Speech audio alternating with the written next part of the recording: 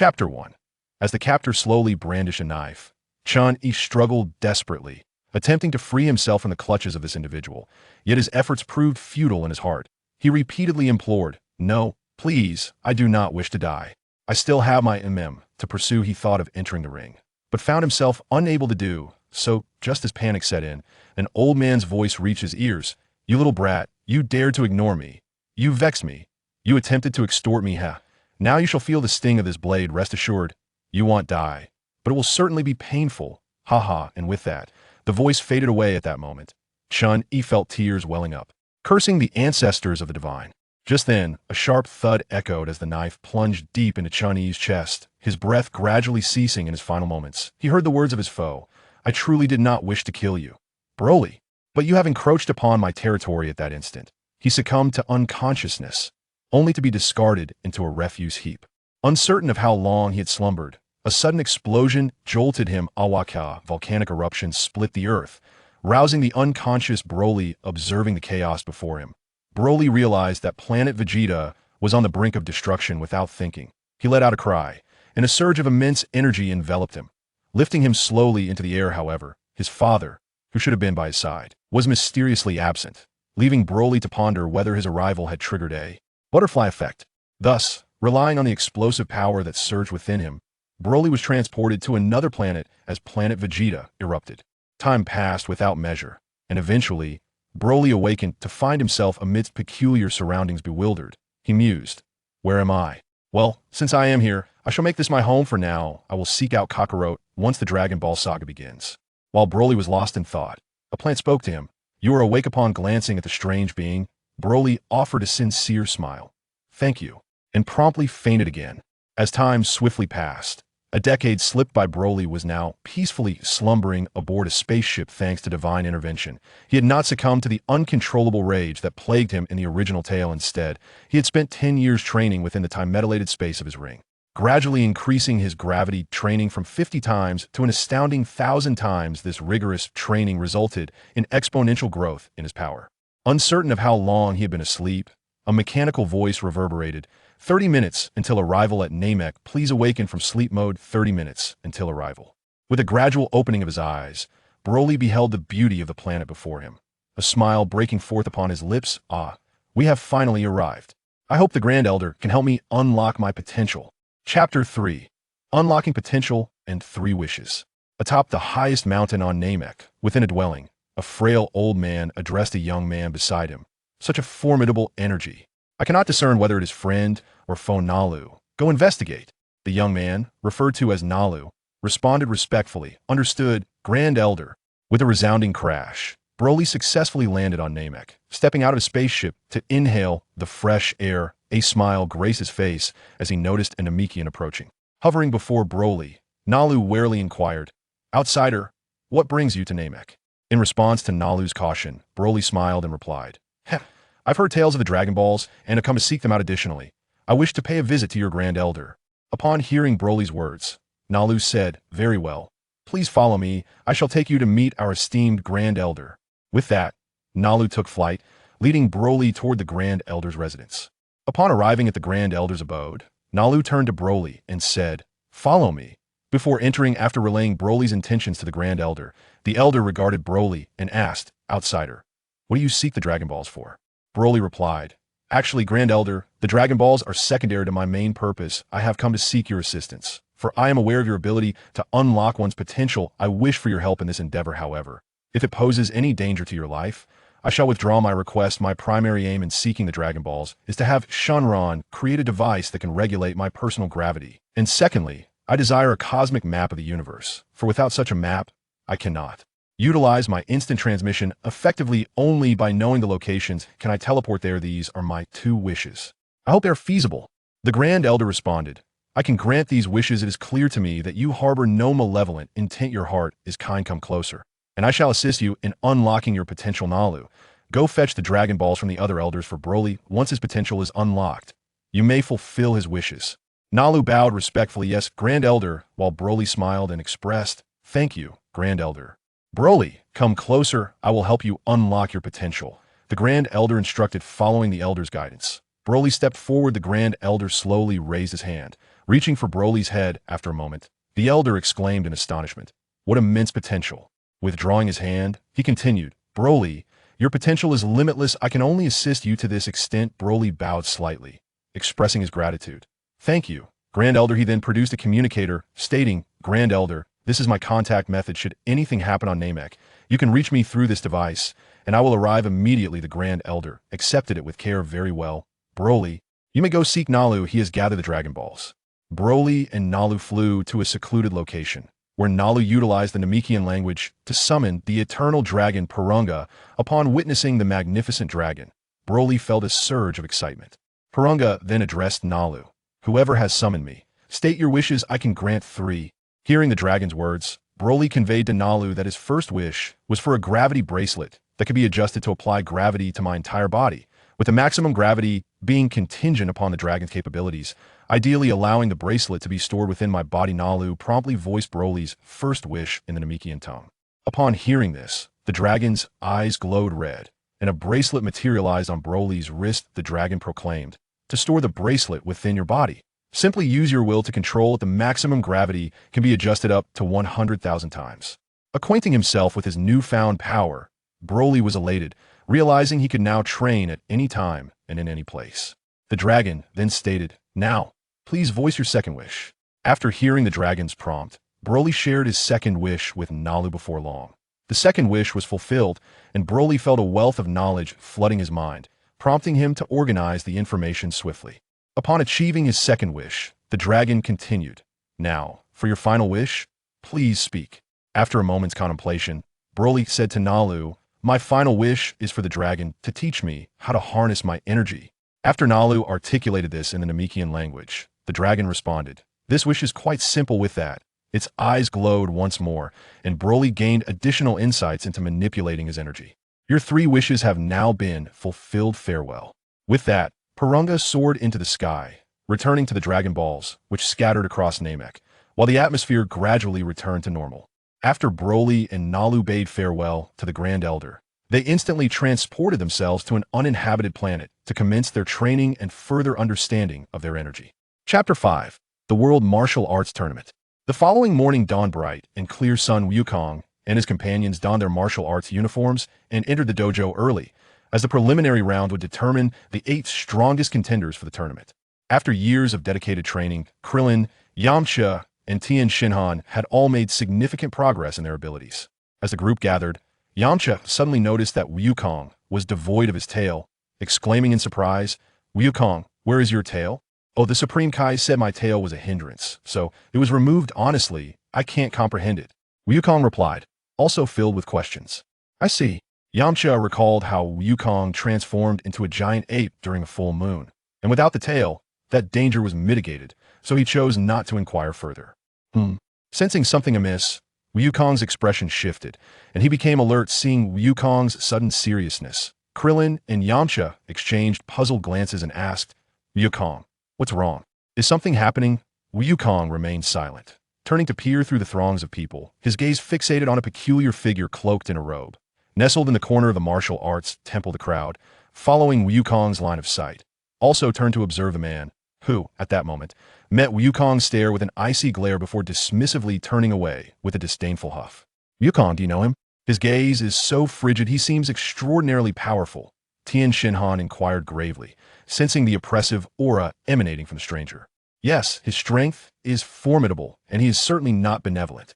Krillin, Kaiatsu, should either of you encounter him in the tournament, concede immediately, otherwise your lives may be at stake. Wukong replied earnestly, fully aware of Piccolo's immense power, which far surpassed that of Tin and the others. "Are you joking? Our abilities have significantly improved. Is that man really that strong?" Krillin and Kaiatsu questioned incredulously. Wukong nodded solemnly, asserting he is the new incarnation of Demon King Piccolo, far more powerful than before. "Demon King Piccolo, he's still alive." Krillin and the others gasped in shock, their faces paling as cold sweat trickled down their brows.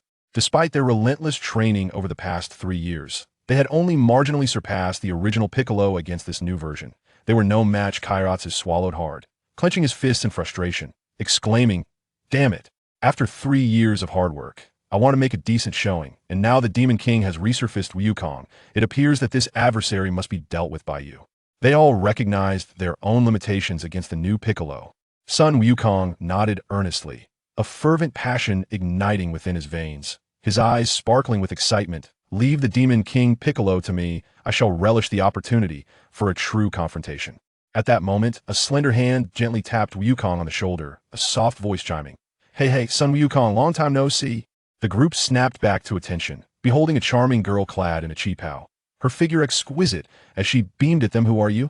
Wukong inquired curiously. You don't even recognize me. The girl's serene expression was momentarily replaced by astonishment, disbelief flickering across her features suddenly. Her face flushed with anger as she shouted, You have actually forgotten me, you jerk. After her outburst, she stormed off in a huff, offering no further explanation. Meanwhile, our protagonist was observing the scene from a corner with great interest, muttering to himself, this is even better than the animation. That Shishi is far more beautiful than in the original. I wonder if Android 18 and Bulma are also more stunning than their animated counterparts. Indeed, quite impressive. It's going to be many years before I see Android 18. I should think of a way to get closer to Bulma and the others first. I must win Bulma's affection. Haha, he turned away with a rather lecherous chuckle, no longer paying attention to Wukong and his companions. Chapter 6. The Preliminary Matches. Krillin, enviously grasping Wukong's collar, exclaimed with a mix of disbelief and frustration, What an adorable girl. Have you truly been training in the other world these past years? How is it possible that such a lovely girl seeks you out? And yet, you've forgotten her. It's infuriating. Indeed, the others nodded in agreement. Sun Wukong replied innocently, I genuinely do not recognize her. Who knows why she approached me? Krillin, upon hearing this, felt utterly deflated, drained of all strength. Why did a charming girl like that seek out Wukong while he received no attention at all? To make matters worse, Wukong appeared entirely nonchalant about it. The disparity was maddening. Contestants, thank you for your patience. The preliminary matches are about to commence, so please gather in the center to prepare for the drawing of lots. The voice of the staff echoed through the arena as the competitors gathered, and after the host explained the rules of the tournament, the drawing began. Thanks to the influence of the dumplings, Wukong and his friends were not placed in the same bracket as Piccolo. The matches commenced swiftly, and as Wukong entered the arena, he found himself facing off against his old rival, King Chappa. At this point, King Chappa was no match for Wukong, who swiftly incapacitated him with a precise chop. The winner is Sun Wukong, the referee declared. Humph, this is merely the beginning. However, I shall be the one to claim ultimate victory. Sun Wukong, I will personally defeat you before all. Piccolo revealed a chilling smile, his eyes glinting with malice. So this is the extent of Wukong's power?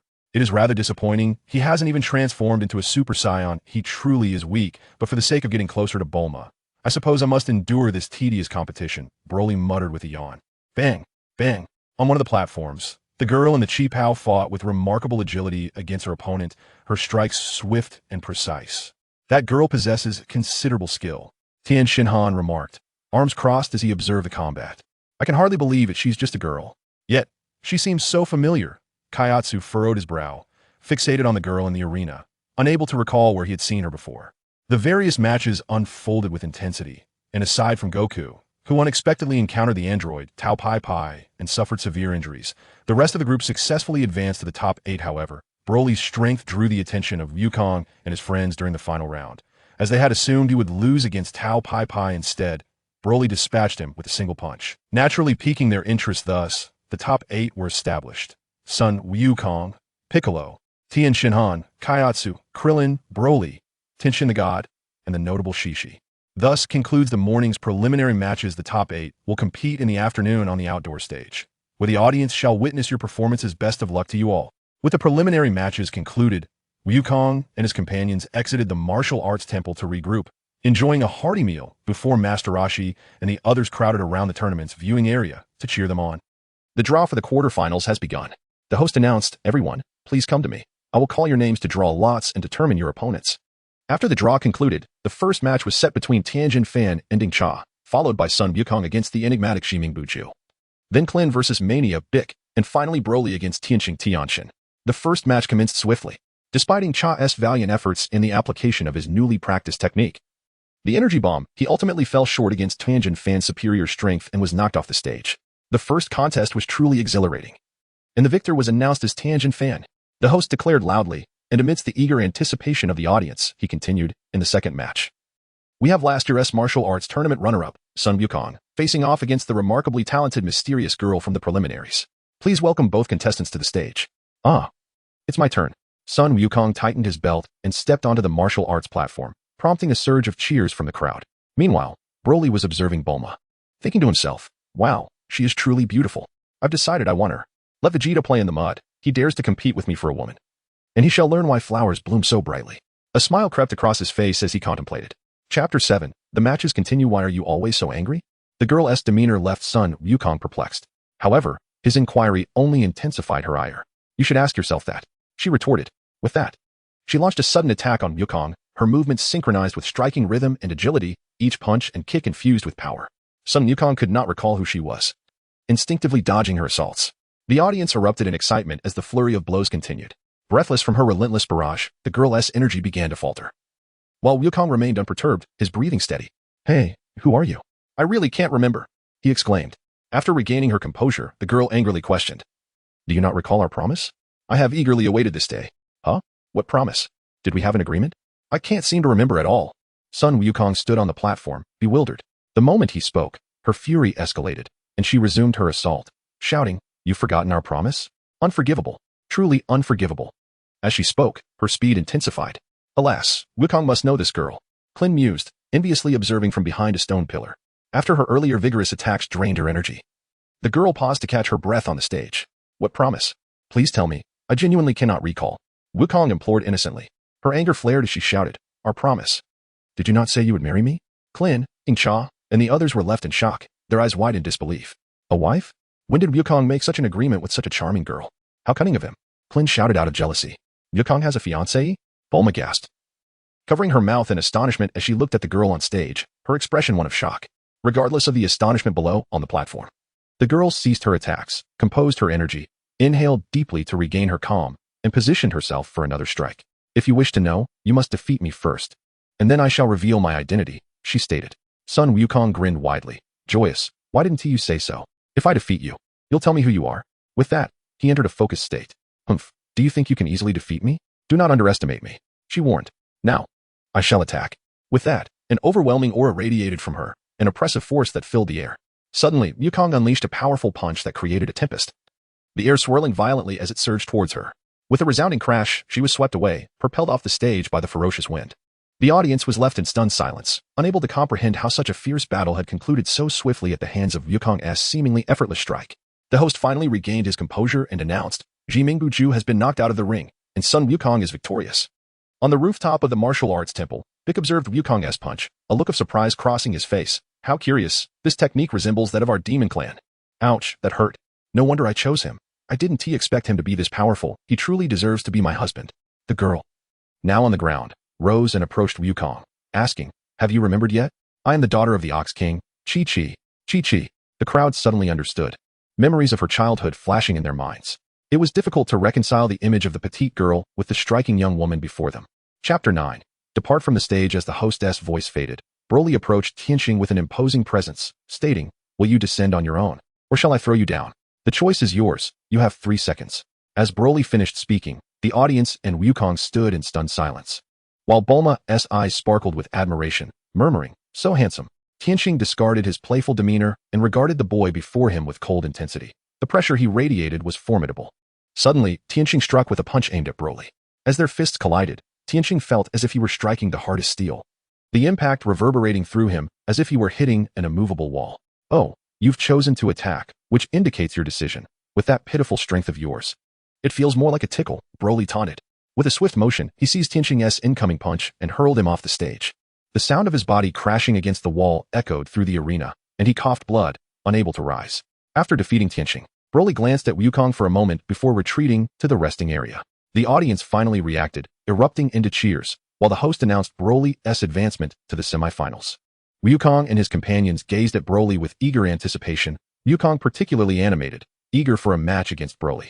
Now, we proceed to the semifinals. Please welcome Sun Wukong and Tianjin Fan to the stage, the host announced with excitement, and the crowd responded with enthusiastic cheers. Wukong, you must win, Chi-Chi shouted loudly. Others joined in, rallying support for both Wukong and Tianjin Fan as they exchanged smiles and ascended the platform. Wukong, I have trained diligently over the past 3 years to defeat you in this arena and showcase the fruits of my labor, Tianjin Fan declared with a serious expression. Tianjin Fan, I have not been idle in my training either. Allow me to demonstrate the results of my 3 years under the guidance of the gods.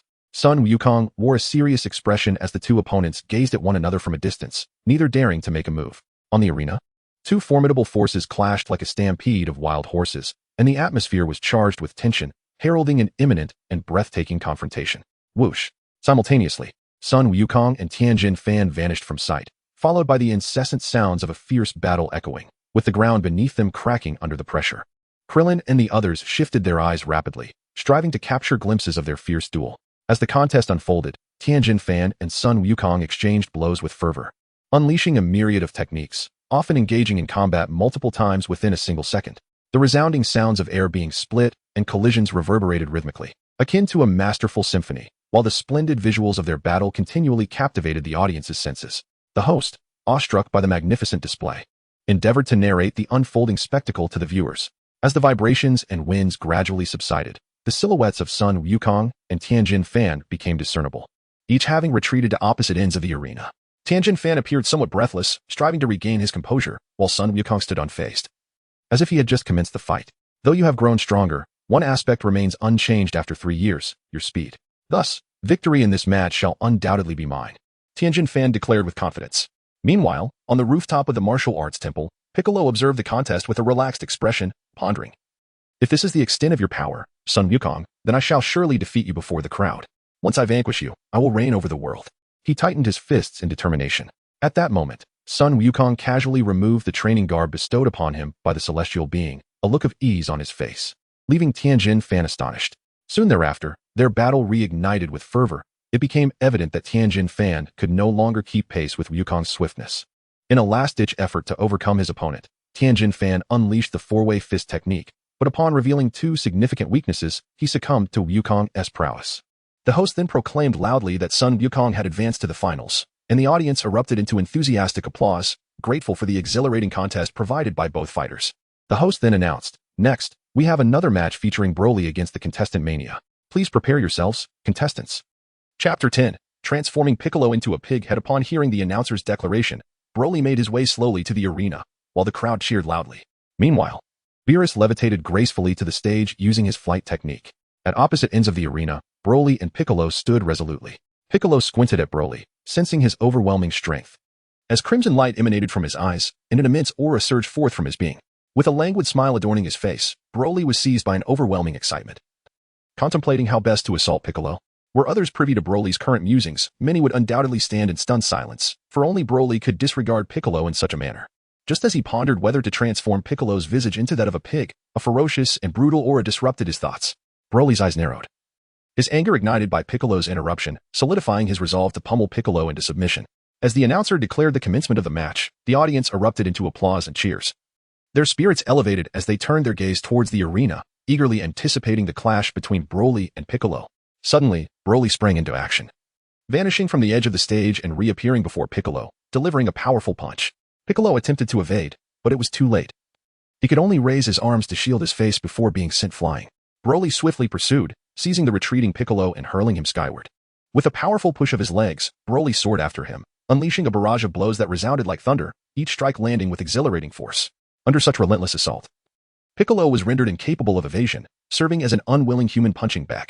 The audience was in a frenzy, electrified by Broly's seemingly frenzied actions that stirred the latent violence within them.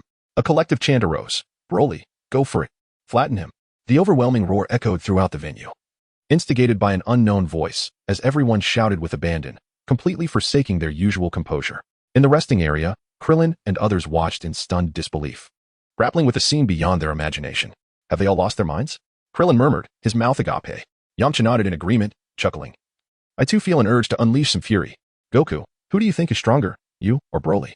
Tien inquired, leaning closer to Goku, who maintained a calm demeanor yet his eyes sparkled with excitement. Goku glanced at Tien, smiling broadly. "It seems my 3 years of training in the celestial realm have been insufficient." He then redirected his gaze towards the arena, where the carnage unfolded. Tien understood the implication of Goku's succinct words, grasping the answer to his question. Observing Broly mercilessly thrashing Piccolo, Tien thought to himself. He is astonishingly powerful. Broly has reached such heights. To label him the strongest man in the world would not be an exaggeration. Yet, why have I never heard of him before? With a resounding thud, Piccolo finally plummeted to the ground, raising a cloud of dust. However, Broly showed no signs of mercy, continuing to unleash his fist with abandon. He was indifferent to the opinions of others. The thrill of the moment exhilarated him. Previously, he had only imagined how he would confront Piccolo while watching anime, but now, he could finally realize that once hidden desire in reality. How could he not be thrilled? How could he not be joyous? Piccolo's anguished groans were drowned out by the cacophony of the ground beneath him. After 5 relentless minutes, Broly finally ceased his assault on Piccolo. A tranquil silence enveloped the arena as all eyes turned to the deep crater left in the wake of the confrontation. Broly smiled, a radiant smile that illuminated the surroundings, as he beheld the battered visage of Piccolo. At that moment, Piccolo bore no trace of the Demon King's former grandeur. His face was marred with bruises and blood, gasping as he expelled torrents of crimson foam. Unlike a normal human, Piccolo's blood was green. His body was a tapestry of wounds, with blood oozing from the gashes, presenting a scene of utter sympathy and desolation. Remarkably, he had not yet succumbed to unconsciousness. Quite resilient, I suppose. Perhaps I shall deliver another punch.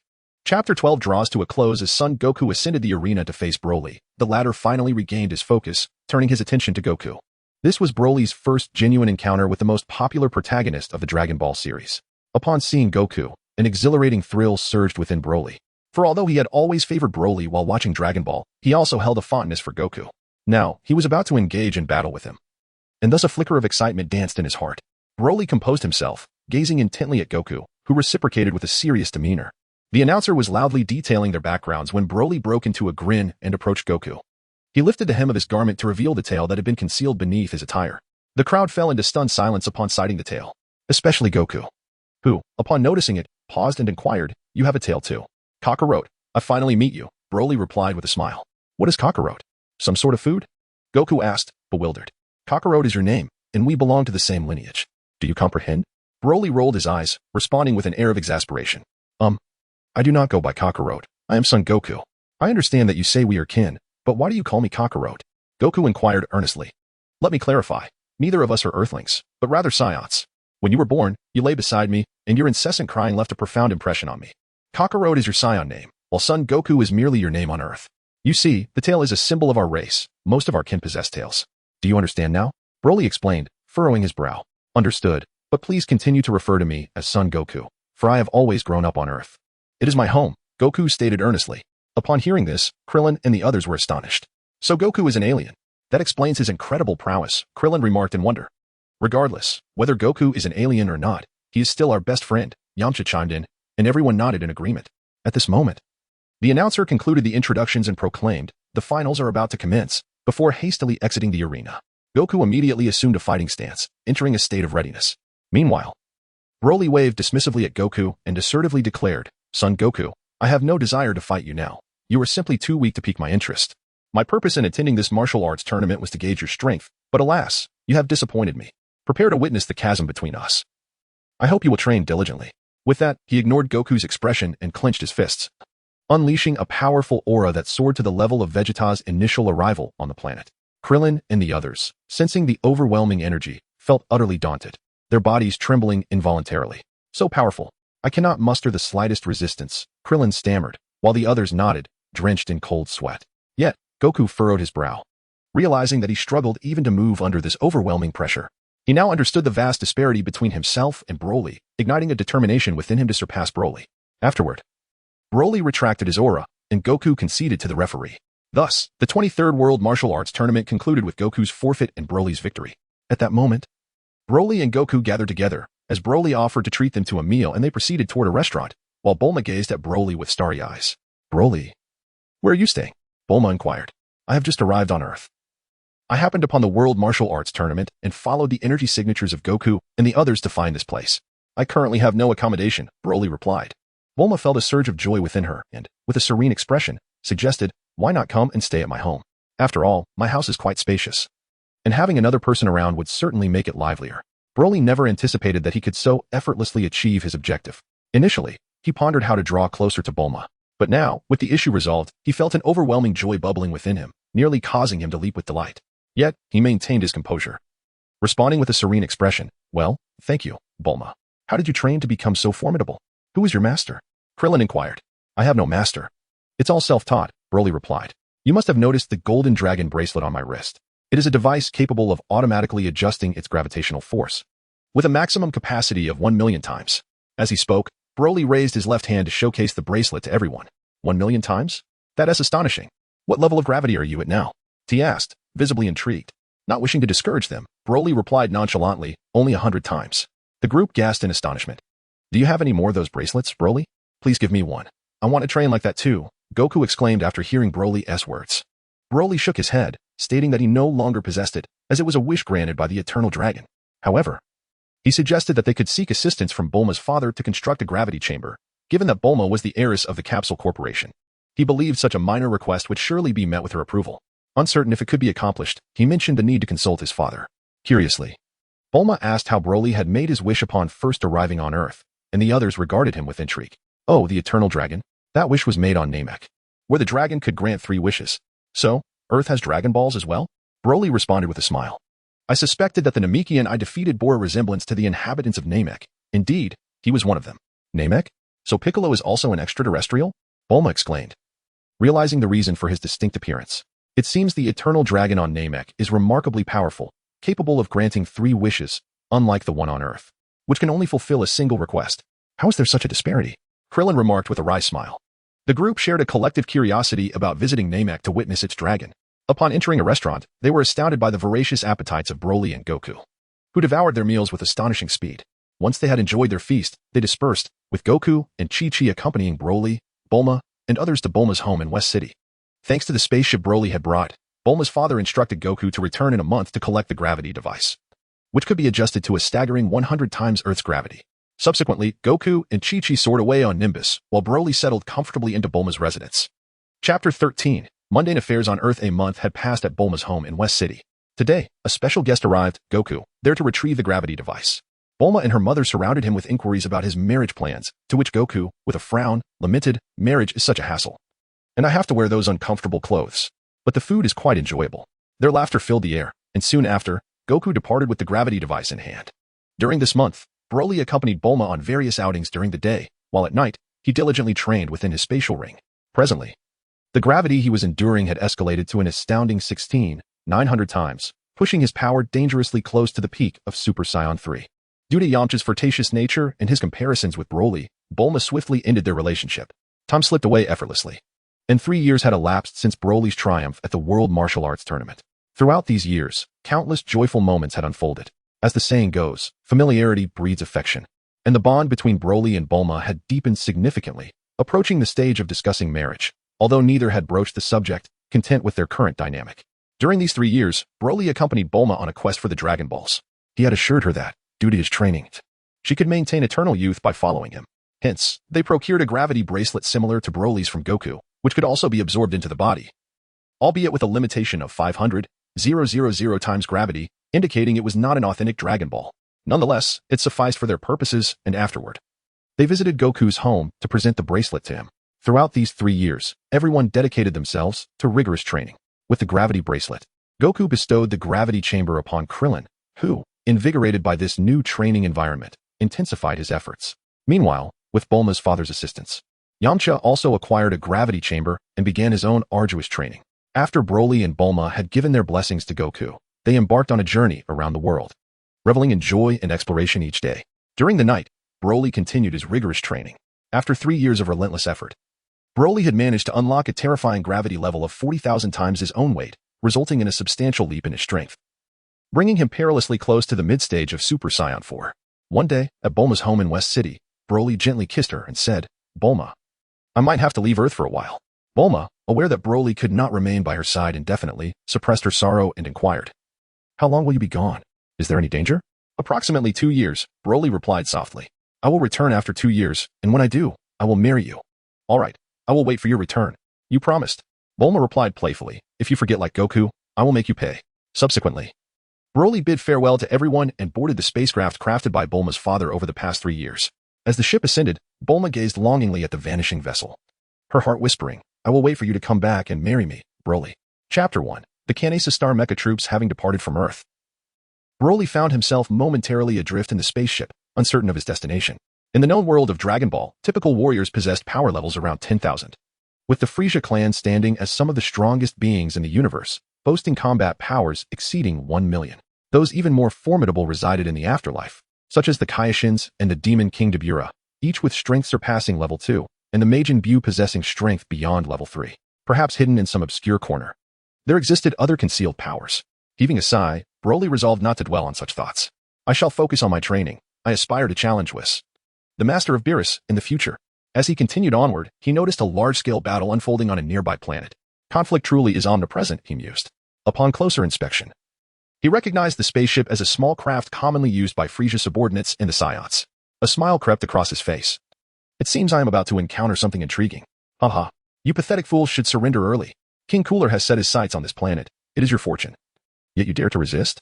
You are courting death, bellowed a universal soldier, surveying the hundreds of his comrades surrounding the beleaguered inhabitants. Begone, you shameless invaders. This is our home planet, the cradle of our existence. We Kanesa people will never abandon it, even in death, roared a towering Kanesa warrior. Indeed. We Kanesa warriors are no cowards.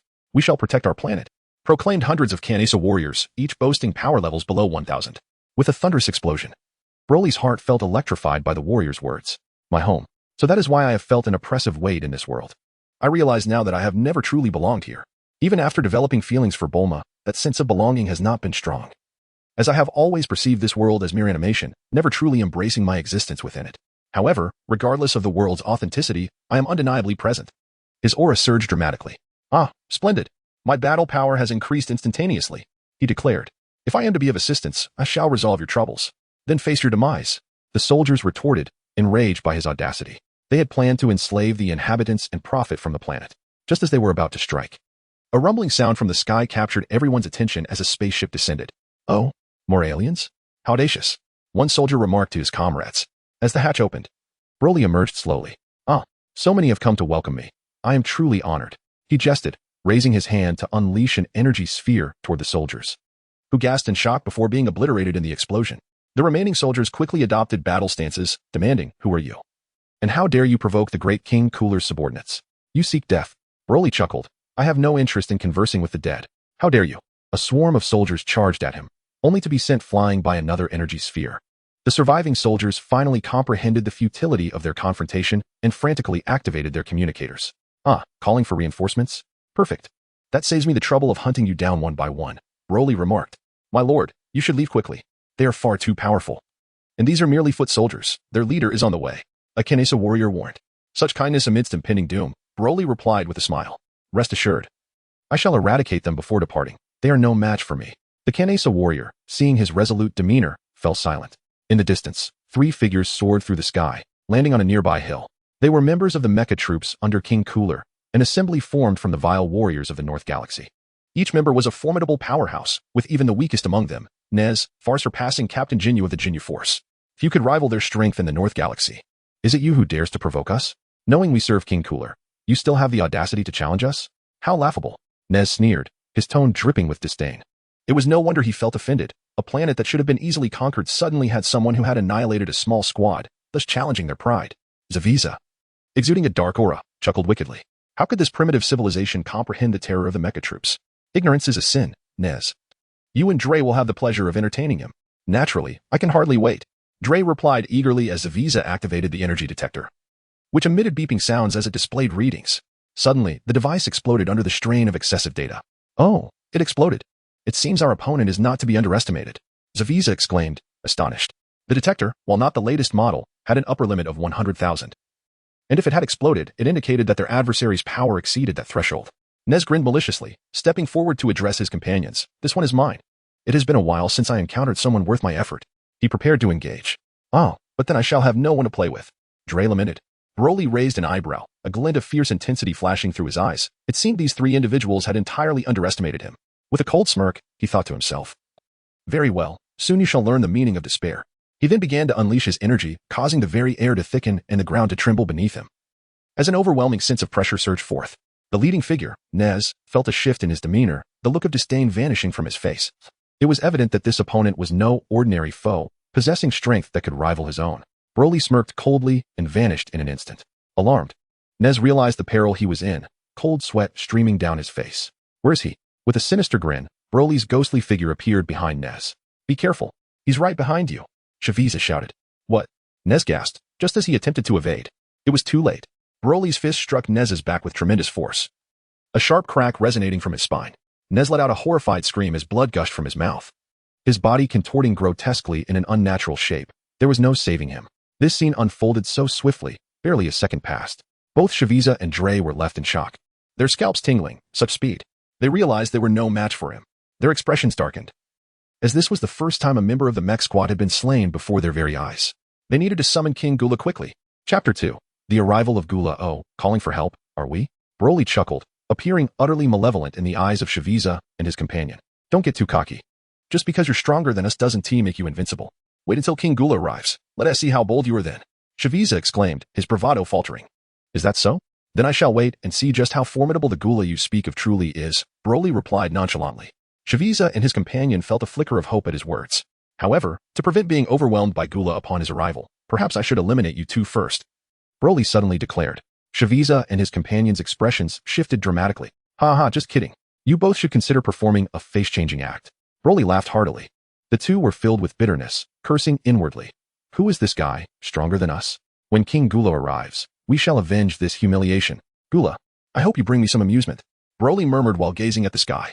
In the previous battle, Broly had surpassed his opponent to such an extent that he could not feel the urgency of combat. He believed that a fierce clash with a master of Gula's caliber would provide him with the thrill of battle he craved. Minutes later, an immense and sinister aura emanated from outer space, casting a heavy, oppressive gloom across the sky.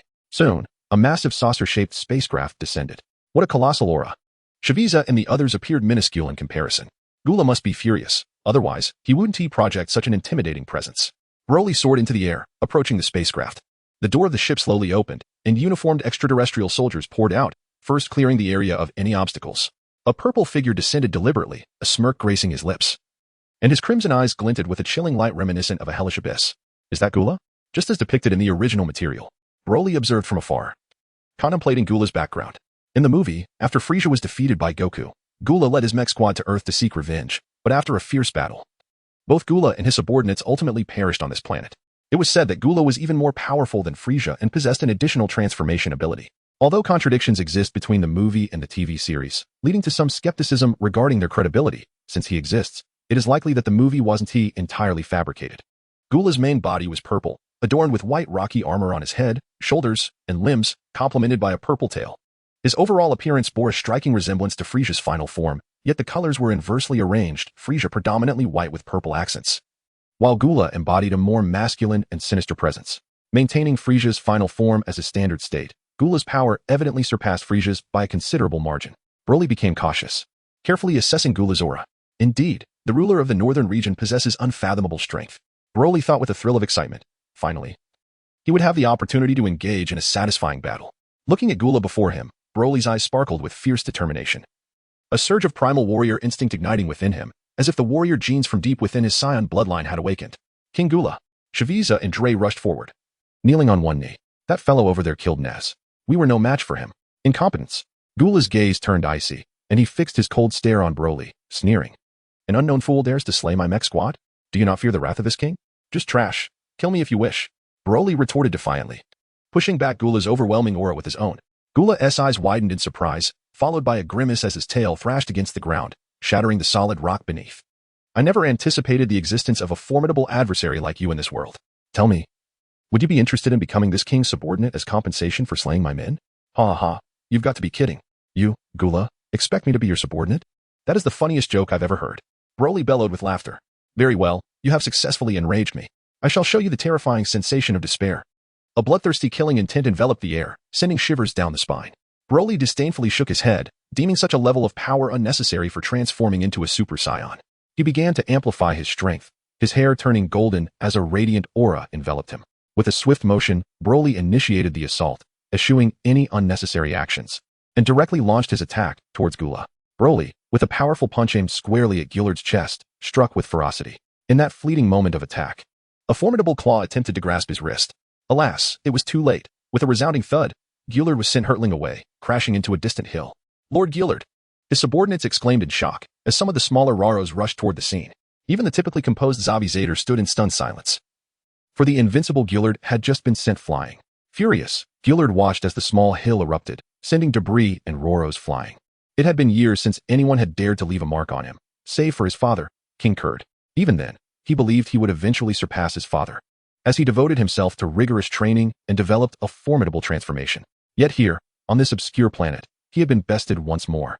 A surge of murderous intent welled within him. Such a foe must be eradicated swiftly, lest he threaten the dominion of his race. With that thought, he charged forward. Fists raised. The collision of their blows echoed violently, unleashing chaotic energy that rippled outward in shockwaves. In an instant, Gillard was sent reeling back, while Broly remained steadfast. The air filled with the sounds of strikes and Gillard's agonized cries. With a thunderous crash, Gillard hit the ground again. Is this what the Emperor of the Universe is capable of? Such feeble prowess. How utterly laughable, Broly taunted. You scoundrel! Gillard bellowed, but soon regained his composure. A sinister smile curling his lips as he extended a finger. You wretched fool, you have managed to injure me. But know this, I still possess one transformation left. You are the first to witness my full power. Prepare to experience the despair of your impending doom. As a mature member of the Frozen clan, Gillard wielded strength surpassing that of Frisia, coupled with a cold ruthlessness. Broly's actions had driven him to the brink of madness, igniting an unyielding desire to tear the young warrior apart. Chapter 3, Transformations Unveiled. Gillard roared, fists clenched tightly. His entire physique began to tremble. A prelude to his ultimate form. A torrent of energy surged forth, revitalizing his bones and muscles as if they had been reborn. A viscous mass pulsated within him, akin to a heart, each throb elevating his power, muscles swelling, and cracks emerging on his rocky exterior. Finally, with a thunderous sound, his shell shattered, giving way to a new, white armor. In a frenzied howl, his visage transformed into a terrifying mask, his eyes glowing with a sinister red light, exuding an aura of overwhelming dread. The hardened armor atop his head began to reshape, jutting towards the back of his skull, slowly forming 4 sharp horns that ultimately stabilized. The chaotic energy surged toward Broly, distorting the very fabric of the surrounding space, causing Gillard's subordinates and the surviving Kinesa inhabitants to scatter in fear. With a colossal roar, a tempest erupted from Gillard, expanding outward in all directions, creating a vast expanse devoid of life, leaving only Gillard and Broly in stark relief against the backdrop. A sense of rebirth permeated the air as Gillard's immense, overwhelming power began to radiate, settling into a colossal form that exuded an oppressive presence. Broly crossed his arms, his eyes gleaming with exhilaration as his entire body trembled with anticipation. At last, he could indulge in a proper battle. A sinister chuckle escaped him. Haha, this newfound power, it's been too long since I've unleashed it so freely. Apologies for the wait. Now, let the battle recommence. His voice, muffled yet menacing, echoed through his armor, his gaze brimming with murderous intent. In an instant, Cooler vanished with a swift whoosh. Simultaneously, Broly moved, disappearing just as quickly. Bam, bam, bam. Their fists clashed in a blur, exchanging countless blows within mere seconds before darting apart. Their speed defied the naked eye, rendering them invisible in the sky. Only the relentless echoes of combat and explosions betrayed their ongoing duel. Boom. A momentary lapse in Broly's focus sent him hurtling backward, crashing into a mountainside. Cooler gave no quarter, pursuing relentlessly, fists clenched as he drove them downward with brutal force. Crash. The earth trembled from the impact. Spitting aside a mouthful of blood, Broly rose slowly, a feral grin stretching across his face. It's been too long since I've felt this exhilarated. Haha. Let's keep going. Heh. This is thrilling. Come on. With that, he launched himself toward Cooler in a flash, and the two resumed their aerial clash. The relentless thuds of their blows filled the air, interwoven with Broly's ecstatic laughter and Cooler's enraged roars. Their power surged with each passing moment, until boom. Cooler was hammered into the ground, while Broly hovered above, grinning down at him with wild satisfaction. Broly gradually descended, exclaiming, "Very well, your strength is formidable. You are worthy of my full prowess." Ha ha ha. Are you implying that you have not been utilizing your complete power during our battle? How utterly absurd. This just is far from amusing. Cooler laughed, yet his gaze remained icy.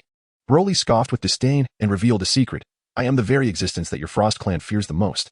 In the midst of Gula's astonished gaze, Broly amplified his power, and in an instant, an overwhelming energy erupted from within him, far surpassing Gula's own aura. His height surged by 30 centimeters. His purple hair transformed into a vibrant green, and his pupils vanished, marking the first appearance of the legendary Super Saiyan form in millennia. Gula's face finally registered horror as he realized that Broly's combat prowess had instantaneously eclipsed his own. Suddenly, a legend resurfaced in Gula's mind, a tale passed down through the ages within the Frost clan, which he had always dismissed as mere jest. But now, it seemed the legend might indeed hold truth. Could it be? You are a Saiyan? Ah, you are correct. I am the embodiment of your Frost clan's deepest fears. Your brother Frisia has relentlessly sought to extinguish beings like me. Boom. The terrifying aura surged hundreds of times, an imposing force rising skyward, sweeping forth like a tidal wave into the boundless void. In the midst of it all, the green-haired, pupil-less powerhouse stood resolutely, radiating brilliance akin to the full moon. A Super Saiyan. Gula clenched his fists tightly, trembling uncontrollably, his mind roaring. Super Saiyans truly exist in this world. How could he possibly be a Super Saiyan? Simultaneously, he felt resentment towards Frieza. How infuriating. Frieza, if you intended to obliterate planet Vegeta, why were you not more thorough? How could there be a survivor? Yet, Gula reminded himself that the existence of Super Saiyans was merely a legend, perhaps not as formidable as the tale suggested. What? Do you wish to surrender? I do not accept captives, Broly replied with an indifferent tone. Die. Gula bellowed in fury, disappearing from sight, leaving only a fleeting shadow behind. He reappeared instantaneously before Broly, moving with blinding speed. Bang! A powerful fist struck Broly with great force, but Gula soon sensed something was amiss, despite landing a heavy blow. Broly remained utterly unyielding, as if his attack had been rendered completely ineffective. Gula's heart raced, and his pupils constricted in disbelief. How could this be? Your speed is akin to a turtle's crawl, and your strength is pitifully weak. Broly grasped Gula's hand with contempt. In desperation, Gula attempted to break free from Broly's grip. But no matter how hard he struggled, he could not escape. A flicker of panic crossed Gula's mind, and his lips twitched involuntarily, his face contorted with incredulity. Broly seized Cooler with one hand, while his other fist struck fiercely against Cooler's abdomen. Following this, he executed a spinning kick that sent Cooler hurtling through the air. Relentless in his pursuit, he pressed his advantage, mercilessly tormenting Cooler until he was forcefully brought to the ground. Damnable fiend! Cooler exclaimed, his expression malevolent, as he gritted his teeth against the pain and soared towards the heavens. Attempting to flee? Broly was about to chase him when an unsettling sensation washed over him. For it seemed as though a sun had appeared in the sky. One was indeed a sun, and the other, a colossal sphere of energy. Ha! Death sphere! Cooler cackled maniacally, intent on annihilating the planet. Broly regarded the massive energy sphere with disdain. You insolent child, do you think you can live when the planet is gone? Cooler laughed triumphantly, proclaiming, Saiyans are ultimately nothing but inferior wild monkeys. I must admit, your strength is truly the strongest in the universe. Perish. Cooler's subordinates, filled with dread, cried out in terror, frantically scrambling towards their spaceship. Broly coldly observed the descent of the death ball, extending his right hand to meet it. A surge of green energy erupted from his palm, instantly halting the deadly projectile and swiftly propelling it back. What? Cooler watched in disbelief as the rebounding death ball, enveloped in green energy, propelled him into the cosmos. No. A chilling scream echoed as the overwhelming force collided with Cooler, crashing into a planet before piercing through it, eventually coming to rest within a blazing star. Chapter 4.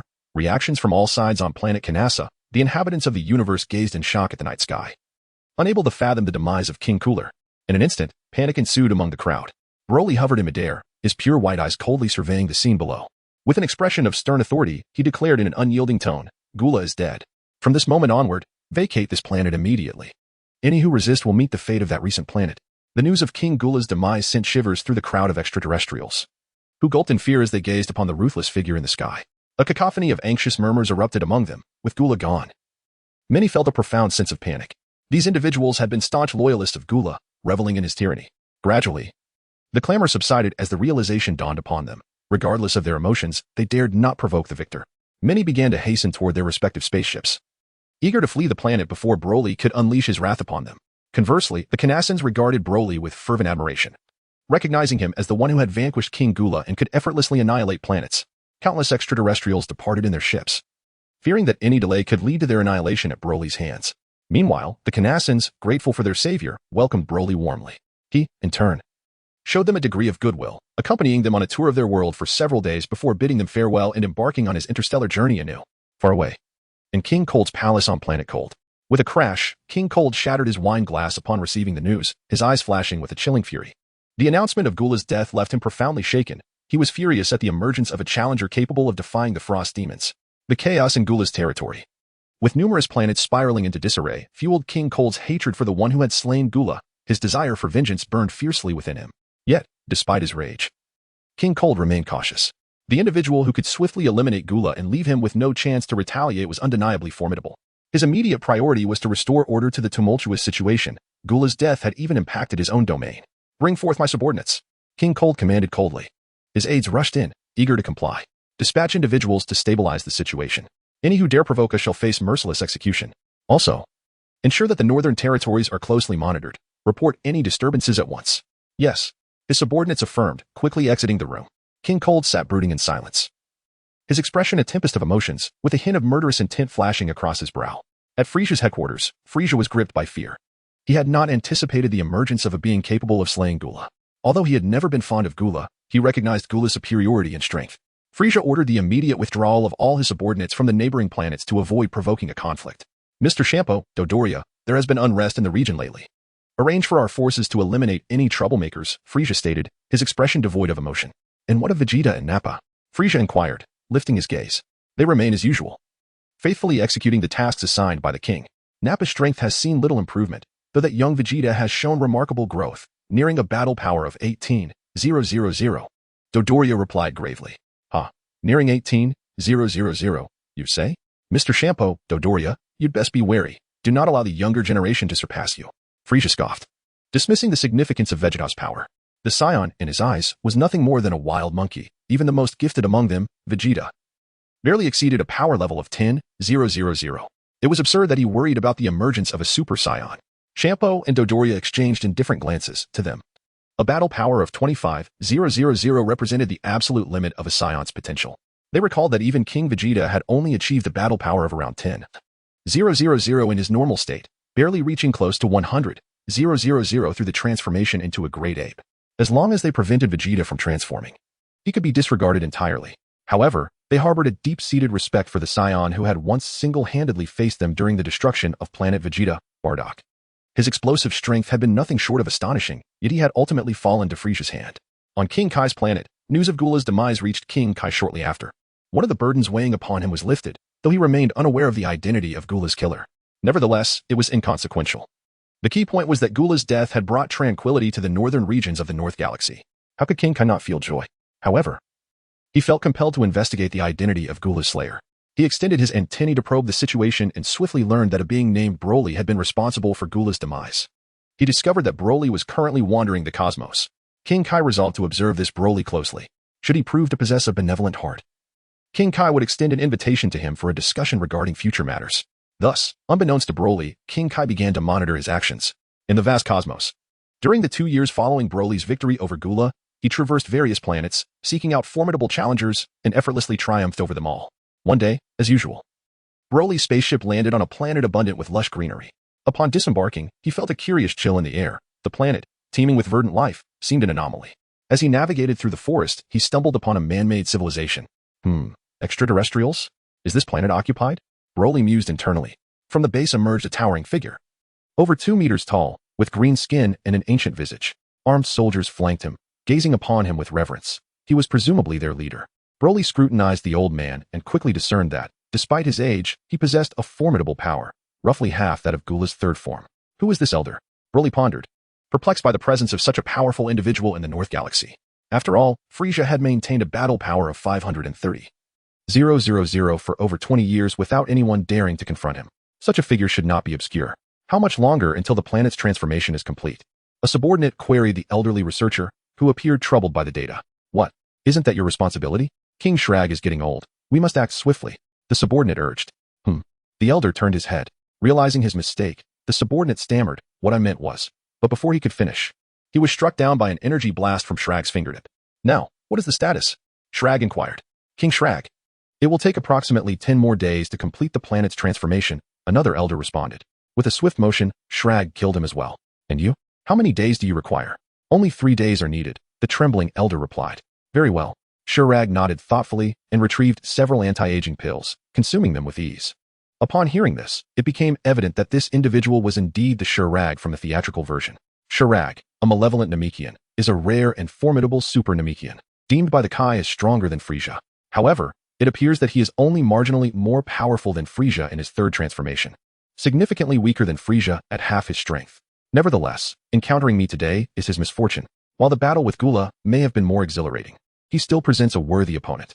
Suddenly, Broly materialized before Shrag, questioning, who are you? Are you a remnant of this planet's reptilian past?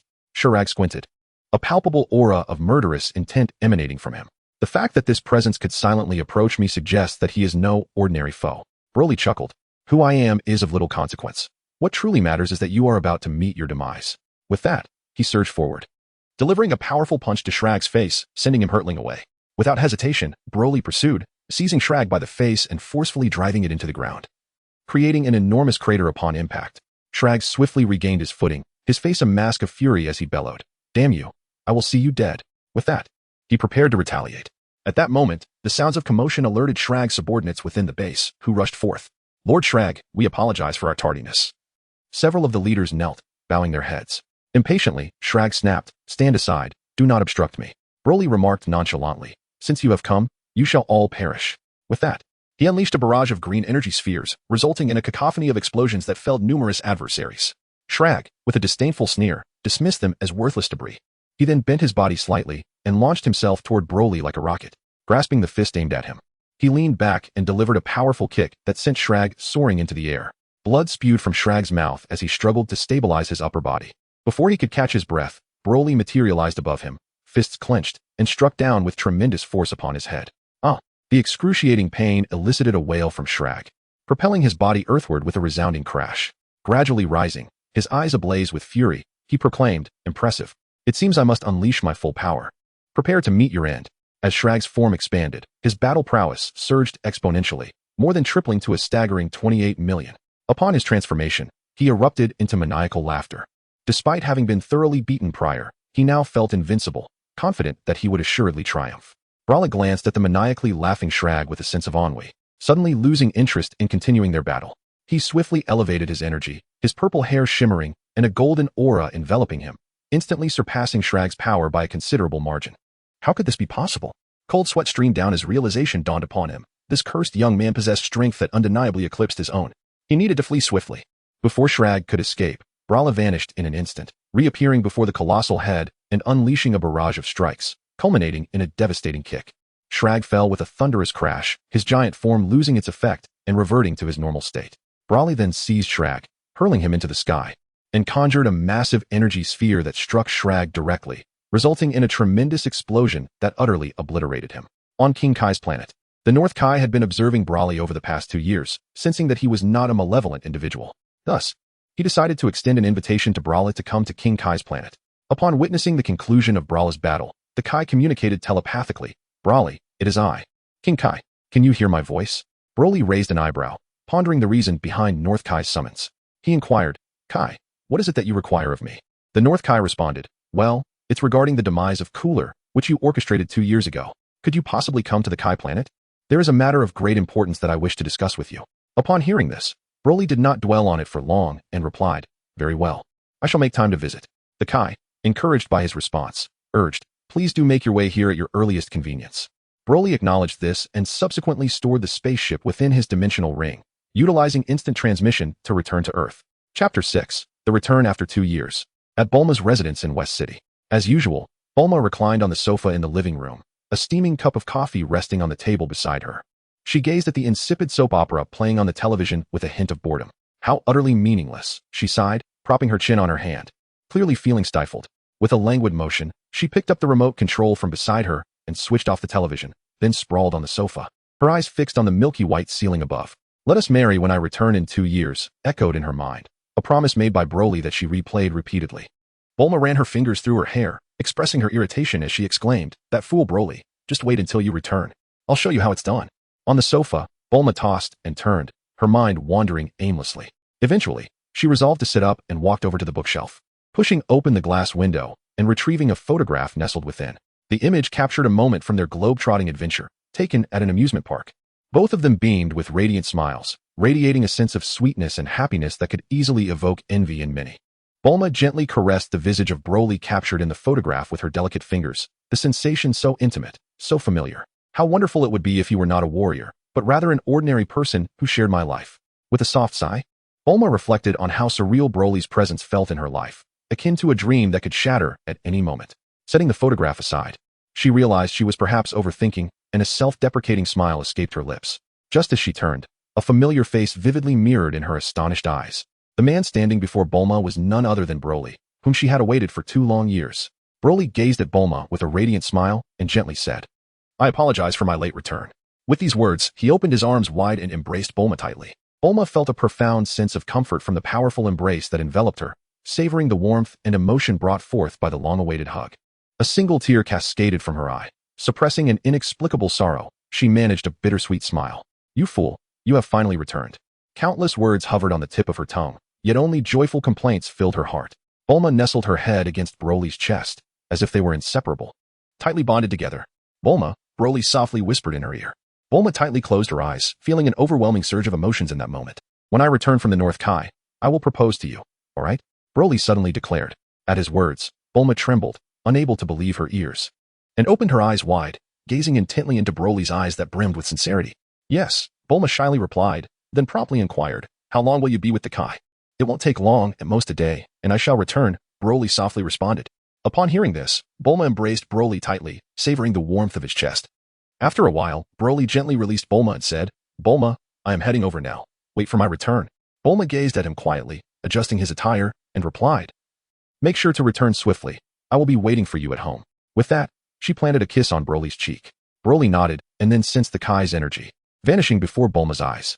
Chapter 7. The North Kai's Temple. The Kai was in the temple as usual, sitting outside on a blanket, holding birdseed, while several little birds perched upon him, feasting. Suddenly, Broly appeared in the temple. Huh? The Kai exclaimed, Who are you? How did you suddenly appear here? What brings you to this place? Broly spoke, I am Broly, seeking the Kaioshin, for he has summoned me to the underworld.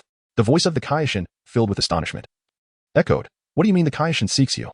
Are you certain it is the Kaioshin? As he spoke, the Kaioshin materialized before Broly, his expression a mixture of surprise and suspicion. Broly nodded and said, Indeed, if the Supreme Deity has any doubts, he may contact the King of the Lower Realm to verify the truth of my words. The Supreme Deity promptly reached out to the King and received his affirmation. Astonished, the Supreme Deity remarked, I never anticipated you possess such remarkable fortune. Therefore, let us proceed together. Meanwhile, Broly silently scoffed. What kind of fortune does the king possess? A few cold jokes are enough to sway him. This cannot bode well for me. Broly approached the celestial deity, and as he drew near, the deity unleashed his unique ability. In an instant, they found themselves in the realm of the underworld. After a brief exchange with King Enma regarding the summons from the king of the otherworld, the deity guided Broly onto the snake path. This is where I shall leave you. Proceed on your own, the deity stated, to which Broly nodded in acknowledgement. The snake path stretched into another dimension, enveloped in an expanse of yellow clouds that resembled an infinite ocean. At the tail end of the path lay a small, spherical celestial body. Upon attuning his senses, Broly detected a formidable energy emanating from afar, with a combat power estimated at around 16,000. In a flash, he teleported to King Kai's planet, having first deactivated his own gravitational force. There, a corpulent figure reclined on a wicker chair, soundly asleep, bubbles occasionally surfacing from his nose. Suddenly, with a loud bang, another bubble burst forth. A small gorilla, tilting its head in curiosity at the unexpected arrival of Broly, soon reacted with a startled shout, Wah! Before turning to flee in panic. In a swift motion, Broly positioned himself in front of Baburus, startled by the sudden appearance of the figure. Baburus frantically waved his arms and let out a panicked cry, yet his body was already ensnared, unable to escape Broly's grasp despite his desperate attempts. Fear not, my jovial friend. I have been summoned by the King of Worlds, Broly reassured. Upon hearing Broly's words, the jovial gorilla ceased his struggles and let out a call directed at the King of Worlds. With a pop, another bubble burst, and the North King of Worlds yawned and stretched leisurely. Broly gazed upon the legendary King Kai, feeling an overwhelming sense of unreliability. The King Kai, adorned with round spectacles, sported 2 tufts of hair on his chin and 2 elongated antenna-like protrusions atop his head. His corpulent figure was clad in a loose black robe emblazoned with the words King Kai. Ah, Broly, you have arrived, exclaimed King Kai. And Baburus, what brings you here? Nothing much. I teleported here immediately after arriving in the underworld. As for this gorilla, it's no issue, Broly replied, gently setting the gorilla down. Teleportation? You truly are remarkable, King Kai marveled. Nevertheless, what is it that you seek from me? Broly inquired. Well, you ought to be aware of certain matters, King Kai said with a grave expression. In the region of the North Galaxy that I oversee, there exist 3 immensely powerful beings. They are ruthless and devoid of humanity. Nothing short of villains, brutally suppressing those who dare to resist them. Countless planets have fallen under their dominion, reduced to hellish realms, while many others have completely vanished from the cosmos. Their existence is a calamity for all the planets in the North Galaxy. Yet their power is so formidable that no one can subdue them. Until recently, you, Broly, managed to slay one of them, which is truly exhilarating, King Kai remarked with a hint of excitement. Following this event, the Frost Demon Clan has shown a degree of restraint, yet their rule has grown even more tyrannical. As King Kai, would you grant me a request? He asked. Are you suggesting I eliminate Frieza and his progeny at this moment? Broly responded. King Kai looked at Broly with hopeful eyes, and Broly, wishing for Goku to confront Frieza and his ilk, deliberately replied, Frieza is not my match, however. I cannot yet defeat King Cold in his complete form. I see, King Kai said, his tone somewhat subdued. Sensing King Kai's disappointment, Broly reassured him, rest assured. In a few years, once my strength has sufficiently grown, I will eradicate them. King Kai replied, indeed, after all, they have ruled these territories for so long. A few more years will not make a difference. Let us wait a few more years then. Broly inquired. King Kai, is there anything else? He continued. If there are no further matters, I shall take my leave. By the way, King Kai, do make an effort to attend my wedding. It is imminent. Haha. The King Kai, in a cheerful mood, nodded in affirmation. Indeed, congratulations on your forthcoming nuptials. I shall return for the occasion. Broly replied, please take care, King Kai. And farewell, Baburus. With a wave of his hand, Broly vanished in an instant. This young man possesses astonishing power and potential. Soon he shall become a formidable force that will resonate throughout the universe, rendering the Frisia clan insignificant in due time. With that, he chuckled and entered the dwelling. Chapter 8. The prelude to proposal and celebration. In a flash, Broly's figure materialized in the heavenly temple. Upon seeing Broly's return, the deity inquired, Broly, have you met with Lord King Kai? Broly nodded and said, indeed, I have met him. I just came from the Kai's realm. Upon hearing this, the god of heaven smiled and nodded in acknowledgement. If there is nothing else, I shall take my leave, as I am rather occupied with preparations for my impending marriage. Should you have no further matters, I would be delighted for you to join us in celebrating my wedding. The god of heaven replied with a smile, certainly. I shall attend alongside. Upon hearing this, Broly nodded and waved his hand, soaring down to the mortal realm. Initially, he intended to teleport directly to Bulma's location. However, a sudden realization struck him. He was about to propose to Bulma, yet he possessed no ring to present. As he descended, he rummaged through his possessions, searching for any valuable items that could be exchanged for money. Over the past 2 years of roaming the cosmos, Broly had amassed a plethora of treasures within his ring. Soon enough, he held a dazzling blue gemstone in his hand. I shall trade this at a jewelry store, he thought, and then procure a ring, followed by a bouquet of roses to complete my plan. Before long, Broly arrived in West City, finding a secluded spot to land. He made his way to a jewelry store, where he presented the blue gemstone for appraisal and was rewarded with a substantial sum of money. Subsequently, he purchased a diamond ring and exited the store. His next stop was a florist, where he acquired a bouquet of roses. Seizing a moment of solitude, he carefully placed the flowers within the ring before teleporting back to Bulma's home. Broly approached Bulma, holding a rose in his hand. This is a gift from Bulma, he said, presenting it to her with delight. As Bulma accepted the rose joyfully, she noticed Broly retrieving a box from his possession, gazing blankly at the ring within. She was momentarily entranced, while Broly knelt on one knee and declared, Bulma, will you marry me? Bulma, overwhelmed with emotion, covered her mouth, tears welling in her eyes. After a moment of intense excitement, she nodded in agreement. Broly stood up, filled with joy, took Bulma's hand, and slipped a ring onto her finger, embracing her tightly afterward. The following day, Bulma called everyone to share the news of her engagement to Broly and his return. Everyone was delighted for her and rushed to her home to celebrate. In the spacious courtyard, an oval table was set for a feast, adorned with a variety of dishes. At that moment, Krillin, Yamcha, Tien Shinhan, Kaiatsu, Master Roshi, and lunch had all arrived, with Goku and Chi-Chi being the last to join. Curiosity filled the air as they gazed at Goku's child. When Goku introduced him as Gohan, everyone gasped in surprise. They had not seen Goku for 5 years, and now he had a child.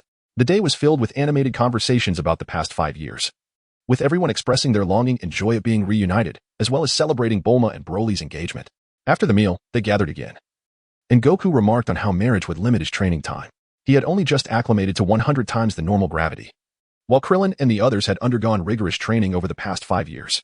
Yamcha had adapted to 30 times, Krillin to 40 times, and Tien to 50 times the gravity. Their progress was significant, fueled by Broly's motivation. They engaged in cheerful conversation, and just as they were about to leave, Bulma announced her wedding to Broly next month, inviting everyone to attend. Congratulations filled the air once more before everyone departed.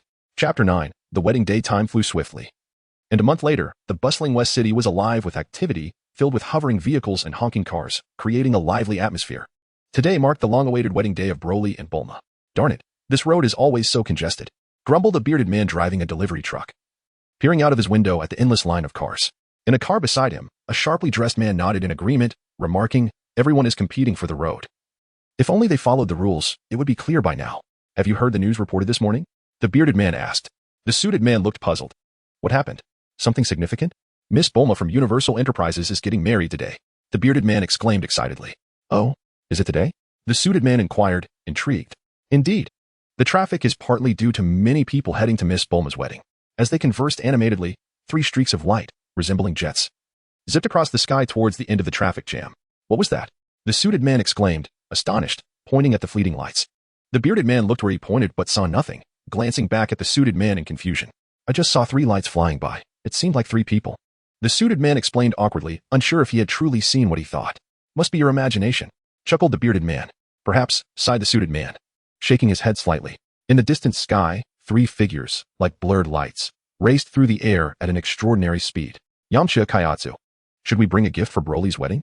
Yamcha, clad in casual attire with long flowing hair, asked, gliding through the brisk air beside his companions. I don't think it's necessary. Broly and Bulma aren't particularly picky, Tien replied, as he maintained his focus ahead in his usual training attire. At Bulma's home. While it wasn't extravagantly decorated, the atmosphere was lively and filled with joy. A red carpet led from the entrance for the guests arriving to congratulate the couple. In the spacious courtyard, housekeeping robots bustled about, serving fruit platters and snacks amidst the crowd. Servants greeted guests, ensuring everyone was seated promptly. Before 10 in the morning, Bulma's courtyard was already packed with family, friends, and business associates from around the world. So many people, Krillin remarked, his bald head standing out in the sea of faces as he surveyed the bustling scene. Beside him stood Master Roshi, dressed in a suit, uncharacteristically serious. Yet his eyes wandered, eyeing the young women in short skirts. Krillin, a voice called, drawing Krillin's attention. He scanned the area and spotted Goku and his family waving at them. Goku, you made it. Krillin exclaimed as he and Master Roshi navigated through the crowd to join Goku's family. Yeah, Goku smiled, glancing around at the throngs of guests. I didn't expect so many people to attend the wedding. As they chatted, a servant approached them. Are you Mr. Son Goku and Mr. Krillin? They nodded. And the servant replied, please, follow me. He turned and led them through the crowd, which they followed without hesitation. The servant guided them to the living room of Bulma's home. Today, the lighting was exceptionally bright, and the rows of specially arranged sofas took everyone by surprise. This is where the wedding will truly take place, Oolong announced as he rose from the sofa. Goku and Krillin exchanged glances, finally understanding the servant's intention in bringing them here.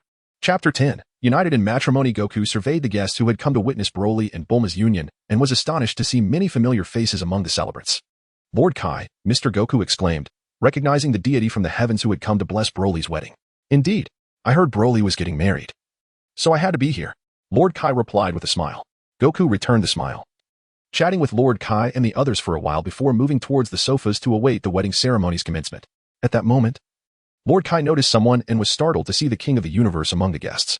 As he approached to greet him, the king shook his head and discreetly conveyed, do not reveal my identity to anyone. Remember, I am merely a regular guest at Broly's wedding today. Upon hearing this, the deity nodded eagerly and cast his gaze elsewhere.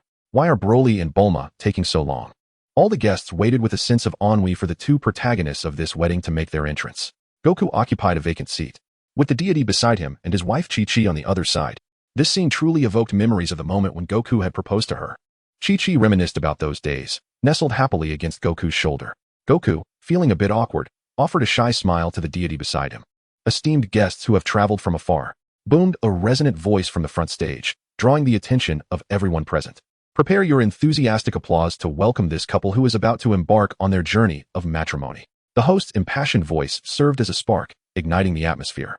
Instantly, applause erupted, accompanied by timely sound effects. Under the collective gaze of the audience, Broly, clad in a pristine white suit and radiating a charming smile, stepped onto the stage. Meanwhile, Bulma, adorned in a magnificent white wedding gown, gracefully approached the host's right side. Do the two of you have any words to share with one another? The host inquired, microphone in hand, before passing it to Broly on his left. The guests seated at the banquet, observing this perfectly matched couple, showered them with blessings in the form of heartfelt applause. Broly took the microphone from the host's hand, pondered for a moment, and then spoke. Today, Bulma and I have finally become a couple, united in love. Reflecting on the journey we've shared, it feels almost surreal. I hope that Bulma and I can lead a life filled with even greater happiness. With that, he handed the microphone back to the host. At that moment, Bulma gazed at Broly with overwhelming joy as the audience erupted in a chorus of congratulatory applause. At Broly's wedding, amidst the playful teasing of the guests, he unabashedly kissed Bulma in public. Following this affectionate display, the couple immersed themselves in the lively preparations of their nuptials. Who would have thought that Bulma would marry Broly? Only someone as resilient as Broly could endure Bulma's feisty temperament, Krillin remarked, prompting a wave of laughter from the crowd. As the guests continued to share jovial banter and comment on the newlyweds, the host cleared his throat into the microphone, drawing everyone's attention. Mr. Broly, do you take Miss Bulma to be your lawfully wedded wife? The host inquired, positioning the microphone near Broly's lips. Broly cast a glance at Bulma, who was adorned in a stunning white wedding gown, her beauty radiating more than usual on this special day. As memories of their shared past flooded his mind, he spoke softly, I do. This heartfelt declaration sent waves of overwhelming emotion through Bulma. The host, echoing the same sentiment, brought the microphone to Bulma's lips, ready for her response as the bride. Bulma gazed affectionately at Broly and softly declared, I do. Following this heartfelt moment, Broly and Bulma embraced tightly, savoring the enchanting atmosphere of their wedding. Applause erupted, ignited by an unknown initiator, filling the venue with warmth and blessings that both Broly and Bulma cherished in their hearts. Mr. Broly and Miss Bulma had traversed their youth and the blossoming years of their lives, now poised to embrace the blissful sweetness of married life. The host's impassioned voice stirred the celebratory ambience as the wedding march played. This couple, who had finally come together, walked down the red carpet, stepping toward their shared future amidst the silent well wishes of their friends. Chapter 11. The oncoming crisis. Half a year had passed since the wedding, and Broly and Bulma's lives had returned to a tranquil routine. Their friends, having gathered for the wedding, dispersed to pursue their individual dreams. During this time, Broly devoted himself to Bulma, basking in the joy of their intimate companionship. The morning sun bathed their spacious home in a golden hue, while Bulma's mother cuddled a delightful kitten, sipping juice and chatting merrily with her husband. Meanwhile, Broly and Bulma swayed gently on a swing, appearing less like a married couple and more like a pair of enamored lovers. At that moment, a cheerful phone ring disrupted the serene scene. Bulma rose to answer the call, and upon her return, Broly shared that Krillin had invited them to gather at Master Roshi's place. With a smile, Broly replied, "Sure. Let us go together." They bid farewell to Bulma's parents, tidied up, and set off in their flying vehicle toward Master Roshi's island. The sunlit sea stretched endlessly. A vast expanse of azure, with a solitary house perched on a small island, waves crashing against its shores. A small flying vessel descended gracefully, and as it landed, Broly and Bulma disembarked. Krillin and Master Roshi, having already heard the commotion, came out to greet them. Master Roshi's eyes brightened at the sight of Bulma, admiring her newfound femininity and radiant beauty, though his words belied his thoughts. "Broly, Bulma, I trust your married life has been delightful." Krillin chimed in with a playful tease, prompting Bulma to blush before playfully retorting, "What is it to you?" She punctuated her words with a light fist shake. The four friends entered the house, reminiscing about the past 6 months, sharing heartfelt stories and laughter. Soon, Goku arrived with his son Gohan, and the atmosphere buzzed with joy as they exchanged tales of longing and delight at their reunion. The Ireland Chicken Farm, a quaint establishment, thrived in a picturesque setting. On this refreshing day, the owner hummed a tune while drying grass in the harmonious air. Unbeknownst to them, high above in the Earth's atmosphere, around, meteor-like spaceship pierced the sky, trailing a fiery tail as it hurtled toward the farm at an unparalleled speed. Within minutes, the spaceship crashed, unleashing a tremendous force that shook the ground and sent up a plume of smoke. As the dust settled, a terrified farmer, clutching a shotgun, approached the massive crater that had formed, revealing a metallic sphere lying quietly at its bottom, wisps of smoke rising from its surface. The spaceship's hatch opened slowly, and Raditz emerged, rising from the pit and surveying the frail humans before him, his expression darkening. Indeed, the natives of this planet thrive, he thought, disgusted by the idea that Kakarot, a proud scion, could coexist harmoniously with these earthlings. Infuriated by the thought of a scion mingling with mere mortals, Raditz activated his scouter and swiftly ascended into the sky, disappearing from sight. Chapter 12. Raditz on the island of Master Roshi's. Goku and his old friends engaged in eager conversation, while little Gohan played with a turtle. "Gohan, is that a Dragon Ball on your hat?" Bulma inquired, glancing at the orange orb adorning his head. Goku smiled, replying, "Yes. That's the 4-star ball my grandpa left me when he passed. I fondly remember the days when Bulma, Oolong, and I searched for the Dragon Balls together." Bulma smiled faintly, seemingly recalling the scenes of yesteryear, as her mind sketched the fading images of memory. At that moment, Broly and Goku exchanged a glance, and Goku's eyes sparkled with an electrifying intensity, transforming his demeanor from the light-hearted persona of moments before into one of fierce determination. "Broly, Goku, what is the matter?" Bulma noticed the shift in Goku's expression and sensed that something significant was unfolding, prompting her to inquire with concern. Upon hearing Bulma's question, everyone turned their gazes toward Goku and Broly, and they observed a shadowy figure hurtling towards them from the sky. "Oh, here it comes. Quite slow, indeed," Broly remarked nonchalantly, then turned to Goku and teased, "Goku, it's here for you." The others looked at Broly with puzzled expressions, and he simply chuckled, "Stop looking at me. Once it arrives, you'll understand." With Broly showing no inclination to elaborate, they could only await the arrival of this mysterious figure. A gust of cold wind swept through, and amidst the astonished and curious gazes of the group, the newcomer descended gracefully, standing firmly before them, clad in peculiar attire. The figure exuded an aura thick with the stench of blood and menace, wearing a sophisticated device resembling glasses over one eye. This individual was none other than the ruthless man who had emerged from the spacecraft and slaughtered the farmers. Silence. A brief stillness enveloped them as Goku and the enigmatic figure faced each other, sizing one another up. The mysterious man smirked coldly and spoke, "At last, we meet. Although you have grown, I recognized you at once, Kakarot." Upon hearing the name Kakarot, Goku recalled Broly's earlier words, finally grasping their meaning, and he regained his composure to ask, "Who are you?" Raditz, feeling a flicker of irritation, retorted, "You don't even recognize me? Very well. Allow me to jog your memory. After all, you'll need to perform many tasks for me in the future." He then proclaimed loudly, "You are not a native of this planet. You were born on planet Vegeta, belonging to the mightiest warrior race in the universe known as the Saiyans. And I am your brother, Raditz." Do you understand? Scion? You are also a Scion? Bulma exclaimed in surprise. You know of Scions? I never imagined our name would reach even this remote planet. Raditz responded with a hint of pride. That's not it. Broly merely mentioned that he and Goku are both Scions. Bulma clarified. Broly? So there is another Scion on Earth? Where is he? Raditz asked, somewhat taken aback. Goku. Hurry up and deal with this pathetic character. We're going inside to eat, Broly said with a light chuckle, his eyes filled with disdain. At Broly's words, Raditz's fury ignited. You dare to look down on me? Prepare to meet your end. He glared at his scouter, which registered a maximum power level of only 850. And scoffed, trash. In an instant, he vanished from sight, launching a punch towards Broly. Broly watched as Raditz charged towards him at a turtle's pace, stifling a yawn before delivering a casual punch, sending Raditz hurtling backward. He could hardly believe that a weakling with a battle power nearly 1,000 points lower than his could render him powerless with a single blow. Now, Raditz lay motionless on the ground, coughing up blood. As Goku's brother, Goku was reluctant to kill him. Ultimately, he heeded Broly's advice, binding Raditz's tail and confining him in the Heavenly Temple. Before his confinement, Raditz warned them of a Scion far stronger than himself who would arrive on Earth in a year to exact revenge and annihilate everyone. Krillin responded, We have the Dragon Balls, we can resurrect him. He won't die. Raditz merely chuckled, thanking them for such vital information. On a distant planet, Vegeta and Nappa had just conquered it and were preparing a barbecue. In the dim surroundings, Vegeta chewed on an unknown meat while a cephalopod-like alien lay beside him. Nappa, with his massive physique, sat nearby, tapping the energy detector. A mocking smile etched on his rugged face as he turned to Vegeta, saying, Raditz is utterly useless. Getting captured on such a primitive planet as Earth. Vegeta's brow furrowed slightly, displeased. I didn't expect Earthlings to be capable of altering their battle power. By those standards, Earth should be considered a mid-tier planet. Nappa nodded, acknowledging the misinformation in their intelligence. What should we do next? Rescue Raditz. Rescue? What value does that waste hold? Humph. To be captured by Earthlings is a disgrace for a Scion. Vegeta scoffed. We cannot simply abandon Raditz.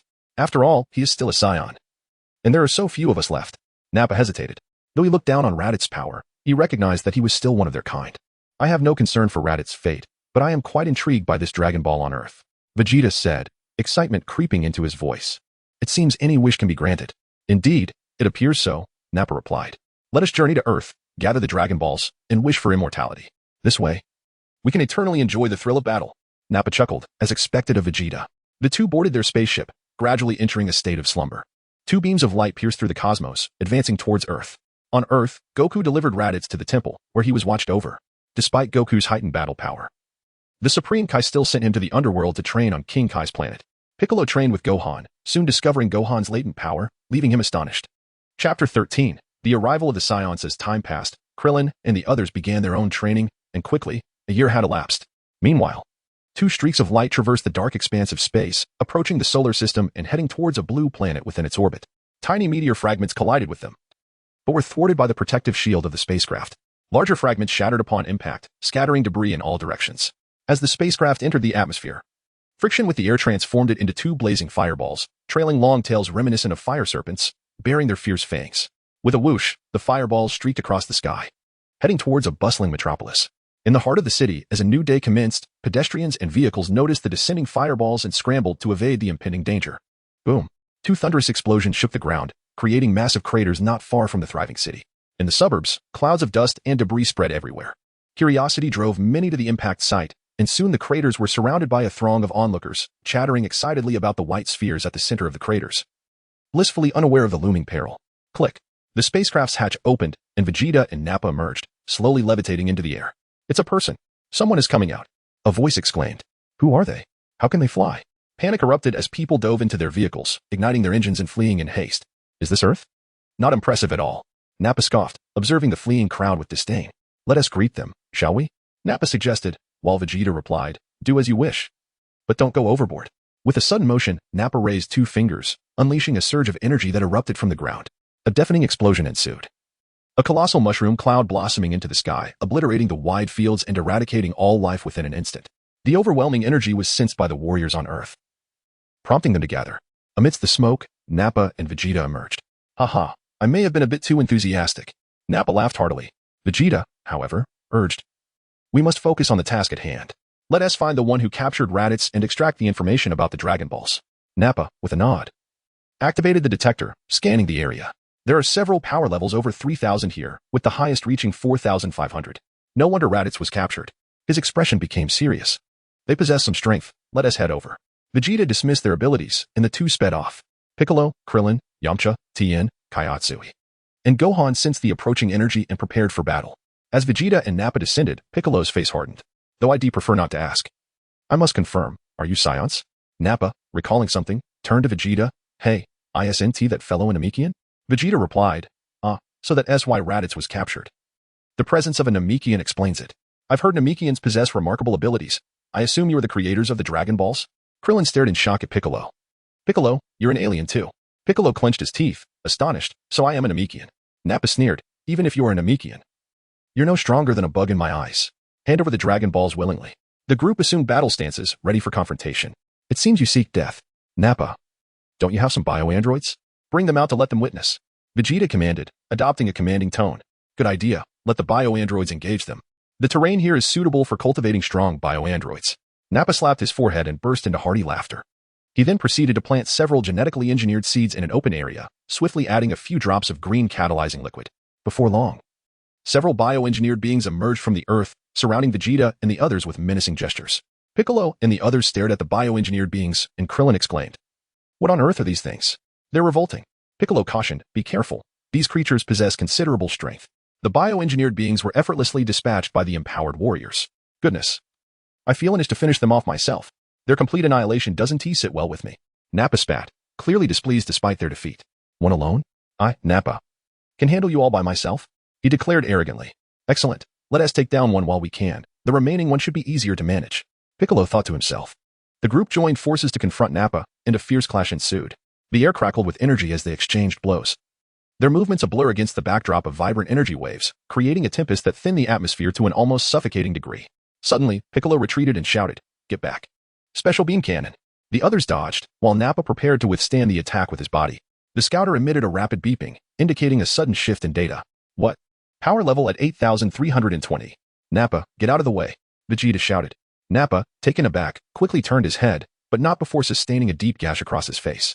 Furious, Nappa began to take the fight seriously, while the others found themselves at a disadvantage, barely holding their ground as defeat loomed. The scouter beeped again. Detecting a surge of formidable energy, Vegeta exclaimed, "What is that energy?" Piccolo and the others sensed it too. Indeed, it's Goku. Oh, Kakarot finally decided to show up. I thought he wouldn't dare, Nappa inquired. Impossible. His power level has exceeded 32,000. Vegeta responded, astonished, and Nappa was equally shocked. Before Vegeta could say more, Goku materialized before them, and the battle was poised to ignite. Meanwhile, Broly hovered above Vegeta and the others, nonchalantly munching on a chicken leg, keenly observing the unfolding confrontation. Upon witnessing Goku's power level of 32,000, Vegeta realized he had no choice but to transform into a great ape. Otherwise, the consequences would be dire, despite its grotesque appearance. The great ape form was a formidable weapon for Saiyans, effective up to a power level of 100,000, though its efficacy waned thereafter. Where's the moon? Vegeta wondered. Glancing around, there should be a full moon at this hour. Could it be that wretched Kakarot destroyed it beforehand? His forehead throbbed with anger as he thought. Did he think I would be helpless? Unbeknownst to him, the moon had been obliterated by Master Roshi, summoning his energy. He quickly conjured a bright artificial moon above him and hurled it into the sky. He then called out to Nappa, gesturing upward. Soon, both Nappa and Vegeta transformed into towering great apes, their power levels skyrocketing to an astonishing 220,000, radiating an overwhelming aura that crushed the surrounding air. Upon witnessing Nappa and Vegeta's transformation into great apes, Broly recognized it was time for him to intervene. Otherwise, there would be casualties. With that thought, he instantly appeared before them. The tension dissipated as everyone saw Broly. Broly, why did you arrive so late? Krillin complained. I was here all along, Broly replied. I was merely observing. Those two gorillas are beyond your ability to handle. Step back. He then turned to Goku, saying, Goku, I leave Vegeta to you while I deal with this Nappa fellow. The rest is up to you. Goku, gazing at the transformed great apes, suddenly recalled his grandfather's words. Realizing the gravity of the situation, the monster that trampled my grandfather is me. Grandfather, I'm sorry. Steeling himself, Goku distanced himself and unleashed an enormous Kamehameha wave. Its azure energy surging skyward as it hurtled toward Vegeta. As Goku unleashed his Kamehameha, Broly too sprang into action, vanishing from sight only to reappear before Nappa. Delivering a powerful punch to his abdomen, Nappa crumpled to the ground, reverting to his original form, unconscious. Incredible! The formidable foe we struggled against was taken down with a single blow. Krillin and the others marveled. At that moment, Goku's Kamehameha collided with the great ape. But the attack had no effect. Enraged, the great ape retaliated with a thunderous roar, unleashing a torrent of energy from its mouth like a relentless geyser. Damn. This opponent is tenacious. Goku realized the disparity in their strengths and could only evade. Suddenly, an idea struck Goku as he remembered the creature's weak point, its tail. He swiftly maneuvered in front of Vegeta, locking eyes with him before a sly grin crept across his face. Solar flare, Goku shouted, shielding his eyes with his hands, emitting a blinding light that momentarily incapacitated Vegeta. The great ape howled in agony, clutching its eyes.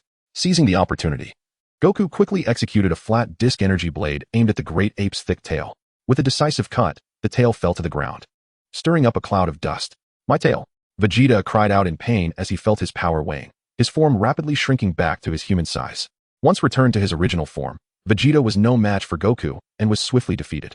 Following the original storyline, Goku spared Vegeta, and they all returned to their respective places, while Broly took Nappa and Raditz to the North Kai for confinement.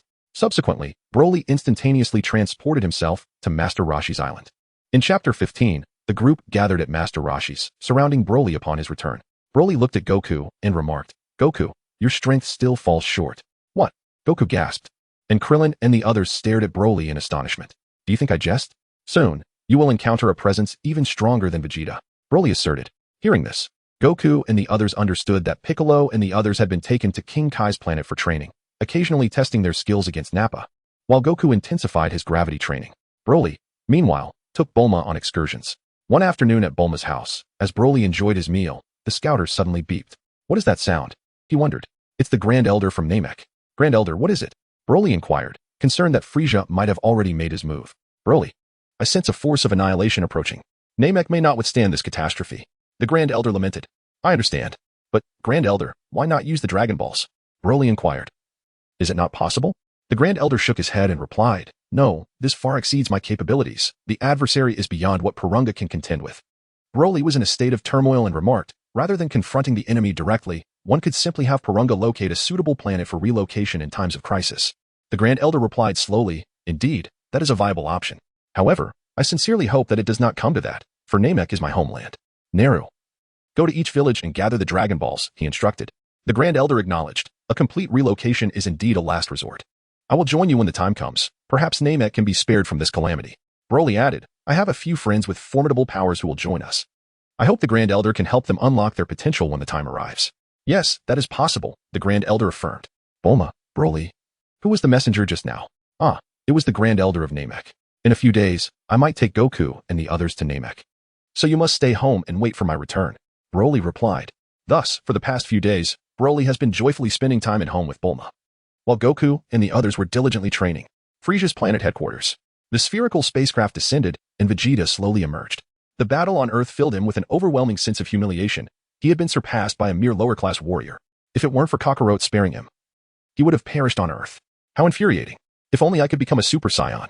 Vegeta roared inwardly. Then neither Frieza nor anyone else would stand a chance against me. Only by becoming a Super Saiyan can I maintain my pride. He firmly believed that he was the warrior with the finest potential in Saiyan history, destined to become the Super Saiyan. Is that not the Prince of the Saiyans? Lord Vegeta? A brazen voice echoed through the corridor. Raditz, where is Nappa? Has he been eliminated? Vegeta recognized the speaker, a being named Chue, who had two fleshy tendrils at the corner of his mouth. His battle power was the same as Vegeta's previous level of 22,000. They had always been at odds.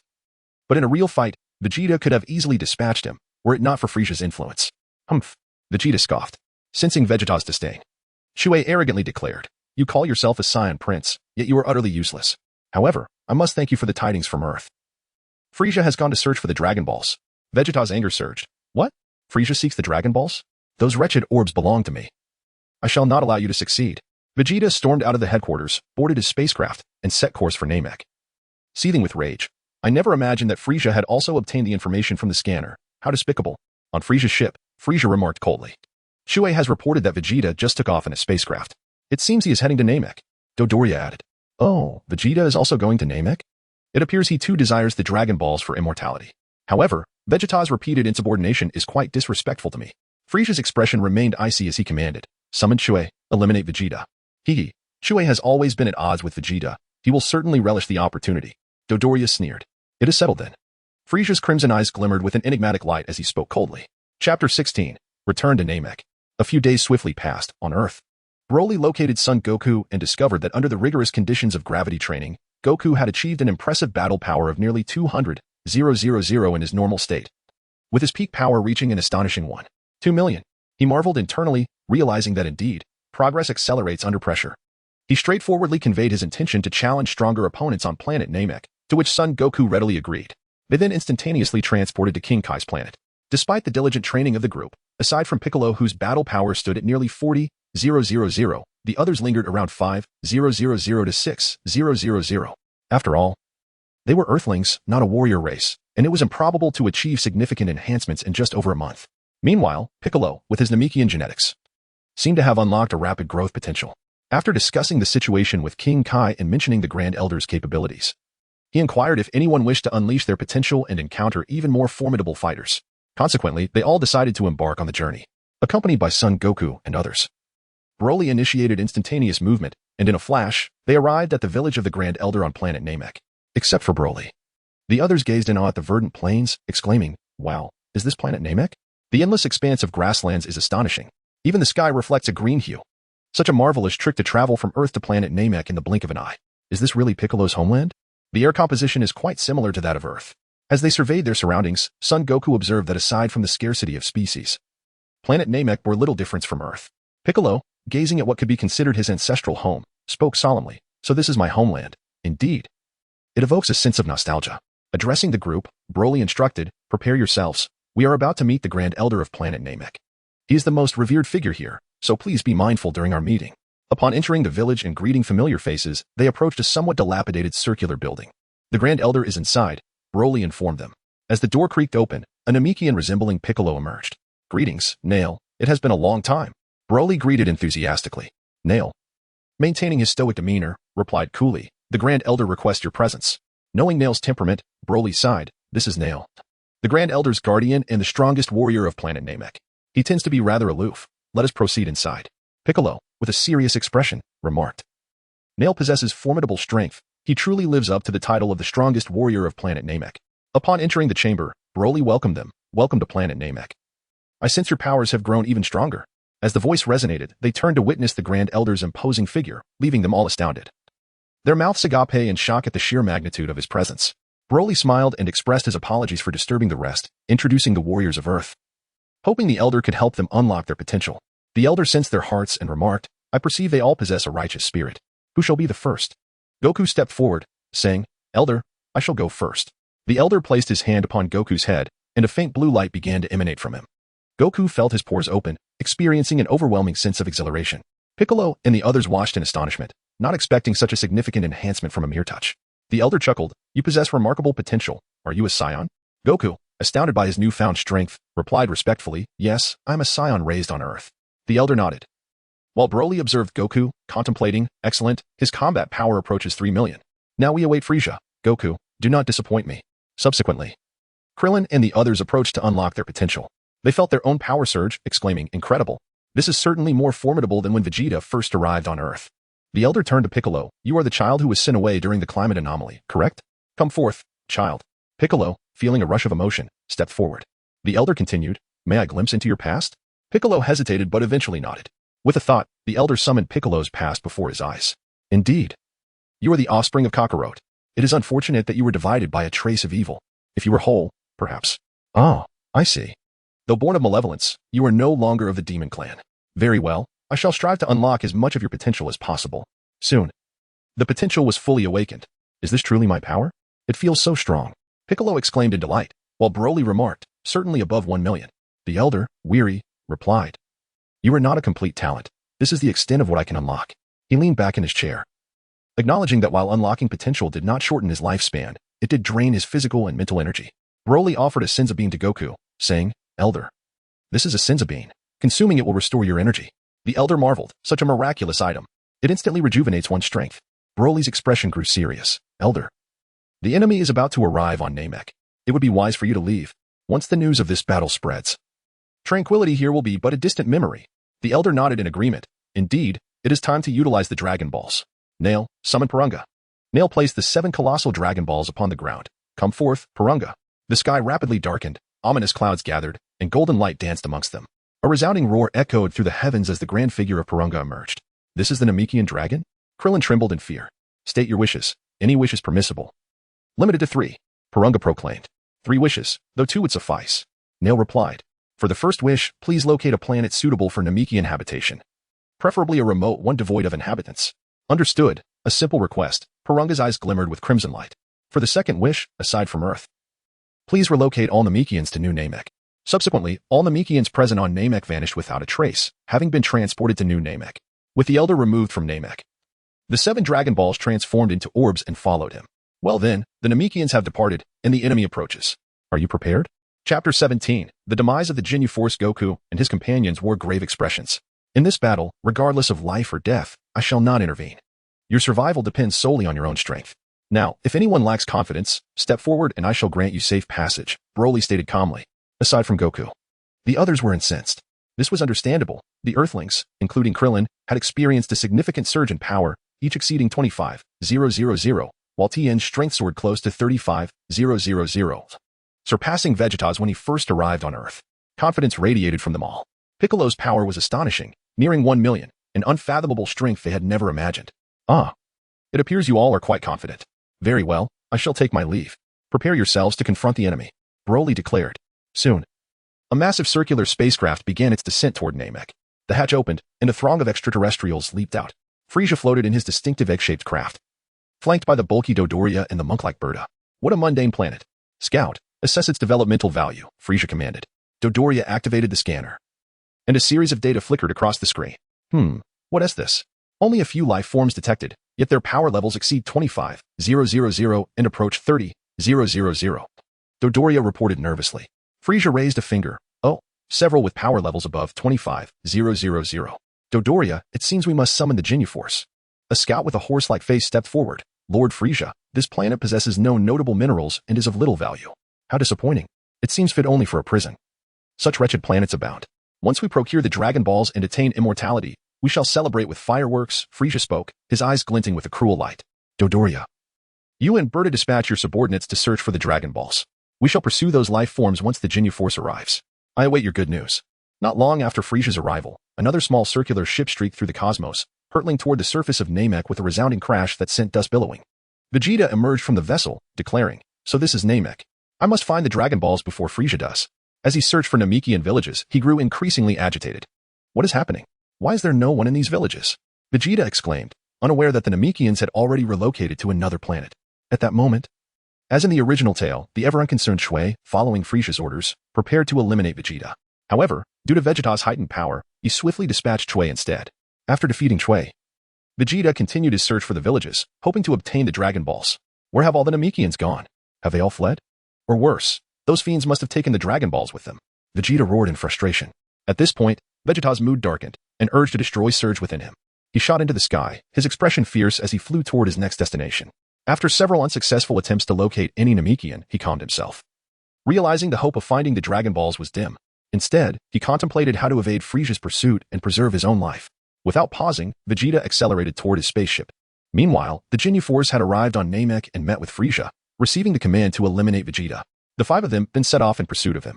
Before long, the Ginyu Force caught up to Vegeta, who had landed and assumed a battle stance. I must say, Vegeta, what madness has possessed you to betray Lord Frieza? Do you not realize that without him, you could accomplish nothing? The leader, Ginyu, taunted. What did you say? Vegeta seethed. Fine, this might lower my dignity, but I shall exert myself to eliminate you. Ginyu waved his hand dismissively. The others grew impatient. Captain, let me take him on. One of them urged. With Goldo being particularly eager, Captain, let me face him. We have unfinished business. Very well, let us settle this with a game of rock, paper, scissors. The winner will take him on, Ginyu proposed. Fantastic. The others cheered, and the game commenced. Vegeta's fury boiled as he watched. Ultimately, Goldo emerged victorious. While Vegeta's power had indeed increased significantly, he was still no match for Goldo, and soon found himself severely injured. Just as Goldo prepared to summon his comrades to finish off Vegeta, a vibrant voice called out, Ah, so you are one of Frieza's minions. Your strength is commendable. How about we have a match? Ginyu and his team looked up, astonished, as several figures appeared in their line of sight. Vegeta, shocked, gazed upward, realizing with disbelief that it was Goku, Piccolo, and the others. Vegeta's heart seethed with bitterness, his planet destroyed, his kin reduced to mere remnants. Bearing the pride of a prince while serving under his nemesis, Frieza, he had hoped to accumulate strength through battle to surpass Frieza. But now he found himself unable to contend even with Frieza's subordinates, reliant on the assistance of those he once looked down upon. How could he accept such a fate? The Ginyu Force, sensing the arrival of reinforcements, declared, "More competitors have arrived. Let the games begin. Let us draw lots to see who will face off."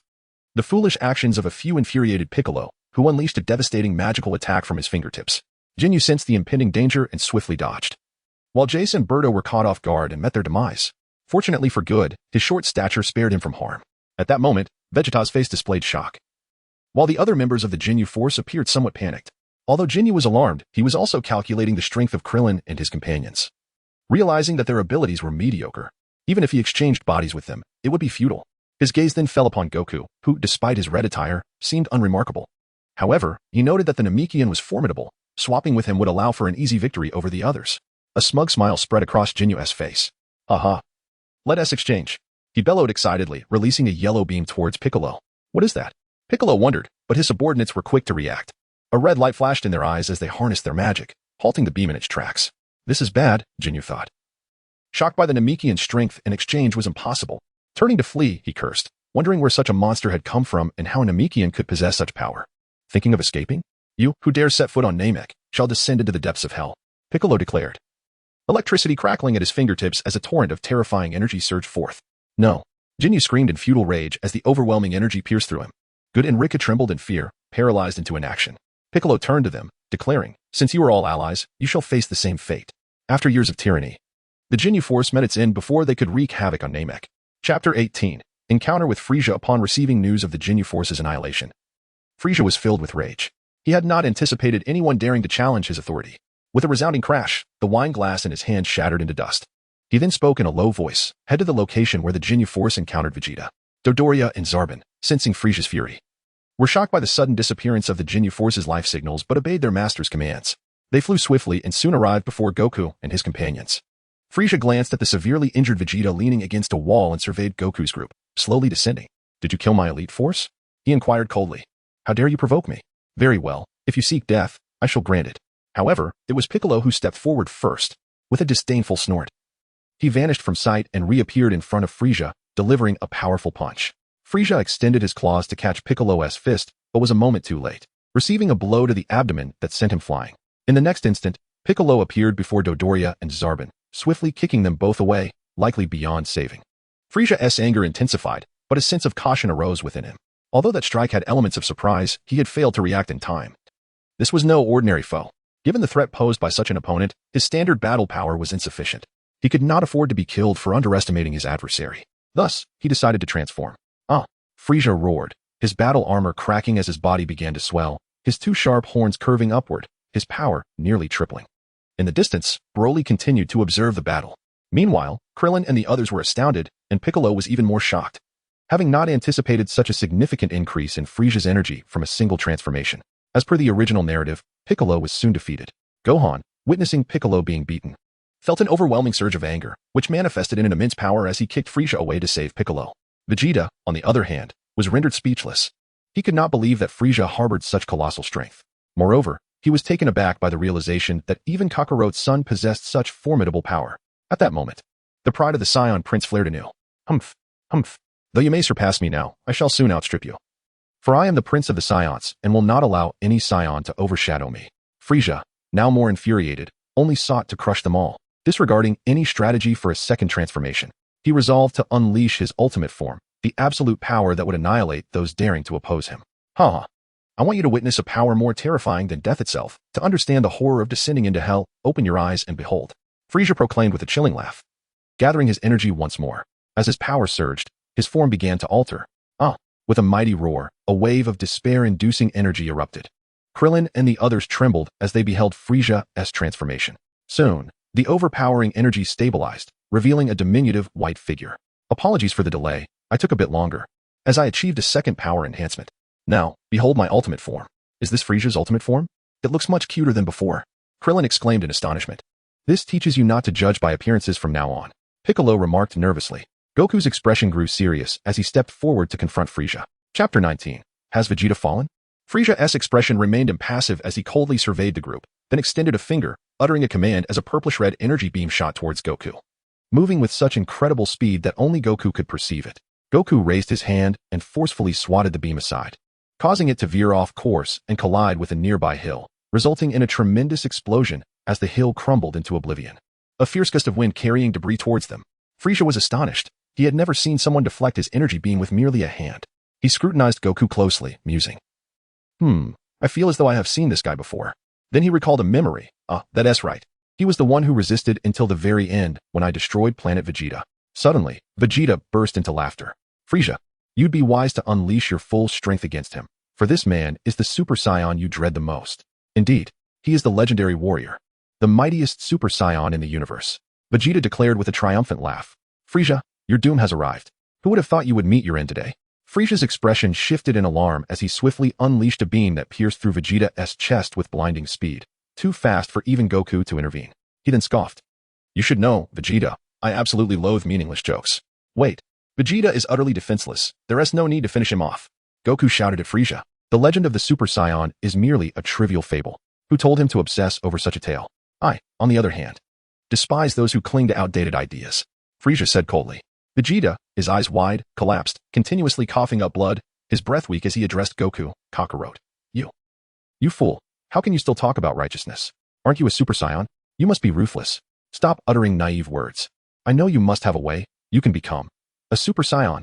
Goku, however, did not agree with this notion and was entirely ignorant of what a Super Saiyan truly was. Super Saiyan is, he began.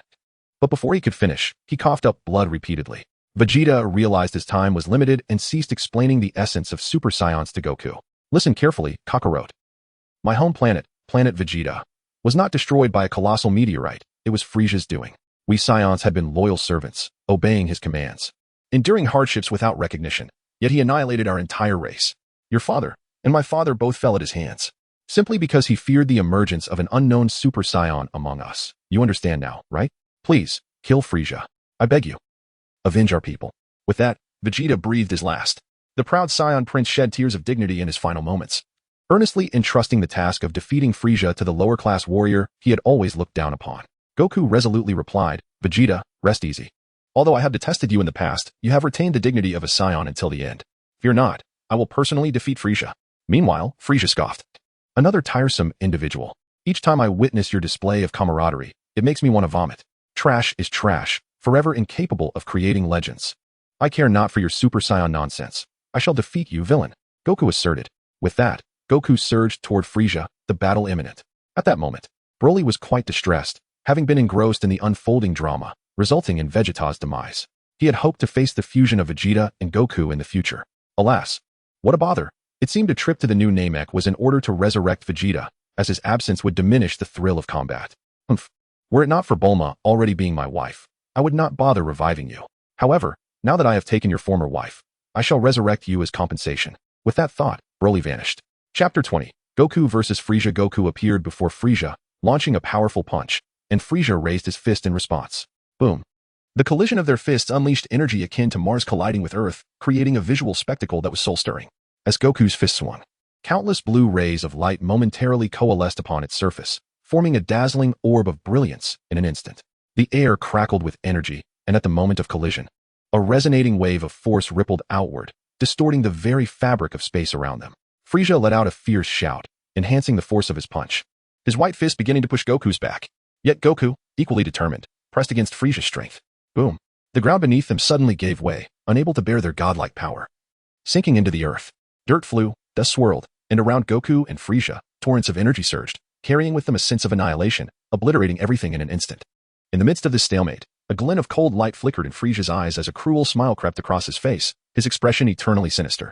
With a swift motion, his tail lashed out, distorting space with terrifying force, striking Goku on the left shoulder. Goku's expression changed, and he was sent flying, crashing into a mountain before finally coming to a halt. He quickly regained his footing, adopting an aggressive stance. Goku's gaze was piercing, fixated on Frieza.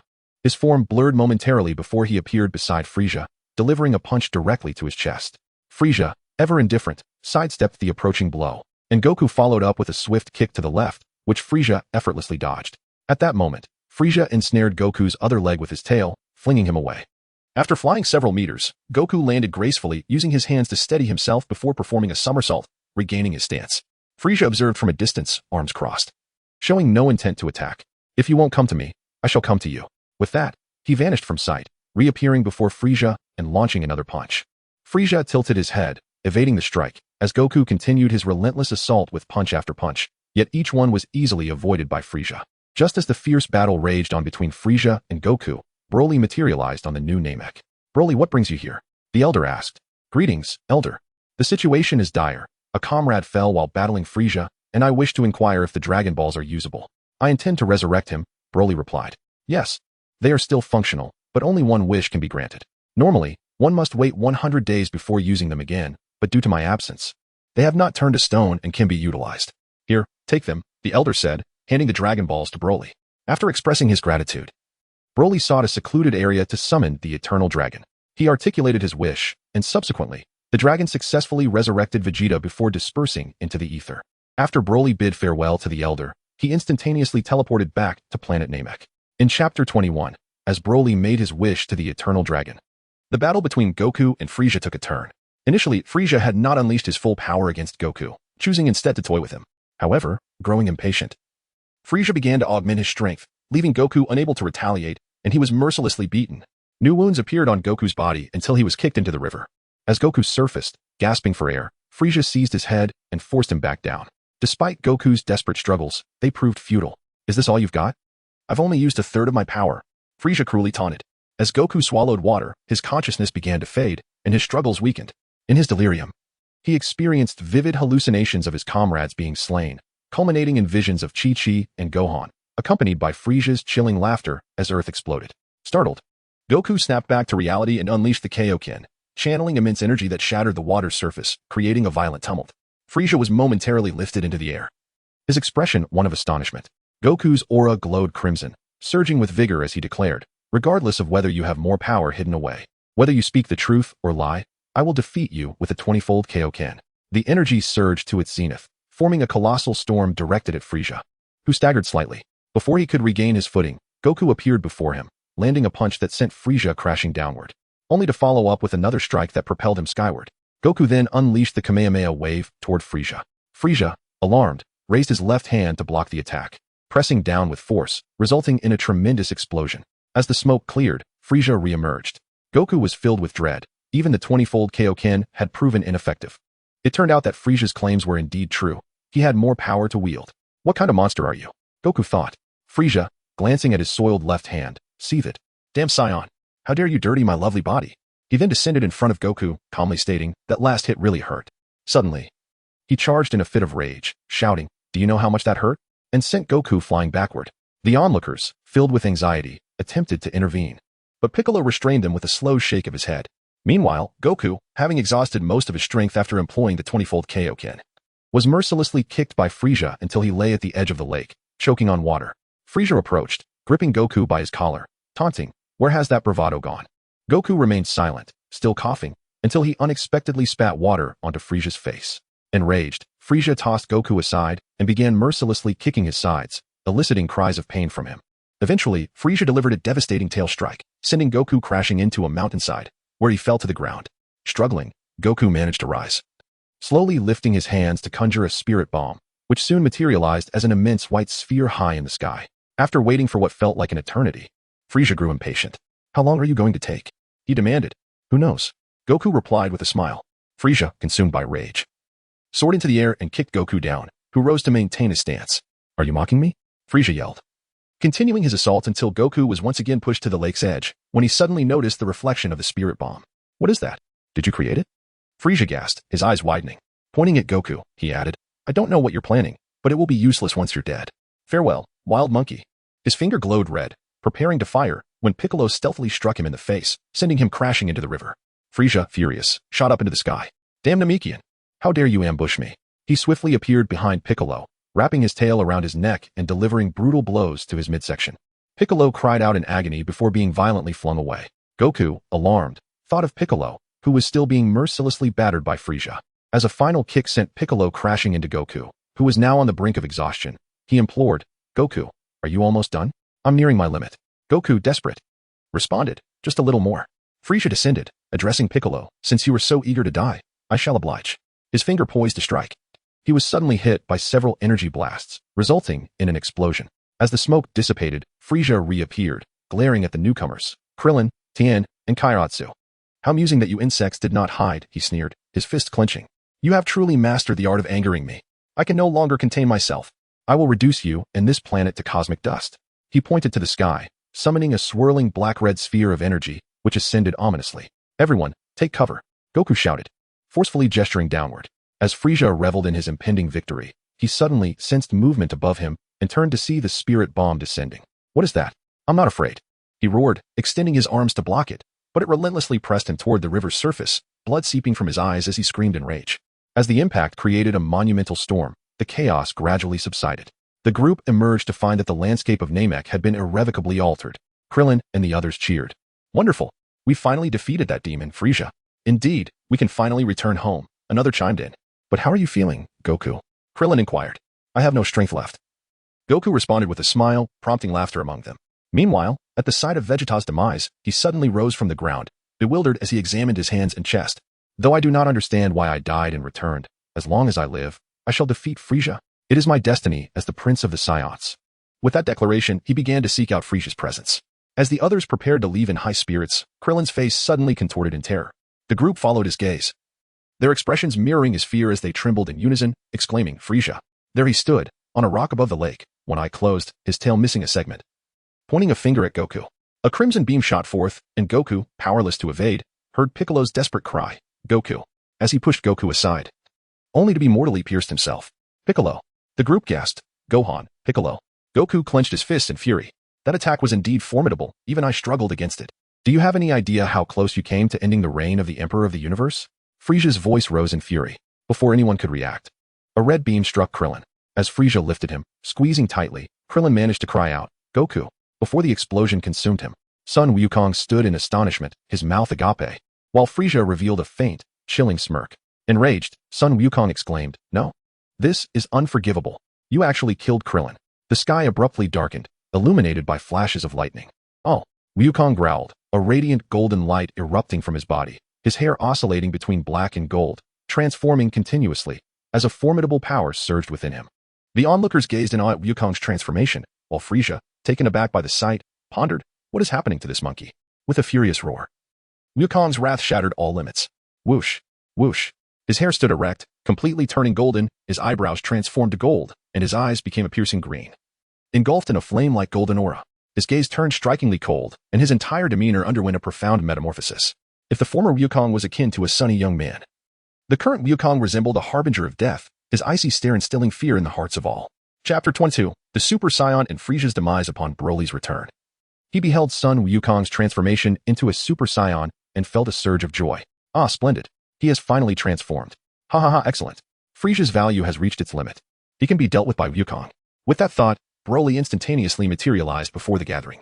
At that moment, Vegeta also arrived, and upon witnessing Wukong's current form, he was struck with astonishment and mused, Is this the Super Saiyan? What an overwhelming power.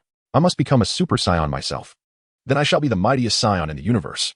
As everyone noticed Broly's presence, he inquired, who wishes to return to Earth? The impending battle on Namek is likely to be catastrophic. The group hesitated, but Wukong interjected, You should head back. Your assistance is not required here. However, Wukong was abruptly interrupted. There is no however. Once I have defeated Frieza, I shall return aboard the spaceship.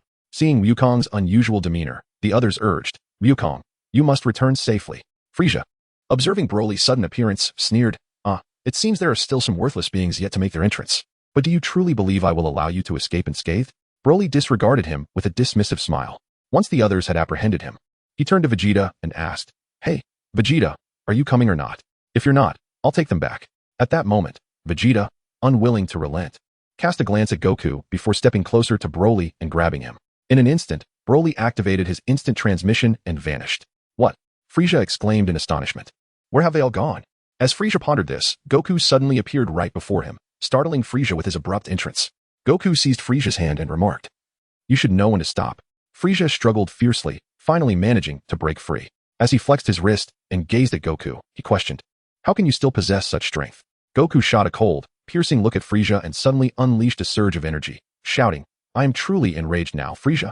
The golden aura surrounding him flared even brighter. In an instant, Goku materialized before Frieza and struck him with a vengeful blow, sending Frieza soaring into the sky. Goku pursued him relentlessly and delivered a powerful strike, driving Frieza deep into the ground with a resounding crash. Frieza emerged from the earth, albeit bearing numerous injuries.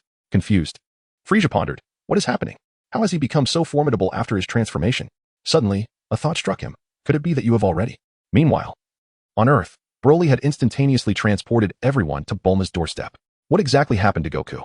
His energy suddenly became so terrifying. The group wondered. Vegeta, casting a disdainful glance at them, declared, he has transformed into a Super Saiyan, the strongest warrior in the universe. However, I will undoubtedly surpass him. Broly expressed admiration, acknowledging Vegeta's unwavering pride and determination that ultimately led him to become a Super Saiyan, relentlessly pursuing Son Goku.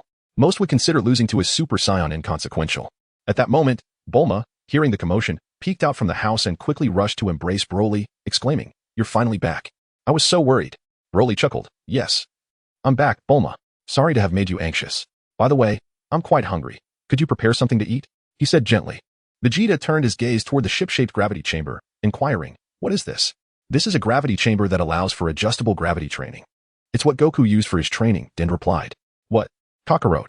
Vegeta clenched his fist, declaring, "This belongs to me now. I shall train inside it from now on." The others were not pleased, and a heated argument ensued, escalating toward a potential brawl. Broly, feeling exasperated, stepped between them, commanding, "Enough. It's merely a gravity chamber. If you really want one, I can have Bulma's father construct another. Now, be quiet. I need to eat. If you keep arguing, I will challenge you to a duel. And I assure you, you will be thoroughly satisfied." The group, witnessing Broly's rising frustration, quickly fell silent, both sides huffing and turning their heads away. Broly then embraced Bulma and entered the house, leaving the others behind. Meanwhile, on Namek, Goku's transformation into a Super Saiyan revealed immense power that even Frieza, who considered himself the emperor of the universe, found shocking. For the first time, Frieza felt humiliated, realizing he had been dominated in battle. In a fit of rage, he unleashed his full power, boasting a combat power of 120 million, and began to counterattack. Boom! Goku's elbow strike sent Frieza flying once more. Yet he quickly regained his composure mid-air. Goku's speed was astonishing. He reappeared before Frieza, landing a solid uppercut on his body. Frieza was once again propelled backward, and as Goku charged, Frieza hastily retaliated with a side kick. Anticipating Frieza's move, Goku raised a hand, blocking the kick with his arm. Frieza, refusing to relent, countered with a punch aimed straight at Goku's face. The sounds of their fists and feet colliding echoed as Frieza launched a rapid succession of attacks. After a flurry of blows, he propelled himself away using the force of Goku's block, gathering a dark red energy sphere to hurl at Goku. Goku sidestepped, narrowly avoiding the attack, which created a deep crater in the ground. "That was close," Goku remarked. "If I had been hit, I would have sustained injuries too." Frieza sneered. "You think dodging means you're safe? Let me inform you, the earlier attack has already compromised the planet's core. In 5 minutes, this planet will explode." Goku was taken aback. Frieza laughed maniacally, proclaiming, "The Namekian planet is doomed. Just wait and see how you perish. My body can survive even in the vacuum of space." "But you ha ha ha." Goku replied calmly, "I will defeat you." With that, he surged forward. The powerful auras emitted by both warriors clashed as they relentlessly exchanged blows. Frieza unleashed an energy wave at Goku, who dodged and retaliated with a wave of his own. The battle raged on, neither willing to yield. After a prolonged exchange, Frieza's stamina began to wane significantly, his speed noticeably diminishing, allowing Goku to seize an opportunity to strike him. Frieza warned Goku, "The planet is beginning to collapse. It will explode in 2 minutes. Will you die first, or will the planet?" He taunted, "You cannot survive in the vacuum of space, so you will surely meet your end." Goku replied nonchalantly, "Is that so?" Frieza, puzzled by Goku's confidence, dismissed his words. "Die!" Frieza shouted, lifting Goku and crashing him into nearby rocks. Goku retaliated fiercely with an elbow strike, but Frieza managed to hook Goku's leg and kicked out. Goku evaded with a sidestep. Frieza's energy was depleting rapidly. In his fully transformed state, he was losing stamina faster than Goku. Suddenly, Goku stood tall and declared, "I'm done playing." Frieza was taken aback. "Done playing? What do you mean?" Goku continued, "Though you've exerted your full power, haven't you noticed? Your energy has been steadily diminishing since earlier. Continuing this fight is pointless." As in the original tale, Frieza, infuriated by Goku's words, unleashed 2 energy blasts resembling Krillin's Destructo disc towards him. Goku responded swiftly, and ultimately, Frieza found himself divided into 4 pieces by his own technique.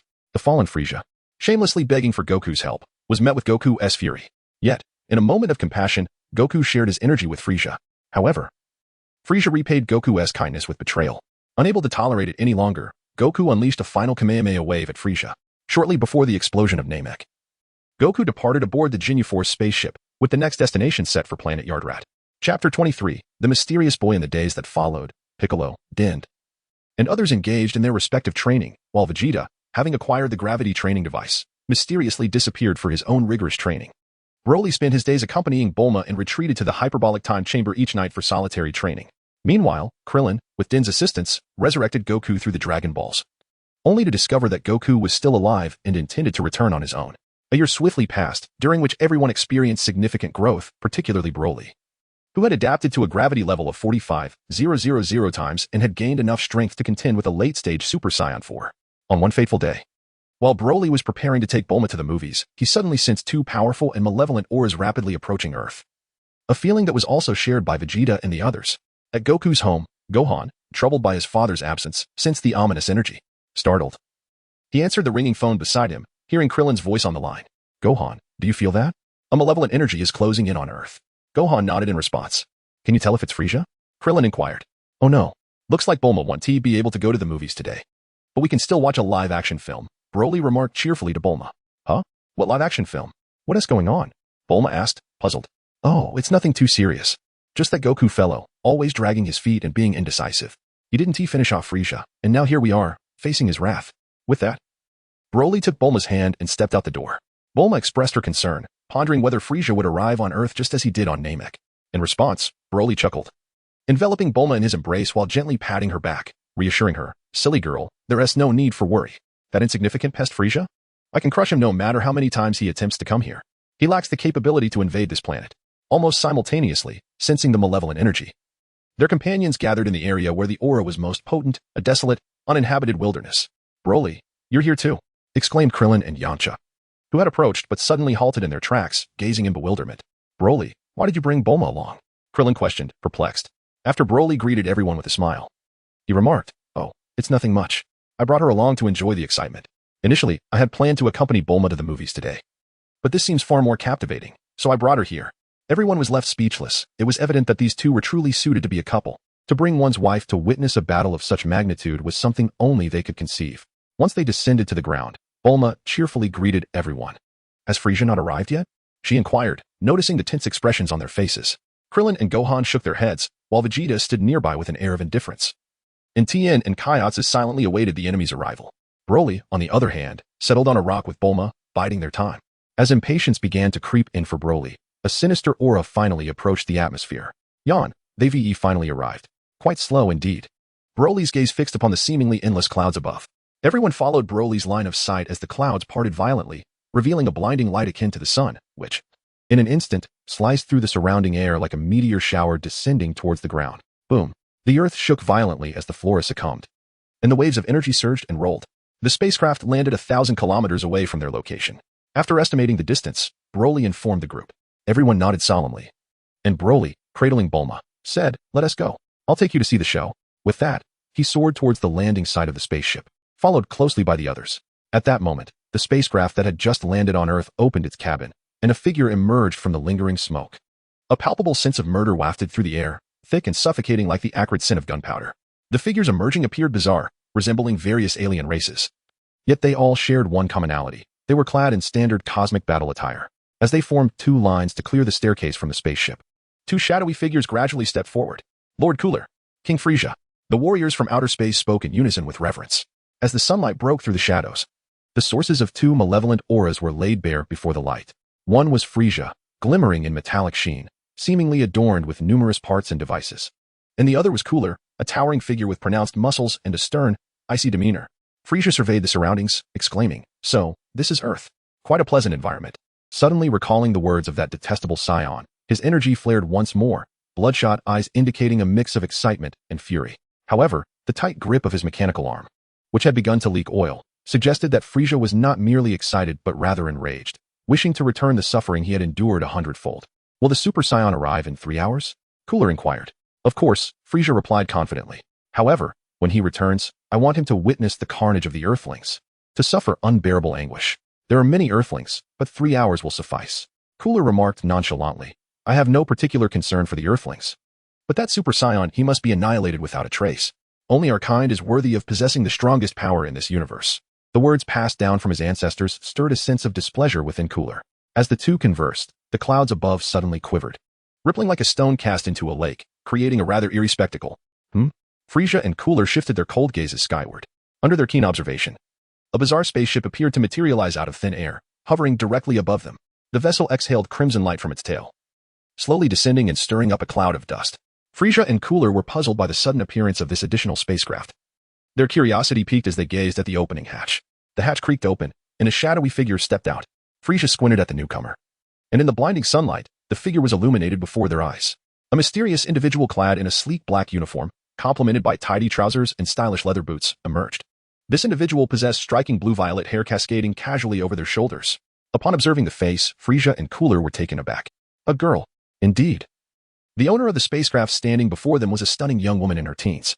While her beauty was undeniable, there was an underlying air of fierce authority in her demeanor, her pale blue eyes fixed upon the two formidable foes before her. As if she were gazing at mere jesters, a slight smile playing at her lips. Are you prepared to meet your demise? The girl said softly. Chapter 24, Frisia's Death. Cooler's injury, huh? Upon hearing the girl's words, Frisia and Cooler were momentarily taken aback. Frisia chuckled. Did she just say she wants to kill us, father? You heard that too, right? Ha ha ha. The father and son duo began to chuckle derisively, deeming the girl's words utterly audacious. Ignorance is bliss, Frisia scoffed. The girl regarded them as one would a fool, her expression revealing disdain. I can't believe there are still such foolish beings. Stop wasting my time and choose how you wish to die. Damn it. Frisia clenched his fists, the girl's words igniting the hidden fury within him. At that moment, several of his subordinates, clad in battle gear, suggested, Lord Frisia, why not allow us to dispose of this ignorant girl? Go ahead. Cooler waved his hand dismissively. Seemingly unconcerned about the girl, the subordinates nodded and stepped forward. Among them, a red-skinned alien warrior sneered at the mysterious girl, exaggerating. Dealing with scum like you requires but a single finger. Aha. The others burst into laughter at the remark. The red-skinned alien, cautious nonetheless, decided to gauge the girl's combat power. He activated his power level detector and aimed a lens at her, the device beeping rhythmically. Just as the numbers began to fluctuate in the alien warrior's sight, the girl suddenly vanished. This caused the alien warrior to freeze in shock, while the others displayed expressions of bewilderment. Meanwhile, Frisia and Cooler's faces changed drastically. With a sudden, delicate cry, the enigmatic maiden appeared beside the extraterrestrial beings. Caught off guard, the onlookers beheld her radiating a luminous aura, energy emanating in cascading waves, expanding outward. Golden beams sliced through the air like blades, shattering the atmosphere. The chilling cries echoed, reminiscent of a midnight wolf's howl, instilling terror. The minions of Frisia, caught in the girl's unleashed energy, perished in an instant. At that moment, Broly, who was hastening towards Frisia's spaceship, abruptly halted. As Vegeta and the others caught up, Krillin quickly inquired, Broly, what transpired? Oh, it's nothing. Just as we were approaching, several distinct energy signatures vanished in an instant, Broly replied nonchalantly. Krillin appeared slightly astonished, while the others mirrored similar expressions. Uncle Broly, who could have done this? Gohan asked curiously. I have no idea. We should hasten to find out, Broly urged, accelerating his flight and enveloping Bulma in a protective shield. Understood, they all responded, quickening their pace towards Frisia's location, far away on King Kai's planet. The king observed this unforeseen crisis from the distant reaches of the cosmos, initially hopeful that Goku would return or that Broly would eliminate Frisia.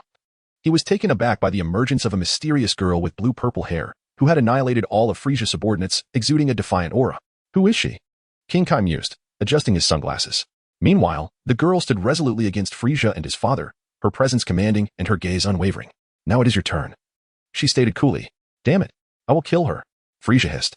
King Cold nodded gravely, cautioning, do not underestimate this woman. I know. Frisia's eyes glowed crimson, his energy surging steadily, causing the surrounding pebbles to tremble uneasily. As he advanced towards the girl, the solid ground cracked, resembling a worm's path, and then caved in. With a fierce shout, Frisia wasted no words, transforming into a swift streak of light. As he concentrated his energy, a crescent blade of energy formed, slicing towards the girl with deadly precision. In a mere instant, she vanished from her position. The moment she reappeared, a faint green light flickered around her fist, and as it met the energy blade, she deflected it back towards Frisia. In an instant, she vanished once more, re-emerging before Frisia, delivering a powerful punch. The sound of the air being torn apart left Frisia unable to react, as her fist pierced through his chest. In a brilliant flash, her fist erupted with light, and with a resounding crash, Frisia was reduced to ashes. What a terrifying woman! King Cold observed in disbelief as he witnessed his son, once hailed as the strongest warrior in the universe, being ruthlessly vanquished by an unknown girl.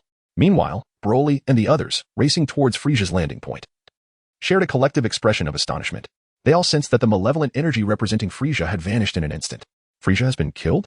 Vegeta thought, struggling to comprehend the situation. He could not fathom what kind of being could effortlessly destroy such a formidable foe in mere moments.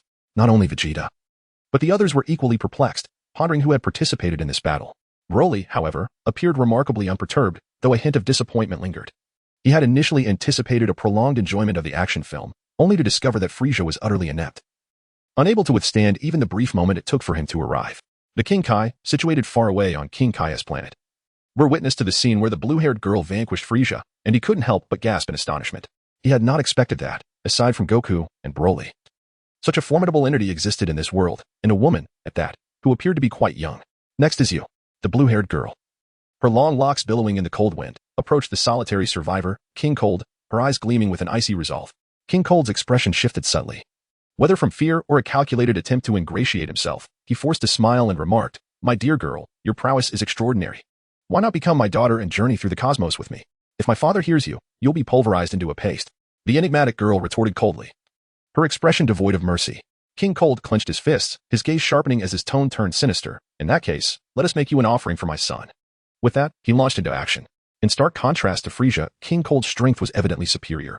He bellowed and surged forward, his formidable fist aimed directly at the girl's chest. Humph! The blue-haired maiden scoffed, vanishing from sight in an instant, evading the blow. She then accelerated toward King Cold, delivering a crushing strike to his abdomen before he could react. With a pained cry, King Cold was sent hurtling backward, crashing into the mountainside. The blue-haired girl retreated a few meters and unleashed a soft green energy beam, which surged toward King Cold like a demon-wreathed dragon, penetrating his chest in an instant. At that moment, Broly and the others finally arrived. "What an impressive girl!" exclaimed Krillin and his companions, hovering in midair, astonished by the girl's ruthless tactics. Their brows beaded with sweat. They never could have imagined that the one capable of defeating Frisia was, in fact, a young girl. Moreover, judging by her assault on King Cold, she appeared to have reserves of strength still at her disposal. As the blue-haired girl prepared to conclude King Cold's fate, she noticed the newcomers. Her cold, indifferent gaze first fell upon Krillin, then shifted to Piccolo and Vegeta, ultimately fixating on one individual. Broly, in turn, regarded her with intrigue. Pondering, who is this girl? Why does she evoke such a sense of familiarity within me? Please, let him unleash his full potential before you strike. It has been ages since I last fought, and I wish to witness just how much power he can muster. You may observe from the sidelines, Broly stated nonchalantly. Chapter 25, The Annihilation of the Frost Demons. Vegeta and the others were taken aback by Broly's unexpected words to the girl. This was, in essence, a provocation. Yet, to their astonishment, the blue-haired girl gazed at Broly for an extended moment, her fierce demeanor softening abruptly, revealing a playful smile. "All right," she replied softly. The group looked on in disbelief at the seemingly contradictory behavior of the purple-haired girl. How could this be? Having witnessed her cold-blooded execution of Frisia and her assault on King Cold, they had instinctively associated her with a lack of empathy. Yet now she seemed transformed, displaying a charming demeanor towards Broly. At that moment, Broly reached into his pocket and retrieved a Senzu bean, one given to him by Goku during their last visit to Namek, preparing to approach King Cold. However, the voice of King Kai interrupted. "Broly, what do you intend to do? Why stop that girl from finishing King Cold? If you wish to fight, there are plenty of opponents for you. Hurry and eliminate him." A colossal metallic planet is hurtling toward Earth. Broly awkwardly remarked. "Well, shall I eliminate him now?" As he spoke, a beam of light shot from his eyes, striking King Cooler, who was instantly reduced to cosmic dust. The onlookers gazed at Broly in confusion, to which he calmly responded, "The Kaioshin just contacted me. Soon, a foe surpassing Frisia will arrive." The tension, which had only just begun to ease, abruptly tightened once more. Broly turned to Bulma, cradled in his arms, and said, "Bulma, I may need to engage in battle shortly. I cannot ensure your safety. Please find a secure place to wait." Bulma nodded. "Be careful. I'll retreat to a safe distance to cheer you on." With that, she retrieved her capsule plane and flew off into the distance. Within a minute, a colossal silver sphere emerged within their sight, gradually approaching Earth before transforming, extending numerous tentacles akin to a cephalopod to grasp the planet's surface. With a thud, the immense metallic object settled down, and a green figure swiftly emerged, halting a short distance from Broly. This emerald figure, with a metallic sheen, bore a striking resemblance to King Cooler. Upon recognizing the visitor's visage, Broly inquired with a hint of perplexity, "Gula? I thought you were dead. How is it?" The figure before him was indeed Gula, who, after being cast into a blazing star by Broly, had miraculously survived thanks to the intervention of the planet Bigos, which had transformed him into a metallic form. Evidently, he had attained a third transformation, far exceeding the strength he possessed after his fourth transformation in the past. Recently informed of Frisia's demise at the hands of a Super Saiyan, and aware that both his father and Frisia had ventured to Earth, he had come to exact vengeance. Gula scanned the surroundings, noting the absence of King Cold and Frisia. His expression darkened as he realized that they had likely been slain. Upon seeing Broly, his certainty grew, and he proclaimed, "Are you surprised to see that I am still alive? Had it not been for Bigos, I might have perished. It is all thanks to you. You cursed Saiyan wild monkey, that I have become this wretched being. Today, I shall ensure your demise. Do not presume that your past victory over me grants you any arrogance. My current power far surpasses what it once was. Prepare to meet your end. Gula's voice erupted in a thunderous roar, resonating throughout the arena. Vegeta and the others were taken aback. They had known of Broly's strength, but never anticipated it to be this formidable. Broly slowly descended, a hint of astonishment in his heart. Today truly was a grand gathering of the frozen demons. All members of the family had arrived, yet they would all meet their demise together.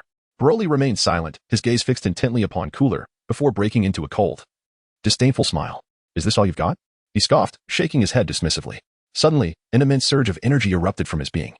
A torrent of golden flames igniting around him. His hair transformed into a brilliant gold, while his eyes gleamed a striking green. The golden locks danced in the fiery aura. And a formidable presence far surpassing Cooler's exploded forth, rendering him capable of facing them without exerting his full power. Vegeta observed Broly with unwavering intensity. A defiant expression etched upon his face. This guy is also a Super Saiyan. No wonder. I never anticipated that I, the proud prince of the Saiyans, would be consistently surpassed by so many. He seethed inwardly, a wave of disgust washing over him. Just looking at that repulsive visage makes me want to obliterate him. Upon witnessing Broly's transformation into a Super Saiyan, Cooler roared in fury. He then charged rapidly towards Broly, who instantly sprang into action. The two figures blurred in the air, their movements interspersed with violent bursts of terrifying energy erupting between them.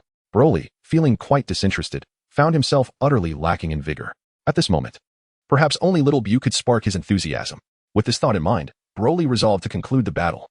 Suddenly, he began to amplify his power, and in an instant, he surged before Cooler, delivering a powerful punch. How swift! His strength had indeed intensified. Cooler, taken aback and sent flying, struggled to regain his balance. Bewildered by the sudden turn of events, before he could fully comprehend the situation, a wave of green energy hurtled towards him. He barely managed to evade it, yet still sustained injuries that marred his body. Broly cast a sinister smile at Cooler, and in an instant, he vanished from sight. Cooler, in response, concentrated his formidable energy in his hands, poised to retaliate.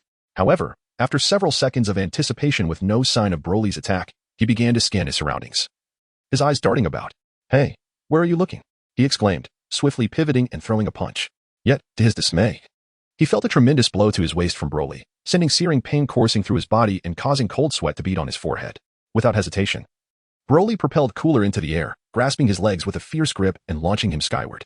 Broly raised his right hand, gathering a substantial amount of verdant energy in his palm, compressing it into a luminous green sphere, which he unleashed directly towards Gula, ensnaring him within its embrace. The shockwave gradually dismantled and dissipated Gula. Broly understood that unless he obliterated Gula, whose essence was anchored in the high star, the foe could resurrect infinitely. In the next instant, Broly materialized before Gula's core, gazing at the peculiar cables entwined around what appeared to be his body. Wild monkey, how pitiful you are in your current state. Nevertheless, I must bid you farewell, Broly remarked with a smirk, instantly coalescing a massive energy orb and hurling it at Gula. The overwhelming force gradually obliterated Gula's form, prompting a defiant roar. How can I be vanquished by such power? I refuse to perish. I will not concede. Seizing the apex of the high star, he yanked it away from the earth, unleashing a colossal energy wave that caused the high star to erupt and ultimately vanish. Sensing Bulma's aura, Broly instantly appeared before her. Bulma rushed over, exclaiming, "You're back. How did it go? Did you resolve it?" Broly smiled and nodded, of course. Those weaklings were hardly a challenge for me. Meanwhile, the others shifted their focus to the girl with blue-purple hair, and Bulma turned her gaze towards her as well. Chapter 26. The return of Son Goku. The blue-purple-haired girl seemed quite exhilarated upon seeing Bulma, while Bulma quietly scrutinized the young woman. Broly gazed curiously at the girl with the blue-purple hair, initially expecting Trunks to appear. Although the history of this timeline had been altered, Broly believed there existed 3 parallel universes within the Dragon Ball lore, one being the world he currently inhabited, another resembling the original Dragon Ball universe, and the last being the realm where Trunks had perished at the hands of Cell. He had anticipated the arrival of Trunks from the original narrative, however. He was taken aback to find a girl in his stead, and he felt an inexplicable sense of familiarity towards her. At that moment, Bulma approached the girl, pointing in astonishment at the black uniform the girl wore. "That emblem? Are you an employee of our company?" she inquired. "No," the girl stammered in response. The peculiar blue-purple-haired girl piqued the curiosity of everyone present, leaving them eager to uncover her origins. "Well, dear sister, might you share your name with us?" Bulma seemed to feel an instant connection with the girl, drawing closer without realizing it. The girl hesitated for a moment, glancing at Broly before replying, "I'm sorry. I cannot disclose my name." A wave of disappointment washed over the crowd. Yet, Broly found himself astounded. Could it be? Could she possibly be the daughter of Bulma and himself? The thought became increasingly probable, though he chose not to voice it, instead softening his gaze towards the girl, filled with warmth and affinity. "By the way, I have something important to share with everyone. Mr. Goku is about to return." The girl suddenly recalled and addressed Broly and the others. Oh? The others were momentarily taken aback, but Broly understood that Goku's return was imminent. In just 2 hours, Mr. Goku's ship will land approximately 600 kilometers away. The girl remarked with a smile. Bulma could not help but inquire, are you suggesting that Goku is returning? The young girl nodded affirmatively. So, you are acquainted with Goku? Chi-Chi asked. The girl appeared hesitant to respond, casting doubt upon her statement. It is all right. I trust this little sister, Bulma remarked with a smile. Vegeta scoffed, if that fool Kakarot has indeed returned. I am eager to witness just how much his training in the cosmos has enhanced his strength. Subsequently, the group followed the girl to an open clearing. With a flick of her wrist, the girl released a universal capsule, which, upon striking the ground, erupted into a cloud of white smoke. As the mist dissipated, a machine resembling a refrigerator emerged, filled to the brim with a variety of beverages. We have an hour to spare, why not indulge in some refreshments? The girl suggested, gesturing towards the assortment of bottles within the fridge. Intrigued, the group eagerly sampled the drinks she retrieved. Initially, Krillin and Gohan exclaimed their delight, prompting the others to eagerly quench their thirsts. Broly, too, took 2 bottles, one for Bulma and one for himself to savor. Beneath the scorching sun, these long reunited companions enjoyed their drinks, engaging in light-hearted conversation as they awaited Gohan's arrival. Meanwhile, Bulma's curiosity was piqued regarding the girl's origins. Her demeanor and the black uniform she wore evoked a sense of familiarity, yet strangeness within her. Bulma persistently inquired with the young girl, posing questions such as her place of residence and whether she was currently attending school or engaged in work. However, no matter how cleverly Bulma attempted to phrase her inquiries, the girl remained unresponsive. Broly leaned against a grand tree, observing the warm and harmonious conversation between Bulma and the young girl. After a patient hour of waiting, the girl suddenly concluded her dialogue with Bulma, her gaze fixated on the azure sky, serene as a tranquil lake. Noticing the mysterious girl's expression, the previously engaged group perked up, collectively directing their attention to a small point in the sky that was gradually enlarging. Mr. Goku is coming, the girl exclaimed. With a powerful gust of wind sweeping across the land, the grass swayed, trees danced, and startled birds took flight, as if celebrating the arrival of a spaceship to Earth. A small, spherical spacecraft crashed forcefully onto the ground, stirring up a cloud of dust. As the dust settled, everyone gathered at the site of the spaceship's landing. Under the watchful eyes of the crowd, the hatch creaked open, revealing a familiar silhouette. Clad in peculiar attire reminiscent of a theatrical costume, with a tall, imposing stature, sharp eyes, and a confident smile, the figure was none other than their long-awaited companion, Son Goku. Goku! Krillin and Bulma exclaimed excitedly. Yet, the one who missed Goku the most was undoubtedly his son, Gohan. Upon seeing his father after a year of separation, Gohan's longing transformed into tears as he rushed towards Goku. Goku, taken aback by the waiting crowd, soon noticed his son, Gohan, approaching him with tear-streaked cheeks. Gohan, I'm back, Goku said, patting Gohan's shoulder with a smile. Gohan wiped away his tears, looked at Goku, and nodded, revealing a joyful grin. Everyone is here, Goku remarked in surprise as he surveyed the group. Krillin, in a carefree manner, responded, Goku, how can you still have the audacity to say that? We waited for a whole hour. How did you know I would land here? Gohan asked, puzzled. It was her. Piccolo interjected, pointing to the girl with blue-purple hair. Goku regarded her with a hint of confusion and slowly asked, Who are you? Mr. Goku, I have a few matters I wish to discuss with you. The girl replied softly. At this moment, everyone realized that this sudden newcomer was not acquainted with Goku at all. But how did she know the precise time and location of his arrival on Earth? Oh, go ahead. Goku encouraged her. The girl glanced at Broly and the others nearby, hesitating slightly before asking, Mr. Goku, may I speak with you privately? Though somewhat perplexed, Goku nodded without hesitation. All right. The two then flew off to a secluded spot, with Goku offering an apologetic smile to the group as he followed her. The others were dissatisfied with the girl whisking Goku away for a private conversation, as their curiosity about her concealed secrets intensified. Broly, do you sense anything? Bulma whispered to Broly, leaning in closer. Broly nodded and said, I know you must feel the same inexplicable sense of familiarity with this girl as I do, right? He gently inquired, although internally he mused that it was indeed certain. After all, she was his daughter. However, he couldn't disclose that just yet. Human nature is inherently curious, and even these incredibly powerful warriors were not exempt from that trait. Both Vegeta and Piccolo were intensely intrigued by the conversation unfolding between the girl and Son Goku. Yet, they were positioned too far away to hear the exchange, forced to observe with their eyes alone. What secrets might this mysterious girl reveal? Chapter 27. Revealing the future Son Goku, bewildered, was led by the girl to a hill 100 meters away from Broly and the others. He scratched his black hair and slowly spoke. Please, tell me what you need to say. Facing each other, the girl's violet-blue hair danced in the wind, and the folds of her black uniform glistened under the sunlight. Mr. Goku, actually, we know each other, she said softly. Son Goku stared at her in astonishment, certain that he had never met this girl with her striking blue-violet hair. Suddenly, she declared, I am Broly's daughter. What? Son Goku gasped. his expression exaggerated as if his jaw might drop to the ground, staring incredulously at the girl before him. Nearby, Bulma and the others, who were observing the conversation, were equally perplexed. The usually composed Son Goku was displaying such a reaction. What on earth was happening? Among the crowd, Piccolo widened his eyes, silently watching Broly lounging under a tree. Uncle Piccolo, what's wrong?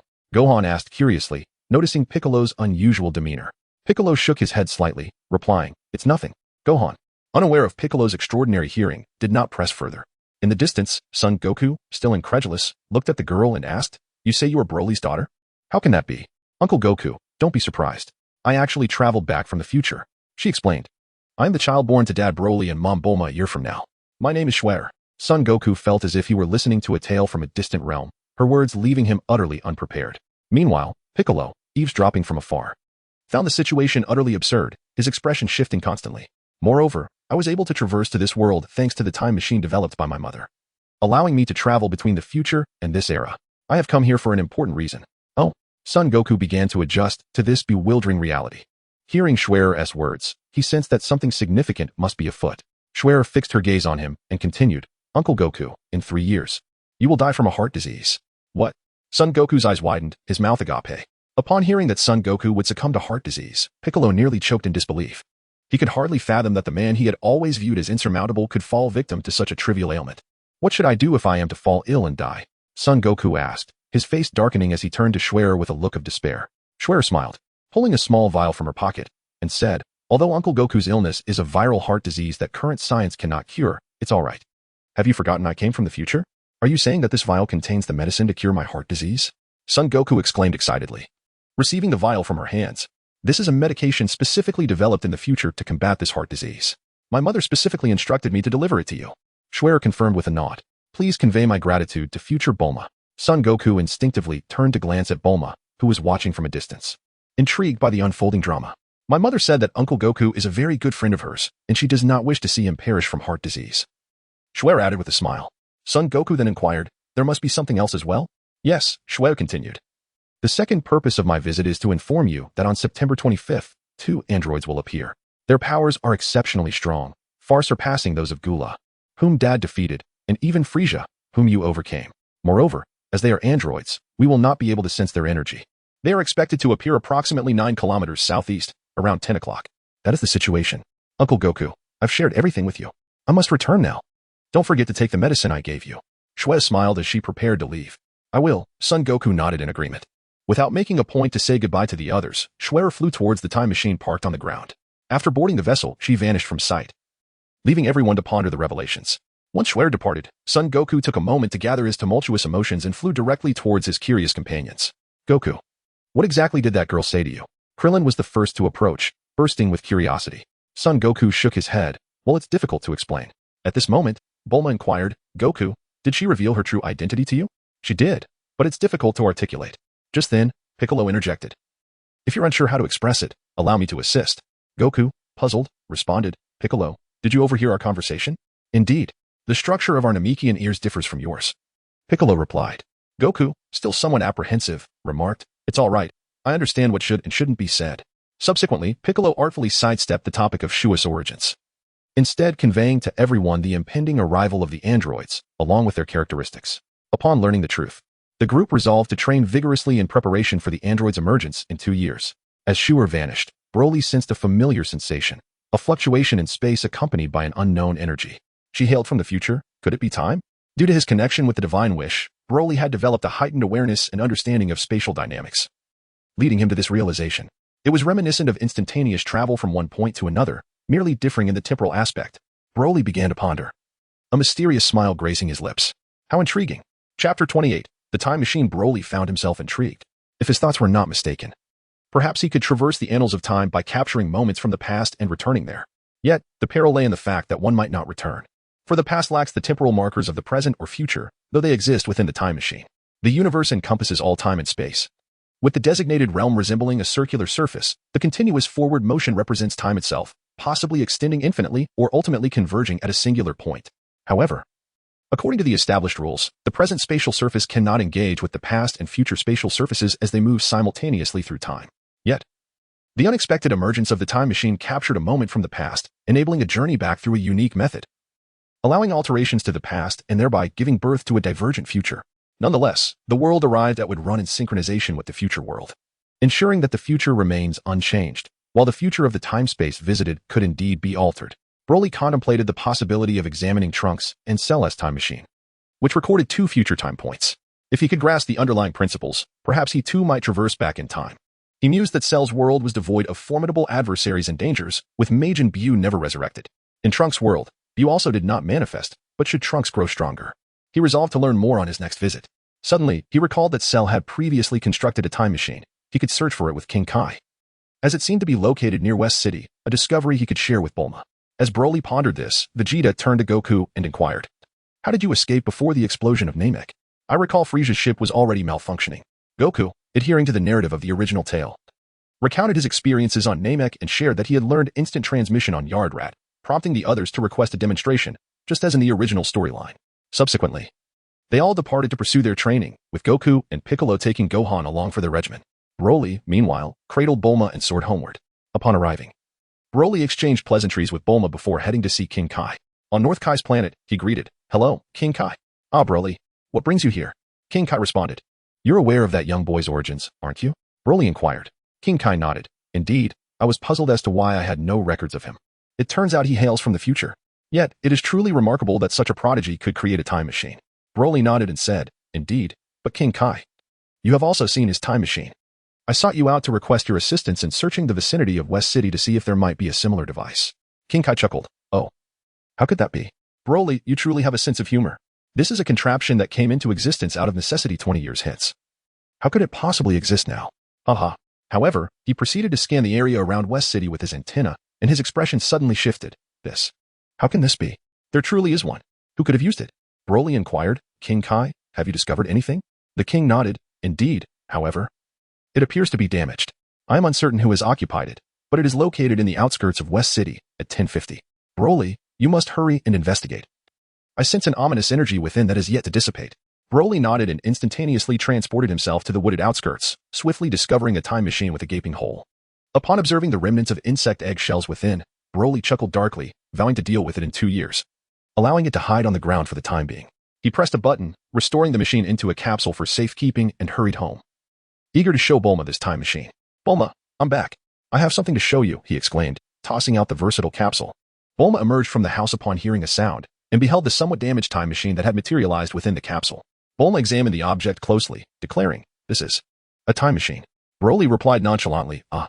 Bulma, taken aback, scrutinized it further. "It appears not to be the same. This one seems to have been left in the wild for quite some time. Could there be other time machines? Where did you find it?" "Near the outskirts of West City, at the 1050th location. It seems something has traversed from the future," Broly explained. Bulma, why don't you investigate its principles? I shall require it in the future." "Very well. I will inform you once I have unraveled its mysteries," Bulma responded. Her interest piqued as she nodded at the time machine. Broly gently kissed Bulma's forehead, expressing gratitude, to which Bulma shook her head, contentedly leaning against Broly's chest, feeling elated to assist this man. It had been a month since the ominous arrival of Frieza and his father, and today, in a desolate region far away, the atmosphere suddenly warped in a peculiar manner, followed by ripples and waves. A small spacecraft, emblazoned with a colossal emblem, emerged from a black hole generated by the spatial disturbance. Whoosh! The ship streaked across the sky before decelerating and gradually descending to the ground amidst the howling winds that rustled the surrounding flora.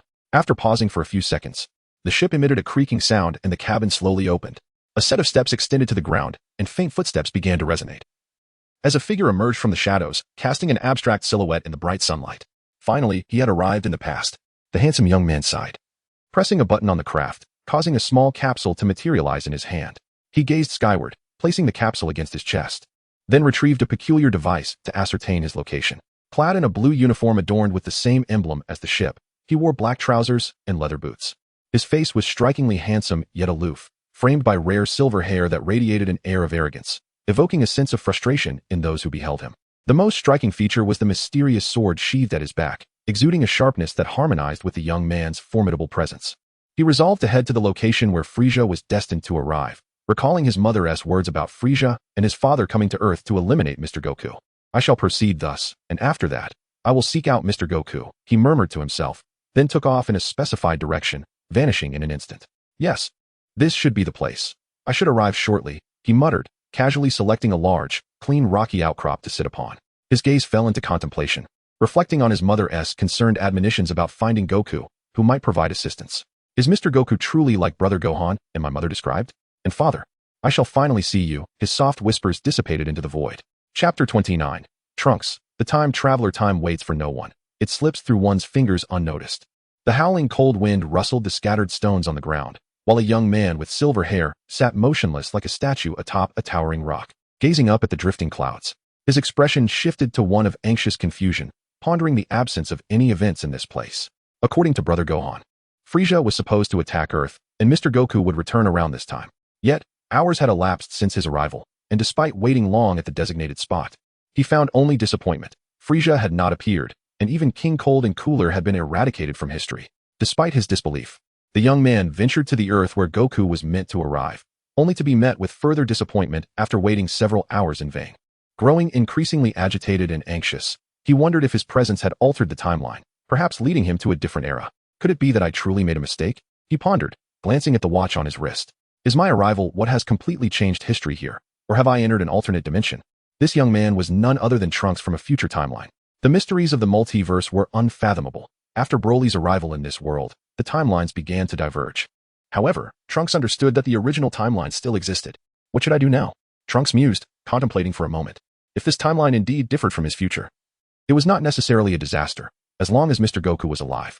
At this moment, Trunks was certain he had not returned to another world, nor had time itself been altered. He simply needed to learn from Mr. Goku how to defeat the androids, or perhaps bring Goku back to his time. Trunks had yet to conceive the notion of overcoming the androids solely through his own strength.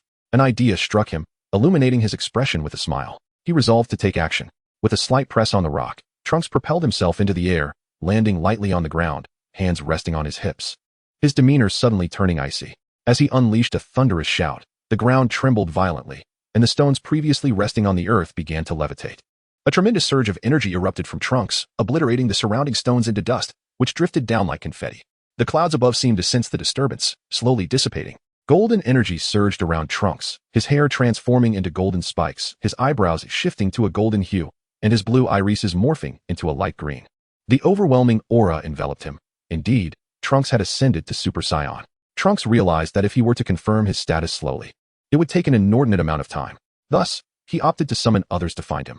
The Earthlings had indeed grown significantly stronger, yet they paled in comparison to a Super Saiyan.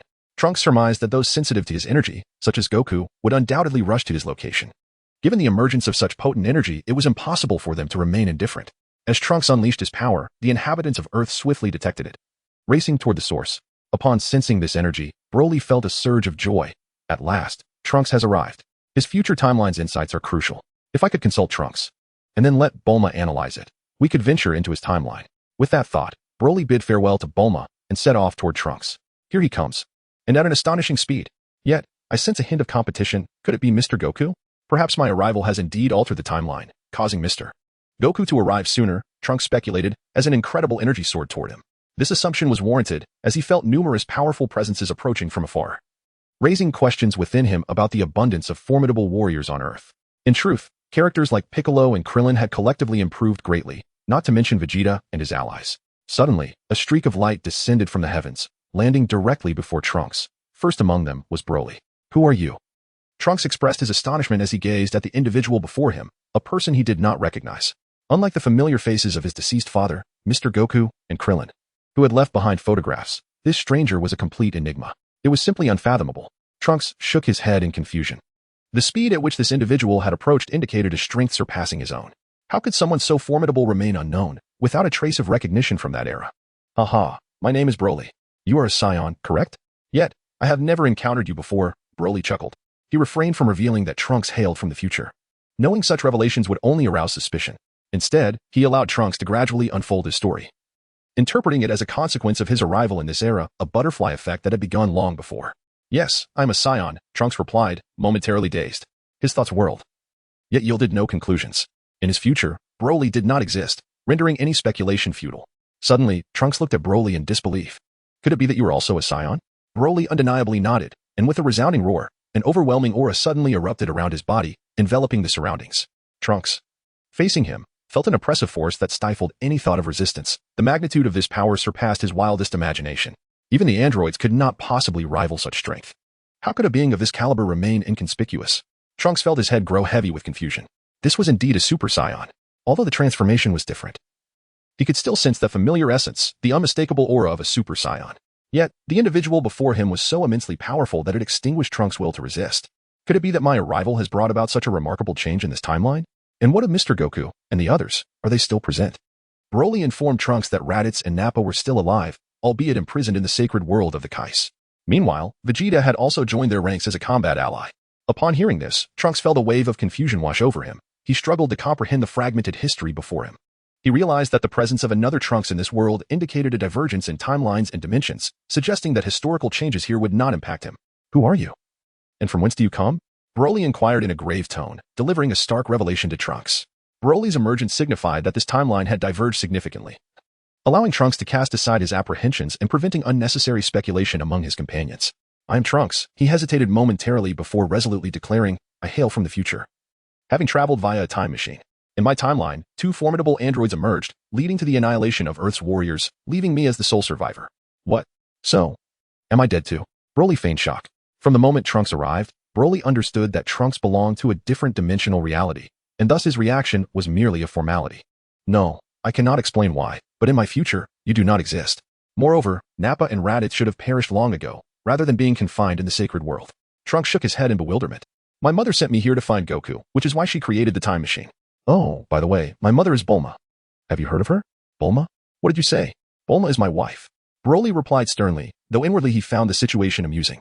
Nonetheless, he maintained the facade. Your wife? This is completely different, truly a world apart, Trunks lamented, his expression one of astonishment. Mr. Broly, could you enlighten me about significant events that have transpired in this world? Certainly. Broly proceeded to recount various occurrences, including the distinctions of this future and the existence of Frisia's brother, Cooler. Each revelation shocked Trunks, as he realized the vast differences in this world where he had no place. Nevertheless, he found solace in the fact that Goku, Krillin, and others still existed, suggesting that this was merely a shift in time rather than an entirely alternate reality. Now that I understand, let me share about my future. Trunks finally gathered his thoughts and accepted the truth. I am Trunks, and Earth was once peaceful, until the arrival of two androids thrust it into chaos. Countless lives were claimed at the hands of these androids, leaving the world in ruins, shrouded in destruction and despair. Slowly, Trunks recounted every detail of his future, revealing his identity, his fears, and the reasons for his arrival. His heavy tone made it clear to Broly that Trunks bore an immense burden, having lost all his friends and companions, leaving only his mother to support him through the darkness. Broly then informed Trunks that a month prior, a girl from the future had also warned Goku and the others about the androids and provided him with a special medicine. Upon hearing this, Trunks remained silent, recognizing that they were already aware of the impending threat, and it was time for him to return. As Trunks prepared to leave, Broly called out to him, inquiring about the spatial nodes and worlds of Trunks' timeline. Trunks willingly shared this information before departing in his time machine, promising to return in 2 years to seek a method to defeat the androids, and then vanished into the ether. Chapter 30. The emergence of the androids. Time passed, and soon Vegeta, Goku, Krillin, Piccolo, and Tien arrived, finally gathering together. Upon seeing Broly standing alone, they approached him, eager to learn what had transpired. Earlier, a young man named Trunks, who also hails from the future, came to inform us about the androids, Broly explained. In his timeline, it seems that all of Earth's warriors were slaughtered by these androids, leaving Trunks as the sole survivor. He came not only to alert us, but also to deliver medicine for Goku's heart condition. While you already possess the medicine from the girl, it is prudent to have more on hand. Additionally, he expressed a desire to learn how to eliminate the androids. Wait, you mean to say everyone was killed by the androids? Is Broly not their match either? Goku exclaimed in disbelief, and even Piccolo and Vegeta wore expressions of shock. They were aware of Broly's formidable strength, having never witnessed him unleash his full power. Despite this, Goku, Vegeta, and Piccolo understood that even at their peak, they could not rival Broly's might, which is why they had refrained from challenging him. Well, he mentioned that my existence does not occur in his timeline, so he was unaware. Broly replied. However, the crux of the matter is that we can confirm the androids will indeed appear in 2 years. If we do not train diligently now, we risk meeting the same fate. Upon hearing Broly's words, everyone nodded in agreement and hurriedly departed, knowing they needed to intensify their training in preparation for the formidable foes that awaited them. Broly returned to find Bulma, sharing with her the information he had acquired from Trunks regarding the time nodes, urging her to expedite her research. He briefly recounted Trunks' situation, prompting Bulma to take the data for further study. Meanwhile, Broly delved into his own rigorous training regimen. During the subsequent 2 years, each of them engaged in increasingly grueling training. Meanwhile, after receiving the data from Broly, Bulma dedicated time to understanding the principles behind the time machine. She eventually conveyed to Broly that, even with the capabilities of Capsule Corporation, it would take a staggering 10 years to construct a time machine, and at least another year to gather the necessary energy for round trips. Broly could not help but admire the future Bulma, who had managed to create such a device in just 17 years under dire circumstances. Truly remarkable. After Broly learned about the situation, he pondered deeply whether he could achieve it. After much contemplation, he confirmed that with a specific time and location, it was indeed possible. He then instructed Bulma to disassemble the time machine to establish the correct time setting, intending to synchronize it with his world once Trunks arrived. Perhaps during this temporal journey, he could grasp the profound truths of existence. As time flowed swiftly, 2 years passed in the blink of an eye. On September 25th, what appeared to be an ordinary day, the sun rose as it always did. The Dragon Ball warriors concluded their training and gathered on a large island located 9 kilometers off Southeast Island. It was Tien and Kaiatsu, Krillin, floating in the air. Spotted a few figures standing atop the island's peak and descended alongside Goku, Piccolo, and Gohan. We were waiting for you. You're late. Wow, Gohan has grown so tall. Bulma exclaimed, cradling a child in her arms near the spaceship. Honestly, how could you agree to come here? Goku asked helplessly. I just wanted to watch the battle. It's fine. I'll just take a quick look at the androids and head back. Bulma replied nonchalantly. Krillin, with his mouth agape, exclaimed. What surprises me the most is what Bulma is holding. Is this your child with Broly? What is their name? Bang. Bulma kicked Krillin on the calf. Her brows knitted in displeasure. How can you speak like that? This is my child, not something. She retorted. Well, we do have a name. It's Cher. Which Broly came up with. Isn't it lovely? At that moment, 2 oddly dressed figures appeared on the island. One a rotund fellow, and the other an elderly man. Both adorned with the RR insignia, representing the Red Ribbon Army. The Dragon Ball group, having not yet encountered the androids, wondered why no one had shown up. Tien, perplexed, remarked, what is going on? Oh no. I just remembered that girl mentioned the androids don't have any energy signatures. Goku exclaimed. The group then realized. What should we do? Let us spread out and search, but don't venture too far. Goku instructed. If you find anything, notify everyone immediately. With that, they scattered to carry out their search. Goku landed atop a dome-shaped building, surveying the town from his vantage point. Damn it, where could they be? I should have asked Cher to describe their appearances, he muttered in frustration, having found no trace of the androids. In a short while, Kaiatsu was ambushed. And Goku and the others quickly noticed Kaiatsu's energy had vanished and rushed to his aid, using Senzu beans to revive him. After a heated exchange, tensions escalated. And soon they found a secluded island to commence their battle. Chapter 31. The heart attack. The fight erupted swiftly, with 2 figures entangled in a fierce struggle. Goku's movements were significantly swifter than during the Namek saga. Each punch and kick struck like a devastating cannon. Opposing him, the seemingly chubby android, despite his bulk, matched Goku's speed and strength remarkably well. Damn it. I can't believe my partner is holding his own against Goku. The tall, lean android thought. Observing from a distance with furrowed brows, Krillin and the others stood nearby, their expressions growing serious as they watched the intense battle unfold. It seems that Goku and this android are evenly matched, Krillin speculated, his gaze fixed on the airborne duel. No, Piccolo shook his head, a smirk playing on his lips. Goku is holding back his true power, and don't forget, he can transform into a Super Saiyan. Just as Piccolo finished, Goku transformed, catching the android off guard, though he maintained his composure. Throughout the ensuing battle, Goku continued to dominate Android 19, delivering a powerful kick that sent the android crashing into the ground.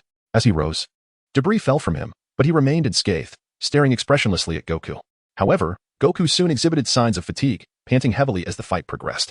Seeing the android rise without a scratch ignited his fury, and he unleashed a Kamehameha wave, hoping to end the battle decisively.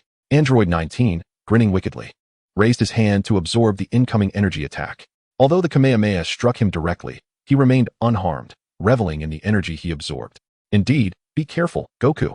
The enemy can absorb energy, so refrain from using energy blasts against him. Piccolo warned, wary of being captured by the android's grasp. As Goku and the rejuvenated Android 19 clashed, the tide soon turned against Goku. In a shocking turn of events, Goku collapsed, clutching his heart, gasping for breath as the strain intensified with each attack from the android. Seeing Goku's distress, the others could not remain idle and instinctively leaped into action to help. However, Android 20 seemed to anticipate their reaction, smirking ominously at the group and signaling Android 19. In an instant, 19 appeared beside Goku, seizing him by the neck. In the blink of an eye, the group's momentum halted, shocked into inaction by this sudden turn. Just as Android 20 reveled in his triumph, Android 19 attempted to siphon Goku's energy, only to be sent flying by a kick from Vegeta, who had arrived just in time. As in the original tale, Goku was taken away by Kaiatsu, while Vegeta, having transformed into a Super Saiyan, easily dispatched Android 19. Witnessing the unfolding chaos, Android 20 unleashed an energy blast to cover his escape amidst the ensuing smoke. At this moment, Trunks arrived in the time machine, and everyone felt the shift. Looking upward as the spaceship gradually descended, a young boy emerged, soon recognized as the one they had missed previously. He informed them that the androids they had just battled were not the ones he knew. Piccolo recalled that Broly's daughter had mentioned a pair of androids, a male and a female, and upon inquiring, the boy confirmed this. The group then dispersed to search for Android 20's whereabouts. Chapter 32, The Death of Dr. Gero. As the group scattered in search of Android 20, Broly had just returned Bulma home. Concerned for everyone's safety, she urged Broly to assist. Don't worry. The real androids haven't shown themselves yet. I'll only step in when the two genuine ones appear. Trust me, everyone will be fine. Don't forget, I can instantaneously teleport, Broly said affectionately, gazing at Bulma. Okay, just be careful yourself. I'll wait for your return at home, Bulma replied. Bulma expressed her frustration. And soon the group dispersed in search of Android 20, only to reconvene with disheartened exclamations of his escape. Vegeta continued his anxious and furious pursuit of Android 20's whereabouts. At that moment, Trunks inquired about Goku and Broly, questioning their absence from the scene. My father's heart condition has flared up. Uncle Broly just took Aunt Bulma home. He should return shortly, Gohan said, his fair face etched with concern. It seems even the timing of their ailments differs. Trunks murmured with worry. At this juncture, Piccolo posed a crucial question. What exactly do the androids you mentioned look like? I cannot afford to make another mistake. Android 17 is a black-haired youth with a scarf around his neck, while Android 18 resembles a girl, dressed similarly to me. Both bearing a cold demeanor and adorned with circular earrings, making them easily recognizable, Trunks replied.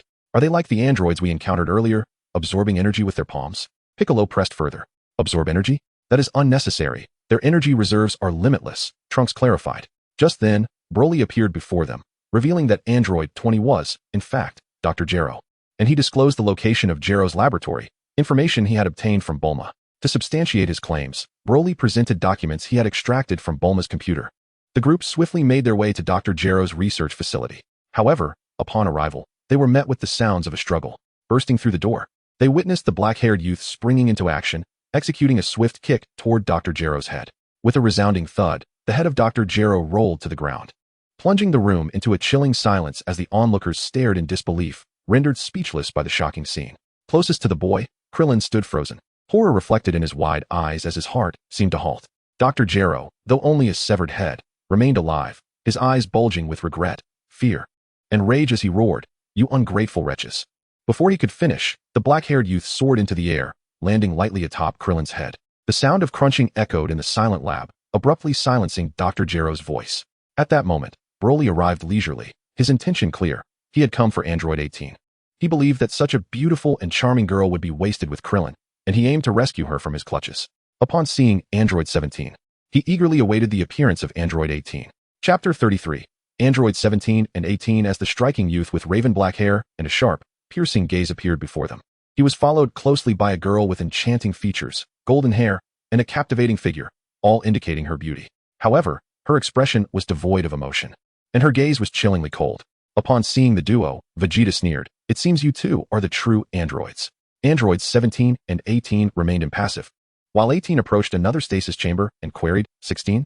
I do not recall such a model. Android 17 shook his head in agreement, suggesting, why not open it and find out? With that, Android 18 opened the chamber, and Android 16 awakened instantly. He was tall, with a pineapple-shaped hairstyle, clad in green attire, and sporting vibrant red hair. As Android 16 stepped out, Vegeta's fury erupted. He felt utterly disregarded. How could he not be enraged by such blatant dismissal? With a cold snort, he gathered his energy and hurled a powerful energy blast towards Android 17, 18, and 16. The explosion shook the very mountains, sending dust and debris into the air as the ground sank beneath them, while Vegeta ascended into the sky. To his astonishment, 17, 18, and 16 emerged from the smoke unscathed, hovering in the air as a palpable tension built for an imminent clash. Since Android 18's arrival, Broly's gaze had not strayed from her, captivated by her beauty and physique. How could such a lovely and charming girl be with that bald-headed Krillin? No, she is mine, he silently vowed. Approaching Vegeta, Broly stated, Vegeta, you can fight 17 and 16, just leave 18 to me. And without awaiting Vegeta's response, he retreated to the group. Android 17, expressionless, regarded Vegeta with a chilling tone. I do not wish to waste time on you. My target is Goku. At this, Vegeta's expression twisted into a more menacing scowl, his hair transforming into a blazing golden hue, radiating an overwhelming aura of malice. As his energy surged, the ground beneath him cracked and splintered. In an instant, Vegeta vanished, leaving behind mere afterimages, reappearing before Android 17, striking out with a fierce punch. The force of his blow sent a gust that ruffled 17's hair as Vegeta roared, intensifying the weight of his attack, which sliced through the air with a piercing sound. Android 17 evaded the assault deftly, his eyes sharp as he unleashed 5 rapid bursts of energy. Boom, boom, boom. Vegeta propelled himself into the air, twisting like a dragon, skillfully dodging Android 17's onslaught. In the ensuing clash, their movements became a blur, leaving even Piccolo, observing from the ground, bewildered and unable to keep pace with their speed. So fast, Piccolo thought, his face pale as he struggled to comprehend the battle unfolding before him, realizing he was utterly outmatched. As the spectators were entranced by the aerial duel, a cold voice interrupted, "Then allow me to deal with you." Startled, the group turned to find the previously silent golden-haired girl stepping forward. Although the individual before him was a woman, Piccolo could not dismiss her as mere inferior. Having discerned her true identity as an android, "Do not be so tense. I will handle this, lady," Broly remarked casually, prompting the others to relax and refocus on the battle between Vegeta and Android 17. At that moment, Broly floated before Android 18, exclaiming, "Such a beautiful girl. Yet you resort to violence so easily. This is unseemly." Before Broly could finish his sentence, Android 18, incensed, swiftly raised her elbow to strike him. Unperturbed, Broly caught her arm, twisting it behind her back. Undaunted, she attempted to retaliate with her other hand, only to have it seized as well. As she struggled, her attempts were futile, leaving her immobilized. Broly reveled in the moment as her struggles pressed them closely together. "Enough of the resistance, my dear. It is futile. Just watch the battle between 17 and Vegeta," he said. Upon hearing his words, Android 18 ceased her struggles, but the position left her flushed with embarrassment. Noticing her blush, Broly momentarily lost focus, his strength waning, allowing Android 18 to slip free and shoot him a fierce glare before refraining from further confrontation. Meanwhile, the others could only watch in disbelief at how the skirmish had devolved into an unexpected embrace. The ferocious battle between 17 and Vegeta raged on. With a resounding boom, one combatant was hurled into a hillside, embedding themselves in the rocky terrain. 17's long hair whipped in the tempest as he darted towards the dinted hill. Halting at a vantage point above the ground, he unleashed a barrage of radiant energy waves, assaulting the already crumbling hill like a tempest. Just as a multitude of energy waves converged in an intricate web of attack, a cold, defiant roar resounded, followed by a brilliant golden light exploding like the sun. Vegeta, clad in his blue battle attire, with his golden hair standing on end, emanated an overwhelming aura as he swiftly retaliated against the incoming energy waves. The energies collided, illuminating the sky with a kaleidoscope of colors accompanied by a cacophony of booming sounds. As their battle intensified, the ground trembled and fractured, the atmosphere swirling around them, showcasing their formidable prowess. "Is this all the power you possess?" Android 17 taunted, a disdainful glint in his eyes. He suddenly accelerated, appearing before Vegeta and launching a fierce onslaught. Confronted with 17's blatant provocation, Vegeta's expression darkened, yet he found himself unable to counterattack amidst the relentless barrage, resorting to evasive maneuvers. As 17's strikes grew increasingly ferocious, Vegeta's dodges became clumsier, and after absorbing several blows, he was forced to retreat, leaving a trail of golden light behind him. With a resounding crash, 17 raised his fist, landing a devastating blow to Vegeta's chin, sending him careening into a desolate expanse. The swirling dust obscured the air as Vegeta's body sank into the cold earth, while 17 vanished from sight, reappearing beside him. "You wretched fool!"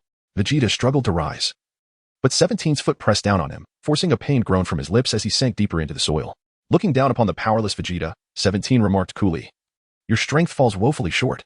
At that moment, Broly intervened, declaring that "'S enough, 17. While you are androids, it seems you do not indulge in senseless slaughter. Why not take a different path, away from Goku?" Hearing Broly's words, Android 18 shot him a furious glare before departing alongside 16 and 17. Just as they were about to vanish, Broly's voice echoed, "Oh, 18. I will come looking for you later, so wait for me." Almost losing her balance in midair, Android 18 hastened her flight. The others regarded Broly with bemusement as he urged, "What are you staring at? Let us head back." Krillin handed a Senzu bean to Trunks, who was to administer it to Vegeta, and the group prepared to leave. Vegeta, his countenance stormy and trembling with rage, felt the sting of his humiliating defeat against the androids. "What a disgrace!" he bellowed, soaring into the sky alone. "Let him be. Ever since he became a Super Saiyan, he has grown arrogant. This blow to his pride will surely be significant," Piccolo remarked, intercepting Trunks, who intended to follow. Trunks hesitated, seemingly recalling something, then fell silent. Pondering aloud, "These androids are unlike any I have encountered. The ones I knew did not possess such formidable strength, nor did they exhibit such a distinct mentality. They seem far from brutal." Broly approached, saying, "Trunks, allow me a glimpse of your time machine." Trunks, somewhat perplexed, inquired, "What's the matter?" "Oh, nothing much. Just show it to me," Broly replied. "2 years ago, I stumbled upon a time machine in the western suburbs, and I now keep it at home. You can take a look at it later. For now, please present yours." Trunks, astonished at the existence of another time machine, wondered how that could be possible. Nevertheless, he retrieved a capsule and tossed it aside. Broly stepped forward and utilized the time machine's modification recording device to document the temporal fluctuations of Trunks' world. "Excellent," Broly exclaimed. "Does this mean I can traverse between these two worlds?" Chapter 34, Broly vs. Broly. For the time being, matters reached a temporary conclusion. As Piccolo appeared to have made a decision and soared toward the sacred world of the Kais, Broly intended to explore the time-space nexus. Embarking on a journey with Trunks back to Bulma's residence to examine the time machine, he bid farewell to Bulma, expressing his intent to be away for a while and requesting her to care for Kairatsu. Bulma, reluctant to part ways, exchanged heartfelt goodbyes. Once Broly had gathered his belongings, he initiated the connection to the time-space point, instantly finding himself enveloped in a kaleidoscopic tunnel. In a fleeting moment, he glimpsed something elusive before it vanished, revealing a desolate street, eerily silent and devoid of life. Clearly not his world. Indeed, he had succeeded, though the experience had been too swift to comprehend fully. Upon closing his eyes and attuning his senses, a wave of frustration surged within him. The global population was shockingly under 100,000. No wonder Trunks harbored such animosity towards the androids. These creations were utterly detestable. Though it bore no direct relevance to him, witnessing this desolation ignited his ire. However, Trunks would return in a few days, rendering these androids inconsequential, though a lesson could certainly be imparted.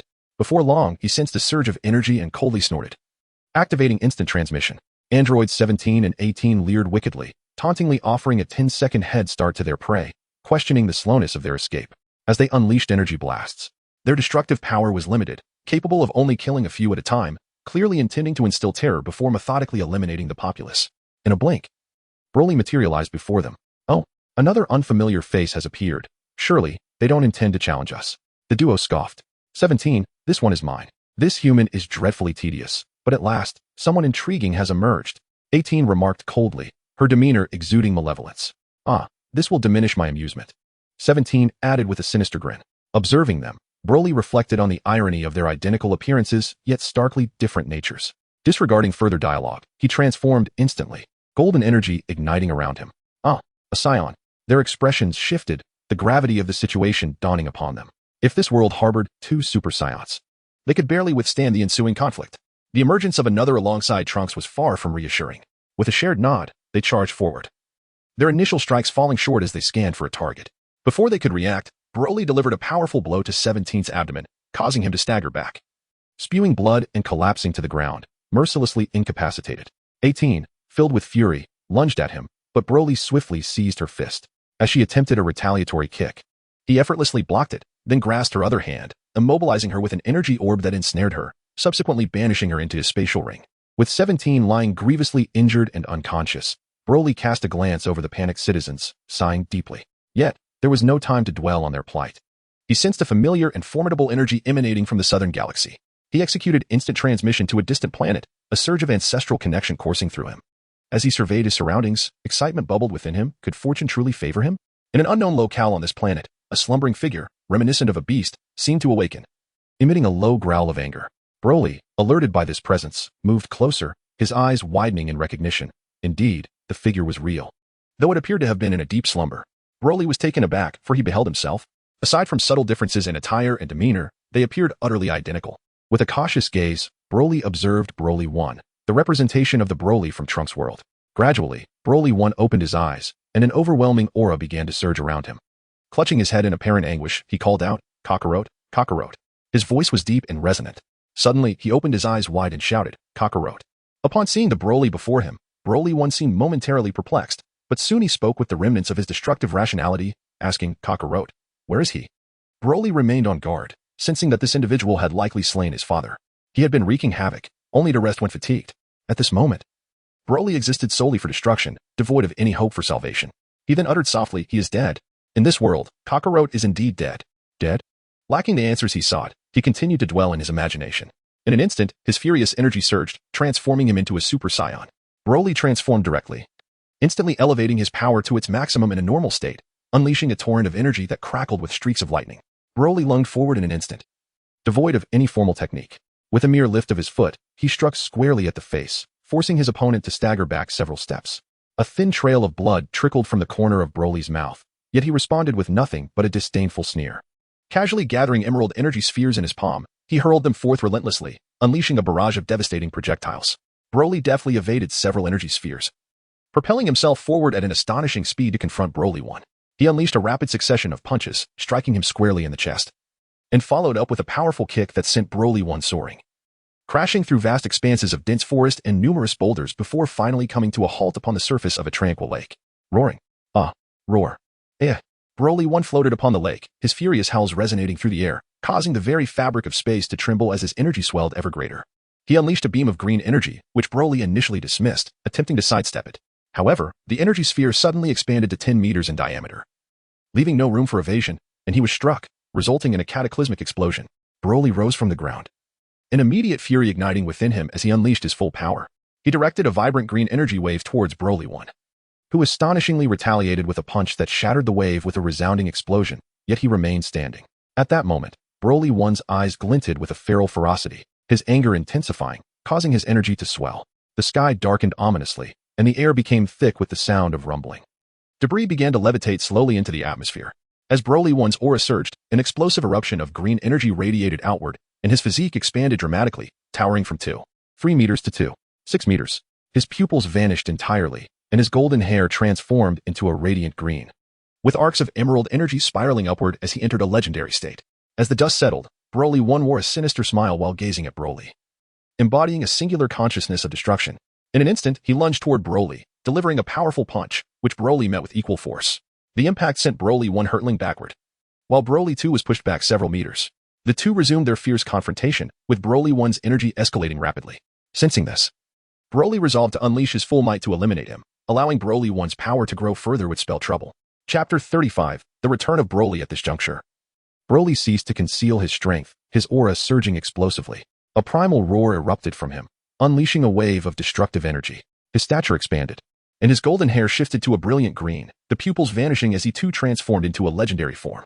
Both warriors now stood in their legendary states, and Broly 1 sensed a formidable threat. He charged at Broly, who responded by unleashing a brilliant energy sphere toward the oncoming Broly 1. Upon witnessing the unfolding chaos, Broly unleashed a vibrant green energy sphere towards Broly 1. The two energies collided with a resounding force, causing Broly's energy orb to dissipate the green sphere of Broly 1 in an instant, hurtling towards him. Broly 1, sensing the impending threat, swiftly evaded the attack, redirecting his charge straight at Broly, devoid of any technique, driven solely by primal instinct with the singular aim of tearing his adversary apart. The two combatants engaged in a relentless exchange, characterized by direct assaults, each relying solely on their speed and strength. Die! Broly roared as he concentrated his energy into a compact sphere and hurled it forth. Broly 1 responded with a fierce shout, charging headlong into the fray without any attempt to evade, determined to vanquish his foe through sheer might. The impact was cataclysmic. Though he did not achieve his goal and sustained injuries, the pain only fueled his rage, escalating his power to a level that nearly matched Broly's. In a fit of manic laughter, Broly 1 charged at Broly, and their fists collided with tremendous force. Both warriors were sent reeling backward. Yet neither paid heed to their predicament. They quickly regained their footing, bracing themselves with their hands against the ground, and surged back towards each other. Broly 1 halted his backward momentum and charged forward directly at Broly. With a thunderous clash, they collided once more, grasping each other's hands and initiating a fierce struggle for dominance. Broly suddenly struck, delivering a knee to Broly 1's jaw. Unfazed, Broly 1 seized the opportunity to lift Broly upwards, executing a powerful kick that landed squarely on him. The two engaged in a relentless exchange of blows, their strength escalating with each strike. The very fabric of the universe seemed to tremble in response to their clash, as dimensional rifts began to manifest in the space around them. The sound of their fierce confrontation echoed, bang, bang, bang. Once more, they launched into a fierce assault, their fists and feet colliding with a resounding impact. With a powerful thud, they both recoiled, only to rebound and collide once again in an explosive display of power. Broly delivered a powerful punch that struck his opponent, and with seamless agility, he countered by delivering a swift kick that sent him soaring through the air. At this moment, Broly's injuries, a result of his wish for immortality made to the gods years ago, were rapidly healing. In contrast, Broly 1's wounds remained irreparable, and the advantage began to unfold gradually. Yet, Broly 1 erupted into a maniacal laughter, his aura surging once more, despite his grievous injuries. In a state of extreme bloodlust and frenzy, Broly 1 was unfazed. He surged forward with reckless abandon towards Broly. In an instant, Broly reciprocated, and the two engaged in a relentless exchange of blows, embroiled in a brutal melee. Fall before me, Broly shouted, unleashing a flurry of punches that tore through the air.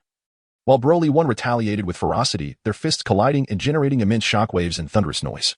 Broly, unwilling to remain in suspense any longer, unleashed a surge of energy. Channeling it into his right fist, elevating his power to its zenith, he charged directly at Broly 1, who, in response, emitted a fierce roar and retaliated in anger with a punch of his own. The collision was thunderous, each striking the other's chest. Broly 1 was sent hurtling backward, his speed and strength compromised by the impact, a fresh wound gaping on his chest. Yet, before he could descend, Broly pursued relentlessly, delivering a devastating blow that shattered Broly 1's feeble defense and struck his chest once more. Broly 1 crashed heavily to the ground, and Broly swiftly approached, unleashing a relentless barrage of punches upon him. Ultimately, Broly delivered a powerful kick that sent Broly 1 flying, skidding across the ground for several dozen meters before coming to a halt with a heavy thud. At that moment, Broly 1 was gravely injured, unable to maintain his legendary form, reverting to his original state. He collapsed, coughing blood incessantly. Broly, standing before him, remarked, "Ah, splendid. You are the first to compel me to unleash my full power, and the first to endure for so long in my presence. In gratitude, I shall ensure that both you and this planet vanish. Farewell, Broly 1. At that instant, Broly's voice echoed, "Cough. Kakarot. Kakarot." Broly then unleashed a mighty roar, enveloping himself in a protective shield as he ascended into the cosmos. He gathered a colossal energy sphere and hurled it toward the planet. The impact was cataclysmic, causing the planet to explode like a dazzling firework, and Broly 1 vanished along with it in the vastness of space. Well, it is time to return. I wonder how things stand on Earth now. Has Cell reached his final form? With that thought, he instantaneously departed from that moment in time.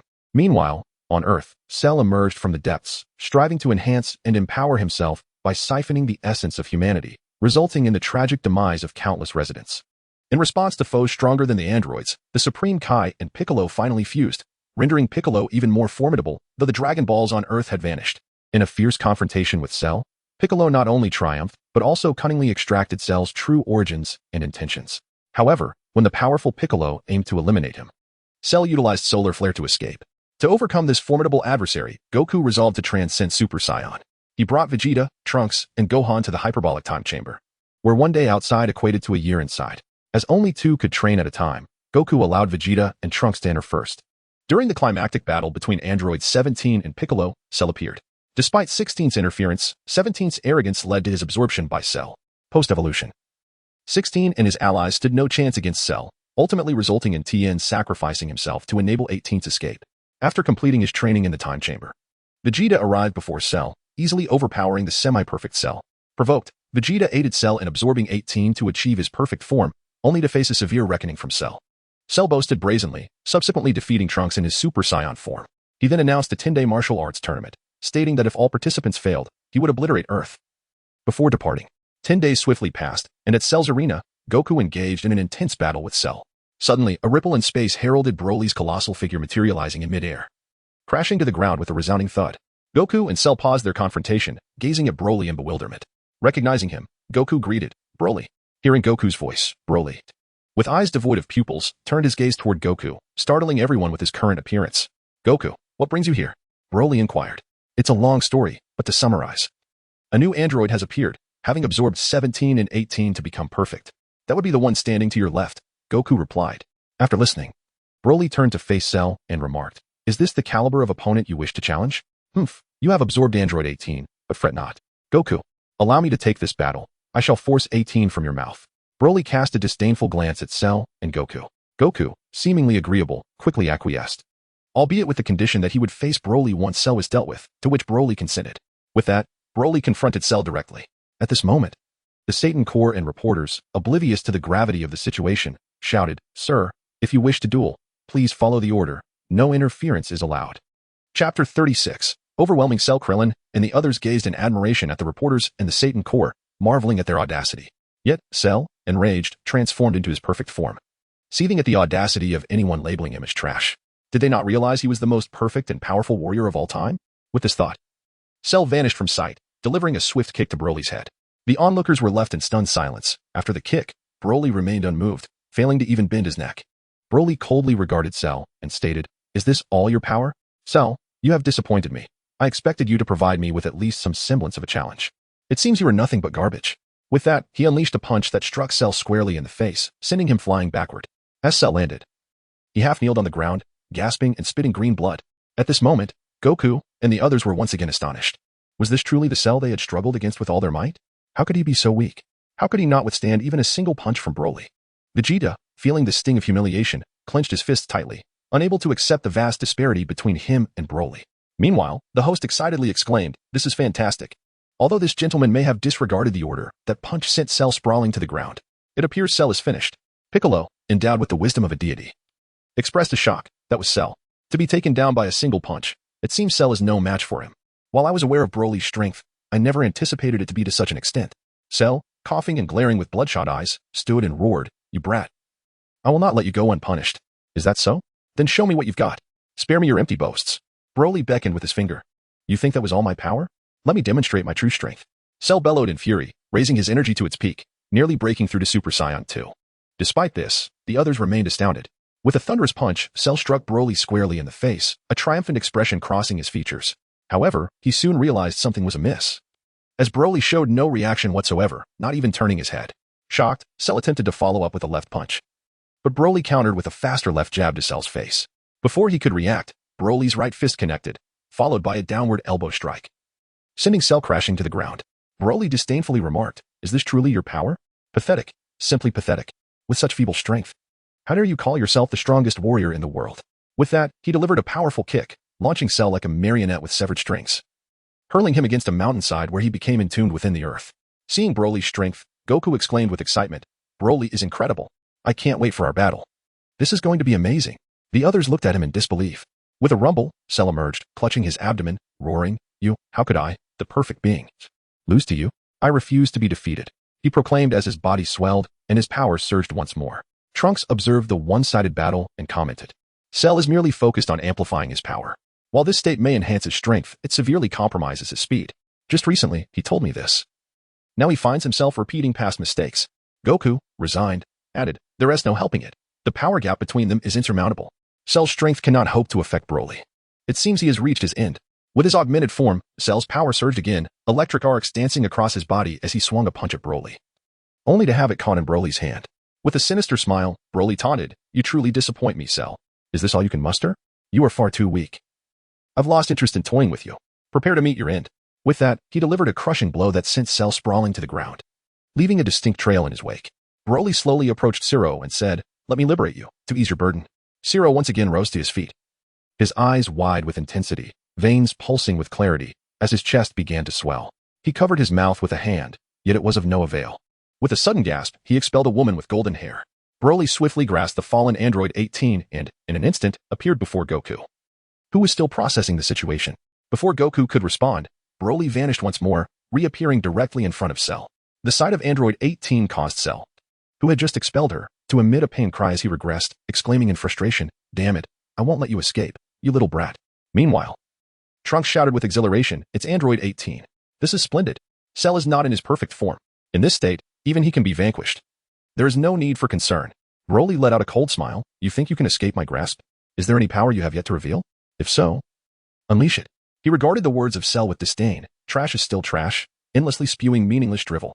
With a roar, Cell maximized his energy, his body swelling in size. Broly observed him coldly as Cell laughed maniacally. "Ha! I will ensure your demise. In just 1 minute, I shall explode, and the earth will perish alongside me. I expected more from you."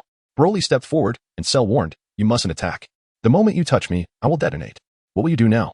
The onlookers were taken aback, while Goku's expression suddenly turned resolute, as if he was contemplating a course of action. "Is that so?" In an instant, Broly grasped Cell, a protective shield emerging at his side. Within a heartbeat, he transported Cell to the vastness of space and waved his hand, slowly initiating his own self-destruction. "I shall not entertain you any longer," he declared, vanishing in a flash. "You, stand still," Cell screamed in rage. His eyes filled with a fierce and unwilling light as he watched Broly disappear. However, the self-destruction had already commenced, completely beyond his control. His body was immobile, and he could only watch helplessly as he expanded, the ferocity of his energy surging ever more intensely, slowly seeping from his form. His skin cracked, blood gushed forth, and his visage twisted in agony, resembling a vengeful demon from the depths of hell, awaiting his demise. "I shall not accept this," he howled in despair. Boom! A thunderous explosion echoed in the emptiness of space, where the medium for sound was scant, causing the noise to diminish. Nevertheless, the immense shockwave radiated outward, transforming the once tranquil cosmos into a tempest of chaos. Approximately half an hour later, tranquility returned. Goku and the others were unprepared for Broly's disappearance with Cell, anxiously awaiting his return. At that moment, Piccolo inquired, was Broly's transformation earlier a Super Saiyan form? Aren't Super Saiyans characterized by golden hair and blue eyes? His stature was not only taller but also bore green hair and white pupils, which certainly did not resemble an ordinary state. The group fell silent, contemplating the unknown. And Goku suggested, if no one knows, we can wait for Broly to return and ask him. They all nodded in agreement, awaiting Broly's return. Chapter 37. Cell's demise. Vegeta pondered, slightly perplexed but uncertain. Just then, Broly suddenly appeared before them, and everyone quickly surrounded him, bombarding him with questions. Where did you send Cell? Is he dead? What state are you in now? Overwhelmed by their inquiries, Broly rubbed his temples and said, please, one at a time. I transported Cell into space, but whether he is alive or dead remains unknown. As for the third question, I believe Vegeta is more qualified to answer. He directed the question towards Vegeta, and all eyes turned to him. At that moment, Broly reached out to take Android 18 from Goku, while the group awaited Vegeta's response. Vegeta glanced at Broly, as if struck by a realization, and addressed the others. I cannot be certain, but it seems that his appearance and state resemble the legendary Super Saiyan. Trunks interjected, Super Saiyan? Aren't we Super Saiyans as well? The others looked at Vegeta with confusion. No, it is not the same. Vegeta replied firmly. He is a Super Saiyan that appears once every 1,000 years. A bloodthirsty and frenzied warrior of legend. That form should be unique to the legendary Super Saiyan. We cannot defeat him. Vegeta expressed with frustration. I am not bloodthirsty or frenzied. My earlier state was merely a result of losing control over my energy, leading to emotional volatility. However, I have since mastered it. So you need not worry, Broly reassured them, noticing their anxious expressions. The group contemplated his words and nodded, feeling relieved that had Broly lost control, he would have unleashed indiscriminate destruction. Goku challenged, so, do you still wish to fight? If so, I am prepared to accept your challenge. But you currently fail to ignite my interest in battle. Goku assessed himself and then Broly, stating, let us postpone our contest. I will surpass you for sure. Vegeta clenched his fists tightly, gazing at Broly with determination. One day, I shall surpass both you and Kakarot. Just as he prepared to take flight, a beam of light suddenly shot towards them. Quick, take cover. They all shouted as the beam pierced the ground, turning to see the source. They were shocked to find Cell had returned. The reporter, stunned, remarked, what is happening? The vanished Cell has reappeared. With a triumphant expression, Cell looked at them. Golden energy radiating with electric currents, clearly demonstrating an increase in power. Dead. The group exclaimed in disbelief. Dead. Cell scoffed. I thought I wouldn't survive. But fortune favored me. My core remained intact after the self-destruction, allowing me to resurrect and emerge even stronger. Broly glared at Cell. You worthless trash who only knows how to self-destruct still hasn't kicked the bucket yet? Cell tensed up, then roared back. You think I'm the same as before? Let me tell you, I'm far stronger now. Do you really believe defeating me will be that easy? Is that so? Then show me just how much stronger you've become. Broly lunged forward, his fist crashing toward Cell. The two exchanged blows, but with a sickening crack, Cell's arm shattered instantly. A pain scream escaped him, but Broly showed no mercy. His left fist followed, sending Cell flying backward. Before he could even hit the ground, Broly seized his leg and slammed him into the earth, then delivered another devastating punch. Boom. The ground trembled as a massive crater formed. Gazing down at Cell, who was barely clinging to life, Broly smirked coldly. This is all you've got? And you dare challenge me? This is the power you boasted about? Once again, you've disappointed me. I thought you might at least make me break a sweat this time, but trash will always be trash. No matter how much you struggle, you'll never amount to anything. I've lost interest in playing with you. Now, die. With that, he hurled Cell into the sky and unleashed a devastating energy wave. A final, agonized shriek echoed, then silence. Not a single Cell remained. The others stood frozen. They had all sensed the overwhelming power of Cell's resurrection. Yet Broly had annihilated him in mere moments. Such terrifying strength. It only fueled Goku and Vegeta's burning desire to train harder. As the dust settled, Android 18 stirred awake. Confusion flickered across her face as she saw Gohan and the others. Wasn't I absorbed by Cell? How? Then she realized her predicament. She was being held in the arms of a towering man. Let me go. She struggled, but it was futile. Woman, behave. Stop squirming, or I'll spank you, Broly warned, tightening his grip. 18 stopped resisting but demanded, can you at least put me down? No. Later, the group gathered, questioning Broly about his recent absence. Oh, nothing much. I just took a trip to Trunks' timeline, Broly replied casually. Trunks. All you need to do there is deal with Android 17 and Cell. I already took care of 18, brought her back with me. Then I fought the Broly of that world, which is why it took me so long to return. Wah. The group gasped in shock. Broly sighed. Why the surprise? I had Bulma modify Cell's time machine into a device that records spatial coordinates. I used it to trace Trunks' time machine and bridge the dimensions. Simple. Oh, honestly. Stop overreacting, Broly muttered before continuing. In that world, I encountered myself in South Galaxy. That version of me wasn't so lucky. completely berserk. The moment he saw me, he just snarled, "Where's Kakarot?" and attacked. He quickly transformed into the same state you saw me in earlier, forcing me to go all out. In the end, I had to put him down. Trunks exhaled in relief. I had no idea my timeline faced such a threat, something even worse than the androids. Thank goodness it's been resolved. Broly said, "Well, it's settled. You need not worry." He then turned to Trunks and remarked, "Trunks, I have come to understand your world quite well. At present, neither the androids nor the absent cell are your adversaries. However, I offer you a piece of advice." Trunks inquired, "What is it?" Broly said, "Although uncertain, there should exist a being even more formidable than the recent cell, currently in a sealed state. The method to break the seal involves the energy of a powerful warrior. Therefore, after you vanquish the androids and cell, it would be wise to refrain from displaying excessive strength to avoid drawing attention. Of course, if you can attain power surpassing that of Lightning Cell, then it would pose no issue." The group was taken aback. Stronger than Cell. Trunks, understanding the implication, nodded in agreement. "Yes, I comprehend." At that moment, a journalist, who had been idly observing, rushed over. "Excuse me, sir, may I ask your name and your thoughts on defeating Cell?" The others, "Should I commend your professional ethics?" Broly, somewhat at a loss for words, decided to utter a few courteous phrases. "It is nothing. It is merely everyone's duty. As for my name, let us forego that. I prefer not to be disturbed." After exchanging greetings with the group, he took hold of Android 18 and activated instant transmission, vanishing in an instant, while the others dispersed. Chapter 38, Emotion sweetened. The Cell incident swiftly faded into the past, and the order of the world, as anticipated, began to improve. Unlike the original narrative, Satan did not ascend to the role of savior. Upon Broly's return home with Android 18 to Bulma's residence, Bulma initially harbored reservations toward 18. However, Broly, feeling fortunate due to the circumstances surrounding his battle with Cell, sensed that 18 seemed to be developing an interest in him. Given his own affection for her, he welcomed this development with delight.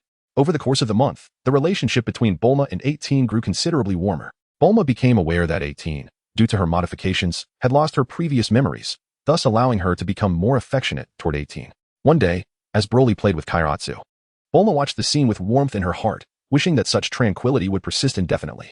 She envisioned a future devoid of enemies, where their family could live peacefully and happily. However, as 18 observed this tender moment, she suddenly felt superfluous, engulfed in a sense of confusion and melancholy. Perhaps her feelings were merely one-sided. Just as she prepared to leave quietly, Bulma, ever attuned to 18's expressions, intercepted her with a smile and inquired, "Where are you going, 18?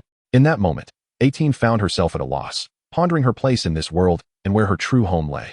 Bulma chuckled. "Since number 18 has nowhere to go, why not join us?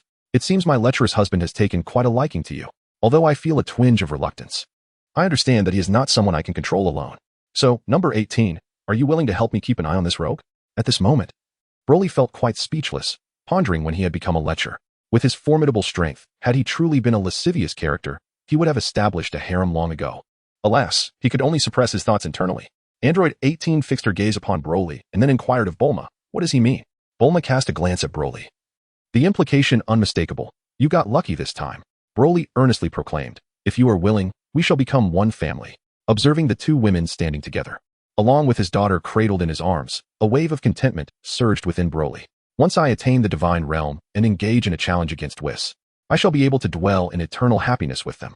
This recent encounter in Trunks' world, battling against Broly 1, though arduous, bore significant benefits.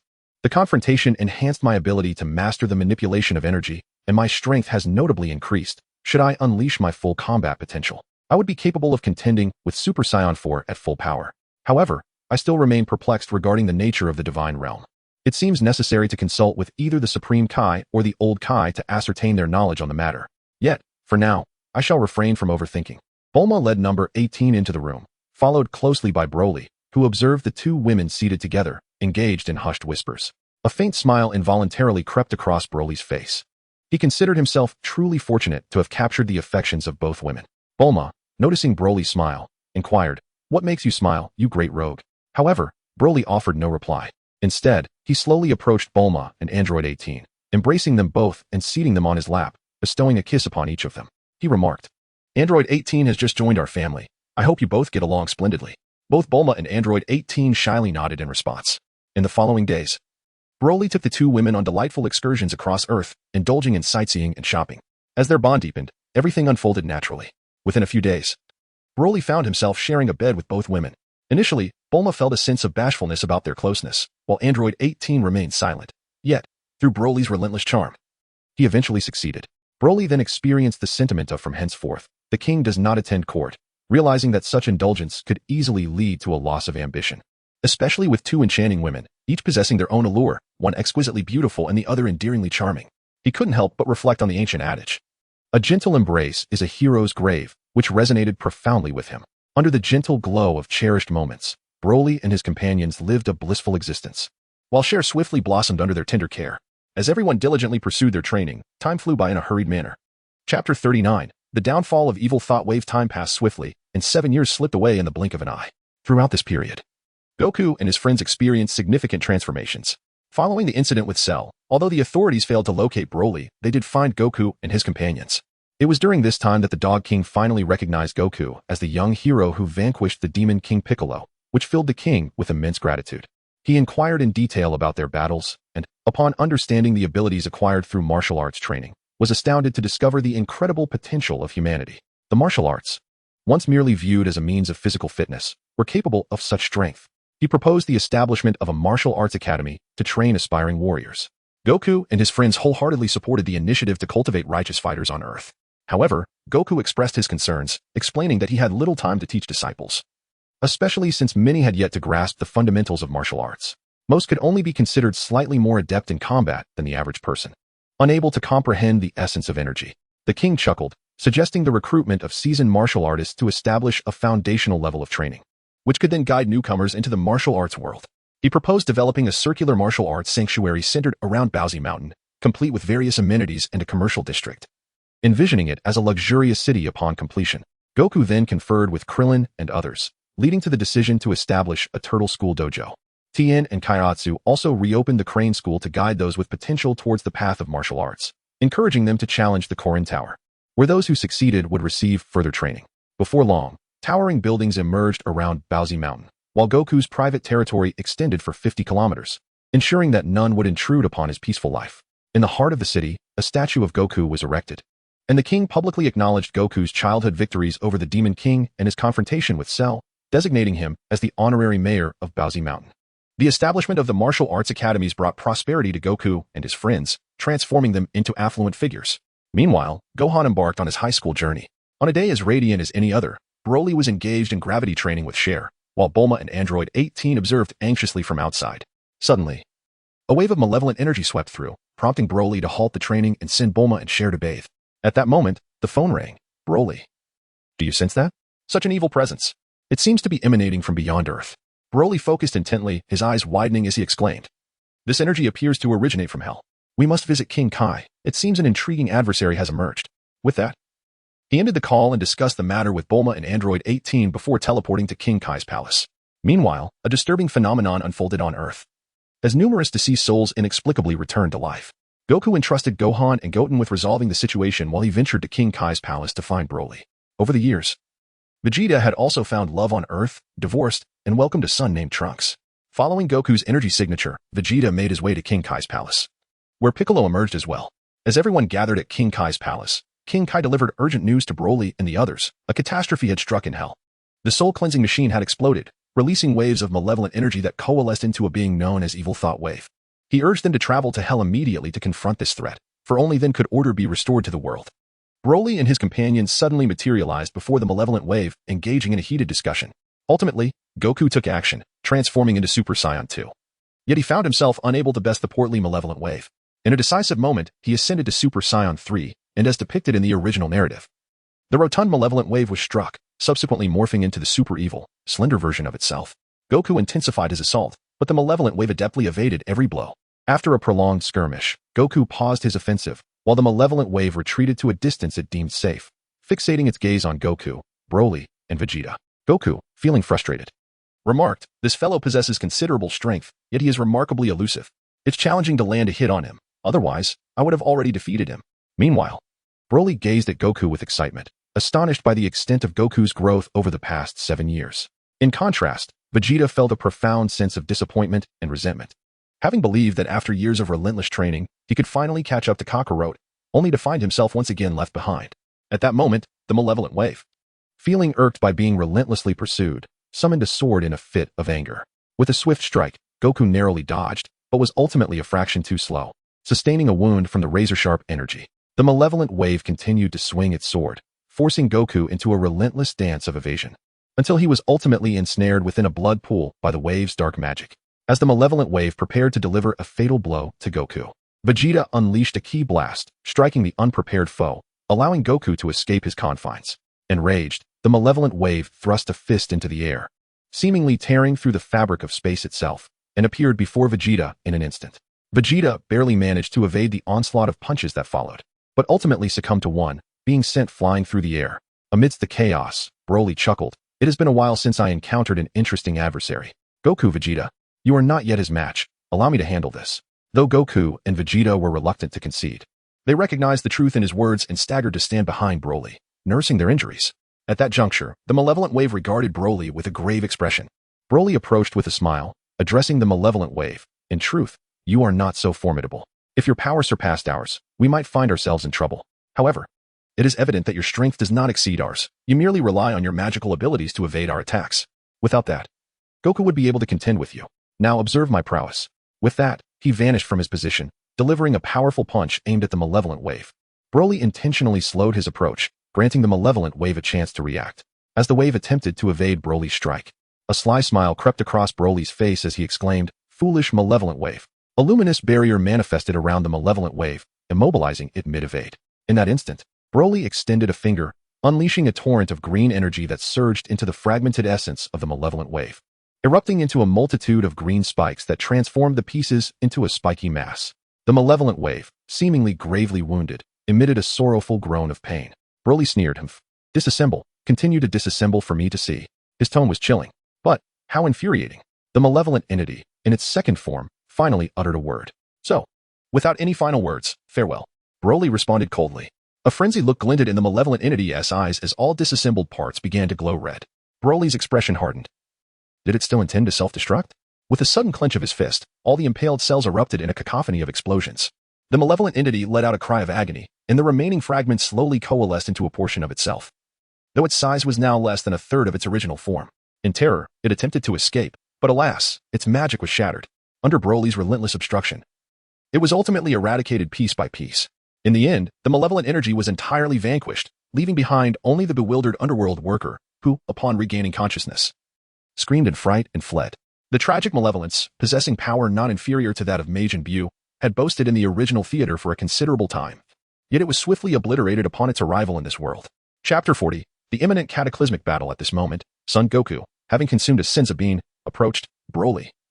"I once thought that even if I couldn't surpass you, my strength should be comparable.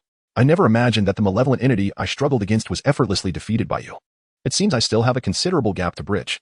Broly chuckled in response, had it not disassembled, and confronted me directly. I too would have found it challenging to dispatch it so effortlessly without utilizing my full strength. Goku nodded in agreement. At that moment, Broly spoke again. "Goku, I have heard that during these 7 years, you trained for 3 years on the Grand Kai's planet and participated in the Underworld's Tournament of Power. Did you learn any new techniques?" Goku nodded affirmatively. "Indeed, I have acquired a new technique, fusion." Broly, already familiar with this technique, smiled upon hearing the explanation. "Goku, how about you and Vegeta fuse and then battle me? I am curious to see how formidable you two become when combined, and whether I can surpass you with my full power. What do you say?" Goku was exhilarated and turned to Vegeta, although Vegeta felt a pang of reluctance. Frustrated by his inability to confront Broly with his own strength, the prospect of battling Broly was undeniably enticing. He yearned to discover the extent of the gap between himself and Broly. Upon realizing this disparity, he would strive even harder to train, aiming to surpass both Broly and Kakarot, as he was the prince of the Saiyans. For years, he had been overshadowed by these two, and the thought of Broly's initiative to battle him and Kakarot thrilled him, even though he felt discontented relying on another's abilities. He was eager to experience the confrontation with Broly to gauge their differences. Initially, when he first saw the fusion pose, he contemplated giving up. But the thought of engaging in a serious battle with Broly reignited his resolve. He temporarily set aside his pride as a Saiyan and earnestly began to study the fusion technique, all for the chance to face Broly. Once Vegeta became adept at fusion, Broly, along with Vegeta and Goku, visited the North Kai to greet him, subsequently asking him to inform their families on Earth and the others. Then, they instantaneously transported to an uninhabited planet, where Vegeta and Goku commenced their fusion. A brilliant flash of light erupted. As the radiance faded, a new warrior emerged, donned in a black vest, with golden energy surging around him. He appeared in his Super Saiyan form, bearing a striking resemblance to both Son Goku and Vegeta. Exuding an aura of cold intensity, the newly born fused warrior. Meanwhile, back on Earth, the others sensed this powerful aura, and the North Kai using the antenna-like feature on his forehead, focused on the impending battle. In the underworld, where order had just been restored, King Yama observed this monumental clash on his television. The people on Earth, with the assistance of Baba the fortune teller's crystal ball, were keenly watching the unfolding confrontation. At that moment, on the Kaishan planet, a powerful force resonated. What a formidable presence! When did such an extraordinary individual descend to our realm? He mused, turning his attention to the imminent battle below. Broly laughed, his joy radiating. Ha ha ha, splendid. This is the kind of power that makes things interesting. And who might you be? The golden-haired warrior responded. I am neither Son Goku nor Vegeta. I am the one destined to defeat you. My name is Gogeta. Gogeta, is it? Then I shall not hold back.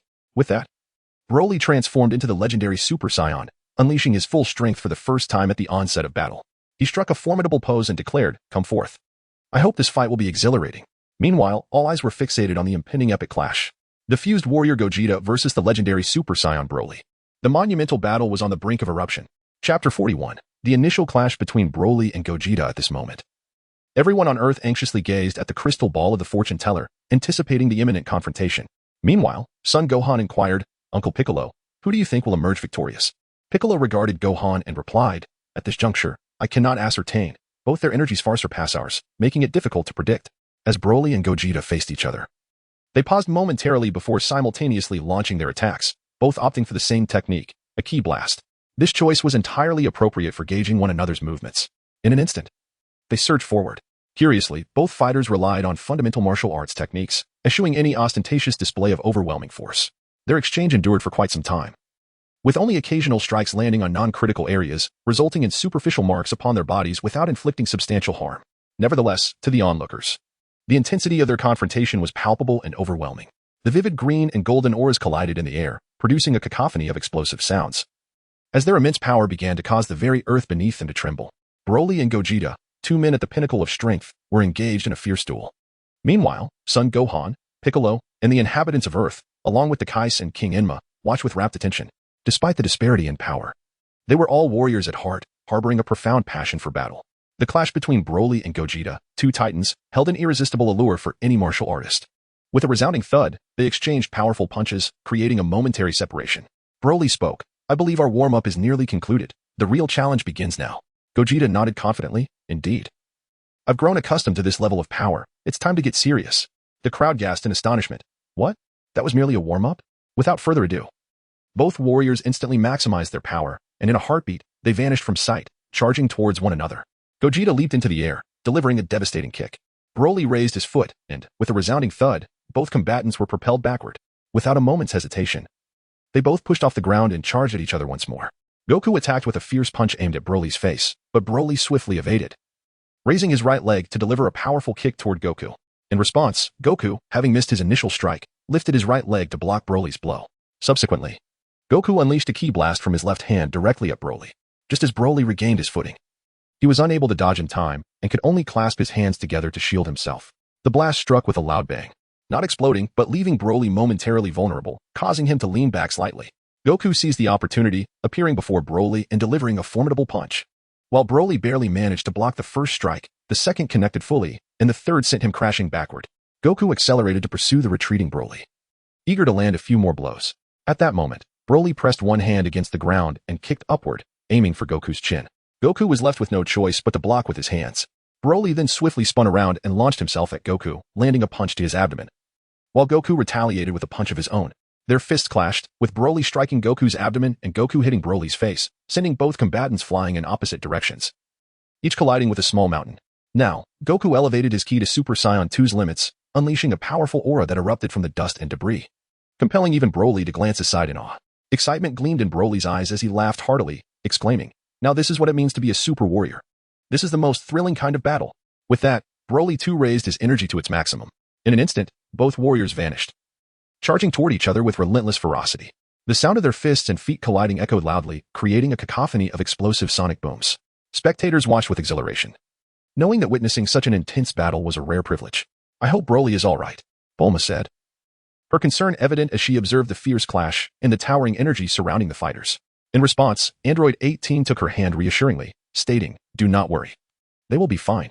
However, she was apprehensive that should the battle escalate further, the outcome might spiral beyond their control. The two fighters had reached a stalemate after exchanging blows. Following their last violent collision, they each retreated, displaying numerous wounds, with both having sustained significant damage. Overall, their conditions were evenly matched. Broly charged forward once again, throwing a punch that Goku blocked with his left hand. Unfazed, Broly pressed on with another punch from his right hand, which Goku deftly deflected. Seizing the moment, Goku lunged forward, aiming to grasp Broly's neck. Broly, unable to evade in time, reached out toward Goku, and both simultaneously unleashed a massive shockwave. The explosion engulfed them, sending them both hurtling backward, crashing heavily onto the ground, leaving deep gouges in the earth.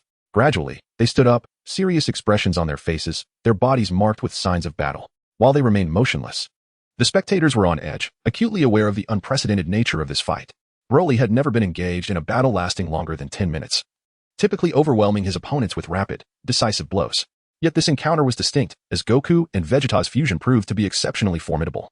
With the battle now extending beyond 20 minutes, what outcome could possibly arise from such a confrontation? The crowd awaited the resolution with bated breath. Chapter 42. The conclusion of battle. As their battle intensified, the collision of their powers continued to fracture the earth, causing rocks to crumble and the very planet to tremble. Rational strategy gave way to frenzied aggression. Broly struck Goku's face while Goku retaliated with a kick to Broly's midsection. Their fight had transcended logic, each relying solely on instinct and raw combat prowess. The onlookers were tense, with Bulma's eyes betraying a flicker of concern. The clash raged on. Goku landed an uppercut that sent Broly flying, accelerating to pursue him once more, launching another punch. However, Broly retaliated with a ki blast. Goku evaded just in time. But Broly, with a grunt, unleashed another ki wave. This time, Goku could not dodge in time, and instead kicked to disperse the energy blast. Then, Goku executed a technique of instant transmission, appearing behind Broly, encircling him in a grip of golden energy before crashing down to the ground like a meteor. The impact shattered the earth, causing rocks to surge upward and form enormous craters, showcasing immense power. The two quickly separated, and Broly chuckled, saying, "It seems your fusion time is running short. Perhaps it is time to determine the victor. I did not expect to battle you to such an extent." Goku, in agreement, replied, "I too wish to conclude this fight." With that, they both amplified their energy. Broly concentrated a compressed green ki sphere and hurled it at Goku, who responded with his ultimate Kamehameha wave. The two energy blasts clashed, each struggling for dominance. As both fighters intensified their energy output, the center began to swell until, with a resounding explosion, they were both violently propelled back into the rocky terrain. At this moment, only 5 minutes remained for their fusion. Goku prepared to unleash his ultimate power to conclude the battle. "Broly, I hadn't anticipated such a swift confrontation. I will harness my greatest strength to settle this," he declared. "This power can only sustain me for 5 minutes, just enough time." With that, he spread his arms wide and shouted, as his hair lengthened backward, giving birth to the Super Saiyan 3 form. Broly sensed a power that surpassed his current pinnacle and laughed heartily, exclaiming, "Excellent, splendid. I eagerly anticipate the battle ahead in the next 5 minutes." With that, he concentrated his energy into his fist, launching a direct assault towards Gogeta, who, in response, bellowed and met him with a punch of his own. The ensuing explosion was colossal, sending Broly hurtling backward, while Gogeta merely staggered before regaining his footing and accelerating to pursue Broly. He then delivered an elbow strike aimed at Broly's abdomen. Caught off guard, Broly raised his right leg in defense, but was swiftly knocked to the ground, creating a monumental crater upon impact. At that moment, Broly's power surged uncontrollably. He quickly ascended from the pit, raising his left hand to unleash a wave of energy, then propelled himself towards Gogeta. Observing this, Gogeta deftly deflected the energy blast with his left hand and retaliated with a punch from his right. As Broly was propelled backward, he retaliated with a kick aimed at Gogeta, who guarded himself with both hands, successfully blocking the strike. Just as he intended to advance, Broly swiftly regained his balance and charged at Gogeta once more. Realizing that Broly's power was escalating during the battle, Gogeta understood that he could no longer afford to delay, or they would soon find themselves evenly matched again. In an instant, he launched a punch at Broly, resulting in a thunderous collision as their fists met, sending Broly flying while Gogeta accelerated to pursue him. Grabbing Broly's right leg, he hurled him skyward and unleashed a super Kamehameha wave. Aware he could not evade, Broly crossed his arms to shield his face, bracing himself for the impact of the attack. Gogeta then swiftly ascended into the sky, positioning himself behind Broly. With both hands clenched into fists, he delivered a powerful strike to Broly's back, sending him crashing toward the ground with a deafening boom, creating yet another enormous circular crater. Quickly, Broly emerged from the pit, standing defiantly opposite Gogeta. "Not bad at all. You are the first to make me feel this way," he chuckled. "Now, let us commence the final blow and determine the victor." With that, Broly gathered an immense green energy wave in his hands, while Gogeta concentrated his energy for the ultimate Super Kamehameha. Simultaneously, both warriors unleashed their energy waves towards one another, resulting in a fierce standoff with neither side yielding. As they intensified their energy output, the center of their energy waves began to expand rapidly, culminating in a tremendous explosion that sent them both flying away. At that moment, the fusion of Goku and Vegeta reached its limit, causing them to separate abruptly, each colliding against the mountainside before finally coming to a halt. Broly also crashed against the mountainside, momentarily pausing before all three combatants struggled to rise, visibly disheveled. Broly remarked, "It seems that you have the upper hand. Heh, quite impressive. I concede this match. I hope to battle with you again next time. However, I expect to unleash my Super Saiyan 3 form right from the start. Or it won't be worthwhile." Both Goku and Vegeta resolutely replied, "Next time, I don't wish to rely on fusion to fight. I want to engage you with my own strength in a fair contest." As they exchanged smiles, they agreed it was time to return to Earth. For this desolate planet was on the verge of exploding. With that, they swiftly transported themselves to Master Roshi's house, where they were greeted by their companions who offered each of them a senzu bean. Afterward, everyone departed to resume their training, while Broly accompanied Bulma and Android 18 back. He then found a quiet room and informed Bulma he needed to reflect on the recent battle. Chapter 43, Prologue. As time passed, a month had elapsed since Broly and Gogeta's duel. One day, on a bustling street, a young man with short black hair, dressed in a student-esque attire, was hastily running along, murmuring to himself, oh no, if I don't hurry, I'll be late." His speed was astonishing, surpassing that of speeding cars. This young man was none other than the grown-up Gohan, who was on his way to high school. While Gohan was en route, a series of gunshots erupted, causing him to halt abruptly. Not far off, a bank was under siege, and pedestrians were screaming and fleeing for safety. A barrage of bullets struck nearby shops as several robbers were plundering the bank's treasures. Upon witnessing this chaos, Gohan swiftly vanished from his spot and, in an instant, subdued the robbers. To avoid drawing attention, he hurriedly resumed his journey to high school. The onlookers were left in disbelief, and whispers of the legend of the Golden Warrior began to circulate among the crowd. Gohan arrived at the school building and knocked on the wooden door of the teacher's office. "Come in." After receiving permission, he entered. After completing the enrollment process, the teacher responsible for him escorted him to the classroom. Following the teacher's introduction, just as Gohan was about to sit in an empty seat, a short-haired girl called out, "Over here." While gesturing to the adjacent vacant spot, Gohan promptly walked over, greeted her, and took a seat.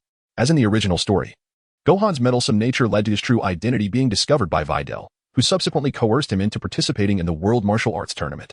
Under duress, Gohan reluctantly agreed to compete. He then shared this news with Broly, Vegeta, Piccolo, and Krillin.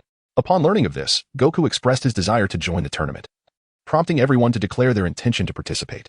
Thus, the most prestigious martial arts tournament on Earth was set to commence. Before long, half a month had passed, and the World Martial Arts Tournament was fast approaching. Outside the tournament venue, the strongest warriors, led by Broly, Goku, and Vegeta, made their way into the bustling arena, drawing countless gazes, particularly because Goku had once valiantly opposed demons intent on conquering Earth. Following them were Krillin, dressed casually, Piccolo in a chilling white cloak, and Gohan in a peculiar outfit with a mask and sunglasses, alongside a curious tea-drinking companion. This ensemble prompted all pedestrians in their path to instinctively step aside, as they sensed the formidable aura emanating from these individuals, especially the trio at the forefront. What a familiar scene, Goku mused, reflecting on how many years had passed since their early days as naive youths, now transformed into responsible adults with entirely different sentiments. They arrived at the registration area, signed up, and subsequently entered the contestants' waiting room, where they found convenient spots to sit. Goku surveyed the other competitors, while Vegeta remained stoically silent and Broly meditated, awaiting the commencement of the preliminaries. As the number of registered contestants in the waiting area grew, so did the chatter and commotion, making the atmosphere increasingly lively.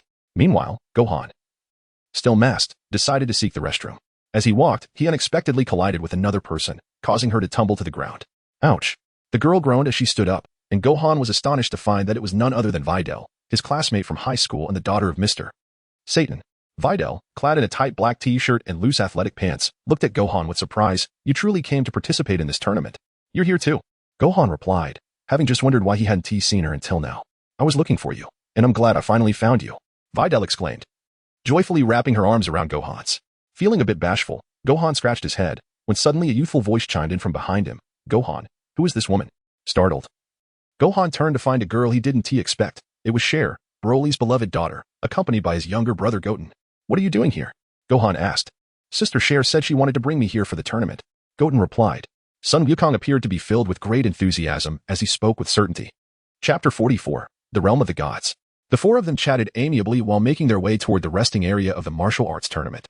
Meanwhile, Broly and others engaged in light conversation in the lounge, with Krillin and his companions ordering various soft drinks, enjoying their cheerful banter. As time passed, The atmosphere in the lounge grew increasingly charged, with competitors eagerly preparing for the impending battles. Driven by both their fervor for combat and their desire for the lucrative rewards at stake, Sun Wukong and the others shared a similar sense of anticipation.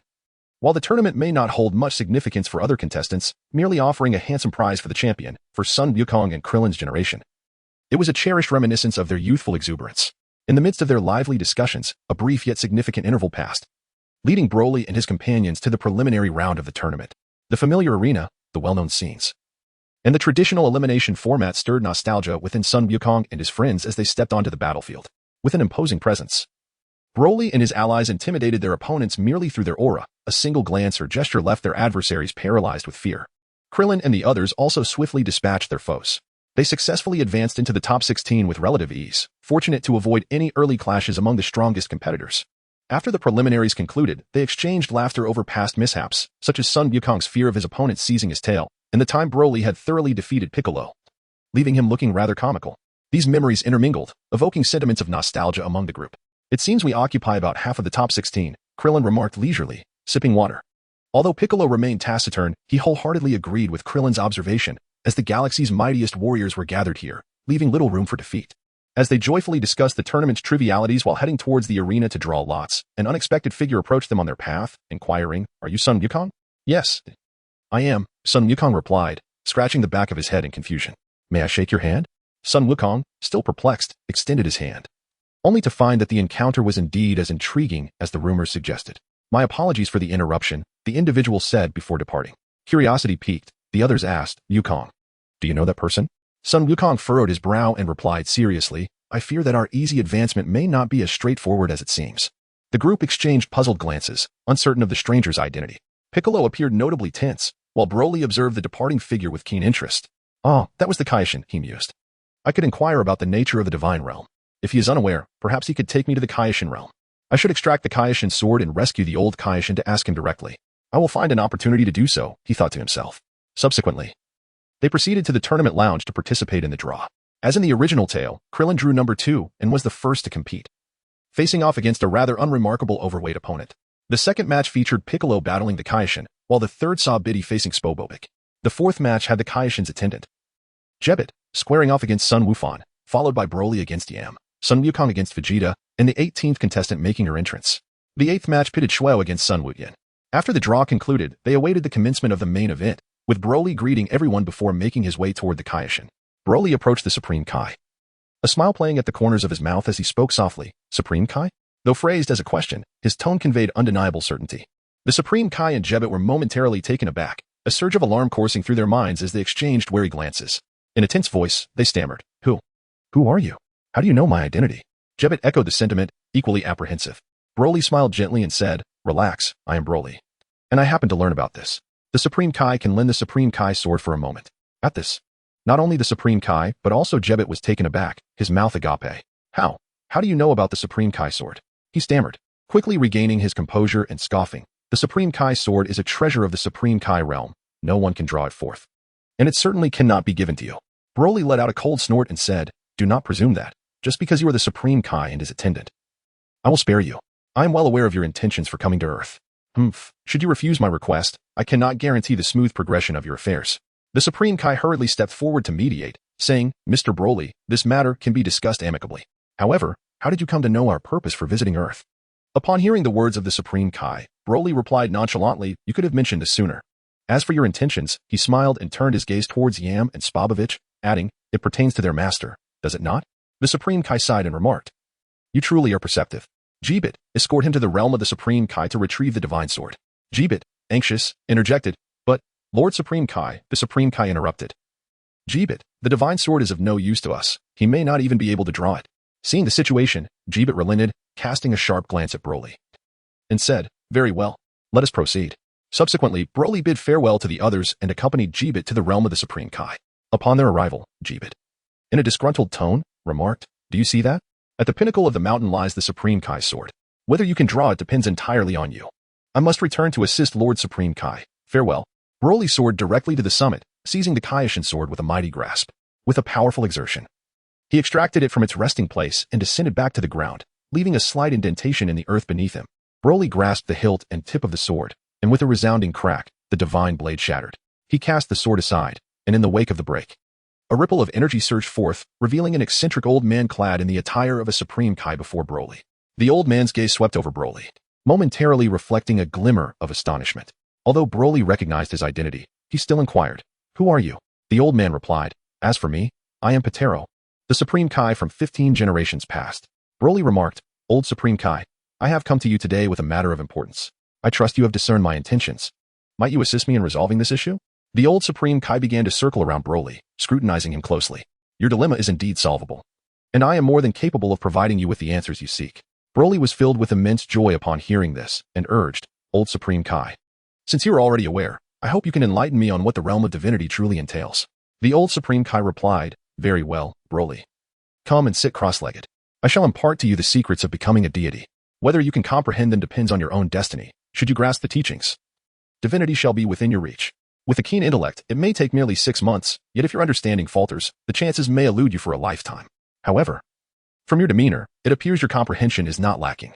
Broly approached the Elder Kaishin and settled into a meditative position. The Elder Kaishin began to move his hands and feet, sketching peculiar symbols around Broly, seemingly forming a mystical array. However, Broly inwardly pondered whether this process would be as prolonged as Gohan's ascension, which had taken a grueling 25 hours. Fortunately, the Elder Kaishin circled around Broly in a distinctive manner, then extended his hand towards him, reciting an incantation that Broly could not comprehend. Subsequently, the array emitted radiant beams of light that surged towards Broly, after which all fell silent. At this moment, Broly had his eyes tightly shut. The Elder Kaishin remarked, "Now, it is up to you to comprehend." After a while, Broly slowly levitated, his arms unfurling as a gentle azure radiance began to swirl around him, gradually retracting into his being. His entire form emanated a soft crimson glow, devoid of any overt signs of transformation. His hair transitioned to a vivid shade of red as he opened his eyes to gaze at the Elder Kaishin, his irises a striking red with black pupils. Observing his surroundings, Broly mused, "Is this what it means to be a Super Saiyan God? Excellent. It seems you have grasped a portion of the essence. At this stage, you have indeed become a deity, although your understanding is still incomplete. Once you fully comprehend this power, your form will undergo further transformation. For now, this state can be regarded as the preliminary realm of divinity. Upon complete mastery, you shall attain the true divine level." With that, he leaped up in sheer exhilaration. Broly gradually descended back to the ground and, bowing to the old Kai, expressed his gratitude, saying, "Thank you for your assistance, old Kai." The old Kai, brimming with excitement, replied, "It's nothing. It is solely due to your exceptional insight. Indeed, I have finally created a god." After thanking him, Broly instantly teleported to the martial arts tournament venue. Chapter 45. The conclusion of the martial arts tournament. At the same moment, within the martial arts arena, the Earth martial arts tournament was in full swing. In the first match, Krillin effortlessly secured victory, while the second match between Piccolo and the Kai was ongoing. As they stepped onto the stage, an enigmatic smile appeared on the Kai's lips. Piccolo, observing the Kai, felt as though he was gazing into an infinite cosmos, beads of sweat forming on his forehead. What was happening? Why could I not strike him? Struggling to clench his fist, he felt utterly powerless. Astonished internally, who on earth is he? The Kai smiled faintly, his lips curling. "You will soon find out." The sudden proclamation struck Piccolo like a bolt of lightning, and gritting his teeth, he turned and declared, "I forfeit." Piccolo's abrupt action left the Kai momentarily astonished, then a realization dawned upon him. He was once a deity. It seems he possesses some understanding of my identity. Meanwhile, Goku and Vegeta watched Piccolo's behavior with surprise. Piccolo remained silent until the Kai stepped down, at which point he inquired, "He is the Kai." The arrival of the Kai on Earth surprised the crowd, and he requested that, regardless of what transpired next, everyone refrained from intervening. Although puzzled, they complied. Just then, Broly appeared before them, and the crowd gathered around, inquiring where he had been. Broly replied, "I just visited the Kai's realm to retrieve the Kai sword. You all now understand he is the Kai, right?" Nods of acknowledgement followed, and Broly warned them to heed the Kai's instructions shortly, as formidable foes would soon emerge. Goku, upon hearing of the impending strong adversaries, felt a surge of excitement, eager for the challenge. In the third match, as in the original story, Biddy faced Spopovich. Unfortunately, given Biddy's current strength, she stood no chance against Spopovich. Before she could grasp the situation, she was struck repeatedly and sent tumbling off the stage. Next up was Gohan against Jebit. Due to Biddy's severe injuries, Gohan requested Goku to fetch a Senzu bean for her, after which he took to the stage to confront Jebit. Jebit, exhibiting an arrogant demeanor, challenged Gohan to unleash his full power. Gohan, slightly irked, retorted, "If you wish to see my full strength, I shall show you the Super Saiyan beyond Super Saiyan." "What? Beyond Super Saiyan?" Jebit was taken aback. In the next moment, he was overwhelmed by the sudden surge of energy radiating from Gohan. Golden hair stood on end, surrounded by silver arcs of electricity, creating an aura of sharp intensity. What incredible energy! I wonder if I can withstand this force. The Kai remarked, astonished. Beep, beep, beep. Outside the arena, Spopovich and Yamcha noticed the energy meter spinning wildly, exhilarated by the formidable power. Ignoring the rules, one dashed towards Gohan while the other prepared to absorb the energy. Gohan, noticing their actions, shouted, "What do you think you're doing?" as he ready to strike. He suddenly felt a binding force, as though his entire body was ensnared, rendering him immobile. Subsequently, Spopovich and his companion drained the energy and departed, while Goku and the others, adhering to Broly's and the Kai's advice, refrained from intervening. Once Spopovich and his accomplice left, the Kai instructed Goku and the others to follow him, leading the way as Goku, Piccolo, Vegeta, Broly, and the others trailed behind. The Kai felt immense joy upon seeing Goku and Broly catch up and subsequently shared the reason for their visit to Earth, while Gohan, having received treatment, joined Biddy and followed suit. At that moment, the host, feeling helpless, announced a temporary suspension of the tournament, much to the dissatisfaction of the audience, who urged for the matches to resume. After deliberation, the tournament declared that Goku, Vegeta, and Broly had forfeited.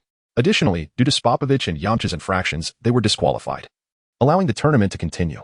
Next, Android 18 easily won her match, followed by the bout between Shire and Goten. Upon taking the stage, Shire declared, "Goten, I want to hold back." Goten responded in kind, "I want to go easy on you either." Both launched into a fierce attack, battling from the ground to the sky, leaving the audience in awe. The remaining spectators were astonished, exclaiming, "I can't believe these two children are so powerful." In due course, the victor was determined. Shire edged out Goten and claimed victory. Following Android 18's withdrawal from the tournament, the championship was awarded to Shire. The host exclaimed in excitement, "It's hard to believe. Just moments ago, the contestant Android 18 forfeited. The champion of this martial arts tournament, astonishingly, is our 8-year-old Shire. This is indeed the youngest champion in history. Let us cheer for our champion." A tsunami of cheers erupted around them, while Chi-Chi congratulated Bulma, who wore an unremovable smile, watching as Shire waved and cheered at her. Chapter 46. The resurrection of Goku and the others trailed Spopovich and his companion into a desolate desert, where they spotted them landing in front of a 2-meter-tall white capsule. "That BDS spaceship," Jebet exclaimed in surprise. The Kai felt a rush of excitement as he remarked. So it was buried underground, shielded by a magical barrier to obstruct detection. No wonder it was so hard to find. He must have anticipated our return, hence the caution. As the hatch opened, a diminutive, elderly insect-like creature emerged, followed by a towering figure. The East Kai, upon seeing the figure, gasped, "It's Dabura. I can't believe the Demon King Dabura is under his control." "Dabura?" Goku and the others were bewildered. The Kai explained, "Do not underestimate him. While you may possess the strongest abilities in the mortal realm, the strongest in the demon realm is undoubtedly this Dabura." At that moment, Gohan and Jebet also arrived, hiding behind the rocks, while Biddy lagged behind, unable to keep pace and returning midway. Subsequently, Spopovich and his companion, despite handing over the energy meter, were swiftly dispatched. Babidi and Dabura exchanged a few words before returning to the ship, leaving Dabura standing alone. However, Broly, with a smile on his face, remarked, "It seems Dabura has discovered us." The group was startled, and as they prepared to change hiding spots, Dabura rushed towards them, malevolently spitting at Piccolo and Krillin. Unable to evade in time, they were struck by the saliva, and soon after, both were transformed into stone. In a bid to resurrect Bu, Broly instantly ascended into the air, casting a glance at the others. The Kai exclaimed in alarm, while Goku, furious, charged at Dabura with a punch, which Dabura effortlessly dodged. Vegeta followed suit, attacking with several punches, all of which were easily evaded by Dabura. With a cold smirk, Dabura retreated, taunting, "You should just go back, haha." Vegeta seethed, "You scoundrel," then composed himself, sneering, "Have you misunderstood? Think you're impressive for dispatching 2 weaklings?" Vegeta's sudden declaration caught Dabura off guard, a playful smile creeping onto his lips. The East Kai, feeling urgency, urged everyone, "Let us attack together. If we defeat Dabura, Babidi will lose his formidable ally." After all, the Supreme Kai was quite unfamiliar with everyone's strength. Having been shattered by the Majin Buu in the past, any matters related to it left him disoriented. Observing that Broly showed no intention to engage, Goku, Gohan, and Vegeta fell into a heated dispute, ultimately deciding who would fight through a game of chance, which Gohan won. Goku then cautioned, "Gohan, unleash your full power. This adversary is no ordinary foe." Gohan nodded in acknowledgement, and with a mighty roar, he summoned a formidable aura, golden flames erupting forth as silver, fox-like currents crackled around him. Broly and Vegeta, witnessing this spectacle, remarked to Goku, "This kid has evidently been slacking off all these years. His strength is far inferior to what it was 7 years ago." Goku sighed, "There's little I could do. Chi-Chi has always wished for Gohan to focus on his studies, so he rarely trains. As Gohan and Dabura commenced their battle, their powers appeared evenly matched, and soon both bore numerous wounds. In the throes of their fierce confrontation, their injuries caused them to release energy, which was swiftly absorbed by Majin Buu. Before long, the energy Buu demanded was replenished, at which point Babidi opportunely released Buu from his seal. Just as Dabura and Gohan both succumbed to exhaustion, Broly descended slowly from the sky. Goku and Vegeta sensed an unsettling change, their expressions darkening as they turned towards the hatch. Emerging was a plump, pink figure alongside Babidi, striking terror into the Supreme Kai, who stammered, "Imagine Buu." Broly, however, regarded the seemingly adorable Buu with intrigue. Goku's expression soured, realizing this was Majin Buu, and he regretted allowing its resurrection. Meanwhile, Vegeta scoffed. "Is this truly Majin Buu?" Upon noticing Dabura collapsed on the ground, clearly devoid of strength, Babidi remarked, "Dabura, well done. However, with Majin Buu now revived, your efforts are of little consequence. Buu, eliminate him." Buu gently rubbed his belly, expressing his hunger with a whimsical desire to consume his adversary. With a playful flick of his antenna, he transformed Dabura into a colossal chocolate confection, which he promptly devoured. Following Dabura's demise, Piccolo and Krillin regained their senses. At that moment, fueled by disdain for Buu, Vegeta transformed into Super Saiyan 2, charging recklessly at Buu with relentless aggression. Buu soon found himself battered and unrecognizable, while Goku's expression remained tense, for he discerned that Buu's energy had not diminished in the slightest. Upon awakening, Piccolo and Krillin immediately sensed Buu's overwhelming presence and swiftly crouched down, witnessing Vegeta assaulting the rotund pink entity. Could this indeed be the infamous Majin Buu spoken of by the Supreme Kai? Such formidable energy. It seems Vegeta has also attained Super Saiyan 2. Broly, however, watched the fray with disinterest. Chapter 47. Goku vs. Buu. As Buu had only recently awakened, his power was still unstable, allowing Vegeta to pummel him mercilessly. Buu's mood soured, igniting a profound fury within him. Smoke billowed from the openings on his head as his strength surged with his rage. In this state, Buu's power surpassed that of Super Saiyan 2 Vegeta. Vegeta, akin to a mere punching bag, was tossed around by Buu, utterly unable to retaliate. From the heavens to the earth, he was battered, his visage marred and bruised, sinking into the ground beneath the relentless assault. Shocked and unwilling to accept defeat, Vegeta pondered how this foe had become so overwhelmingly powerful. His injuries had deflated the once dominant aura of the Super Saiyan. As Goku observed Vegeta being ruthlessly pummeled, he understood his friend's pride and refrained from intervening, while Broly crossed his arms, showing no inclination to join the fray. At this juncture, Goku remarked, "Broly, allow me to take the lead. I wish to face Buu myself." Broly nodded in agreement. Meanwhile, the Supreme Kai interjected, "This is unacceptable. We should all attack together to vanquish Buu." Yet Goku reassured him, "Do not worry, Supreme Kai. I will handle this." The Supreme Kai, witnessing Goku's confident smile, found himself unwittingly relaxing. At that moment, Vegeta succumbed to severe injuries and fell unconscious. Goku instantly teleported to where Vegeta lay, swiftly transporting him to Piccolo, entrusting him with Vegeta's care, before turning to confront Buu. Goku gazed at Majin Buu with a grin and declared, "You are truly formidable, Majin Buu. I did not expect you to defeat Vegeta so effortlessly. Now, allow me to demonstrate the power that surpasses Super Saiyan 2. Upon hearing Son Goku's assertion of his prowess, Buu initially felt elated, only to be enveloped by confusion.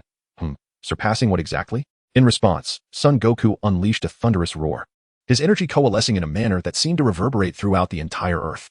His power escalated dramatically, causing his hair to lengthen, and with a resounding bellow, his energy surged forth, dazzling to behold. Every individual attuned to energy on the planet sensed the immense pressure emanating from him. Goten, feeling this overwhelming aura, was filled with exhilaration, while Piccolo looked on in astonishment, realizing the sheer magnitude of Son Goku's strength. Even the Kaioshin was taken aback, his eyes widening in disbelief. Buu gazed at Goku in his current form and extended his hand, saying, "You may pose as a terrifying figure, yet you are hardly frightening." Goku responded with a faint smile, and in an instant, he vanished from sight. The next moment, he delivered a knee strike that sent Buu flying. Before Buu could soar far, Goku seized the antenna on his head and relentlessly pummeled him as if he were playing table tennis. Before delivering a powerful kick that sent Buu crashing to the ground, enveloped in a cloud of dust and debris. The Supreme Kai watched in disbelief, astonished by Goku's overwhelming strength. Broly, observing from the sidelines, was equally stunned, realizing that in just over a month, Goku's power had surged dramatically. The pressure had indeed transformed into motivation, resulting in such rapid growth. As the smoke dissipated, Majin Buu stood on the ground, infuriated, and unleashed a barrage of energy blasts, which Goku effortlessly deflected. With a swift motion, Goku accelerated and appeared before Buu, launching a frenzied assault upon him, striking relentlessly at Buu's face and chest, leaving Buu with no means to evade or defend himself. Though the onslaught appeared one-sided, Goku understood that defeating this adversary would not be a simple task. Meanwhile, Son Gohan, having been injured and brought to the Supreme Kai's realm by Jebit, was watching the battle alongside the old Supreme Kai, who had introduced them to this spectacle. Gohan exclaimed with excitement, "I never imagined Dad had become this formidable. I believe he will win this fight." However, the old Supreme Kai observed intently before shaking his head. He is somewhat careless, seemingly relishing the thrill of battle. This state will deplete his energy significantly. The outlook is not optimistic. Hearing this, Gohan felt a pang of anxiety. At that moment, the old Supreme Kai turned to Jebit and instructed, "Jebit, please bring everyone except Goku and Broly to the Supreme Kai's realm." Jebit nodded respectfully and instantly transported himself to the Supreme Kai's side. Upon arrival, the Supreme Kai eagerly asked, "Jebit, what news?" Jebit shook his head and replied, "The Supreme Kai's sword has been drawn, and it seals the essence of the Supreme Kai from 15 generations ago." He then recounted the situation. The Supreme Kai was taken aback, mirroring Jebit's earlier shock, but soon became exhilarated, exclaiming, "This is splendid. With our ancestor present, it seems defeating Majin Buu is not beyond reach." With a resounding crash, Goku hurled Buu forcefully towards the ground, a terrifying golden energy enveloping the surface, resulting in a deafening roar as Buu's rotund body sank deep into the earth, disappearing several yards beneath the surface. Buu emerged from the earth, shaking his dazed head. Just as he had managed to rise, Goku appeared in a flash, delivering a punch that sent Buu flying once more, devoid of any embellishment.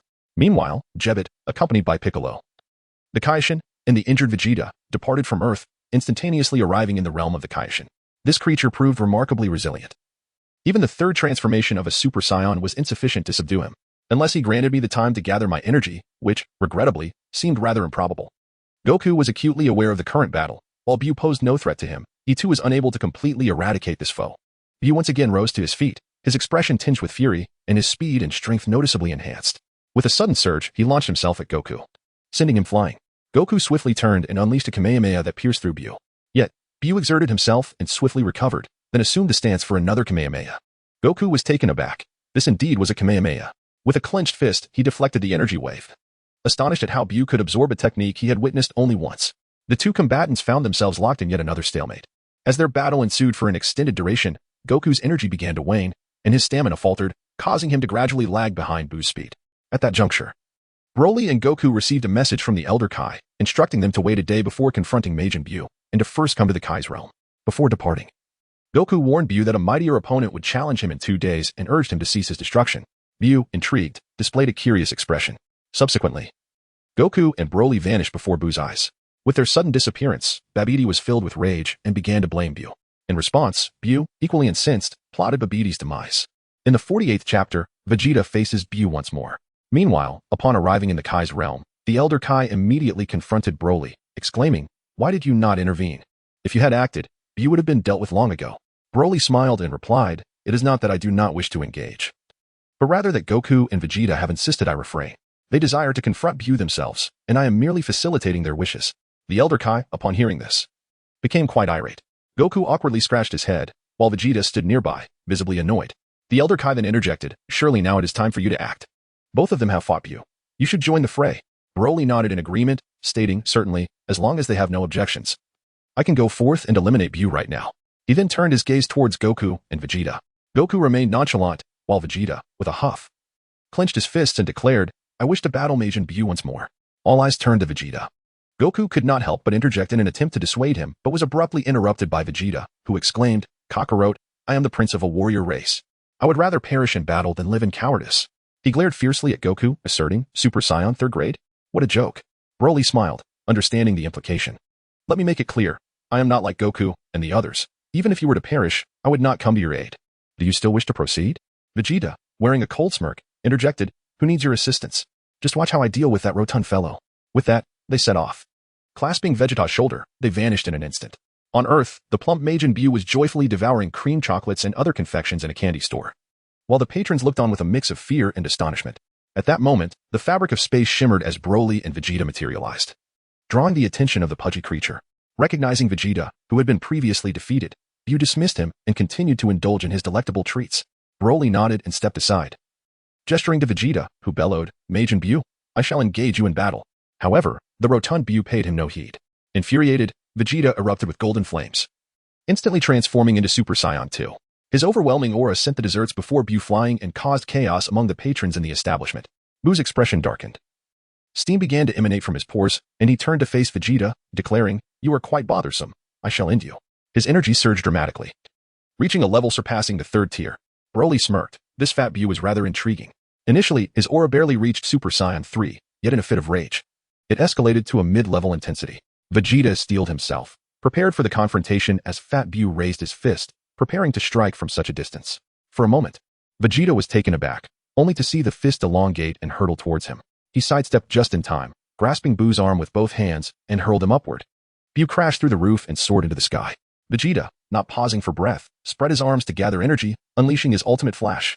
A tremendous explosion erupted as the colossal energy collided with Buu, propelling Vegeta outside, where he focused intently on the dissipating smoke. As the haze cleared, Buu appeared somewhat singed but evidently unhurt. His anger intensified. With a sudden leap, he materialized before Vegeta. Broly observed with great interest as the stout Majin Buu, despite his ample size, demonstrated remarkable agility. The clash of fists and feet culminated in a powerful Kamehameha wave, causing the very fabric of space to tremble and producing a deafening explosion.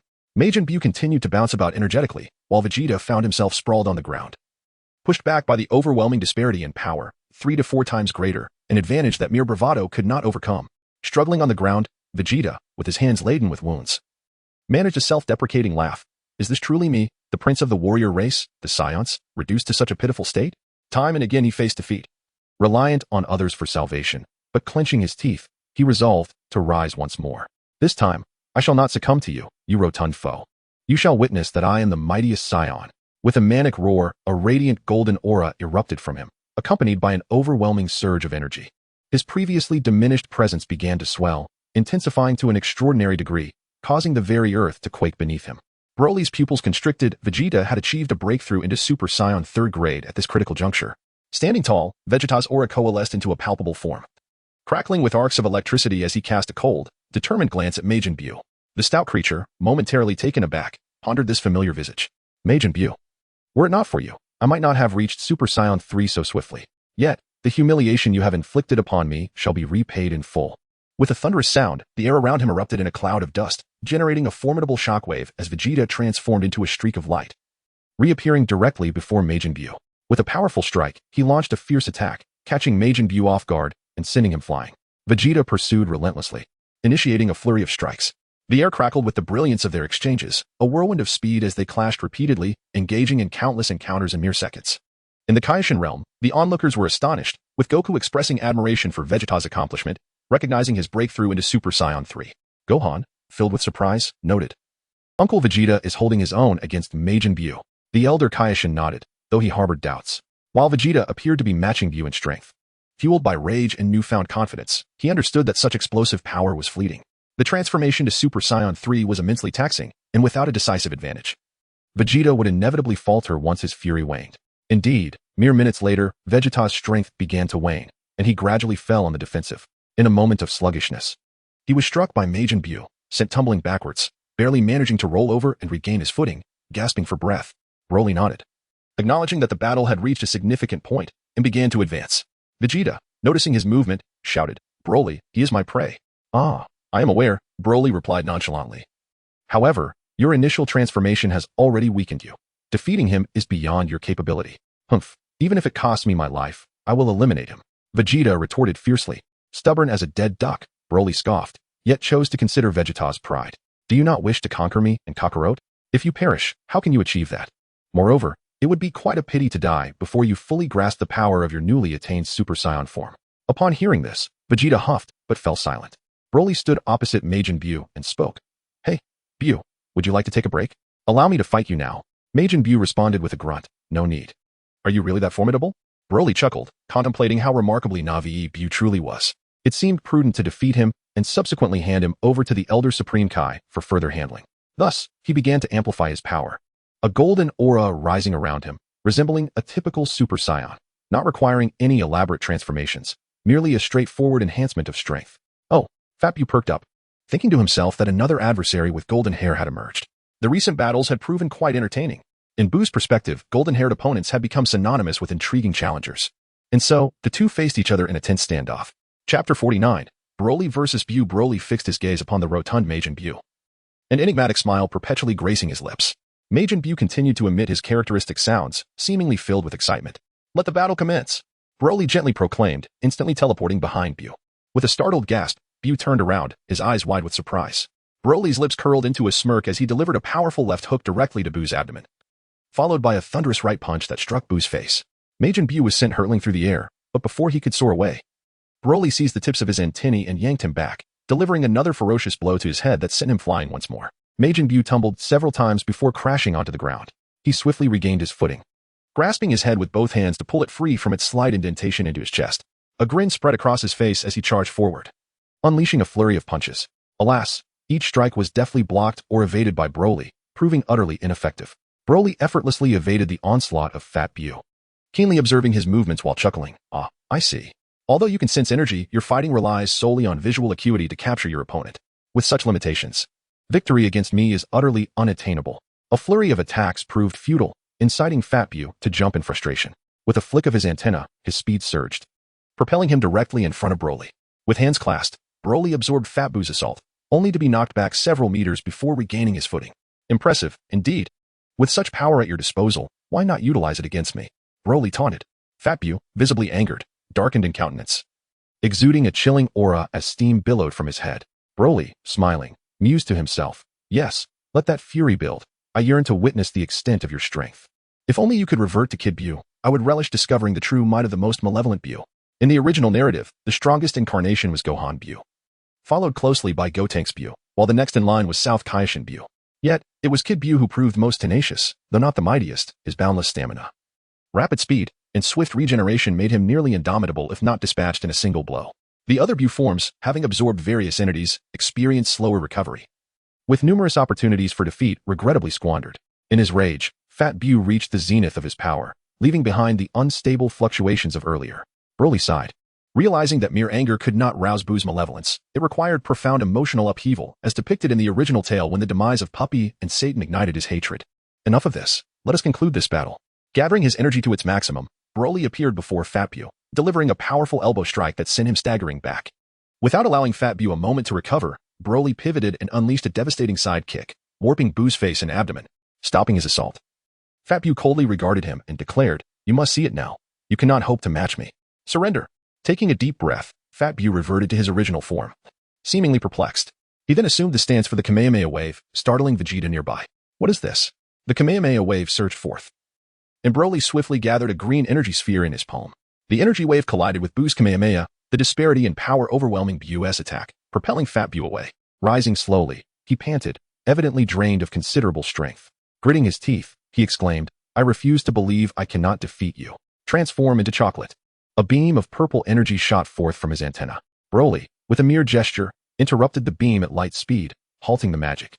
While it bore little consequence for him, it was prudent to exercise caution.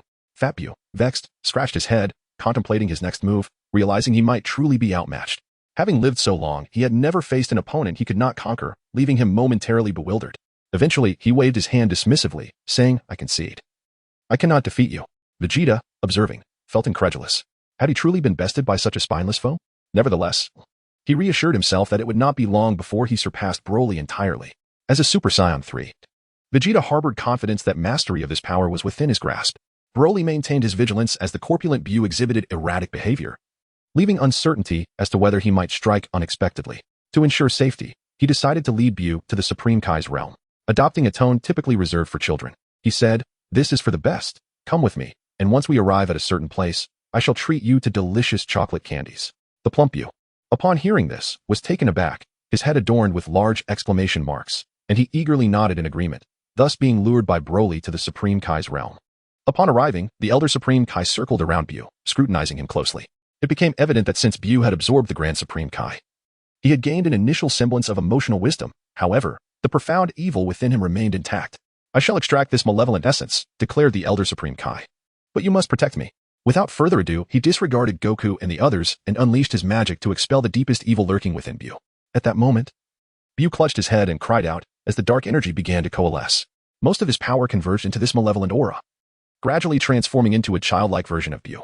Meanwhile, the strength of the corpulent Bu diminished, reducing him to the level of Super Saiyan 2 midstage. Bu's Supreme Kai, now terrified, watched in horror as the young Bu began to retreat. The Elder Supreme Kai inquired, "What troubles you?" Bu's Supreme Kai stammered, He is the original Bu, the epitome of evil, uncontrollable, and the one who annihilated four Supreme Kais. The others, sensing the overwhelming power, began to withdraw. However, Broly, upon witnessing the emergence of the young Bu, was filled with delight, exclaiming, "At last, he has appeared." In an instant, he materialized before the young Bu. The latter fixed his gaze upon Broly, seemingly recognizing him, his face contorting with rage. Observing this, Broly raised an eyebrow and remarked, "Oh, I did not expect you to remember me. However, I have lost all interest in you. Are you prepared to meet your demise?" In a fit of fury, the young Bu screamed, raising his hands as energy surged, swelling from the size of a soccer ball to several meters, evidently intent on obliterating everyone in his path. Albeit with a touch of overconfidence, Broly began to gather energy, instantly transforming into the legendary Super Saiyan, surrounded by an emerald green aura. His white pupils fixated on Kid Bu as he beckoned with a flick of his finger. "Come here, trash." The oppressive force was palpable, felt even by Goku and the others, while Vegeta clenched his fist in disbelief. The gap between him, even in Super Saiyan 3 form, and Broly was still insurmountable. Chapter 50. The end of Kid Bu concentrated a massive energy sphere in his hands, glaring fiercely at Broly before hurling it forward. Broly, with a wicked grin, swiftly moved in front of the energy blast and kicked it back with tremendous force. Startled, Kid Bu quickly ascended into the sky, glaring at Broly in furious indignation. However, Broly had no time to indulge his emotions, as he teleported directly in front of him and delivered a heavy punch to his face, exploding his head with a resounding thud, his gaze malevolent as he tilted his head. Kid Bu's form writhed, his head regenerating, and he let out a furious screech that reverberated throughout the Kaishin realm. Broly, with a swift kick, silenced him by blocking his mouth. "Are you trying to make so much noise?" Kid Bu staggered back before charging forward with wild attacks, but Broly vanished from sight, reappearing as a phantom behind him. With a thundering punch, Kid Bu was sent crashing to the ground, motionless for a moment. "Are you not coming out?" Broly chuckled, pointing his finger to unleash a light sword that pierced the rubble where Bu was trapped. Raising his finger, Kid Bu was lifted by the light sword, and Broly sneered, "Is this all you can do? I had no expectations of you." Enraged, steam billowed from Kid Bu's head. Broly leaped before him, looking down with disdain. "What's wrong? Are you angry?" Startled, Kid Bu took several steps back, but soon regained his bravado, threatening, "I will kill you." Broly smirked, executing a flying knee strike to Kid Bu's abdomen, grabbing his antenna and force-feeding him an energy blast, which detonated with a resounding explosion. The shattered pieces of Majin Bu spiraled around Broly, who maintained a cold smile while enveloped in a protective shield. The East Kaishin gasped, "Do not let him engulf you." But before he could finish, the fragments ensnared Broly, reforming into Kid Bu, who laughed triumphantly. Yet, Broly's voice echoed from within, "What are you laughing at?" The laughter ceased abruptly as Kid Bu's form began to swell, exploding once more, revealing only a figure engulfed in golden flames at the center. The fragments reassembled, transforming back into Kid Bu, who appeared helpless, eyes wide with rage and frustration. "Ah, it seems you have reached your limit," Broly declared, seizing Kid Bu's neck with a speed that left him no chance to respond. "Farewell." Kid Bu regarded him with a disdainful glare, seemingly unconvinced he could be killed. Broly extended his other hand, gathering emerald energy. Terrified, Kid Bu attempted to flee, sensing the lethal threat of the energy. Seeing Bu's escape attempt, Broly chuckled coldly, encasing him in a protective barrier. Observing the struggling Kid Bu, he sighed, "I hope you can be a good person in your next life." He then released the energy blast into the sky, following it with a wave of his hand, unleashing a destructive wave of light that tore through space like a fearsome dragon. Kid Bu, unable to escape within the barrier, turned in horror, his eyes wide with despair. In an instant, the energy blast detonated, obliterating Kid Bu into fragments, consumed by the shockwave, leaving not even a trace of dust. The East Kaishin exclaimed with excitement, "Wonderful! Majin Bu has been vanquished." The old Kaishin stroked his beard. "Isn't that obvious? They are not even in the same dimension." As everyone gathered, Broly sensed the matter was settled and decided it was time to depart. He turned to Goku and said, "Goku, Vegeta, let us have another battle in a month. I was not entirely satisfied with our last encounter, and I didn't manage to defeat you within your fusion time. I feel unsettled, so let us fight again. I hope this time it will be truly exhilarating." Goku responded eagerly, "Sure. Although it seems I am not your match now." Broly grinned mischievously, "You can always fuse again." Without waiting for a reply, he instantaneously teleported back to Bulma's home. Upon returning, Broly reclined comfortably on the sofa while Cher was chattering away at him. He merely grunted in acknowledgement, which irritated her. Pouting, she exclaimed, "Dad, are you even listening? I'm the champion of martial arts now." I know," Broly mumbled. But Cher was displeased by his dismissive demeanor and promptly ran to Bulma to complain. Bulma then took Cher to confront Broly, pulling him up from the sofa and insisting he accompany her, Android 18, and Cher on a shopping trip. Upon hearing the sound, Broly let out a mournful cry and collapsed onto the sofa, while the three women, hearing his exclamation, burst into peals of laughter. They wasted no time in dragging Broly out for a shopping excursion. Chapter 51. The imminent battle in the ensuing month. Broly began to delve deeper into the mysteries of the godly realm, continuously honing his skills. The strength of both Vegito and Gogeta was without question. particularly now that they had both attained Super Saiyan 3. Although Broly had previously engaged them in battle at that time, Vegeta was still in his Super Saiyan 2 form, while Goku was in his Super Saiyan 3 state. The combined might of the two was already sufficient to challenge Broly at full power. Despite the enhancement of his own strength, both of their powers had also escalated, and their fusion was far more complex than a mere summation of their individual strengths. Sitting at the edge of a cliff, with a waterfall cascading before him, Broly took the time to reflect on the power coursing through his body.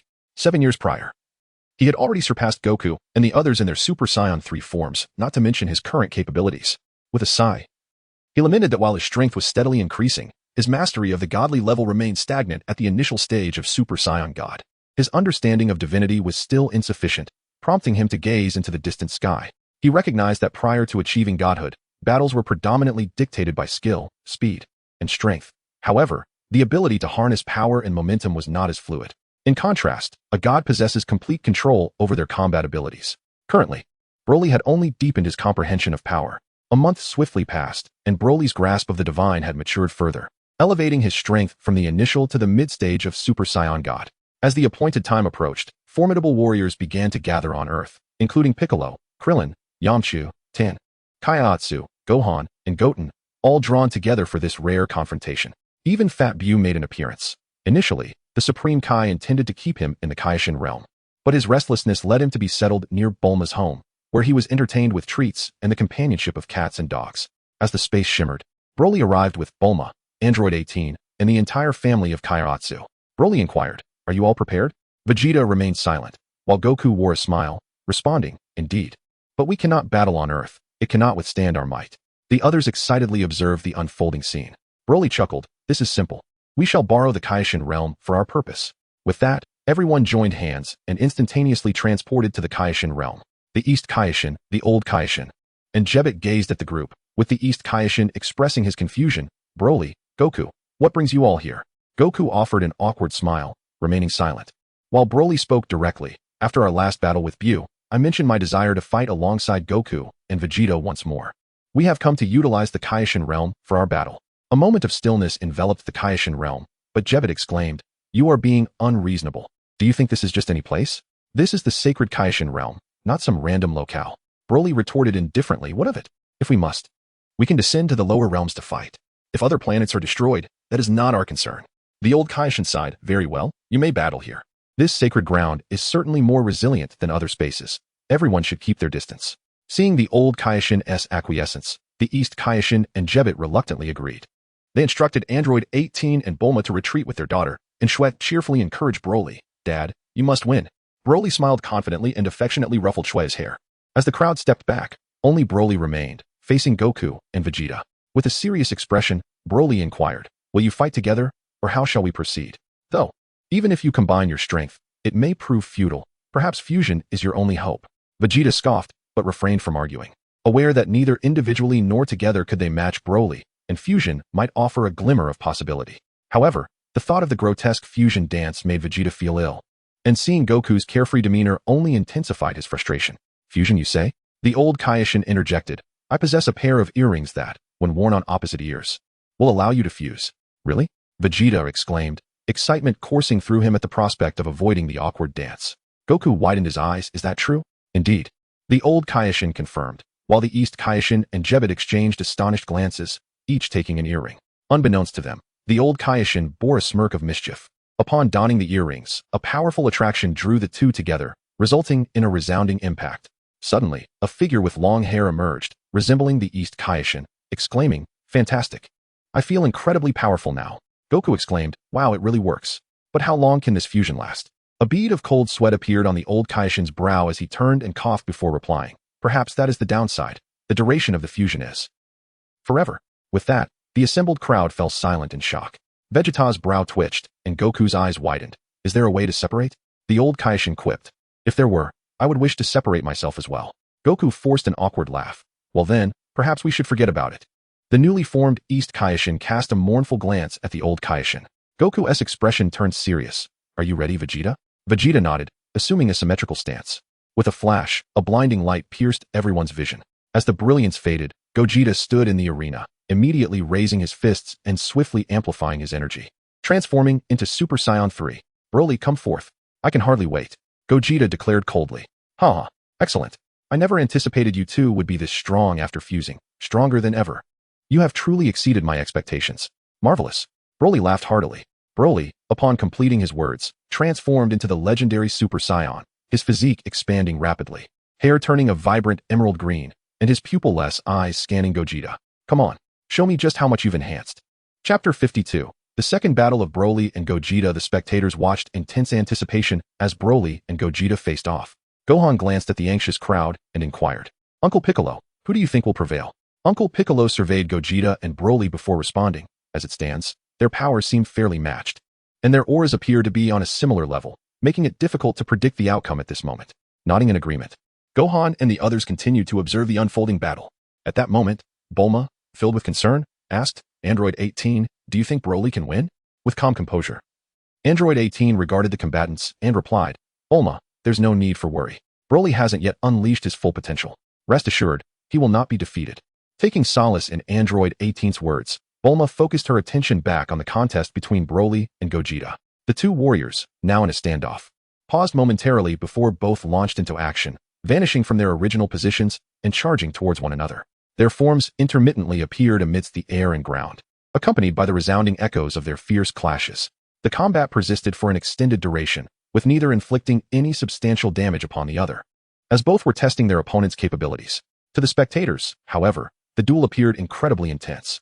As Piccolo had indicated, their strengths and auras were nearly equivalent, making it challenging to foresee a victor. The collision of green and golden auras reverberated through the air, creating explosive sounds, while the immense force began to tremor the very earth beneath them. The audience remained transfixed by the spectacle, their own powers seemingly insignificant in comparison, yet, as warriors, their passion for battle ignited a profound interest, particularly in the duel between Broly and Gogeta, which held an irresistible allure for any martial artist. With a resounding crash, the two fists collided, separating Broly and Gogeta instantaneously. Broly exclaimed, Not bad, not bad. I didn't expect you to have grown this strong. I suppose the warm-up ends here. Now, allow me to demonstrate my true power. I told you, today I will defeat you with my own strength. My previous battle left me with regrets. It was your fusion's time limit that forced the fight to conclude. This time, I will ensure you are vanquished before your fusion time expires. With that, he began to amplify his strength. Gogeta nodded in response. Indeed, the warm-up is over.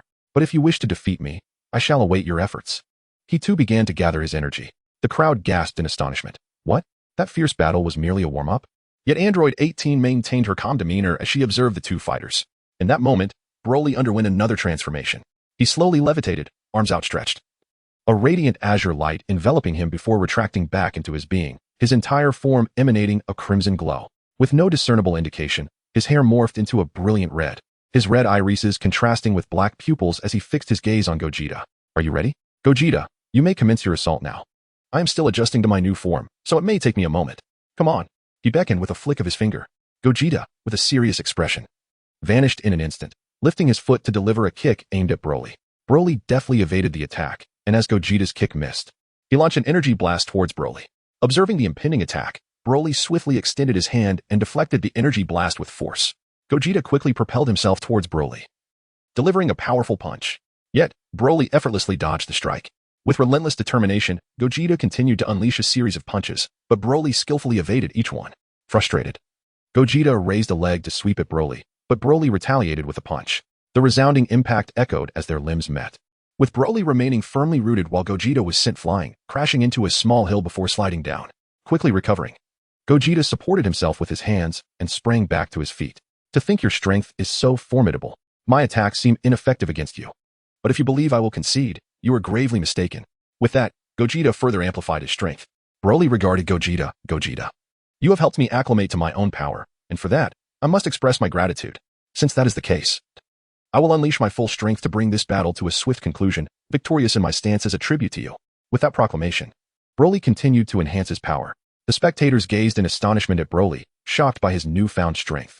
Previously, he had been evenly matched with Gogeta, yet now he had clearly surpassed him. Gogeta, now serious, readied himself for combat. Suddenly, Broly propelled himself off the ground, vanishing in an instant only to reappear behind Gogeta, executing an elbow strike aimed at him. Gogeta attempted to turn, but it was too late. With a resounding thud, Broly's elbow made contact, sending Gogeta hurtling away. Broly surged forward, accelerating towards the airborne Gogeta, seizing his leg and forcefully launching him skyward. Ascending after Gogeta, Broly clenched his fists, delivering a devastating blow to Gogeta. With a thunderous crack, Gogeta's body plummeted towards the ground. A cloud of dust erupted upon impact, revealing a massive crater in the earth below. As Broly gradually descended to the ground, Gogeta struggled to rise, panting heavily. I must admit, I am astounded by your strength. I barely had the energy to retaliate. Broly, with a smile, replied, Gogeta, you have truly disappointed me. To be defeated after just a few blows is utterly devoid of any sense of achievement. Is that so? I share your disappointment, Gogeta retorted. In an instant, he charged at Broly, delivering a powerful punch that landed squarely on Broly's face.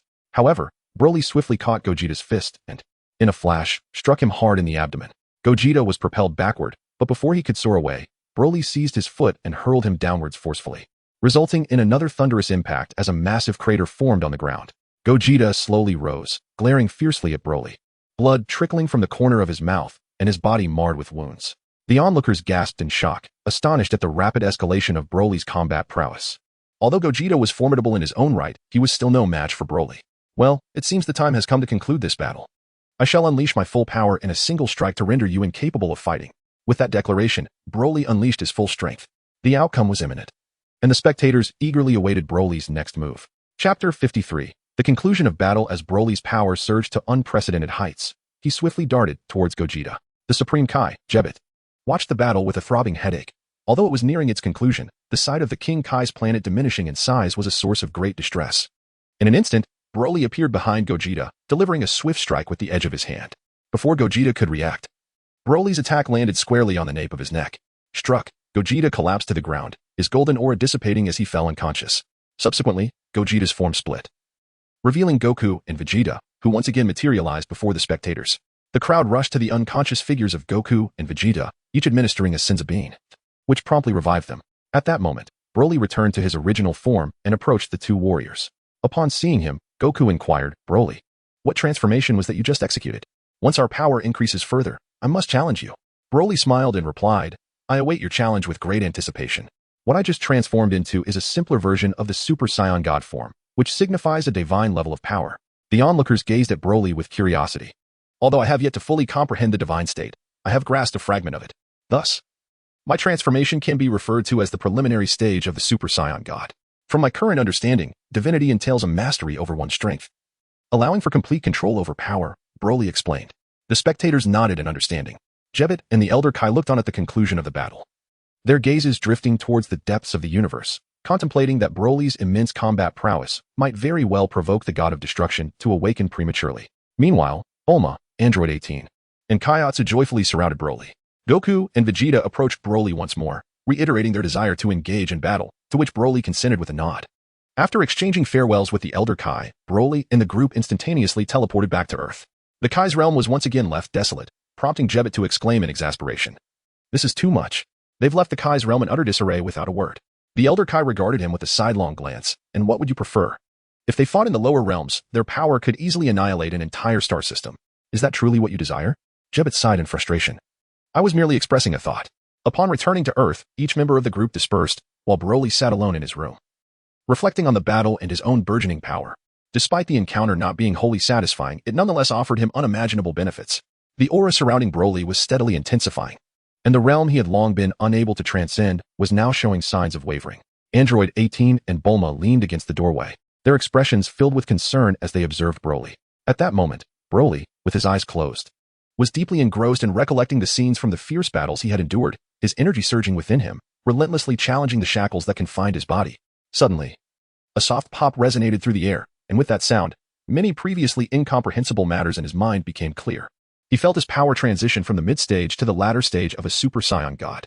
A wave of elation surged through Broly as he realized he had achieved a breakthrough.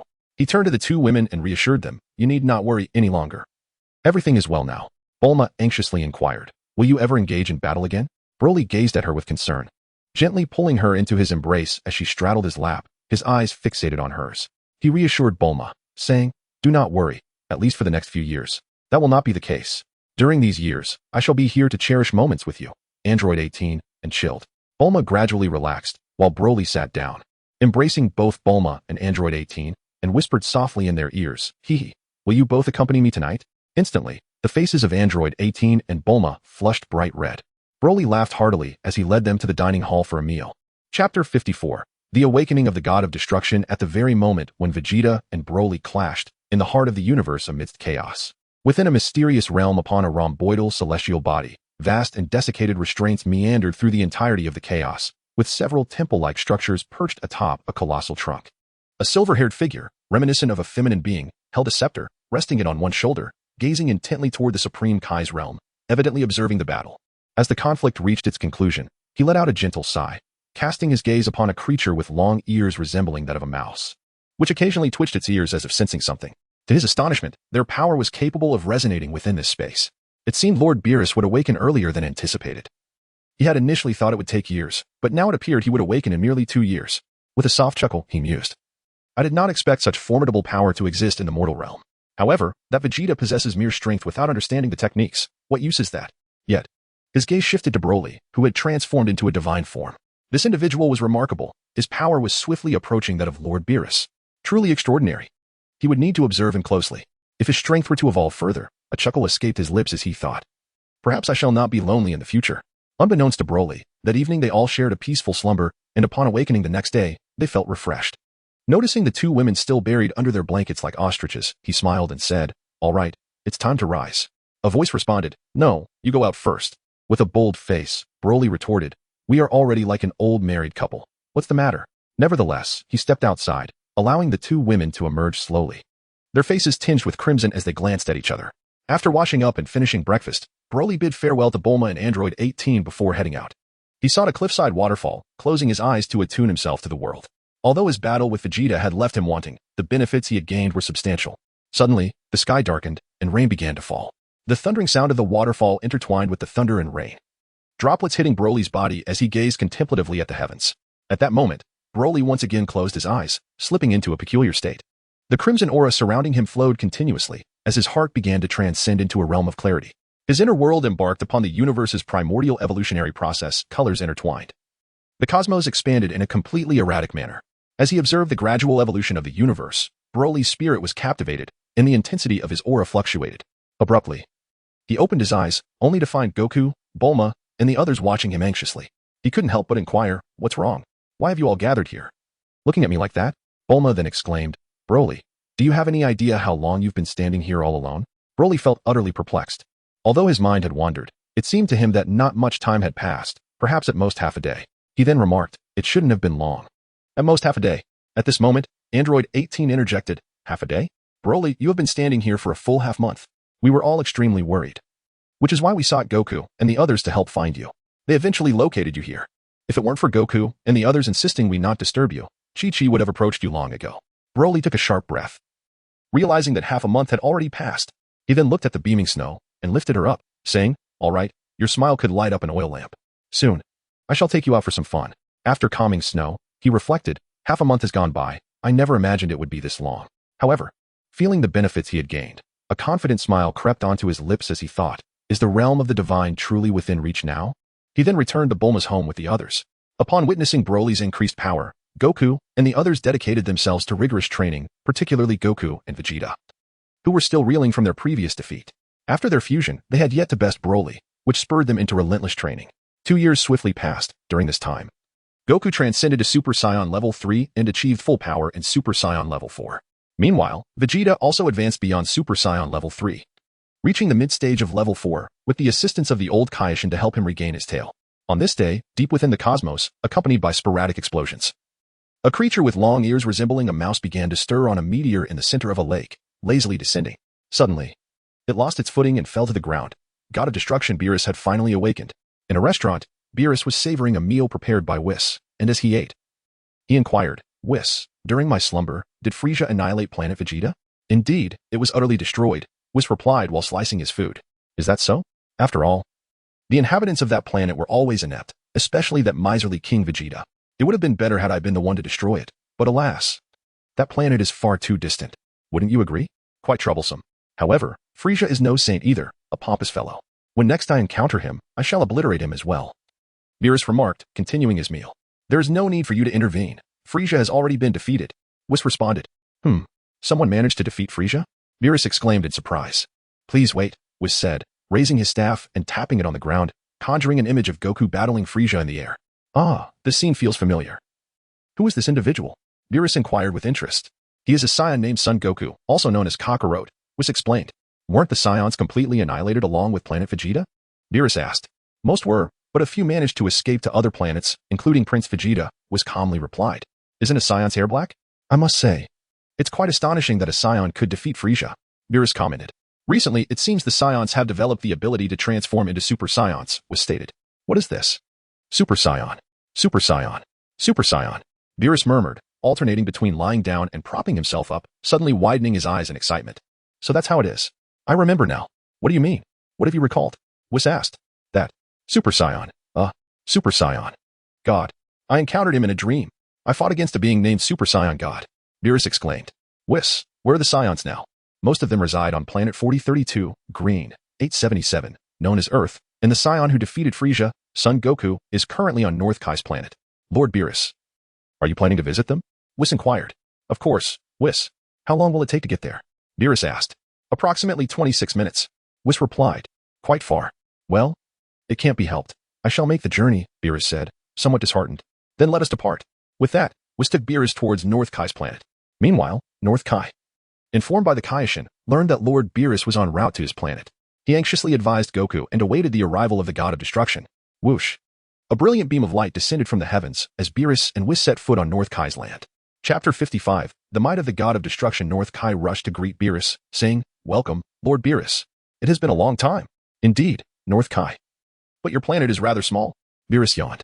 My sincerest apologies. My humble abode is quite inadequate, North Kai said. This is a result of your previous destruction, isn't it? After losing a game of hide and seek, Whis interjected without hesitation. Oh, is that so? Beerus asked. North Kai chuckled awkwardly, unsure of why the god of destruction had come to visit. I have a matter to discuss with the Saiyans over there, Beerus replied. Upon hearing this, North Kai hurriedly summoned Goku to greet Lord Beerus. After a few exchanges, Beerus inquired about the Super Saiyan god from Goku. Upon recalling Broly, Goku relayed this information to Beerus, who was elated. Just as he was about to have Whis take him to Earth to find Broly, Goku challenged Beerus, prompting North Kai to flee into the house in fright. Beerus agreed to Goku's request, and Goku transformed into a Super Saiyan, then ascended to Super Saiyan 2. And with a mighty roar, he transformed into Super Saiyan 3. He then produced a small moon, crafted with Bulma's assistance over the 2 years, and transformed into Super Saiyan 4.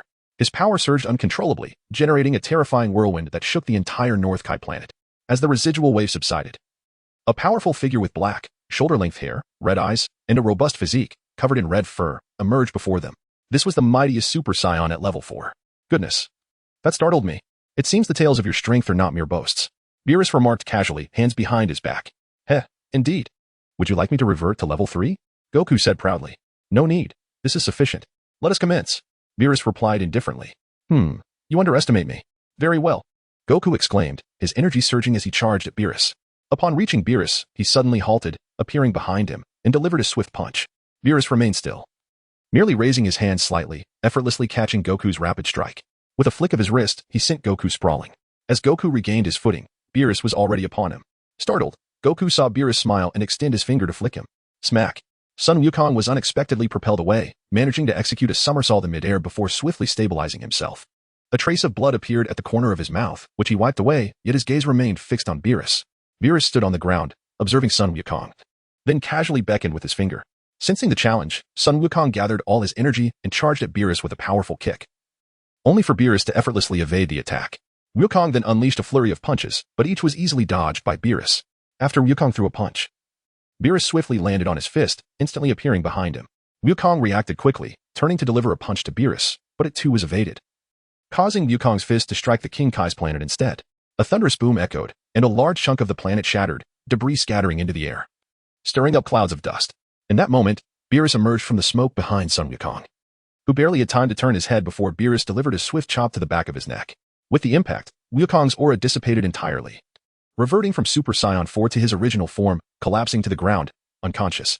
The North Kai rushed out of his dwelling upon witnessing the conclusion of the battle, exclaiming, "What a fool!" He then abruptly regained his composure and used his antenna to contact Broly, informing him of the situation regarding Lord Beerus and Sun Wukong's overwhelming defeat, advising him to be cautious. Meanwhile, on Earth, all the warriors gathered to celebrate Bulma's 36th birthday. Everyone was present except for Sun Wukong, including Biddyli, her father Satan, and the ever-cheerful Fat Buu.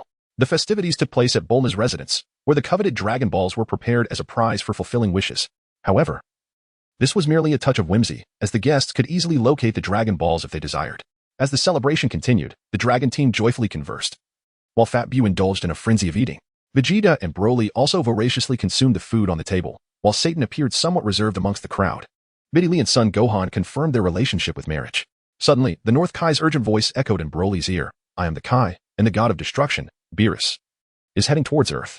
Wukong overestimated his abilities and was easily defeated by Beerus. Oh, the god of destruction, Beerus? Has he finally arrived? Broly thought with excitement. I understand. Kai, don't worry, everything will be fine. Upon Beerus and Whis' arrival, they were greeted with an invitation to Bulma's birthday celebration, just as in the original tale. When Whis spotted Broly, he raised an eyebrow, then displayed a friendly smile, seemingly oblivious to everything. After some time at the gathering, Whis prompted Beerus, who finally remembered his purpose and inquired, does anyone know Broly? I have heard he's the Super Saiyan god. At this moment, Broly smiled and replied, I am Broly. But what do you want from me? Beerus huffed, I had a prophetic dream of battling the Super Saiyan god, which is why I sought you out. Is that so? I too look forward to our battle.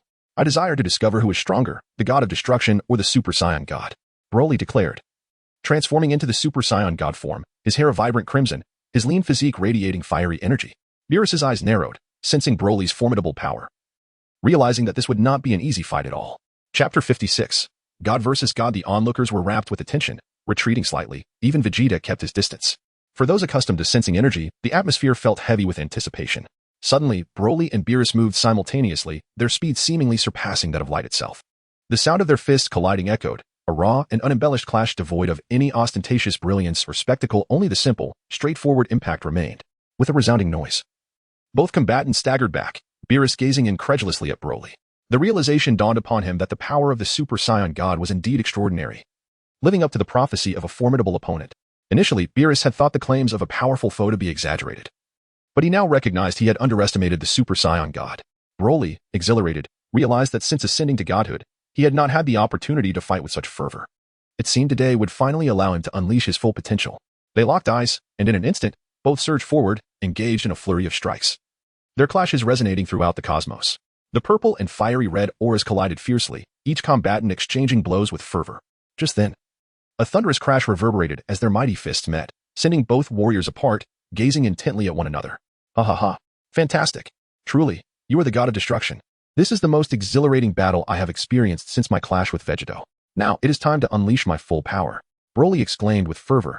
Indeed, you are worthy of being the prophesied adversary. You have earned my respect. Beerus acknowledged, his expression one of delight. You are correct. It is time to cease the warm-up and engage with our full might. Previously, both had held back their true abilities. Yet now Broly had proven himself nearly equal to Beerus, earning the respect of the god of destruction as they prepared for their ultimate confrontation. Both warriors instinctively raised their energy to its peak, their gazes locked on one another. In a flash, they vanished from sight, only the sounds of their fierce clashes remained. The spectators on Earth could no longer see their movements, only hearing the relentless and violent impacts resonating through the air. Sun Wukong and the others pursued the sounds, with Vegeta marveling, what incredible power. They exchanged blows with unrestrained enthusiasm, the sounds of their strikes ringing like shattered glass. In moments of intense combat, the very fabric of space where they fought bore the scars of their struggle, crystalline fissures appearing before bursting into radiant light, only to slowly mend. This is a dimensional rift. The crowd gasped, with Piccolo exclaiming, they have created a dimensional rift with mere physical strikes. Truly, this is a battle of gods. Initially, it seemed this fight would result in devastation akin to the clash between Broly and Vegito, yet now it appeared entirely different. Comparatively, the confrontation between Vegito and Broly seemed almost refined in contrast to the current battle. At that moment, Broly aimed a punch at Beerus' face, who crossed his arms defensively, resulting in a momentary separation. Wow, I did not expect the Super Saiyan god to be so powerful. I haven't fought like this in ages. Beerus remarked with excitement. Let me show you my true strength. Broly responded, his battle spirit ignited. He vanished from his position, appearing behind Beerus and delivering a powerful kick. Beerus turned to block, but was caught off guard, sent flying by Broly's strike. Broly then gathered his energy, instantly pursuing him. Fist poised for another blow aimed at Beerus. Beerus was propelled into the sea, while Broly accelerated in pursuit, causing the ocean to part beneath their immense power. In that moment, Beerus swiftly regained his balance, launching a powerful punch towards Broly, who, undeterred, countered with a strike of his own. With a resounding clash, the two engaged in a fierce exchange, and as they separated, Broly unleashed a fiery aura that enveloped him, soaring toward the heavens. Meanwhile, Beerus, too, was shrouded in a violet flame, relentlessly pursuing Broly. Their fierce confrontation continued as they ascended beyond the atmosphere. emerging into the vast expanse of space. Once in the cosmos, their speed intensified. Suddenly, with a sharp crack, Broly caught Beerus's punch with one hand and swiftly retaliated with a kick, sending Beerus flying. In a flash, Broly pursued the airborne god of destruction and delivered a powerful blow. Beerus, anticipating the strike, crossed his arms to block it, yet was still propelled backward for several meters before stabilizing himself. Impressive. You truly are a Super Saiyan god, capable of pushing me to this extent. It is time to conclude this battle, Beerus exclaimed with excitement. He then gathered a colossal death ball in his hand and hurled it towards Broly. Indeed. It is time to end this battle, Broly declared, extending his arms to conjure a massive green energy sphere, which he launched at the approaching death ball. The two spheres collided, locked in a stalemate, until both fighters increased their output. Gradually, the green energy sphere overpowered the death ball, engulfing it and surging towards Beerus. Upon witnessing this, Beerus shouted, crossing his arms to absorb the incoming energy. With a tremendous explosion, the energy sphere detonated, sending shockwaves rippling through the cosmos, causing the earth to tremble violently. Once the dust settled, Beerus appeared before Broly, slightly disheveled from enduring Broly's full-force counterattack, sustaining minor injuries. The two adversaries stepped back, signaling a pause in their combat. A flicker of fervor crossed Beerus's eyes as he remarked, "What a thrill. You are the first to compel me to exert my full power without sustaining a hit, and you've managed to injure me. You are truly formidable. You are the second strongest opponent I have ever encountered. Ha ha ha. This is exhilarating." Broly laughed, aware that Whis was the true strongest in the universe. Yet feigning ignorance, he inquired, "The second strongest? Who was the first?" Beerus turned his gaze toward Whis, who was enjoying a fruit salad. Upon noticing Beerus's attention, Whis quickly concealed the salad behind him. A bead of cold sweat trickled down Beerus's forehead as he replied, "His name is Whis. He is my attendant, but also my mentor." "Your mentor? So he must be the strongest in the universe." Broly feigned surprise. "Who knows? There are 12 universes in total. We reside in the 7th. I am merely the god of destruction of this universe. Do you not think there may be even stronger beings out there?" Beerus remarked. Broly smiled and began to descend slowly to the ground, with Beerus following suit. "Since I have been defeated by you, I shall refrain from destroying the earth," Beerus declared. At that moment, Broly turned his gaze towards Whis and approached him. "I have heard the god of destruction, Beerus, say that you are the strongest being in this universe. Would you be interested in a match with me?" Broly said softly. Beerus was taken aback, staring wide-eyed at Broly, while Whis maintained a calm demeanor. His profound gaze fixed on Broly for a moment before he replied, "Ah, I see. But are you certain you wish to engage in this now?" In 3 years. I shall challenge you." Broly responded with a grin. Whis, observing the exchange, replied, "Very well. I shall return in 3 years to fulfill your wish." Broly nodded slightly, choosing not to speak further as he approached Bulma and Android 18. "Well then, dear friends of Earth, until we meet again in 3 years." Whis, accompanied by Beerus, transformed into a beam of light and vanished into another dimension. A moment of silence enveloped the scene. Vegeta clenched his fists in frustration, astonished by Broly's formidable strength. "I never anticipated such a vast disparity between our powers. This is utterly unacceptable." Goku, ever cheerful, stepped forward with a grin, exclaiming, "Wow, Broly. I never imagined you could be this strong. What is the nature of that divine power? Would you like to know? Very well, I'll enlighten you. This transformation has been witnessed among Saiyans before, though the legendary Super Saiyan God existed only for 10 minutes before fading away," Broly replied nonchalantly. "Oh, how does one achieve such a state? Are there any prerequisites?" Goku inquired eagerly. "The legend states that 5 benevolent Saiyans must channel their light into another kind-hearted Saiyan, enabling them to ascend to the status of Super Saiyan God," Broly explained. "Hey, Kakarot, let us give it a try," exclaimed Goten, as he, Cher, Gohan, and 3 others formed a circle, transforming into Super Saiyans, and prepared to await the outcome. Will it truly succeed? Everyone watched with bated breath. After a moment, the 6 suddenly felt themselves enveloped in a tranquil state, an unusual sensation coursing through them as light gradually converged upon Goku. He began to levitate, transforming into a divine form characterized by his crimson hair and eyes, slender physique, and an aura of fiery red energy. "Goku, how do you feel now that you've attained divinity?" Piccolo asked. "How do I feel? Quite remarkable," Goku replied, surveying himself. "Goku, don't you wish to test the extent of your divine power?" Broly remarked casually. Indeed, Goku seized the opportunity to spar with Broly, who assessed that Goku's newfound strength was approximately 7/10 that of the god of destruction, Beerus. Chapter 57. The final battle of Vegito and Broly. After engaging in combat with Beerus, time flowed swiftly, and 2 years passed in the blink of an eye. During this period, Goku, having experienced the divine realm, absorbed its essence during his battle with Broly, although he did not achieve a breakthrough in power. Remaining in his Super Saiyan 4 full power state, his mastery over strength had progressed significantly. Meanwhile, Vegeta, through rigorous training, elevated his capabilities to the full power state of Super Saiyan 4. On this day, Goku, Vegeta, and the inhabitants of Earth gathered at Bulma's residence.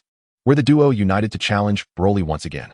At this point, Broly had ascended to the late stages of Super Saiyan God, having one foot firmly planted in the realm of true divinity, poised to undergo further transformation into his ultimate state. The collaborative challenge presented by Goku and Vegeta provided Broly with the perfect opportunity to enter the true divine realm. Broly readily consented, and soon, accompanied by Cher, Bulma, and Android 18, as well as Goku and the others, they instantaneously transported to the Kaioshin realm. Upon arrival, Goku explained their intentions to the Kaioshin. Although the Kaioshin felt exasperated, he recognized the futility of resistance and reluctantly acquiesced. Meanwhile, the others from Earth and the Kaioshin retreated to a safe distance, awaiting another earth-shattering battle reminiscent of the conflict with the God of Destruction. In the arena, Broly faced off against Goku and Vegeta. You should fuse quickly. At this moment, you do not pique my interest in combat. Though Goku and Vegeta were infuriated and unwilling, they understood that confronting Broly, whether individually or as a pair, would only result in their swift defeat. Thus, they transformed into Super Saiyan 4 and, gazing at each other, struck a mirrored pose before colliding together. With a flash, a blinding light erupted, gradually dissipating to reveal the form of Vegito in Super Saiyan 4, a striking figure with brilliant red hair, clad in a vest, adorned with red fur, and a long red tail trailing behind, casting a cold smile at Broly. Broly gazed at Gogeta, a joyful smile gracing his face. He had never anticipated that after the God of Destruction, another worthy opponent would emerge, one who could truly push him to his limits. Ha ha ha. Now this is more like it. To think that beyond Whis and the God of Destruction, another contender has appeared to challenge me. Broly exclaimed with delight. Come on, Broly. Last time I was defeated by you, but this time I shall not succumb. Gogeta declared as he assumed a fighting stance. Very well, Gogeta. I am coming for you. Are you prepared? Broly instantly transformed into his God Saiyan state, and the battle was on the brink of erupting. The legendary Super Saiyan 4 warrior, Gogeta, versus the God Saiyan Broly. As Broly and Gogeta faced off, there was a brief pause before they simultaneously launched their attacks. In an instant, their fists collided with a thunderous boom, sending energy cascading in all directions and causing the ground to buckle beneath them. They quickly separated, only to collide once more. The sound of their fists striking echoing like a drumbeat, as they exchanged blows with palpable force, the energy from their clashes radiating outward. Golden and crimson auras clashed violently in the air, punctuated by explosive sounds, as the immense power they unleashed caused the earth and mountains to tremble ferociously. With a resounding thud, they struck each other with powerful punches once again. Broly remarked, impressive, I didn't expect that the two of you, fully merged in Super Saiyan 4, could stand against me. However, the warm-up ends here. It's time to unleash your true strength. Gogeta nodded in agreement, responding, indeed, I have acclimated. It is time to reveal our true power. Without further ado, they heightened their energy to its zenith and charged towards one another. With Gogeta leaping forward to deliver a powerful kick aimed squarely at Broly. Broly swiftly evaded the kick, and in one fluid motion, he raised his foot to strike Gogeta. With a resounding thud, Gogeta was sent hurtling backward, while Broly immediately pursued, eager to capitalize on the opportunity for another assault. Upon witnessing this, Gogeta retaliated with a kick directed at Broly, who raised his hand to meet the attack head-on. With a thunderous crash, Gogeta's form accelerated once more. But Broly was momentarily halted, unable to advance further. Gogeta quickly regained his balance by planting his feet firmly on the ground and then surged forward, aiming a powerful grasp at Broly's neck. Broly, however, reacted with alacrity, pushing off the ground to retreat a considerable distance, having missed his initial strike. Gogeta followed up with a barrage of energy blasts aimed directly at Broly. As Broly landed, he noticed the incoming projectiles and, with hands clasped together, braced himself to withstand the onslaught. The blasts detonated with a resounding explosion, sending debris and smoke into the air. From within the haze, Broly sprang forth, delivering a punch aimed at Gogeta. The first strike was barely repelled by Gogeta, however, the second landed squarely, and the third sent Gogeta flying away with tremendous force. As Broly accelerated to catch up with the retreating Gogeta, he was poised to strike. However, Gogeta swiftly pressed one hand to the ground and executed a kick aimed at Broly's chin. Broly raised his hand to block the kick and promptly rolled to regain his footing. Then, with a swift push off the ground, he delivered a powerful punch towards Broly's abdomen. In response, Broly brought his hands together, successfully parrying Gogeta's blow. With a swift motion of his palm, Broly hurled two energy spheres towards his opponent. In a split second, Gogeta evaded the attack, resulting in a tremendous explosion that sent clouds of dust soaring into the sky. With a powerful push from his feet, Gogeta surged forward, delivering a formidable punch aimed squarely at Broly. The gleam of excitement sparkled in Broly's eyes as he charged forward with a powerful punch. The two figures collided with fervor, their fierce confrontation generating a tremendous sonic boom. Their fists and feet clashed repeatedly, accompanied by the resonating sound of explosive impacts. With one final, forceful blow, they both recoiled, Goku and Vegeta appearing battered and tattered, while Broly bore some marks of the conflict as well. They locked eyes, and in that moment, Broly surged forward again, unleashing another punch. Goku and Vegeta raised his left fist to block it, yet Broly did not relent. He followed up with another strike. Goku and Vegeta swiftly turned his head to evade, then propelled himself towards Broly, aiming to grasp at his neck. Broly deftly sidestepped and retaliated with a kick aimed at Goku and Vegeta, who, unable to evade in time, retracted his left hand to shield against Broly's assault, while his right hand launched a ki blast towards Broly. Broly clasped his hands together, successfully blocking the energy blast. With a resounding explosion, smoke and debris erupted into the air. At that moment, Gogeta stood at a distance, observing the site of the explosion until the haze cleared, revealing Broly's silhouette. As Broly's lips curled into a smile, a crimson light flickered in his eyes. He swiftly propelled himself towards Gogeta, delivering a powerful uppercut that sent Gogeta soaring. Broly leaped after him, ready to unleash another strike, yet Gogeta retaliated with a fierce energy wave from his hands. With a swift motion, Broly conjured a massive energy sphere and hurled it towards Gogeta.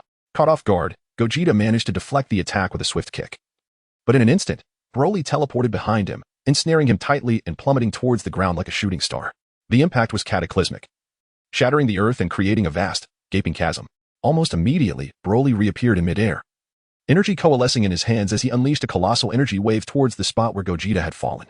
The resulting explosion was thunderous, sending debris flying and clouds of dust billowing into the atmosphere, causing the entire realm of the Kais to tremble.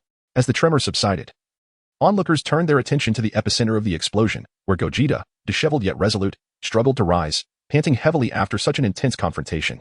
At this moment, Broly was slightly panting, then he smiled and said, "Well, it seems I should deliver the final blow." A massive amount of energy gathered in the palm of Broly's hand, while Gogeta unleashed a super Kamehameha simultaneously. With a thunderous explosion, dust enveloped both fighters. As the dust settled, Broly stood on the ground in tattered clothes, while Gogeta lay on the ground. Witnessing the conclusion of the battle, the crowd rushed over, and Gogeta split apart, with everyone taking out senzu beans to feed the three. "I never expected we would lose. However, I will surpass you in the future and challenge you with my own strength," Son Goku declared as he approached, while Vegeta merely scoffed and turned away. "All right, I await your challenge," Broly responded with a smile. Subsequently, everyone exchanged farewells with the Supreme Kai before departing from the Kaishin realm, each going their separate ways. Chapter 58, Breakthrough. After the battle with Gogeta, Broly greeted Bulma, Android 18, and Kaiatsu before entering his ring world for seclusion. The clash had greatly enhanced his understanding of power. Yet he realized that challenging Whis in his current state would yield no victory. He was certain of 10 defeats out of 10 attempts. Thus, he resolved to train once more, seeking to elevate himself further. Only by stepping into the true divine realm could he hope to contend with Whis. In the following 6 months, Broly engaged in brutal and fervent training. As he progressed, his comprehension of his own powers deepened, yet he found himself struggling to enter the true divine realm, always falling just short. It felt as though he was on the cusp of a breakthrough, yet it remained elusive. After yet another failed attempt to breach the true divine realm, frustration consumed him. Acknowledging that he could not continue in this state, he emerged from the ring, intending to spend time with Bulma and Android 18. Since his training began, he had dedicated himself solely to practice, neglecting to accompany them. "I should make amends by spending quality time with them," he thought as he made his way to the guest room to find Bulma and the others. Upon seeing Broly emerge, Bulma, Android 18, and Kaiatsu were filled with excitement, surrounding him joyfully. Android 18 inquired, "Broly, have you made a breakthrough? You've returned so soon." Broly chuckled wryly and replied, "It's not that simple. Though I have gained a deeper understanding of my powers, advancing further remains a challenge. I've been quite anxious lately, so I decided to come out and spend time with you all. I'm truly sorry for not being with you these past 6 months." Bulma and the others shook their heads in understanding and gently said, "Don't say that. It's enough that you think of us.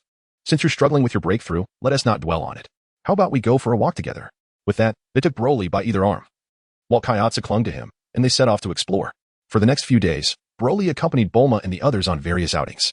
One day, they arrived at a picturesque, secluded area surrounded by mountains. After setting up their tent and preparing supplies, Bulma and Android 18 took Kaiatsu to gather ingredients while Broly quietly gazed at the cascading waterfall in the azure sky, feeling an overwhelming sense of tranquility. As he immersed himself in the beauty around him, he remained unaware of the energy flowing through him.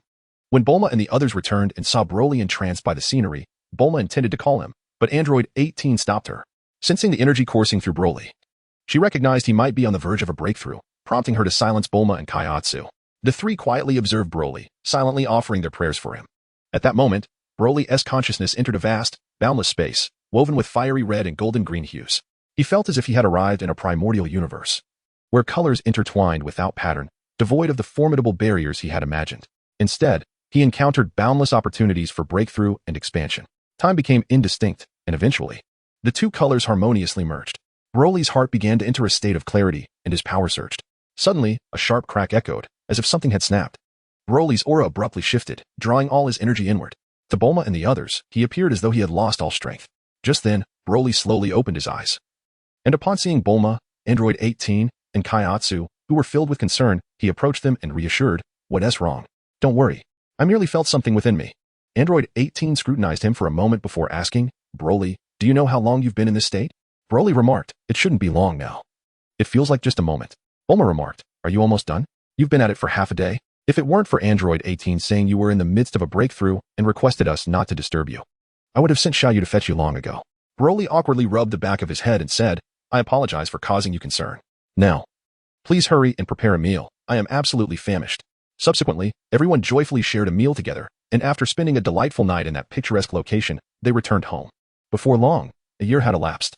During this time, since his last breakthrough into the true God realm, Broly's power had been steadily increasing, and his level of mastery ascended in tandem with his strength, bringing him to the late stage of the true God realm. Throughout the year, both Goku and Vegeta had engaged in fervent training, resulting in Goku achieving Super Saiyan 5 and entering the realm of Saiyan God. Vegeta, spurred on by Goku's progress, had also attained the initial stage of Super Saiyan 5. Today, the inhabitants of Earth gathered at Broly's home, where they awaited his presence. Suddenly, a voice resonated. "Broly, you are invited to join the inhabitants of Earth in the Kaishin realm. Beerus and I are waiting for you." Broly stood up abruptly, and Goku approached him, inquiring if the god of destruction had arrived. Broly nodded, responding that they were currently at the Kaishin realm, and they had just received word that the deities were awaiting their arrival. "We can set off now," he declared. Subsequently, Broly accompanied his family, while Goku led the others, and they instantaneously transported themselves to the Kaishin realm. At that moment, the old Kai and the Kaishin stood respectfully before Beerus and Whis. Whis smiled and said, "Oh, you have arrived, those who have attained the true godly realm. Very well. Since you are here, let us commence." Broly gazed at Whis and nodded, asking, "Before we commence our duel, could you reveal your true identity to me?" Whis smiled, his eyes remaining inscrutable. "Once you have defeated me, I shall disclose that information." Broly nodded, and his aura surged dramatically, his hair instantly transforming into a rich brown that cascaded down to his waist. A crimson tail flowed behind him, while lightning flickered intermittently around his form, revealing intricate red tattoos that adorned his skin. With a gaze imbued with confidence, he regarded Whis. Whis, in turn, watched Broly intently, feeling the oppressive energy that was steadily escalating, creating a palpable tension in the air that caused the very space around him to ripple. A monumental battle was on the verge of commencing. The mightiest warrior, Broly, versus Whis. Who would emerge victorious? Chapter 59, Broly versus Whis. Broly's expression grew solemn as the battle fervor surged within him, igniting a sense of exhilaration and anticipation. "Come forth. Allow me to witness the true strength of the teacher of this god of destruction," he bellowed, leaping into the air and launching a powerful punch towards Whis. Yet, with a mere flick of his staff in the air before him, was conjured an ethereal barrier that enveloped him. Broly's punch collided with the barrier, unleashing an immense force that sent ripples of energy radiating across its surface. With a resounding crack, the barrier shattered instantaneously. The overwhelming power surged towards Whis, who swiftly retreated, his staff once again poised to create a new barrier. In an instant, the barrier materialized anew, and with another deft motion of his staff, a tremendous force was summoned to counter Broly's might. The two forces collided with a thunderous boom, ultimately neutralizing each other in a spectacular display of power. Broly let out a mighty roar, his figure flickering as he instantaneously appeared above Whis. With a swift motion, he executed a powerful downward kick aimed directly at Whis, resulting in a thunderous impact. The astonishing force struck the energy barrier, sending Whis crashing into the ground, while the barrier shattered instantaneously, causing the surrounding terrain to crumble and crack. Whis, however, swiftly emerged from the seemingly bottomless pit, gazing at Broly with an expression of acknowledgement. Indeed, he was formidable, his strength nearly surpassing my own. It appears that if I do not take this seriously, I may soon find myself defeated. With that thought, Whis sheathed his staff, an endless and terrifying aura emanating from within him. Without this, it would lack excitement. Now, this is truly exhilarating. Sensing Whis' formidable presence, Broly became increasingly vigilant. For at this moment, their energies were strikingly similar, although Broly's aura was comparable to that of Whis. It was worth noting that he had only recently attained this level a year prior, whereas Whis had been entrenched in this realm for countless years, undoubtedly possessing a deeper familiarity with his power. Whis advanced, his figure appearing before Broly in an instant, delivering a punch that reverberated through the air, causing the very fabric of reality to tremble and the earth to shake. With a resounding force, he unleashed a cataclysmic strike aimed directly at Broly. Upon witnessing the impending strike, Broly's expression shifted, and he immediately adopted a defensive stance. This seemingly ordinary punch was imbued with extraordinary speed. In an instant, Broly enveloped himself in an energy shield. With a resounding impact, Whis' fist collided with the shield, causing ripples to spread through the surrounding space, shattering the protective barrier. A tremendous force surged toward Broly, who pressed his palms together to withstand the blow, yet he found himself retreating steadily. After moving 100 meters away, Broly finally dissipated the overwhelming power and regained his composure. Broly, I had not anticipated that after 3 years apart, your strength would surpass mine. However, your mastery over that power is still not as refined as mine, thus assuring my victory in this battle. With those words, Whis vanished from sight, instantly appearing beside Broly, delivering a punch radiating an aura of annihilation from his arm. Broly let out a cold snort, launching a powerful punch towards Whis with an exhilarating surge of excitement coursing through him. As long as he could withstand a single blow, he was confident that with each passing moment in battle, his mastery over strength would deepen. He would not be defeated. The two fists collided with a resounding impact, unleashing an astonishing force that caused the ground to sink dramatically. In just one strike, the devastation of the Kaioshin realm reached levels comparable to the aftermath of the battle with Super Saiyan 4 Gogeta. The two warriors instantly separated, only to collide once more, generating fierce gales that shook the entire planet. At that moment, Broly teleported directly in front of Whis and unleashed a punch imbued with cataclysmic energy. Whis, seeing this, swiftly raised his foot to meet Broly's fist, resulting in an explosive sound as the surrounding space began to collapse. Then, Broly pivoted and delivered a kick towards Whis, who countered with a swift punch of his own. The impact echoed with a thunderous bang, causing the space around them to tremble violently. As the shattered dimensions expanded at a visible rate, creating a massive black hole hundreds of meters wide, a tempest of spatial energy swirled fiercely, threatening to obliterate everything. Yet, this seemingly formidable storm was rendered fragmented and dissipated upon the collision between Broly and Whis, vanishing without a trace. As the space began to mend, their fierce battle resumed, once again fracturing the fabric of reality. With a resounding crash, Whis and Broly's fists clashed once more before they quickly separated. As their confrontation temporarily paused, the battered space finally had a moment to breathe, rapidly healing itself. Just as a terrifying spatial storm threatened to erupt, the dimensional fabric restored itself to its original state. Broly and Whis exchanged a glance, and an astonishing aura simultaneously erupted from both of them. A breathtaking battle was set to unfold once more as they assumed their stances, bracing themselves for the impending clash. In an instant, both moved at once, their fists colliding with a resounding impact, causing the recently mended space to shatter anew. As Broly pivoted, he unleashed a powerful kick, which Whis met with his left fist. The resulting explosion of energy sent shockwaves through the air, shattering the surrounding space even further. The two combatants swiftly distanced themselves from one another. In an instant, Broly teleported behind Whis, launching a kick aimed at him. Whis, anticipating the attack, moved forward to evade, yet was a fraction too slow. With a resounding impact, Whis was sent hurtling away by Broly's kick, quickly accelerating. Broly closed the gap, delivering an elbow strike towards Whis. In response, Whis pressed one hand against the ground and raised his foot to strike at Broly's chin. Broly, reacting instinctively, brought his hands together to block the blow, and in a seamless motion, Whis sprang back to his feet, delivering a powerful punch to Broly's abdomen. As Broly's expression hardened, he retreated slightly, gesturing with his hand to launch a powerful energy sphere. Whis deftly evaded the attack and, just as he was about to counter, Broly had already closed the distance, delivering a fierce punch. The first strike was barely blocked by Whis, while the second landed squarely, and the third sent Whis hurtling backward. Without hesitation, Broly accelerated once more, seizing Whis's foot mid-flight and hurling him into the air. Propelling himself off the ground, Broly swiftly pursued Whis, soon positioning himself above him. With both fists clenched, he struck down with tremendous force, impacting Whis's back and sending him crashing towards the earth. A resounding boom echoed as dust and debris erupted, forming a massive crater upon impact. As the dust settled, Whis quickly emerged from the pit, charging at Broly with remarkable speed. Not one to shy away.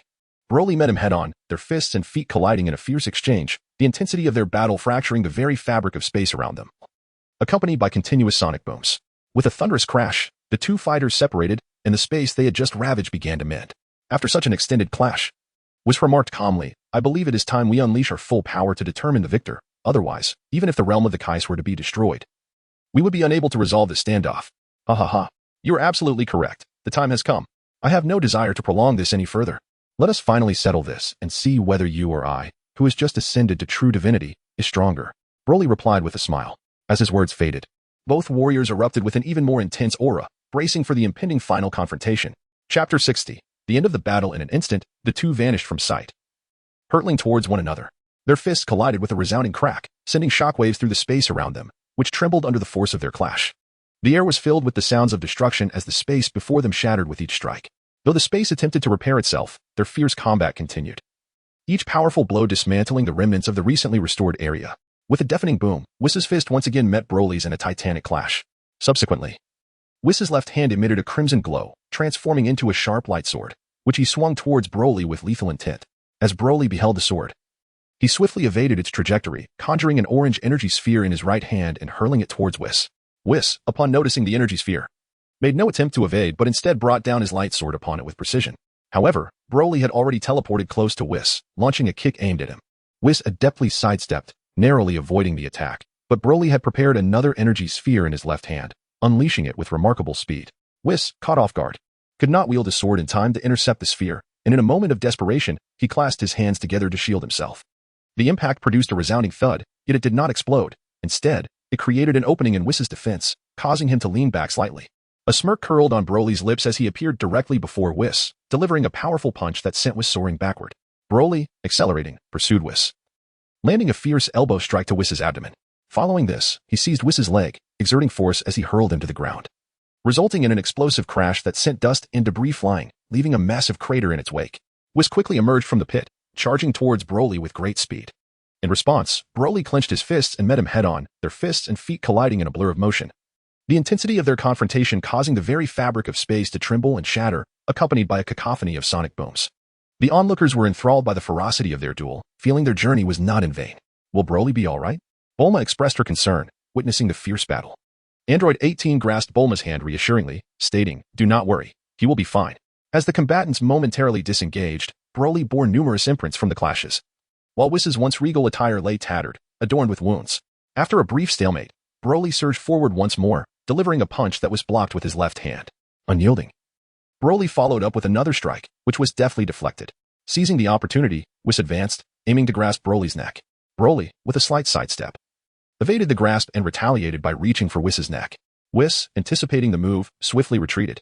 Broly then unleashed an energy blast towards the retreating Whis, who responded by clasping his hands together, resulting in a tremendous explosion that engulfed him in flames. As the smoke cleared, Whis emerged, seemingly unharmed save for a few disheveled strands of hair. The battle raged on, escalating in intensity as their clashes continued to fracture the earth, causing landslides and spatial distortions, rapidly expanding the shattered area around them. In an instant, a colossal black void, hundreds of meters wide, formed at the epicenter of their struggle.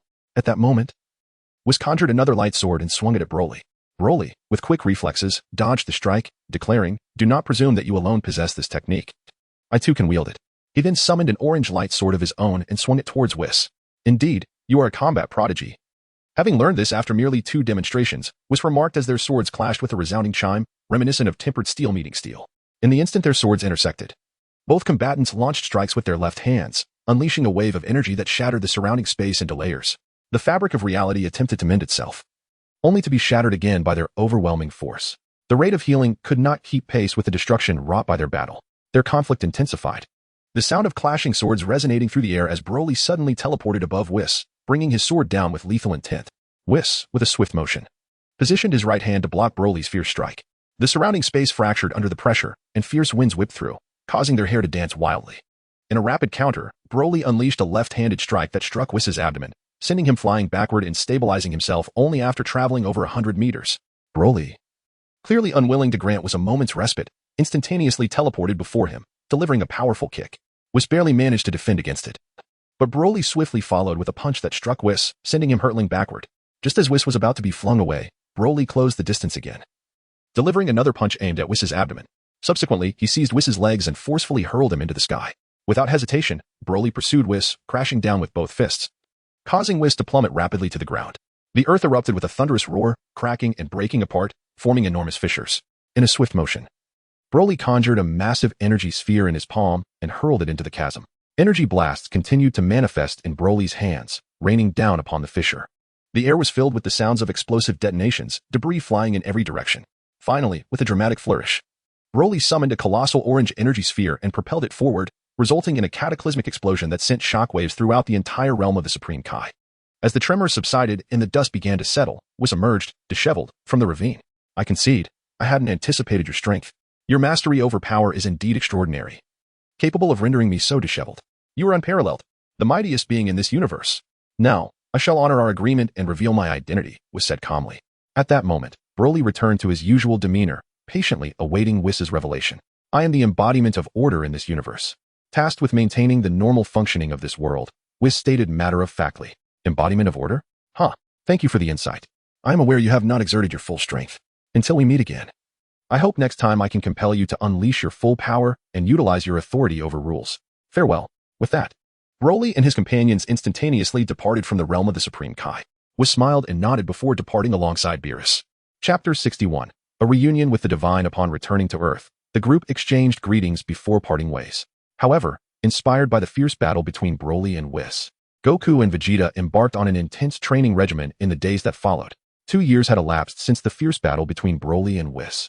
On that night, Broly, having just concluded a confrontation, found himself cradling Bulma and Android 18, both of whom had succumbed to fatigue and drifted into slumber.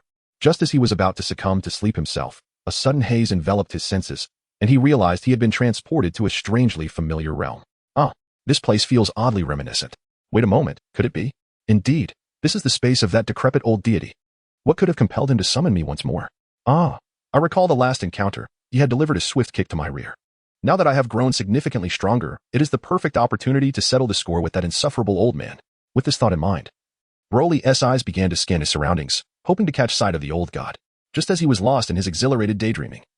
The old man's figure abruptly materialized before him. A swift thump resounded as the deity delivered a playful jab to Broly's head. Clutching his forehead in pain, Broly exclaimed, "You wretched little brat! With your meager power, you dare to seek revenge?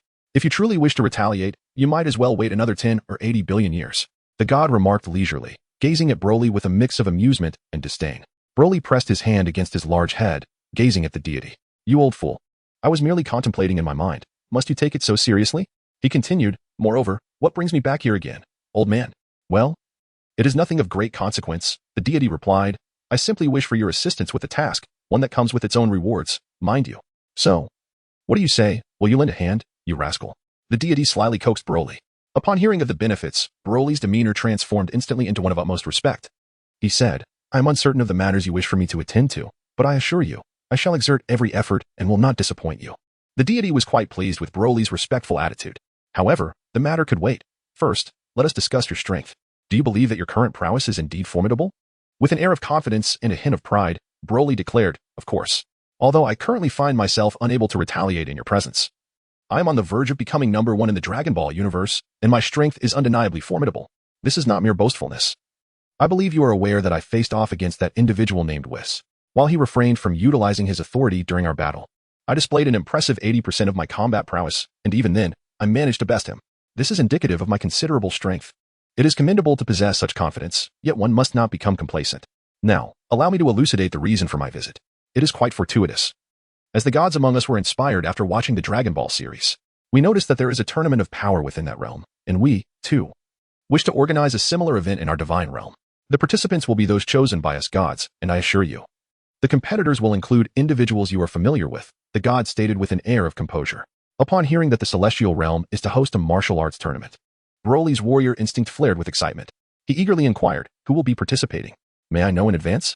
The deity, regarding Broly with a satisfied expression, replied, "The list of participants has not yet been finalized. However, there are some names you may find familiar. Among those who are nearly confirmed are Jehovah, the god of the Western celestial realm, the fallen angel Lucifer, and figures from Greek mythology such as Zeus, Gaia, Uranus, Poseidon, and Hades. These are the representatives from the Western pantheon. As for our Eastern celestial realm, we shall have the primordial supreme being, the heavenly teacher, and the 2 saints, Junti and Jiayin, along with their master, the Hongjun teacher, as well as the Buddha, the progenitor of the Dragon Clan, and the mythical Kunping, alongside Tai, the Yellow Emperor Xinyuan, and Chiyu, among others. And as for my choice, it is none other than you." Upon hearing those familiar names, Broly was instantly filled with fervor, exclaiming, "When does it all begin? I can hardly contain my eagerness." "Do not rush," came the calm reply. "With your current prowess, you can only best a few opponents. Aspiring to ascend to the pinnacle remains beyond your reach. Thus, I wish for you to explore other dimensions and hone your skills. I aim to ensure you completely assimilate and master the power of your own laws, enabling you to stand a fair chance against them. Fortunately, time is still on your side. Our event is not scheduled for another 3 years." Broly, perplexed, inquired, "Will venturing into other dimensions truly enhance my strength?" "Indeed," the deity responded. "By sending you to alternate realms, I believe you have yet to fully grasp the power of the laws. Your arrival in worlds of lesser martial prowess will disrupt their equilibrium, thereby attracting the attention of that dimension's overseer. Once you defeat him and take his place, you will inherit his law power. Though it may be of a lower tier, frequent visits to various worlds will refine and augment your own law power. Subsequently, upon returning to your own Dragon Ball universe to vanquish its overseer and absorb its law power, you shall possess a complete mastery of the laws. thus equipping you with the means to contend with those you hold dear. Then grant me the ability to traverse the dimensions at will. But I wish to bring my beloved along with me, Broly insisted. Very well, the deity acquiesced. To lure out the overseer of that realm, 2 conditions must be met. First, you must assume the role of the original protagonist of that world and complete the narrative. You may alter the plot, but you must ultimately fulfill it. Second, upon completion of the story, your strength must exceed that of the overseer by a significant margin. Only then will your full power attract the attention of the realm's overseer. Do you understand, you insufferable brat? Broly nodded, brimming with excitement. Haha, this way I can not only pursue lovely ladies, but also enhance my strength. Truly a perfect arrangement. How splendid. He continued, now, I shall bestow this ability upon the ring I have given you, allowing you to return. I hope that when we meet again in 3 years, you will not disappoint me. Broly nodded solemnly. Rest assured, old man, I shall not disappoint you. For I am the strongest. The deity, feeling reassured, nodded in response and bestowed upon Broly the ability to traverse the multiverse at will. The function has now been granted to you. With each world manager you defeat, your strength will increase.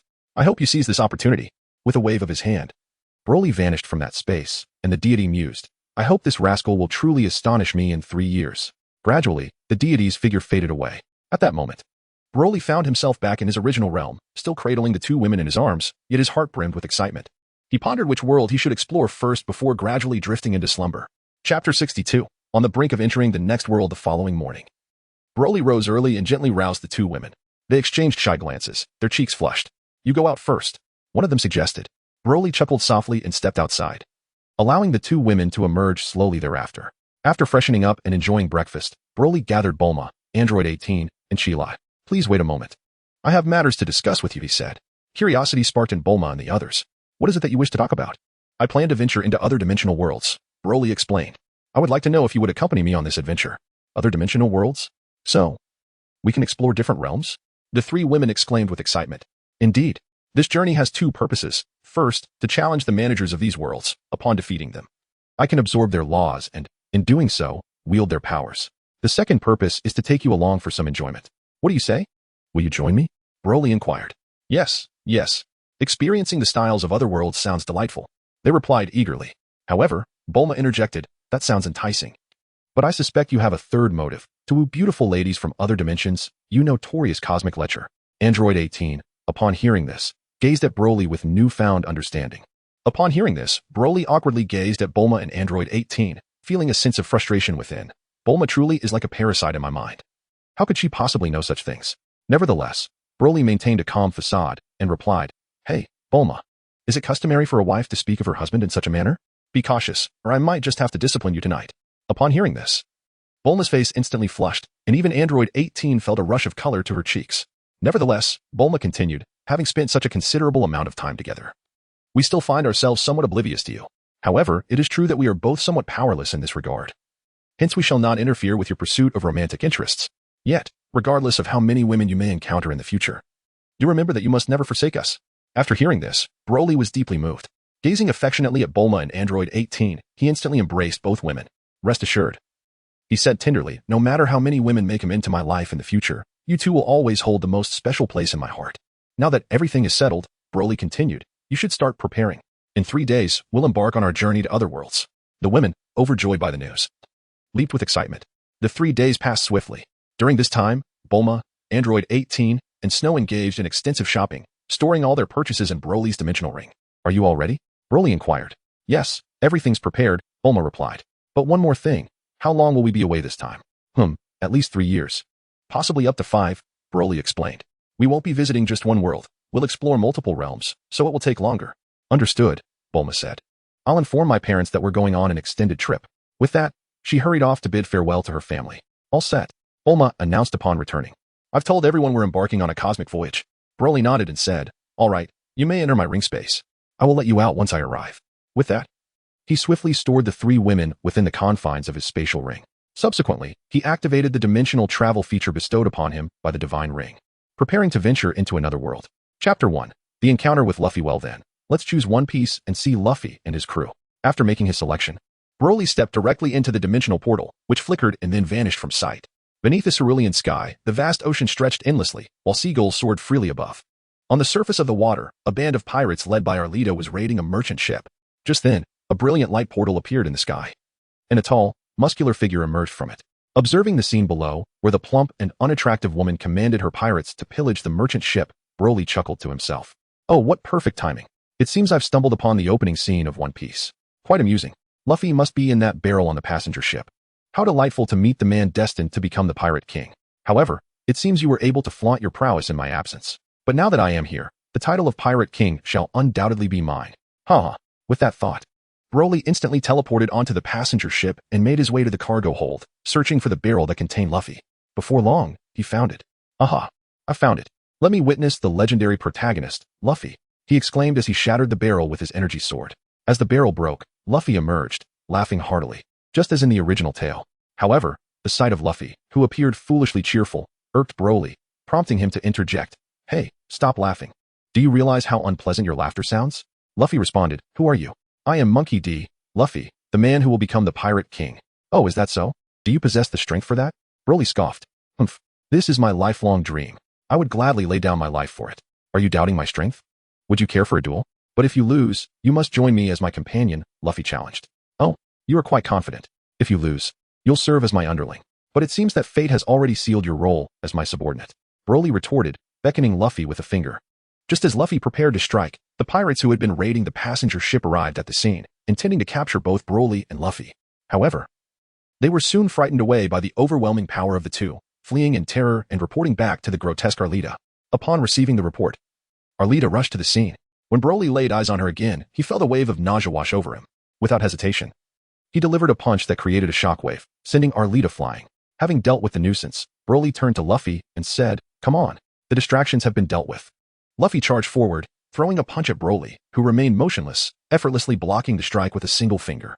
Your speed is too slow, and your strength is lacking, he stated before flicking Luffy on the forehead, sending him crashing backward.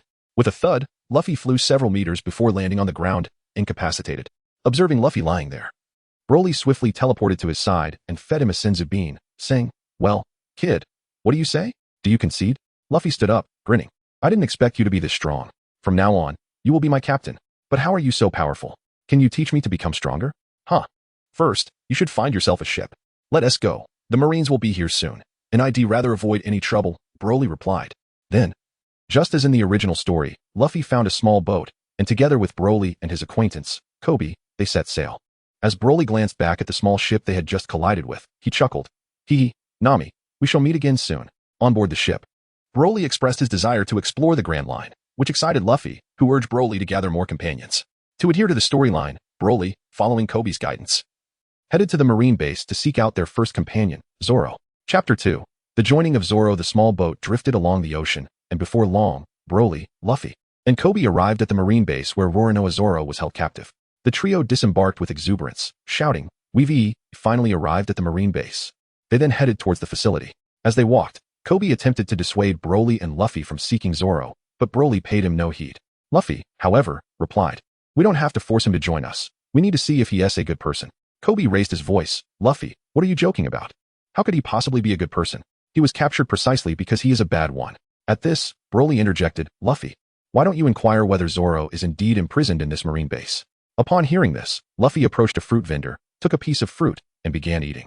The vendor, seeing this, stepped forward.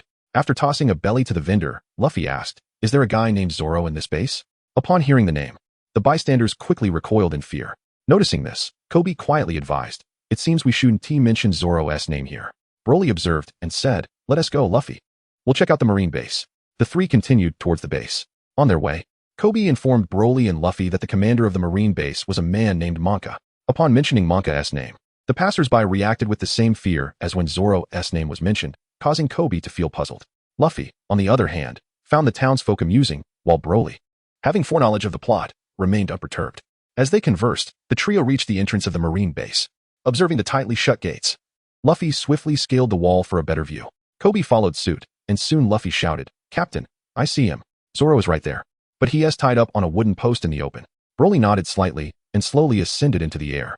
He gazed down at an individual adorned with a green headscarf, whose head hung low, bound by ropes to a wooden post. There was an air of rebellion and pride about him. Broly recognized this as Zoro, the first to join Luffy's crew in the original tale, and notably, a notorious directionally challenged individual. Broly instructed Luffy to untie Zoro, but Kobe vehemently opposed it. At that moment, Zoro noticed Broly and his companions and provocatively exclaimed, "Hey, you lot are quite the eyesore. Get lost." Broly merely scoffed, while Kobe again urged Broly and Luffy against acting foolishly. Just then, a little girl climbed over the wall with a ladder, bringing Zoro a rice ball she had made with her own hands. However, Zoro cruelly rejected the girl's offering. At that moment, Monka's son appeared with two others and snatched a rice ball from the girl, consuming it voraciously. Displeased with its taste, he then threw the remaining rice ball to the ground, trampling it underfoot. The girl, witnessing this, felt tears welling up in her eyes. Monka's son then commanded the Navy to throw the little girl over the wall. Upon seeing the girl being tossed out, Broly sprang into action.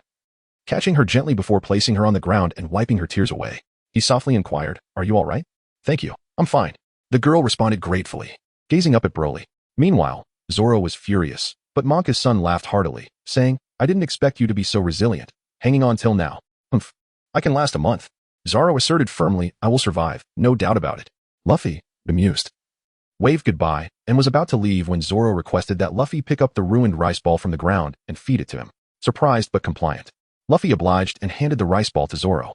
Afterward, Luffy returned to Broly's side, and together they escorted the little girl home. Along the way, Luffy informed her that Zoro had eaten the rice ball, which brought her great joy. Kobe, however, remarked in confusion, "It seems Kobe isn't as bad as rumored." This displeased the little girl, prompting her to introduce herself as Gali and explain the reasons behind Zoro's capture, which deeply moved Kobe. Upon reaching the hotel owned by Gali's mother, the group was met with an irritating voice emanating from within. The four of them entered, and Broly's eyes lit up upon seeing Nami there.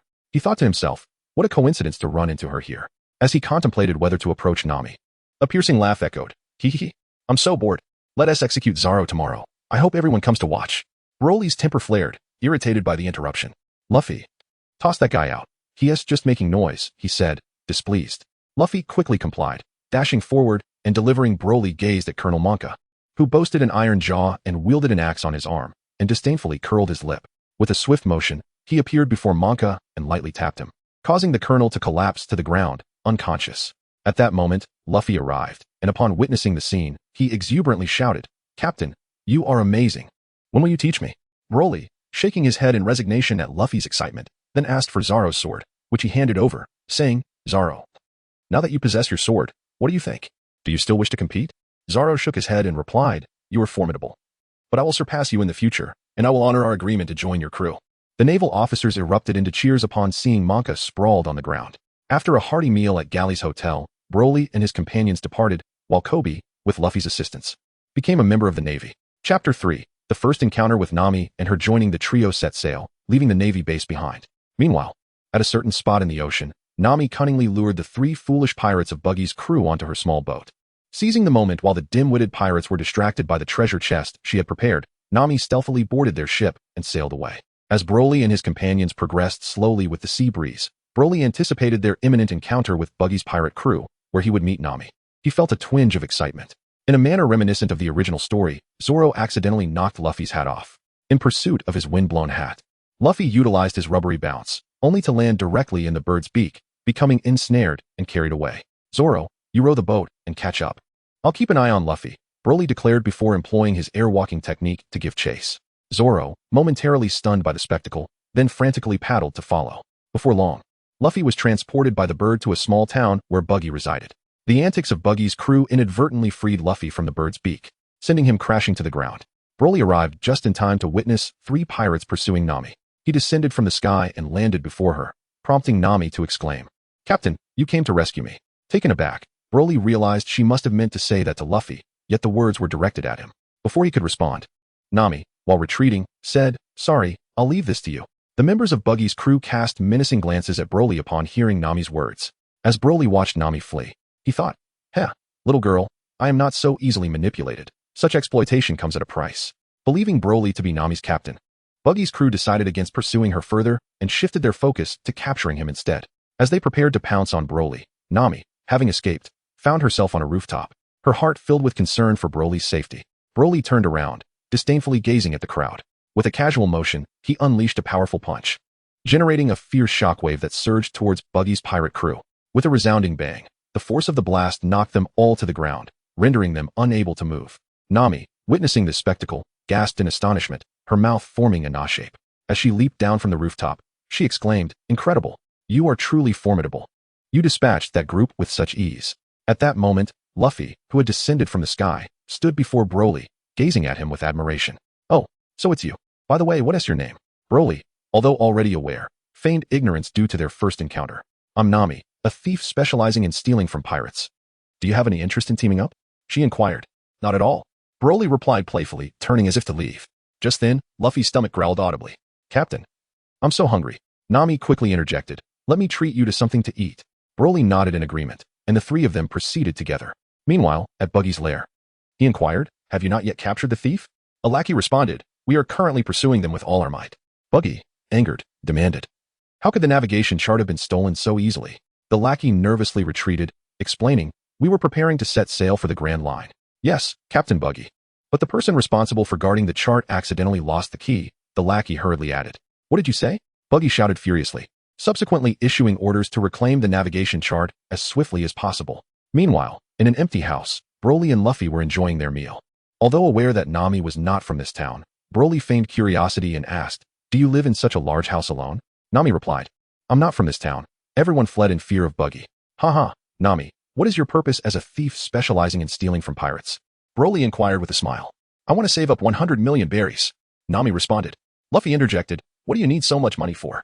That's a secret. With the navigation chart of the Grand Line, earning 100 million is not a dream, Nami explained. A navigation chart? Are you a navigator? Broly asked. I am far more skilled than any navigator. Nami declared proudly. Perfect, we are in need of a navigator. Would you consider joining us? Broly proposed. Really? Nami asked, intrigued. Yes, indeed. We plan to venture into the Grand Line. I merely wish to explore, while Luffy aspires to become the Pirate King. Broly elaborated. I refuse. Upon hearing Broly label Luffy a pirate, Nami, mistaking Broly for one as well, angrily declined. With that, she moved to the window. Just then, members of Buggy's crew were searching for Nami and the others. Spotting them, Nami felt a twinge of anxiety and turned to Broly with a sudden thought. If you agree to one request of mine, I might consider joining you as your navigator. With a smile gracing the corners of Broly's mouth, he conceded. All right, we agree. Speak your mind. Nami, grinning, proposed. I hope you will accompany me in seeking out the clown Buggy, but you must be bound with ropes. Very well. We consent. Broly replied with a smile. Shortly thereafter, Nami procured some ropes, securing Broly and Luffy before leading them to Buggy's domain. In a departure from the original narrative, upon encountering the clown Buggy, Broly effortlessly snapped the ropes, addressing Buggy with a smirk. We have come to see you, and incidentally, to bring about your demise. Infuriated by Broly's words, Buggy commanded his subordinates to seize him. However, Broly regarded Buggy with disdain, casually tossing an energy sphere into the crowd. The ensuing explosion erupted with a thunderous roar, sending plumes of dust into the air, and in the aftermath, Buggy's henchmen vanished entirely, while Buggy himself seized the opportunity to flee amidst the chaos, as Broly intentionally allowed him to escape. In that moment, Nami stood transfixed, a surreal sensation washing over her as she observed Broly. Not far from their location, Zoro, alerted by the explosion, hastened to the scene. Concurrently, Buggy's fierce subordinate, Machi, along with his beloved lion steed Ricky and the performer Kabaji, approached Buggy, requesting permission to engage in battle. Buggy, granting their request, set off with his two subordinates toward Broly and his companions. Soon, Machi, his noble lion, and Kabaji arrived before Broly, demanding, have you offended members of the Buggy Pirates? Broly cast a disdainful glance at Mojito and Kabaji, disregarding them entirely. In an instant, he appeared before Kabaji, delivering a single, precise jab that left Kabaji gravely injured on the ground. Without a moment's pause, he then moved effortlessly to stand before Mojito and his beloved lion, Ricky, and with a mere flick of his finger, both fell to the ground, mirroring Kabaji's fate. Nami, witnessing this spectacle, pinched herself to affirm that she was not trapped in a dream. Although surprised by the swift defeat of his two subordinates, Buggy remained self-assured, confident in the chaotic powers of his disjointed devil fruit ability. Meanwhile, Nami regained her composure and, addressing Broly, took her leave to seek out Buggy's treasure and the navigational charts of the Grand Line. Broly turned around, casting a disdainful glance at Buggy. Although Buggy might have concealed his true strength, in Broly's eyes, he was nothing more than a worthless adversary, irrespective of any hidden capabilities. Buggy, incensed by Broly's gaze, suddenly detached his hand from his body and launched an attack towards Broly. Observing the hand approaching him at a snail's pace, Broly leisurely extended a single finger, effortlessly blocking the assault. In the next instant, he moved his foot, propelling himself to stand directly before Buggy, and with a powerful punch, sent Buggy soaring into the sky, completely caught off guard. Meanwhile, Luffy exclaimed in excitement, that's incredible, while Zoro could only manage a wry smile at the spectacle. Broly, Luffy, and Zoro were awaiting Nami's arrival. Shortly thereafter, Nami approached them, carrying a large pack on her back. Upon seeing her, Broly exclaimed, "Nami, join us. Let us embark on an adventure together." After a moment of contemplation, Nami replied, "All right, but let it be known that this is merely a partnership." The four then departed from the small town, setting sail on their respective ships. Chapter 4, the first encounter with Usopp after sailing the seas for a while. They finally caught sight of a tranquil island village. They steered their vessels towards the island and soon arrived at its shores. Once they securely anchored their ships, they disembarked. At that moment, Zoro suddenly became vigilant, gazing intently at the distant woods, and warned Luffy, "Be cautious, there are others nearby." Broly recognized that it was Usopp along with 3 children playing a pirate game, so he casually stepped aside. Upon hearing Zoro mention someone, Luffy began to scan the surroundings while eagerly inquiring, Where exactly is it?" At that moment, a flurry of hidden weapons shot towards Luffy's feet, prompting him to leap and dodge in place. Noticing this, Nami quickly retreated behind Broly. Once the onslaught ceased, numerous pirate flags emblazoned with skulls were raised among the trees on a distant hillside.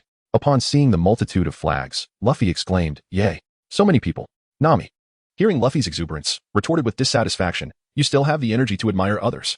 Broly, upon hearing this, allowed a slight smile to grace his lips. Just then, a voice boomed, "I am Usopp, captain of the notorious pirate crew that rules this village. People respectfully call me Captain Usopp. If you intend to attack this village, I suggest you leave while you still can. My 8 million subordinates will not spare you." Luffy, filled with admiration, shouted back, "That's amazing." Nami sighed in exasperation at Luffy's enthusiasm, while Broly merely stared at him in disbelief. Zoro turned to Luffy with an eye roll, and Usopp proudly pointed to himself with a thumbs up. At this moment, unable to contain herself, Nami declared, "It's all a lie, isn't it?" Startled, Usopp clutched his head in surprise, exclaiming, "You've seen through me." "See, he admits it," Nami remarked. Usopp, still holding his head in despair, lamented, "I accidentally let it slip." Nami looked at Usopp's complaints with a bemused expression. Luffy, confused, turned around and asked, "What is a lie?" Usopp, having regained his composure, grumbled, "You damned assistant," and continued, 8 million is an exaggeration, but I still have an elite crew." In the underbrush, the 3 children, including Onion Head, immediately waved their pirate flags in unison with Usopp's declaration. Nami glanced at them and said, "Is that really a crew of only 3 people?" The trio, upon hearing Nami, panicked and leaped out from their hiding spot, exclaiming, "We've been found out." They tossed aside their flags and fled. Usopp, startled by their retreat, shouted, "Hey, wait, don't run away." Meanwhile, Nami approached the spot where Luffy had been ambushed, picking up a hidden weapon from the beach. "I've never heard of pirates using slingshots as weapons," she said, blowing off the sand to reveal the marble. Luffy erupted into laughter. "You're really something." Usopp, feeling insulted, retorted, "You underestimate me. I have my dignity. That's why everyone calls me Proud Usopp." He then pulled out a slingshot from his bag, loaded it, and aimed it at Luffy. Broly, sensing it was time to end this farce, approached Luffy and said, "Since you've declared war on us, you must stake your life on it. I assure you, I'm not trying to intimidate you." Zoro glanced at Broly, then turned to Usopp, placing a hand on the hilt of his sword. While Luffy pressed his hat down with one hand, his expression darkened as he focused intently on Usopp. Broly regarded Usopp with a serious demeanor, and an aura of pressure emanated from the 3, directed towards Usopp, who began to tremble. Confronted by the intimidating presence of the trio, Usopp's resolve crumbled, and he fell to his knees, muttering, "What terrifying pressure! So impressive." The others erupted into laughter at Usopp's capitulation, and Luffy stepped forward, asking, "Usopp, is your father Yasopp?" At the mention of his father's name, Usopp was taken aback and tumbled down the hillside. Sitting up, he exclaimed, "He really is my father." "How did you know?" Luffy, responding to Usopp's inquiry, pulled him up, suggesting they head to the village tavern. As they walked, Luffy explained how he knew Usopp's father. After finishing their meal, Nami inquired of Usopp, "Are there any shipwrights in the village who can operate ships? Also, where can we acquire a larger vessel?" Sighing, Usopp replied, "As you can see, this is merely a small village. Unfortunately, there is nothing here that you seek." At that moment, Zoro, seated by the window, remarked, "Isn't there a villa on the hill?" Nami, excited, asked Usopp, "Do you know them? Could you ask them for something?" Usopp replied seriously that would not be possible. He then concocted an excuse to slip away. As Usopp departed, Broly suggested, "In that case, let us explore the villa on the hill and see if we can find what we need." The group nodded in agreement and left the tavern, heading towards the villa. On their way, they encountered the 3 children who had previously assisted Usopp. From them, they learned that the villa's mistress, Kaya, had improved in health thanks to Usopp's help. Luffy, upon hearing that Usopp had aided Kaya, excitedly shouted, "Great! Let's go ask if she can provide us with a ship." Soon, they arrived at the villa. But the children informed Broly that they could not enter as guards were stationed at the entrance. Broly, upon hearing this, shrugged and glanced at the fence, then soared over with Nami. The others, utilizing Luffy's rubber abilities, followed suit into the villa's courtyard. At that moment, Usopp was sharing jokes with Kaya when Luffy and the others crashed down from above. Broly and Nami soon joined them. Kaya stared at the newcomers in astonishment as Luffy declared, "We have a favor to ask." Kaya, puzzled, responded, "A favor? What do you need?" "Yes, we need a large ship," Luffy began, but was interrupted by a figure in a black suit and glasses who approached, demanding, "What are you doing here? Who allowed you to trespass?" At this moment, Broly observed with keen interest the captain of the Black Cat Pirates, Kuro, while the others turned their gazes toward him.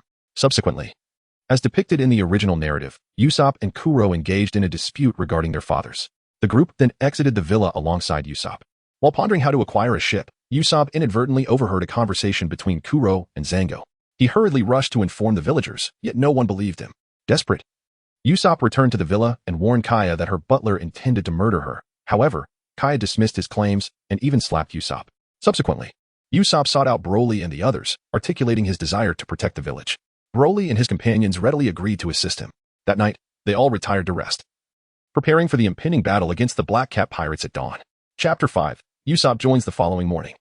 A ship adorned with a black cat emblem emerged on the horizon, navigating towards the small island village. Before long, the vessel drew near, and the pirates aboard, led by Captain Zango, began to leap off the ship one by one. Upon witnessing the scene, Broly addressed Luffy, stating, "Luffy, leave those minions to you and Zoro." After which, he seated himself atop a stone pedestal. Luffy and Zoro eagerly awaited the pirate onslaught, which surged towards Broly and his companions with a thunderous roar. Incited by Zango, the two factions soon collided, and Luffy's rubbery charge sent the approaching pirates hurtling back, recognizing the urgency to eliminate Luffy and Zoro, lest their plans falter and they face Claw's wrath. Zango swiftly employed his hypnotic abilities to bolster the pirate strength before commanding them to continue their assault on Luffy and his comrades. During Zango's mesmerizing incantations, Luffy, unable to avert his gaze, succumbed to the hypnosis as well. In a frenzied state, he charged toward the pirates, swiftly sending them sprawling to the ground. Unrelenting, Luffy pressed onward until he reached the vessel they had landed upon, subsequently wreaking havoc on the ship's bow. Zango, startled by this turn of events, quickly utilized his hypnosis again, rendering Luffy unconscious. As Luffy lay in slumber, two individuals emerged from the ship, prompting Zango's delight. "I nearly forgot. We have our trump card," he exclaimed, instructing the Cat brothers to attack the still obstructive Zoro. One of the Cat brothers, Sam, feigned weakness as he charged at Zoro, misreading the situation.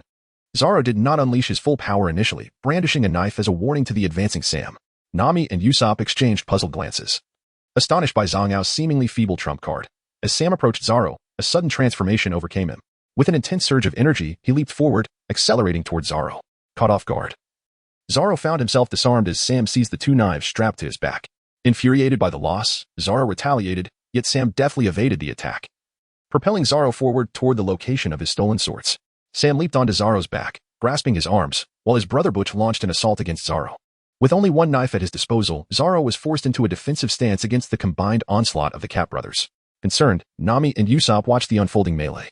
As Usopp prepared to assist Zoro with his slingshot, Broly restrained him, explaining that should he fire, Zoro would instinctively shield himself, thus redirecting the pirates' aggression toward them. "Do not fret. Simply return his swords," Broly assured, swiftly retrieving the swords and kicking them towards Zoro. At that moment, Claw arrived, halting the pirates in their tracks, who regarded him with anxiety and trepidation. The Cat brothers, defying Claw, lunged at him but were swiftly defeated by his superior speed. Claw granted them 5 minutes to dispose of Zoro. Hearing this, the Cat brothers rushed toward Zoro. However, Zoro, now armed with 3 swords, displayed formidable prowess, dispatching the brothers with a single move. As in the original tale, Butch, owing to his considerable girth, survived Zoro's strike, pleading with Zango for hypnosis. Despite the enhancement, he was still no match for Zoro. As the 5 minutes elapsed and Claw prepared to engage, Kaya intervened, intent on stopping him. Unbeknownst to her, Claw instinctively struck backward, and just as it seemed Kaya would meet her demise, Broly materialized before her, deftly averting the blow. "It is not the act of a gentleman to harm a lovely lady," Broly remarked coolly. "Now that everyone is gathered, it is time to conclude this tedious game. Zoro, awaken Luffy, it is time to end this farce," Broly declared. Zoro nodded and approached Luffy to rouse him. Claw, incensed by Broly's derision, unleashed his signature move, the spoon, aiming it at Broly. Observing Claw's attack, which moved at a pace slightly faster than a turtle, Broly remained unfazed. As Claw's claws neared, Broly seized his hand, delivering a punishing blow to Claw's abdomen, rendering him unconscious before casting him aside. The pirates, witnessing Claw's swift defeat, fled in terror, hastily retreating from the island. After the battle, the group gathered at an inn for a meal. Following their repast, Kai approached them, stating, "I have a gift for you all. As a token of gratitude for your assistance, please accept it." Gratefully, the group followed Kaya to the shoreline, where Luffy's excitement erupted upon sighting a grand vessel.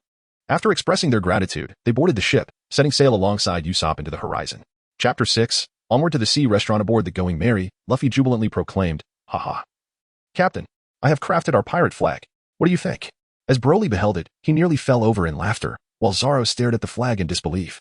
If we were to fly such a flag, our pirate crew would be doomed. This fellow possesses no artistic talent whatsoever. Usopp sighed. Luffy, is that truly your artwork?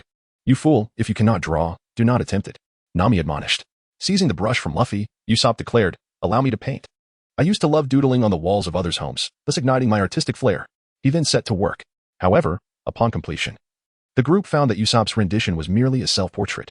Zoro and Luffy each delivered a punch to his head, admonishing him not to alter the design recklessly. After much revision, they finally settled on a design for their pirate flag. Broly, upon recognizing the familiar emblem, felt a wave of nostalgia wash over him. It was the iconic skull adorned with a straw hat from the beloved series. Luffy, brimming with excitement, exclaimed, "Ha ha ha. It is finally complete. The Going Merry has been born." Just as they were resting, a sudden cannon blast startled everyone. They quickly gathered on deck, where Luffy stood before the cannon, perplexedly muttering, "How strange. Why can't I aim it properly? Fool, let me give it a try." Usopp declared, positioning himself at the cannon and aiming it at a rock in the sea. With a thunderous boom, the rock shattered in half. "Wow, incredible!" Luffy exclaimed in astonishment. "Of course, when it comes to marksmanship, I excel. How about I take the helm as captain?" Usopp boasted proudly. "Absolutely not. You shall remain our sharpshooter. Let us embark on a culinary adventure." Without a moment's hesitation, Luffy managed to persuade Broly to part with the gift bestowed upon him by the captain. Subsequently, everyone returned to the cabin, gathering around the dining table. Observing the assembly, Luffy proclaimed, "I believe we must seek out additional companions before we venture into the Grand Line." Broly observed Luffy's serious demeanor and pondered whether Luffy had finally recognized the importance of finding a skilled chef while at sea. The rest of the crew, witnessing Luffy's unusual seriousness, felt a sense of discomfort. "Indeed, we must seek out an exceptional one," Nami declared. "A chef is an indispensable member for our long journeys." Zoro echoed with a sigh. Luffy, noticing the crew's consensus, was filled with joy. "I knew you all felt the same way. Our pirate ship must have a musician." The crew fell silent at this proclamation, and Broly, unable to contain himself, delivered a sharp tap to Luffy's head, exclaiming, "Are you foolish? I expected you to speak something sensible. What do you think sailing is about? We need a musician for what? We are pirates, and of course, we need to sing." As the crew debated Luffy's suggestion, a sudden roar erupted from the deck. "Pirates, come out. I will kill you all." Luffy was the first to dash outside, engaging in a skirmish with the intruder. Within moments, the assailant was brought to the ground, prompting the others to follow suit. Upon seeing the defeated man, Zoro spoke up. "Are you Johnny? Weren't you with Joseph?" "Zoro," Johnny exclaimed in surprise. Luffy, curious, inquired, "Do you know each other?" Johnny lamented, "That guy Joseph fell ill. A few days ago, he suddenly started bleeding profusely and lost some teeth. I didn't know what to do. So I planned to take him to Rock Mountain for recuperation, but then, the place suddenly exploded." Luffy and Usopp were left speechless by the revelation. "Where's Joseph now?" Zoro asked. Johnny quickly led Zoro to where Joseph lay on their ship, and together they moved him onto the deck of the Going Merry. Nami examined Joseph and remarked, "He has scurvy. In the past, he would have been beyond help, but now, with timely treatment, he can recover in just a few days." "Really?" Johnny exclaimed with excitement. "Who are you calling sister?"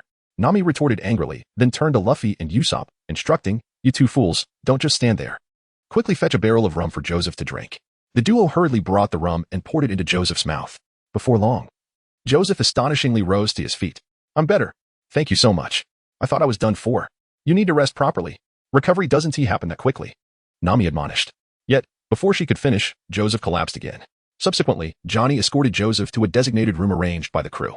This serves as a lesson. The food aboard is limited, and we must consider its reasonable distribution and nutritional value. Thus, we need a ship's cook, Zoro asserted. Broly nodded and inquired, "Does anyone know where we might find such a person?" At that moment, Luffy cheerfully exclaimed, "Then let us commence our search for a chef at sea. This way, we can indulge in delectable cuisine."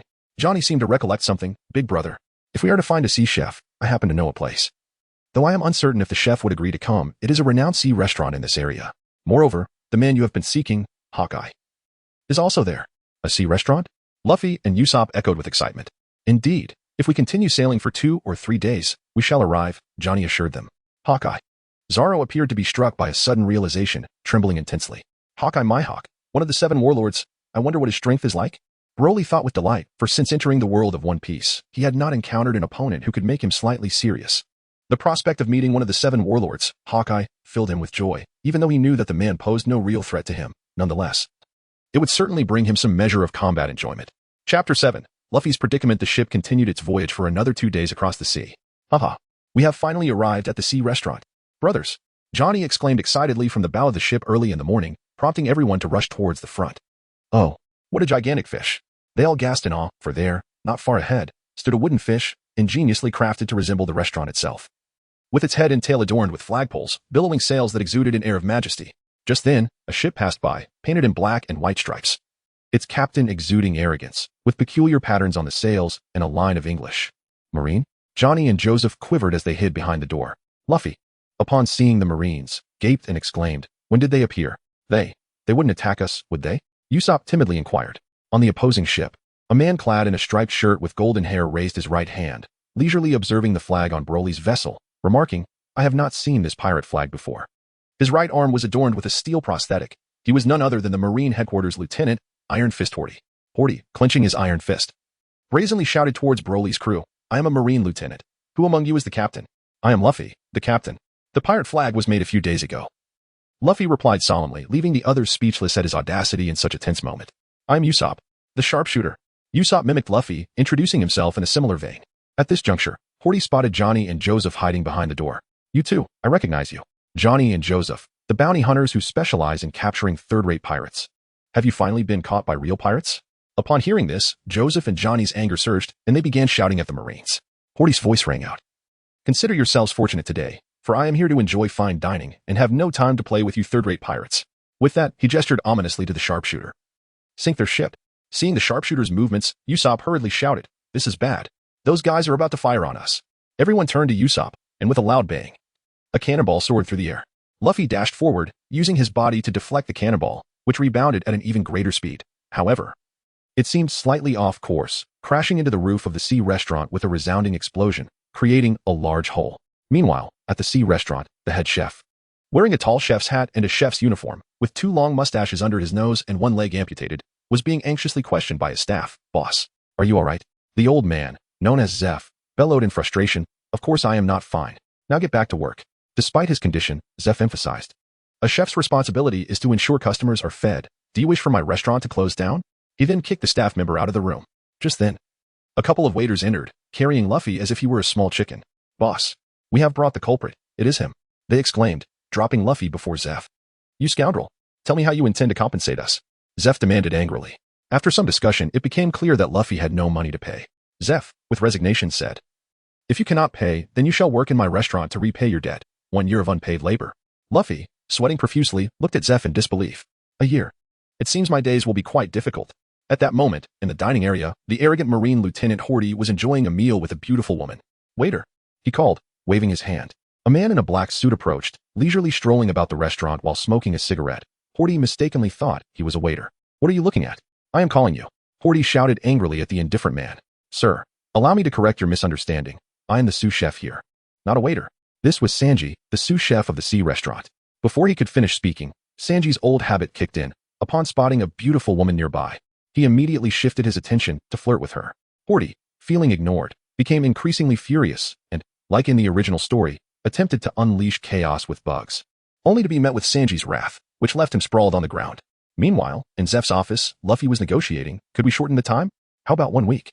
Zeph, infuriated, retorted, how is that possible? You destroyed my restaurant and injured me, and you think 1 week of free labor suffices? When Zeph refused, Luffy began to negotiate on his own terms. Must it truly be a year? No way. I have endured for 10 years to become a pirate. I absolutely cannot remain here for a year. Fine. Let it be 2 weeks. No. 3 weeks as compensation. Luffy grew increasingly animated, ultimately making a decision himself. Zeph, unable to bear it any longer, shouted in anger, you fool. Do not make decisions on your own. Watch this. Mechanical leg kick. With that, he leaped and kicked Luffy away. Afterward, he declared, whether or not to forgive you is for me to decide. However, I have a quick solution if you wish to try it. Leave behind one of your legs. Of course, Luffy would not agree and retorted, old man, are you out of your mind? Zwafu, incensed, leaped once more, unleashing a force akin to 1,000-pound weight, which crushed Luffy downwards. The floor, unable to withstand the impact, collapsed beneath them. Chapter 8. The emergence and battle of Hawkeye in the grand hall of the floating restaurant. Sanji was seething with anger. For Lieutenant Hobbity had threatened to summon the Navy to destroy the establishment. Ignoring the pleas of his comrades, he resolutely decided to confront Hobbity. At that moment, a gaping hole appeared in the ceiling, and 2 figures plummeted from above. Indeed, It was Luffy and the proprietor, Zhuofu. Phew, that was a close call, Luffy exclaimed, brushing off the dust as he stood. Zhuofu, rising to his feet, glared at the ceiling, lamenting, curse that ceiling. He then directed his ire at Luffy. You scoundrel, this is all your fault. How can you blame me? You caused this mess yourself. Luffy retorted promptly. Just then, a voice from beside Luffy called out, Boss, stop Sanji. Upon hearing this, Zhuofu quickly assessed the situation and intervened, while Habadi delivered a swift kick to the side. Suddenly, a naval soldier burst through the door, shouting, Lieutenant, Habadi, urgent news. That person has escaped. What? How is that possible? We nearly starved him when we captured him, and he hasn't eaten in 3 days. How could he possibly have the strength to flee? Habadi questioned, skepticism written all over his face as he looked at the soldier. Before the soldier could respond, a gunshot rang out, and he collapsed, his fate uncertain. As he fell, a gaunt figure staggered in, wearing a scarf with bloodstains. A burly crew member rushed forward to welcome him, feigning a friendly demeanor, which was quite repulsive. That man is in grave danger, Habadi observed, aghast that the crew member dared approach the frail individual. Quickly, bring food and water, the weakened man implored. I'm terribly sorry, but do you have any money? The burly crew member inquired. Hurry and bring anything to eat. I don't care what it is, the man exclaimed impatiently. Ah, so you have no money? The crew member's previously amiable expression morphed into one of malice as he glared at the man and, without warning, struck him down, shattering tables and chairs in the process. He then seized the fallen man and flung him out the door. The patrons gasped in astonishment, not expecting the cook to possess such strength. Zhuofu, witnessing the chaos, fumed, You imbecile. You've wrecked more furniture. Habadi, anxious about his own safety, cautiously edged toward the exit, eager to escape the turmoil. On the deck of the floating restaurant, the man who had just been thrown out lay trembling on the ground from hunger. Soon, Sanji approached, placing a bowl of fried rice before him. Initially reluctant to eat, the man eventually yielded to Sanji's encouragement and began to feast, tears streaming down his face as he exclaimed, This is the best meal I have ever had in my life. Luffy, witnessing the scene, beamed with joy and extended an invitation to Sanji, urging him to join the pirate crew. However, Sanji resolutely declined. Just then, a voice interrupted their discussion. Excuse me, may I interject? What is it? The two turned to regard the intruder, clearly displeased at the disruption. I am Akin of the Creek pirate crew. Akin introduced himself. Luffy, puzzled, inquired, Who is Creek? Akin and Sanji were momentarily taken aback. Sanji, incredulous, looked at Luffy with disbelief. You don't know? Creek is the most formidable pirate in these waters. He commands over 50 ships and 5,000 pirates. He is a monster. At that moment, Zhuofu's voice echoed from above. You lazy scoundrels, get back to work. Stop slacking off. Akin then thanked Sanji and bid farewell to both him and Luffy as he departed in the lifeboat Sanji had provided. Sanji, you slacker. What are you doing? Get back to work.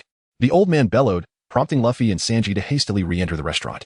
Luffy, originally washing dishes, had been relegated to serving plates outside after he inadvertently broke one. As he entered the hall carrying a tray, he spotted Broly and Nami leisurely enjoying the delectable food at the table. Ah, you guys. How dare you eat the good food while I'm away? Luffy exclaimed in indignation. Hey, slacker. Nami greeted Luffy with a wave. Broly looked at Luffy and chuckled. I heard you plan to stay here for a year? Usopp, filled with delight, exclaimed. Does that mean I can be the captain? Zoro chimed in. Can I change the flag then? Luffy glared at them in irritation, but then, noticing no one was paying attention, he picked his nose and stealthily deposited a lump of it into Zoro's drink. Afterward, he nonchalantly said, Go ahead and drink. Both Broly and Usopp struggled to suppress their laughter at this audacious act. Meanwhile, Zoro, oblivious to the trickery, was about to take a sip when he suddenly seized Luffy and forcefully poured the drink into Luffy's mouth, causing him to choke and tumble to the ground. The scene erupted in laughter. At that moment, Sanji spotted Nami and rushed to her side, showering her with attention. Broly, observing this, felt a surge of irritation. Thinking to himself, just wait until you join us. I will deal with you for daring to woo my intended. Meanwhile, Sanji shivered involuntarily. Suddenly, chaos erupted among the patrons as shouts of the Krieg pirates are coming. Everyone, flee. Filled the air. Usopp, alarmed, urged everyone, Hey, we should run too. Luffy, upon hearing this, approached the window and sighed, What a massive ship. Is Ajin coming to repay a debt? The Krieg pirate ship loomed on the horizon, colossal and tattered, appearing as if it had weathered grave misfortunes. The customers fled in a panic, and at that moment, a gigantic figure appeared at the entrance of the restaurant. As the figure came into focus, it became apparent that Ajin was supporting a massive man clad in a fur coat, who was gaunt and frail yet adorned in opulent attire. This could only be Krieg himself, the captain of the Krieg pirates. Ajin, noticing his captain's dire condition, pleaded with the crowd, Please, help save our captain, otherwise, he will die. Yet, the onlookers remained unmoved. Meanwhile, the restaurant staff decided to alert the Navy to apprehend Krieg. But Sanji, taking matters into his own hands, approached Krieg with a plate of fried rice, offering it to him. Krieg devoured the meal ravenously, and upon finishing, He stood and instantly sent Sanji flying across the room. With newfound strength, Krieg revealed his true nature, demanding the restaurant be claimed as his own and ordering the crew to prepare provisions for 100 men. Ajin, having exhausted his pleas, was struck down by Krieg. The patrons, hearing the orders, stood frozen in place, while Sanji, rising from the floor, attempted to comply but was stopped by the others. At that moment, a burly staff member brandished a small cannon and fired it at Krieg, the cannonball striking him squarely and generating a powerful shockwave. Just as everyone believed Krieg had been vanquished, the smoke cleared to reveal him unscathed. Infuriated by the resistance, Krieg unleashed a barrage of gunfire, causing the patrons to collapse under the onslaught. Meanwhile, the restaurant owner, Zeph, presented 100 servings of food and water to Krieg. After distributing the provisions to his crew aboard the ship, Krieg commanded an assault on the restaurant, just as his crew prepared to disembark. A thunderous crash echoed as Krieg's ship abruptly split in two. The pirates aboard were thrown into a frenzy, and Usopp shouted in alarm, "Oh no! Nami, Johnny, and Joseph are still on the ship outside." He dashed out, while Broly realized that Nami must have thrown Johnny and Joseph overboard to escape with their treasure and ship, heading towards Arlong's territory. However, Broly remained unperturbed, deciding to finish his business with Mihawk before pursuing Nami. As the others followed Usopp outside, they heard Johnny and Joseph's frantic cries, "Oh no! Sister Nami pushed us into the sea and fled with the treasure and the ship." The group was taken aback, and after learning the full story, Luffy resolved that Usopp, Johnny, and Joseph should pursue Nami. At that moment, a small boat gradually emerged on the water, its corners adorned with candles, and a tiny sail fluttering in the wind. The boat held only a single chair, upon which sat an individual whose gaze resembled that of an eagle. As the small craft drew closer, the figure became more distinct, a man with a handlebar mustache, piercing eyes akin to an eagle's, donned a black gentleman's hat and a floral-striped black shirt, his collar open to reveal a muscular physique. A necklace adorned with crosses hung around his neck, and a large black sword was conspicuously positioned on his back. Upon sighting this figure, Krieg's panic escalated, and he shouted to his crew, "Captain, it's the one who destroyed our fleet." Upon witnessing the scene, Broly displayed a profound sense of joy, exclaiming with a chuckle that Hawkeye had finally made his appearance. "I hope you can ignite within me a semblance of interest in battle." Zoro, upon seeing the figure on the small boat, felt his heart race. Could this be the world's foremost swordsman, Hawkeye? At that moment, the pirates, gripped by sheer terror, shouted towards Hawkeye, "What grievances do we hold against you? Why do you fixate on us so intently?" To which Hawkeye calmly replied, "Because of boredom." Unable to endure the overwhelming fear any longer, the pirates, in desperation, drew their guns and aimed at Hawkeye. With a swift motion, Hawkeye unsheathed his black blade and positioned it before him, causing the incoming bullets to inexplicably alter their trajectory and fly off harmlessly to the side. The pirates were astonished. Suddenly, Zoro's voice resonated from behind them, declaring that no amount of gunfire would find its mark, as he skillfully deflected the bullets with his blade. With determination, Zoro stepped forward, confronting Hawkeye. "I challenge you," he proclaimed, donning his bandana. "Your audacity to issue a challenge demonstrates your courage, yet to challenge me comes at a price." Hawkeye replied nonchalantly. Zoro, with his sword clenched between his teeth, declared, "This is my dream and my promise to my friends. Let us begin. Everything is prepared. The great battle is imminent." Hawkeye then produced a diminutive knife, presenting it to Zoro. "For you, this knife is more than sufficient." Incensed, Zoro lunged at Hawkeye. Yet his attacks were effortlessly parried. With each failed strike, Zoro's fury intensified, leading him to unleash his ultimate technique, Tiger Hunt. However, Hawkeye swiftly maneuvered before him, plunging the small knife into Zoro's chest. Luffy, Johnny, Joseph, and Usopp shouted in concern, "Zoro." Hawkeye, observing Zoro's lack of evasive action, inquired with curiosity, "Do you wish for me to pierce your heart? Why do you not evade?" Zoro, pale as death, replied, "I know not why. I only understand that if I take a single step back, my dream, my promise, would be irrevocably shattered. Such an outcome is worse than death." At that moment, Broly felt a flicker of admiration for Zoro's unwavering resolve. "Very well. Haha. In honor of my respect for the strong, I shall employ the world's mightiest black blade to settle this." Hawkeye revealed an intrigued expression, slowly drawing the black blade from his back. Zoro unleashed the ultimate technique of the three-sword style, launching an assault upon Hawkeye. With a horizontal grip on his blade, Hawkeye executed a swift and powerful sweep towards Zoro. The two blades met, and Zoro's swords were shattered in an instant. Defeated, Zoro had never anticipated such failure. Could this truly be the power of the world's greatest? Silently, Zoro sheathed his sword and turned to face Hawkeye, stating, "To be wounded from behind is the disgrace of a swordsman." Subsequently, Hawkeye raised his black blade and struck down upon Zoro, blood gushing forth. As Zoro slowly collapsed into the sea, Johnny and Joseph leapt into the water simultaneously to rescue him. Just as Luffy was about to charge forward, Broly restrained him. Johnny and the others managed to bring Zoro back to shore, where they rejoiced at his survival and hurried him away for treatment. Upon witnessing the others settle Zoro, Broly swiftly leaped onto the small boat and addressed Mihawk, saying, "Mihawk, let us engage in a little sparring. The crowd was taken aback by Broly's audacity, while Mihawk regarded him with caution, inquiring whether he truly wished to duel. Heh, I hope you can provide me with some semblance of combat enjoyment. With that, Broly beckoned Mihawk with a gesture. Mihawk raised his sword above his head and, with lightning speed, swung it towards Broly. Unfazed, Broly merely extended a finger to intercept the strike, resulting in a resounding clash of metal as the blade met his fingertip. I did not anticipate your strength to block my black blade with but a single finger. Mihawk swiftly retracted his sword, retreating. Now it is my turn, Broly exclaimed as he instantly appeared before Mihawk, flicking his finger. Realizing he could not evade the attack, Mihawk hastily positioned his black sword in defense. Another metallic collision reverberated through the air. Mihawk felt an immense force surging through his arm. The black sword nearly slipped from his grasp, and he stumbled back several meters to dissipate the overwhelming power. Broly halted his pursuit and remarked, Hawkeye, you should unleash your full power. Otherwise, it will truly become quite amusing. As you wish, responded Hawkeye, as a tangible black aura emanated from his blade.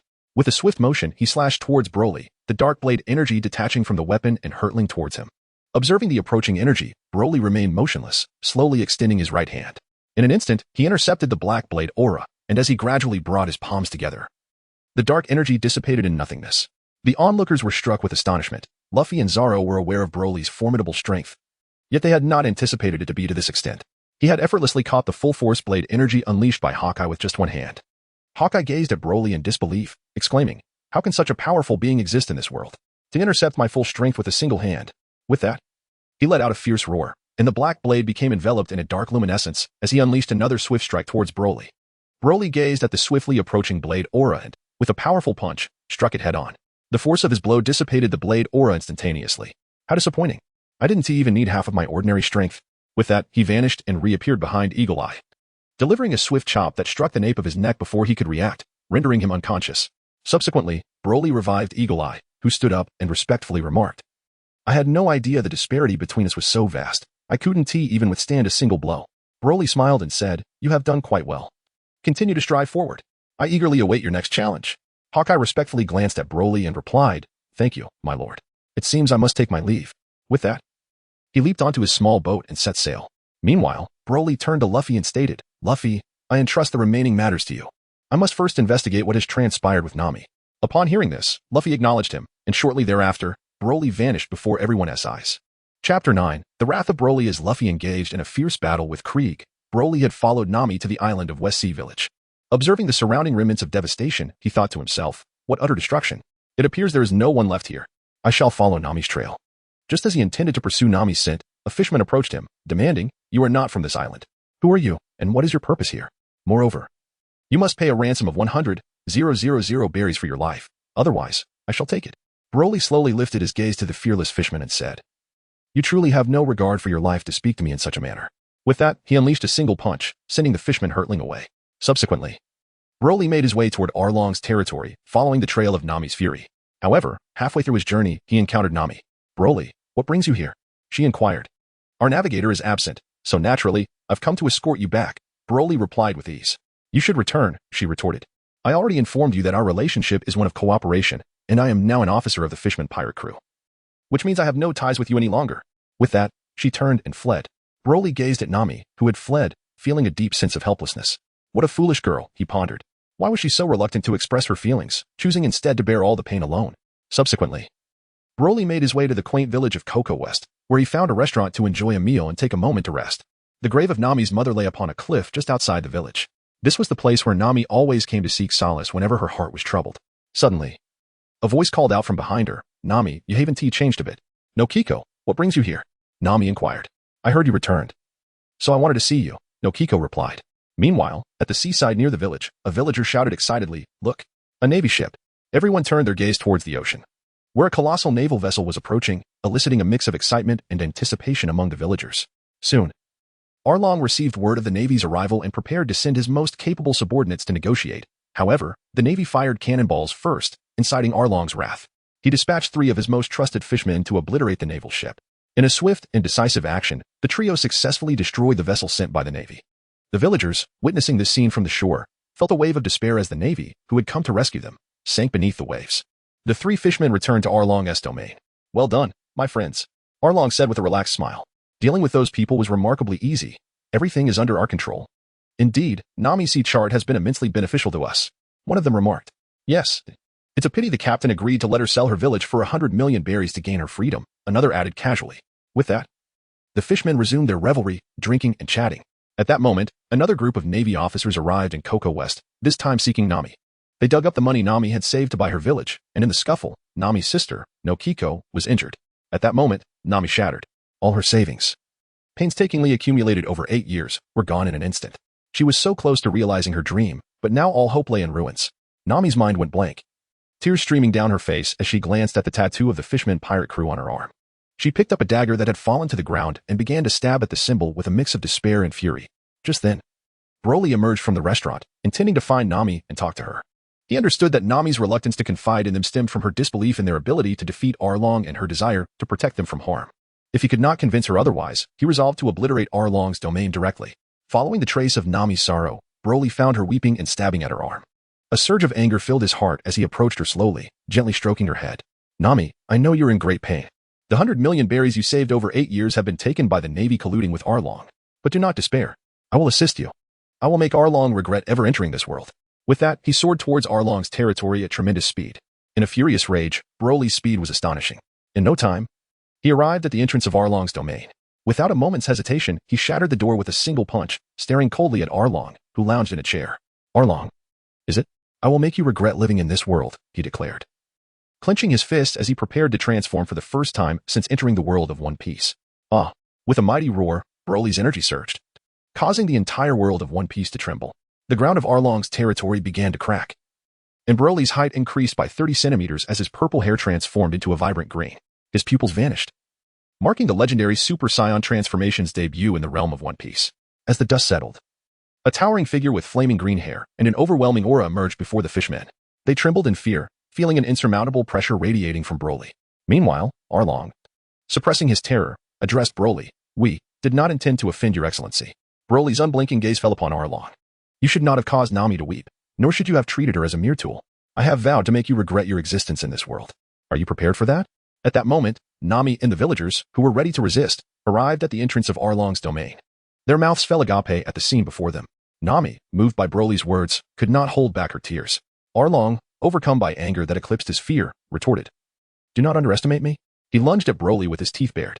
In a swift motion, Broly sidestepped and struck Arlong in the abdomen, then seized him as he staggered back, lifting him effortlessly. I promised I would not allow you to die comfortably. You will rue the day you came into this world. He then restrained Arlong and cast him to the ground. Turning to the other fishmen, he conjured a small energy ball in his left hand and hurled it, resulting in a thunderous explosion that sent debris flying. When the dust settled, the villagers beheld a massive crater, while the fishmen had vanished. Next, Broly conjured another energy sphere in his right hand and launched it toward the fishmen's base. With a deafening roar, the once mighty base was reduced to nothing. Broly then approached Arlong, swiftly crushing one of his hands beneath his foot, followed by the other. Arlong's body contorted under Broly's relentless assault until he breathed his last.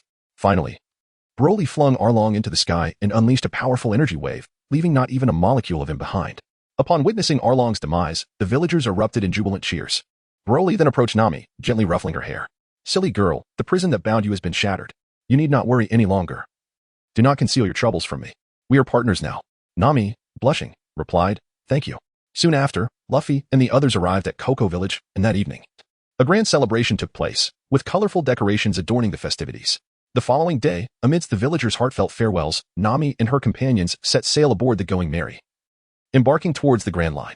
Chapter 10, Bounty of 700 million. As Broly and his companions departed from Nami's homeland, a serious meeting was underway at the Navy headquarters. Recently, several significant pirate battles have erupted in the East Blue, announced a man clad in a Rear Admiral's uniform. In these conflicts, numerous notorious pirates with bounties exceeding 10 million have met their end. All of this chaos has been instigated by one pirate crew, the Straw Hat Pirates. The Rear Admiral continued, pinning Luffy and Broly's photographs to the wall.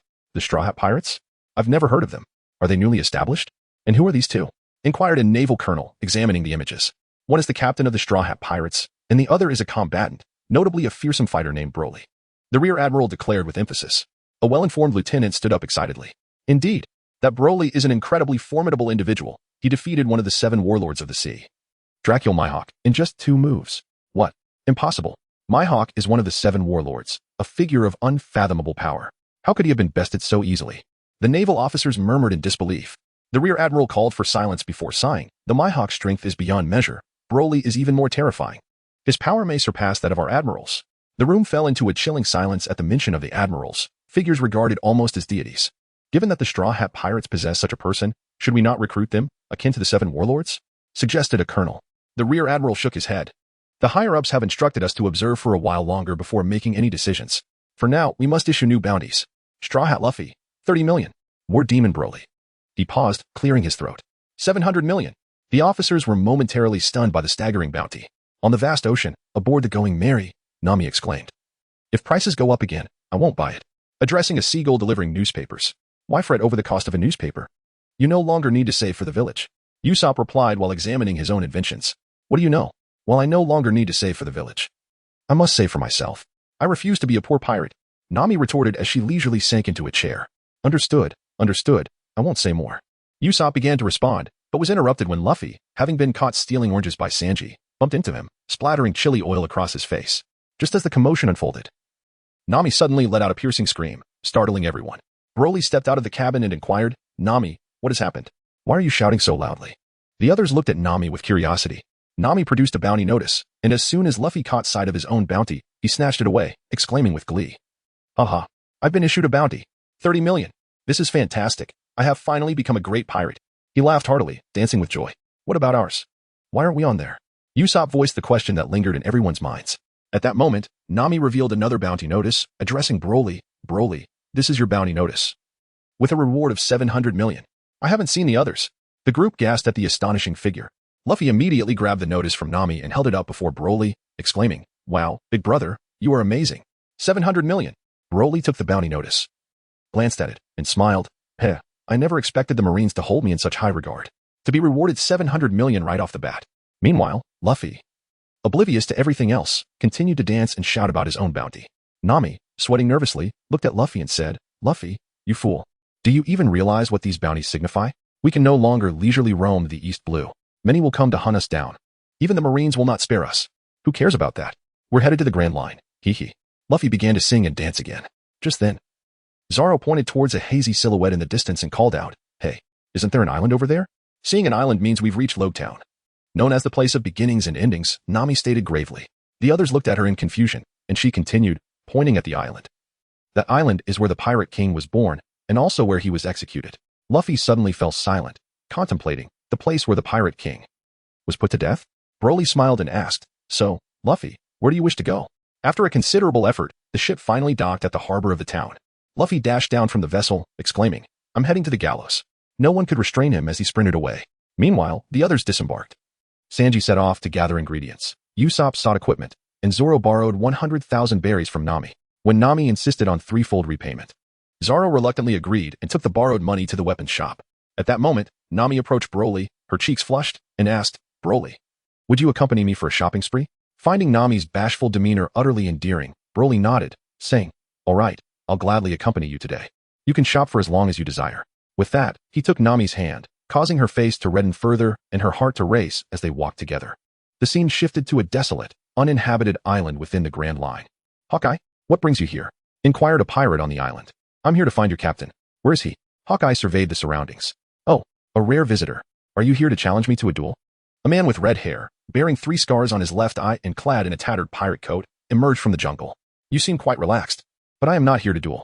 I have other matters to discuss, Hawkeye replied, producing the bounty posters of Luffy and Broly.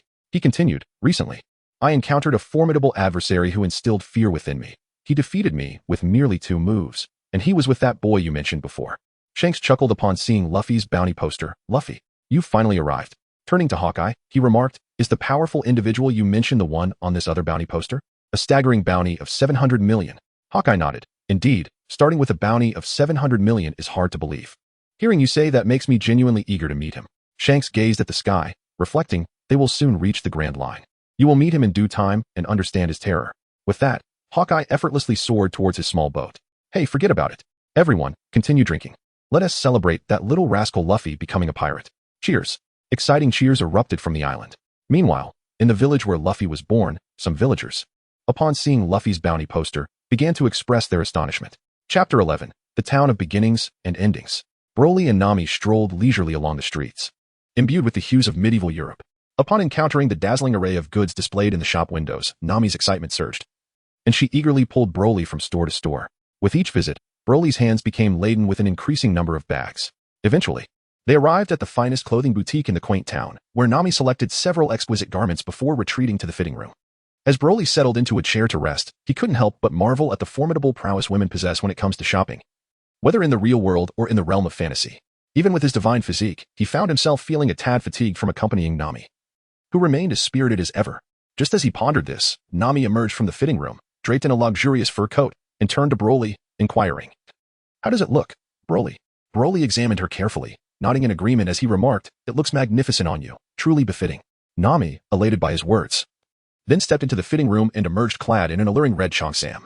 At that moment, Broly's gaze was captivated by the delicate expanse of her alluring legs revealed by the side slit of the dress, and he exclaimed, "You look absolutely stunning, utterly enchanting. A vision of unparalleled beauty, radiating brilliance." Upon hearing Broly's compliments, Nami's cheeks flushed as she shyly inquired, "Brother Broly, do you really mean that?" Upon hearing this, Broly nodded solemnly and remarked, "Of course it is true. Nami is so stunningly beautiful, and this attire only accentuates her charm further." Subsequently, Nami tried on several more outfits, each time emerging from the fitting room to solicit Broly's opinion, who tirelessly lavished her with compliments.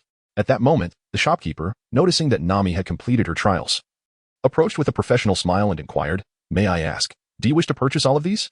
Just as Nami was about to respond, Broly interjected, nodding and stating, "Yes, we will take them all. Please pack them up. How much do I owe?" Upon hearing this, Nami tugged at Broly, wanting to express her thoughts. But he gently silenced her, declaring, "Nami, these garments can only reveal their true worth when adorned by you. Only your beauty is deserving of such elegance." Nami's cheeks flushed with warmth, yet her heart brimmed with joy. After Broly settled the payment, he took Nami's hand and exited the store. Once outside, Nami exclaimed, "Thank you, Broly. You are truly wonderful." Broly smiled faintly and continued to stroll with Nami. Meanwhile, we shift our focus to Zoro. Zoro wandered the streets in search of a nearby weapon shop, wishing to procure a couple of swords as a temporary solution. Suddenly, a commotion ahead caught his attention. Approaching, he observed two individuals resembling pirates encircling a bespectacled young lady, seemingly intent on attacking her. Just as Zoro contemplated intervening, the girl swiftly incapacitated both assailants. The onlookers erupted in applause, praising her prowess. Noticing that her glasses had fallen to the ground, Zoro approached to retrieve them. However, upon catching a glimpse of her face, he froze in astonishment as she bore an uncanny resemblance to his esteemed senior, Kuina. At that moment, Luffy finally located the execution platform. Overcome with excitement, he ascended the platform, murmuring, "This is the place where the Pirate King will meet his end." At the Navy base in Rogue Town, a soldier hurriedly reported to Colonel Smoker, "Sir, there is trouble. Several pirate crews have invaded Rogue Town, including the recently emerged Straw Hat Pirates." Smoker replied, "I understand. You may leave now. And remember not to panic in the future." After dismissing the soldier, another rushed in to announce, "Colonel, pirates have been sighted at both the port and the plaza. You must come immediately." Upon hearing this, Smoker donned his military uniform and began delegating tasks to his subordinates as he made his way outside. Meanwhile, Zoro emerged from the weapon shop, satisfied with his newfound swords and heading towards the dock where his ship was moored. Unbeknownst to him, he found himself at the execution platform, thinking it fortuitous to search for Luffy. Just then, he heard the voices of Usopp and Sanji calling out, "Zoro, what are you doing here?" He turned to see them approaching, carrying a massive fish. "Oh, since I'm here, I might as well look for Luffy to return with you," Zoro replied. "Ah, so you are all here." At that moment, Broly arrived at the execution platform, bearing a large bag filled with Nami-esque garments. Nami observed the unusually low atmospheric pressure and cautioned everyone, "The air pressure is unusually low here. It would be safer for us to return to the ship sooner rather than later." Everyone nodded in agreement, and Zoro said, "Let us find Luffy quickly and head back." As the group searched for Luffy, a stir arose from the crowd, with people pointing at the execution platform, exclaiming, "Look, that fool has climbed up the platform." Instantly recognizing Luffy, Broly remarked, "Nami, I shall escort you back first, then I will return." After exchanging brief words with Zoro and the others, he took Nami back to the ship, set down the items, and in an instant, rejoined Zoro and the others. Just as Zoro was attempting to coax Luffy down, a cloaked figure appeared in the plaza, proclaiming, "Ha! Luffy, at last, I have found you." With that, he cast aside his gray cloak, revealing himself to be the previously defeated clown, Buggy, accompanied by a peculiar woman wielding a spiked club. As Broly observed that everyone had arrived, he instantly appeared before Buggy and unleashed a powerful punch. Buggy had not even had the chance to activate his devil fruit abilities when he was sent flying by the overwhelming force. Zoro and Sanji, witnessing Broly's assault, rushed over to join the fray, plunging into the throngs of pirates. Meanwhile, Luffy, perched on the execution platform, noticed Broly and the others engaging in battle, and he leapt down to join the fray. Just as the fight intensified, a large contingent of Marines came rushing in, initiating a pursuit of the group. As the Navy commenced their chase, Luffy made the first move to escape the square, followed closely by Broly, who sprinted towards the port. As they dashed towards the harbor, they encountered a girl wearing glasses who called out Zoro's name. Upon seeing the girl, Zoro halted, allowing Luffy and the others to proceed while Broly and the rest continued their reckless sprint. Just as they were nearing the port, they were confronted by Marine Colonel Smoker, who blocked their path. Realizing that Luffy and the others could not engage Smoker, Broly stepped forward to obstruct him, urging Luffy and his companions to flee first. Your smoke fruit abilities. Let's see if they can affect me. Come, entertain me. Broly scoffed. Infuriated by Broly's disdainful demeanor, Smoker transformed his body into smoke, attempting to ensnare Broly. However, as the smoke approached, it could not draw near. You can't even get close to me. How do you intend to entangle me? Broly taunted. Seeing this, Smoker quickly retreated, acknowledging, your strength is indeed formidable, but you still can't touch me. Can't touch you? Are you jesting? Broly retorted, delivering a swift punch to Smoker, whose form remained stationary, slowly dissipating. Smoker was sent flying by the blow. So can I touch you now? Enough of this, Smoke Man. I must take my leave. Broly declared, teleporting to Zoro, who was racing towards the port, and together they boarded the Going Merry, which was sailing towards the Grand Line. Chapter 12. Entering the Grand Line as Broly transported Zoro onto the Going Merry, a sudden and fierce storm engulfed the vicinity of Logue Town. Torrential rain battered every corner. The sky darkened ominously and fierce winds howled, accompanied by flashes of lightning and thunder, as if the world were on the brink of being consumed. An hour later, the storm raged on. Several anxious Marine soldiers reported to Smoker, Colonel Smoker. The unexpected storm has allowed Buggy's crew and Arlong to escape. We must set sail to pursue the Straw Hat crew. We head for the Grand Line. Ignoring his subordinate's report, Smoker's countenance was filled with fury, fixated solely on capturing Broly and Luffy for revenge. Fine, I shall join you, declared Tashigi, gripping her sword with determination. I will not forgive Roronoa Zoro. I must capture him myself. Upon hearing their resolve to set sail, a Marine soldier mustered the courage to advise, but, Colonel, this town is under your jurisdiction. What will happen here if you leave? Smoker sternly replied, as long as they do not obstruct me, that is sufficient. He was aware of the rumors surrounding Broly's swift defeat of Mihawk, yet he would not permit his superiors to interfere. He was determined to personally capture Broly and redeem himself from the humiliation of his earlier defeat. Thus, consumed by rage, Smoker, accompanied by Tashigi and a cadre of Marine subordinates, hastily boarded the fleet and set sail into the storm, heading towards the Grand Line. The Going Merry braved the sudden tempest, rocking violently upon the tumultuous waves, resembling the erratic spikes of an EKG. On board, Luffy and the crew labored fervently to manage the ship. The Going Merry, buffeted by wind and waves, pressed onward towards the Grand Line. Just as they exerted every ounce of effort, fatigue overwhelming them, the sky unexpectedly cleared, and the sea shimmered brightly. Wait, has the storm ceased? Luffy and the others exclaimed in astonishment at the sight. At that moment, Nami gazed upwards, perplexed. The sky was a pristine blue, devoid of wind. Wait, there's no wind. Nami suddenly recalled something and exclaimed in a panic, oh no. Weavy entered the doldrums. The doldrums? What on earth is that? Luffy and the others inquired, bewildered. At this moment, Broly addressed the crowd with a chuckle. Ah, behold, the lair of the colossal sea kings. Soon, we shall have a delightful feast. He spoke nonchalantly. Upon hearing the mention of meat, Luffy was filled with uncontainable excitement. Meanwhile, Nami shouted, why are you all so carefree? Raise the sails. Luffy, Sanji, Zoro, and Broly quickly used the oars to steer the ship into the storm. Calm down, Nami. Broly replied dismissively, there's no need for such panic. I am here, and nothing will happen. How about we all savor the taste of the giant sea kings together shortly? However, just then, the vessel began to tremble violently. What is happening? The others cried out in alarm. With a thunderous roar, a massive object suddenly erupted from the sea beside the Going Merry. Upon closer inspection, it revealed itself to be an array of gigantic sea beasts, each more bizarre than the last, yet sharing one common trait, immense size. Wow, everyone aboard, except for Broly, gasped in astonishment. Upon witnessing the scene, Broly shook his head in exasperation and remarked, did I not say? Why the panic? Sanji, wait for me to procure more meat. We shall need your culinary skill shortly. The others, initially believing it to be a jest, were taken aback as Broly earnestly intended to follow through, leaving them momentarily stupefied. Upon hearing the mention of meat, Luffy snapped back to reality, drooling as he bellowed, all right, I'm off. You all stay here. With that, Broly summoned a luminous sword, swiftly darting towards a sea beast resembling an octopus, and with astonishing speed, he unleashed a barrage of strikes upon it. In an instant, the beast was severed into several sizable pieces of meat. Broly swiftly sheathed his sword, seizing the largest chunk before soaring back to the ship, placing the hefty piece on the deck, and with a subtle smile directed at the astonished crew, proclaimed, all set. We have provisions. Hold tight to the ship. It's time for us to depart. Before anyone could fully grasp the situation, A shockwave surged towards the colossal sea creature behind them. The ship, propelled by the force of Broly's energy wave, surged forward into the tempest. While the struck sea creature disintegrated without so much as a cry. Suddenly, the sky darkened, fierce winds howled, torrential rain poured, and thunder roared ominously, signaling that they had returned to the stormy region once again. Haha, we are back in the storm. On board, aside from Broly, everyone else lay prostrate on the deck, weakly shouting in desperation to escape the harrowing calm zone. All right, calm down. Look at you all. I told you there is no danger. Sanji, take that meat and prepare a meal. I'm famished, Broly said nonchalantly. Hearing this, the crew scrambled to their feet, while Luffy stared at the enormous piece of meat, salivating. Broly, you nearly terrified me. Is this how you play? Nami shouted, still shaken. Broly approached Nami, gently ruffling her hair, and said, silly girl, if I lacked this power, I would have let you all go long ago. Rest assured, with me around, everything will be fine. I would never allow our beloved Nami to come to harm. Upon hearing this, Nami's cheeks flushed, and she huffed quietly, falling silent. Truly, it was no surprise that the one who had vanquished Hawkeye in just 2 moves could effortlessly dispatch such a formidable sea creature. Zoro gazed at Broly with admiration and resolutely declared, it seems I must train even harder.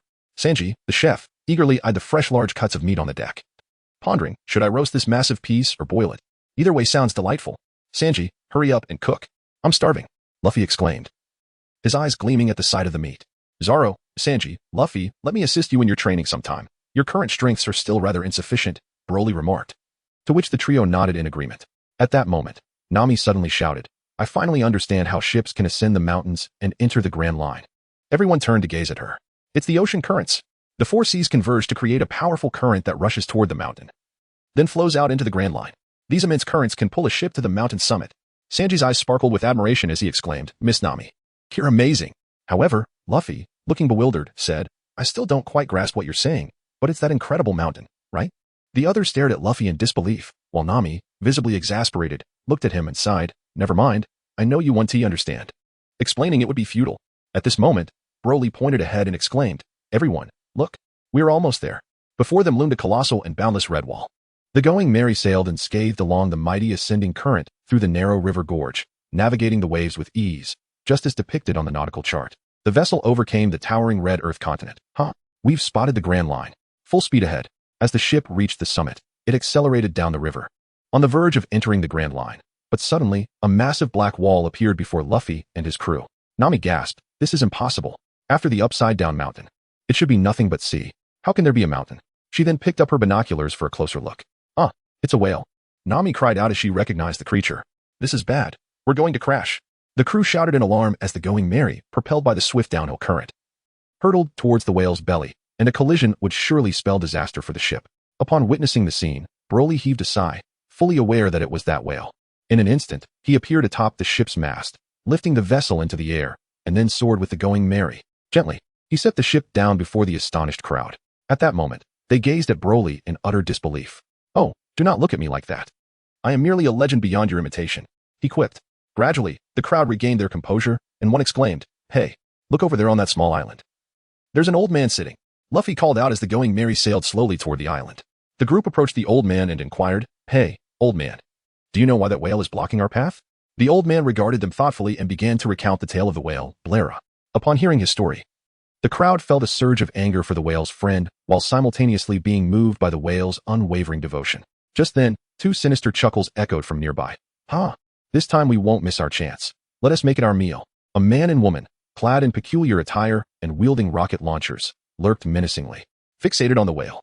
Recognizing the woman, Broly immediately identified her as Princess Weiwei. The old man's expression darkened as he glared at them. The duo raised their rocket launchers, aiming at the whale, grinning wickedly as they declared, prepare yourselves. We are taking this whale's meat. Just as they were about to fire, Luffy landed a powerful punch on the man crowned with a tiara, sending him crashing to the ground.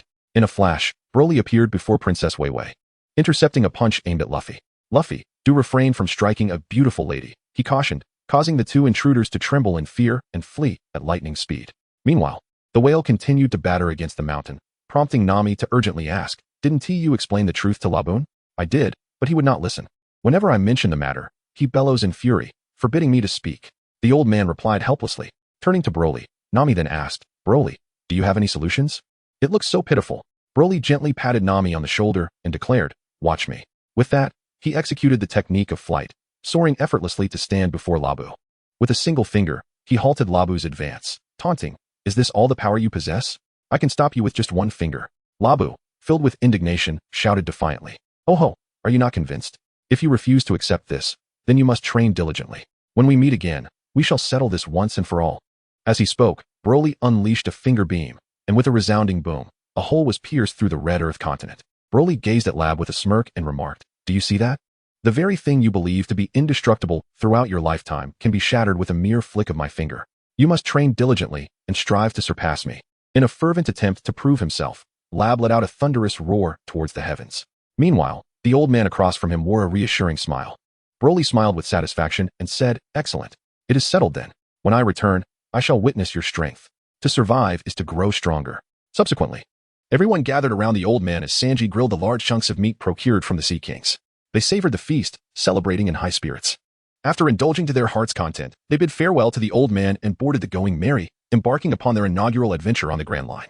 Together, they stood at the stern of the ship, waving goodbye to Laboon, who bellowed back in a manner that felt like a farewell to them all.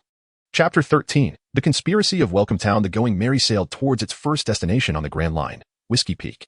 Along the journey, the weather proved to be capricious, shifting from heavy snowfall to warm sunny days, and at times, thunderous storms with torrential rain. Amidst these unpredictable weather changes, Nami wore an expression of exasperation. Fortunately, thanks to the permanent log pose obtained from the old whale, the crew managed to stay on course, arriving at Whiskey Peak, which appeared to be a paradise for pirates but was, in truth, a hell for them, a haven for bounty hunters. As the Going Merry gently approached the dock, a multitude of villagers awaited their arrival, exuberantly cheering as flowers and ribbons filled the air. It was undeniable that any ordinary pirate would be astonished by such a scene, unaware that it was orchestrated by bounty hunters. At that moment, Luffy, in his usual navet, raised his arms in jubilation, while Sanji found himself utterly captivated by the town's lovely maidens, and Usopp, shaking off his earlier trepidation, stood at the bow basking in the villagers' cheers. The only ones composed were Broly, Nami, and Zoro. Upon disembarking, a peculiar figure with curly hair, dressed in a suit and holding a saxophone, approached the crew with enthusiasm and declared, "Greetings, esteemed pirates, I am the mayor of Whiskey Peak. On behalf of all the townsfolk, I extend a warm welcome to you. We have prepared a feast for you to enjoy here." The mention of food set Luffy ablaze with excitement as he eagerly dragged Sanji and Usopp to join in the celebration. Broly, Nami, and Zoro gazed in disbelief at the trio of fools. The grand banquet commenced in an instant as the townsfolk, under the guidance of Mayor Curly, flocked to the tavern, reveling in exquisite wine and enchanting maidens. The residents exhibited an extraordinary exuberance, each accompanied by a throng of admirers. Some watched with amusement as Luffy devoured his meal voraciously, while others listened raptly to Usopp's tales of adventure. Meanwhile, Sanji, the lecherous chef, was seen flirting with the lovely ladies, much to the delight of onlookers. Upon hearing of a bounty of 100,000 berries, Nami pressured Zoro and implored Broly to join her in a drinking contest with the crowd. As the festivities progressed, nightfall gradually enveloped the scene, and soon, the members of the Straw Hat Pirates succumbed to exhaustion. Observing their fallen comrades, the townspeople halted their merriment, leaving a few individuals to keep watch before exiting the establishment. Shortly after their departure, Zoro, who had been slumped over the table in drunken slumber, awoke and swiftly dispatched the ineffectual guards. With a wicked grin, he ventured outside, soon followed by Broly and Nami, who, upon Nami's insistence, accompanied her in search of valuables. At that moment, Zoro was engaged in a fierce confrontation with bounty hunters from Baroque Works, while Broly accompanied Nami in her quest for treasure. However, despite their diligent searching, they found nothing of worth, inciting Nami's ire. "Where on earth have these scoundrels hidden their money?" she lamented. "Enough, lass," Broly advised her. "This town harbors no valuables. The residents are primarily bounty hunters affiliated with Baroque Works, and most of their earnings are surrendered to the organization, leaving them with little to spare." Nami, now fuming, retorted, "Broly, if you knew this, why didn't you stop me from searching?" "Humph." With that, she turned her head away, feigning indifference. Broly found Nami's anger to be rather endearing and could not resist playfully pinching her adorable nose, saying, "All right, don't be upset. I shall introduce you to a lucrative opportunity as compensation. How does that sound? Remember, you suggested it, and if I find it unsatisfactory, you shall owe me further recompense." "Yes, indeed. I did say that, so rest assured, you will undoubtedly be pleased." At that moment, the battle outside drew to a close. It turned out that over 100 bounty hunters had all been vanquished by Zoro, leaving only the curly-haired Mayor Icolum, Princess Vivi, and the Joker remaining. Soon, the Joker, Icolum, and Princess Vivi all met with defeat. As Broly sensed the arrival of two individuals, he recognized them as Mr. Five and Miss Valentine. Aware that Princess Vivi's identity was on the verge of being revealed, he turned to Nami and said, "Nami, business is coming. Let us step outside." Upon hearing this, Nami's eyes gleamed with the symbol of wealth, and she eagerly nodded in agreement. Meanwhile, the battlefield underwent a transformation. Vivi and her companions, who were engaged in combat with Crocodile, found themselves being relentlessly pursued by the newly arrived duo. Vivi, desperately fleeing atop a dock, was aware that her allies had sacrificed their lives to ensure her escape. Mr. Five sneered disdainfully as he observed Vivi's retreat, flicking a piece of nasal mucus towards her direction. The audacity of attempting to flee before his explosive fruit was nothing short of ludicrous. Just as the mucus neared Vivi, Broly and Nami emerged, casting a protective barrier before her. An explosion ensued, enveloping the area in a cloud of dust. Just as Mr. Five was about to depart, a voice emerged from the haze, proclaiming, "So you are the princess. How about we protect you in exchange for 1 billion berries?" Nami joyfully addressed Princess Vivi. "What? 1 billion? Vivi was taken aback, her mind swirling with shock and confusion, when suddenly Miss Valentine appeared above Broly and the others, weighing in at 10,000 kilograms. A woman adorned in a lemon-patterned outfit, wielding an umbrella, plummeted toward them like a meteor. Broly swiftly shielded Nami and Vivi, evading the impending impact, and then said, "Nami, you two discuss at your leisure. I shall deal with these nuisances first." Nami nodded in agreement, while Broly approached Mr. Five and Miss Valentine. "So, you are the elite agents of Baroque Works?" "Pathetically weak," Broly declared, instantly closing the distance to Mr. Five and delivering a powerful punch that sent him flying. Turning to Miss Valentine, he asked, "Will you walk away with the nearly deceased, or shall I escort you?" Without uttering a word, Miss Valentine leapt above Broly, declaring her weight of 10,000 kilograms, and came crashing down upon him. However, Broly raised a hand to the sky, effortlessly grasping her foot. "It appears you wish for me to escort you after all," he remarked, tossing her aside before delivering a kick to Mr. Five, causing their forms to vanish into the sky. Chapter 14. Robin. As Vivi beheld Broly's effortless defeat of Mr. Five and Miss Valentine, she expressed her astonishment. "I had no idea you were this formidable, Mr. Broly." Broly smiled and waved his hand, saying, "It's nothing, just a few insignificant pests." Upon witnessing Broly effortlessly dispatch 2 individuals, Nami felt an even greater surge of confidence and began to negotiate the price with Princess Vivi. Broly sought out Krallo, and upon finding him, Luffy had inexplicably awakened and was now confronting Krallo, the tension palpable between them. Without hesitation, Broly stepped forward and delivered a sharp reprimand to both, silencing their discord. Upon learning that Luffy's animosity stemmed from his belief that Krallo's actions in harming their gracious host were profoundly ungrateful, Broly could only gaze at the fool in disbelief. He then guided both Luffy and Krallo towards Nami's location. Meanwhile, Nami was engaged in negotiations regarding prices when Vivi informed her of the Baroque Works' sinister plot to usurp her homeland, Alabasta. Vivi explicitly conveyed to Nami that due to the current internal strife in Alabasta, there were insufficient funds to meet the exorbitant price Nami had proposed. Disheartened by this revelation, the astute Nami was reluctant to become embroiled in a political struggle, particularly one aimed at overturning the monarchy. Consequently, she resolutely abandoned the idea of escorting Vivi back to Alabasta. Even if Vivi could indeed pay 10 billion berries, she would not accept such a perilous mission. Just as Nami was about to relinquish this endeavor, Vivi inadvertently uttered a statement that caused Nami's expression to shift dramatically. "While you are indeed formidable, you could never hope to defeat one of the 7 warlords of the sea, Crocodile." At that moment, Nami noticed a vulture and a sea hawk perched nearby, watching them intently before taking flight together. Filled with dread, Nami shook Vivi, urgently inquiring about the 2 creatures. At this moment, Broly approached, gently reassuring Nami. "Do not be afraid. There is no need for concern." He patted her shoulder, urging her to remain calm. Overwhelmed by the fear instilled by the notorious title of the 7 warlords of the sea, Nami collapsed into Broly's embrace, lamenting. To be hunted by the 7 warlords upon merely entering the Grand Line is truly unbearable. "Fear not. Look at Luffy and the others. They are not worried in the slightest." Broly pointed towards Luffy, who was carefree as he speculated about the nature of Crocodile, and Zoro, who was brimming with fighting spirit while comforting Nami. Indeed, these 2 were remarkably laid back. They had just been embroiled in a fierce battle. Yet now they were engaged in cheerful conversation. Truly, those devoid of worry seemed to lead a life of ease and freedom. But they are the 7 warlords. Nami continued to cry. "Have you forgotten our captain's dream? He aspires to become the Pirate King. If he were to cower before a mere warlord, how could he ever realize his ambitions? Besides, I am here with you, rest assured. I do not regard a single warlord as a threat." As Broly gently wiped away Nami's tears, he whispered comforting words to her. "Big brother Broly, let us flee together." Nami, with tears streaming down her face, implored him, seemingly not absorbing his words. Broly gently flicked Nami's forehead, chuckling softly as he sighed. "Do you really believe that the scouts sent by someone with ambitions for usurpation are merely loafing about? Those 2 creatures that just departed must have undergone specialized training. They have undoubtedly sketched our portraits." Just then, the 2 creatures that had flown away reappeared before Nami, presenting her with the drawings of the group, before swiftly taking flight once more. "Oh, no. Now we can't even escape," Nami lamented, burying her face in Broly's embrace, weeping uncontrollably.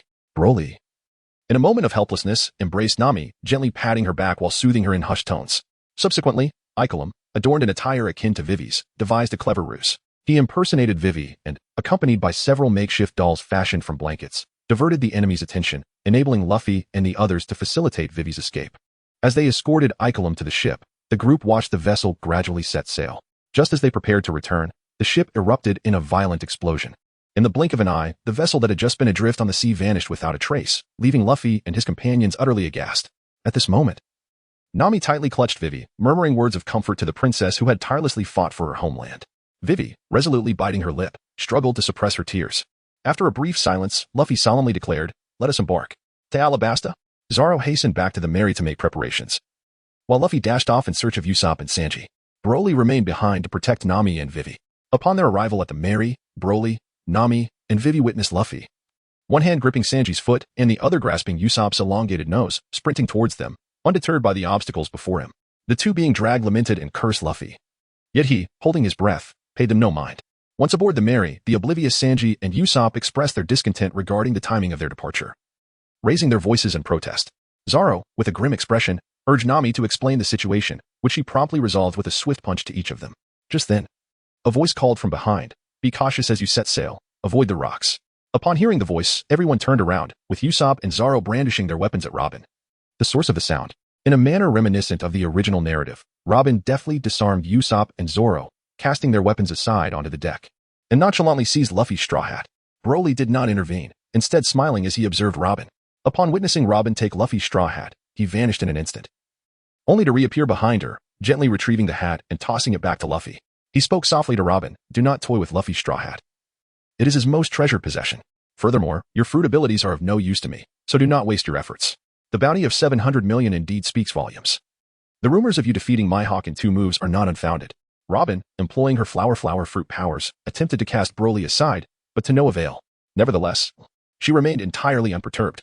With a wave of his hand, Broly halted Luffy's outbursts and remarked, "Return and inform Crocodile to clean his neck and await me. Am I to understand that you wish to declare war upon my boss?" Robin smiled at Broly, unfazed by his words, indicating that there was no semblance of loyalty or trust between her and Crocodile. "Luffy is the captain. As long as he consents, that suffices." Broly turned his gaze to Luffy. "That scoundrel must be dealt with by me." Luffy's expression hardened as he spoke earnestly to Broly. "As you wish, Luffy." Broly nodded in agreement and then addressed Robin. "You heard that correctly. Our Straw Hat Pirates hereby declare war on the warlord Crocodile. Let him prepare." "I will convey the message," Robin replied with a smile, showing no sign of distress over her boss being provoked. She then charmingly remarked to Broly, "You will soon pass through the Little Garden, a place fraught with peril. It is the permanent pointer to Alabasta. That one be necessary." Luffy dislikes having others dictate his course. Broly gently declined Robin's offer, to which Luffy nodded in agreement, observing that she was unwelcome. Robin turned and leapt onto her turtle mount to depart. "Broly, why not take the permanent pointer?"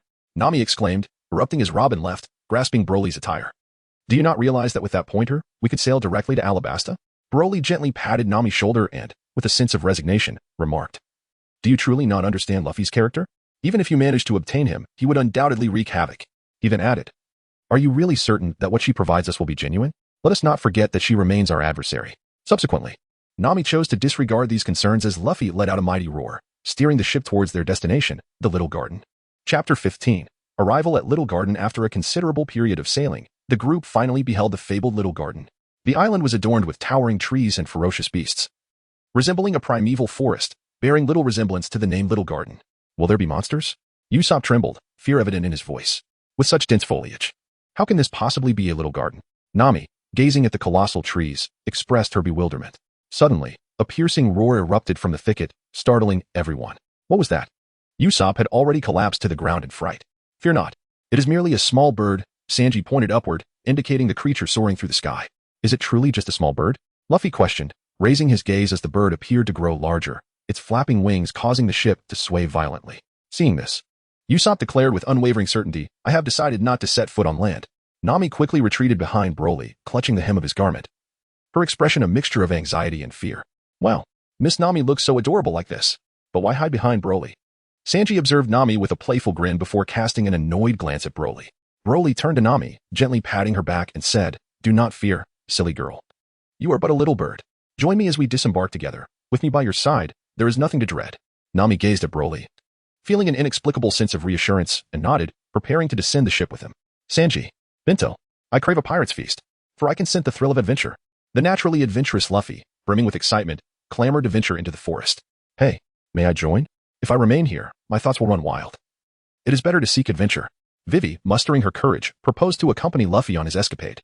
Upon seeing Vivi's eagerness, Nami, resolved to join Broly, declared, Vivi, come along with me. You are a cherished princess, after all. With brother Broly here, you shall be quite safe. All right, let the adventure begin.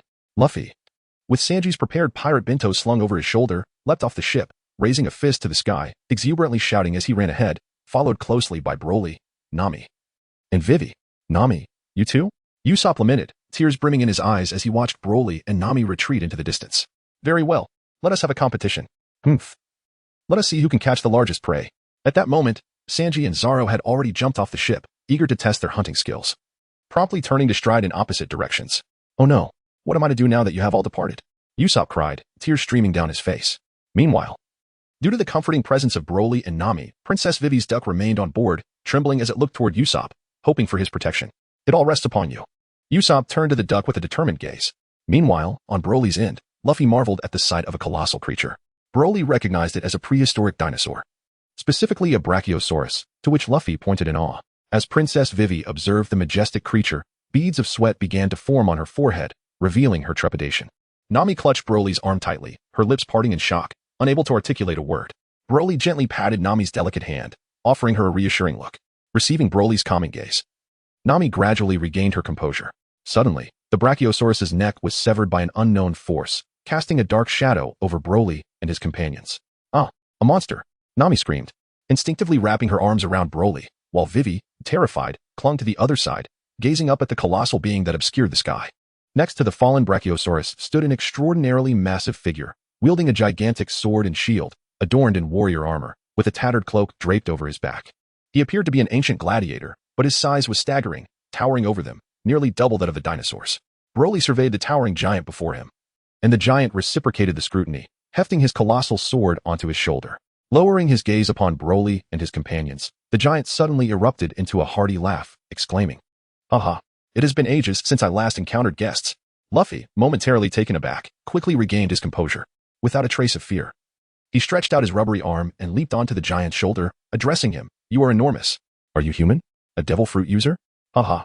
I am the mightiest warrior from Elbaf village. My name is Dory. The giant Dory proudly introduced himself with a booming laugh. In Broly's embrace, Vivi and Nami gazed at Dongli in awe, whispering softly, A giant. This is my first time witnessing one. Although I've heard tales of them before. Fear not. Nami and Vivi. He means us no harm. Let us extend our greetings. Broly gently reassured them. With that, he cradled Nami and Vivi and employed his aerial technique. Soaring to the giant's opposite shoulder, he addressed the colossal figure. Greetings, Dongli. We are pirates. I am Broly. This is Nami, and that is Vivi. Over there is our captain, Luffy. After Broly introduced Nami and Vivi, he exclaimed, Oh, you are also devil fruit users? Haha, you are pirates too. It has been a long time since I have seen pirates here. I shall invite you to my home. The hospitable giant, Dongli, chuckled warmly and, without waiting for anyone's consent, strode forward with the group towards his abode.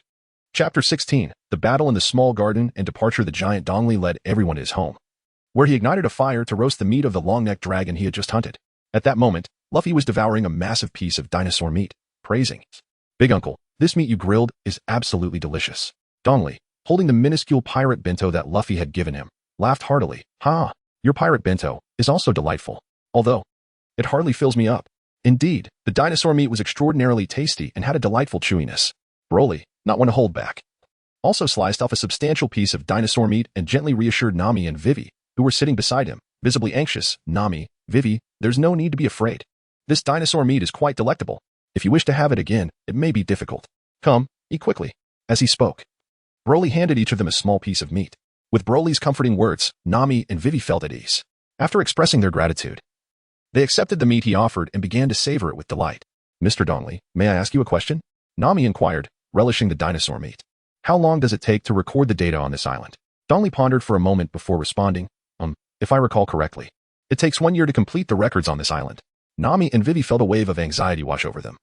And just as they were about to ask Dongli if there was a more convenient method, a sudden eruption from a distant volcano resounded throughout the island. Dongli, who had been laughing and eating moments ago, instantly turned serious. He silently picked up the massive sword and shield resting nearby and addressed Broly and the others. It seems the time for battle has come. I must take my leave. With that, Dongli exuded a formidable aura and made his way towards the volcano.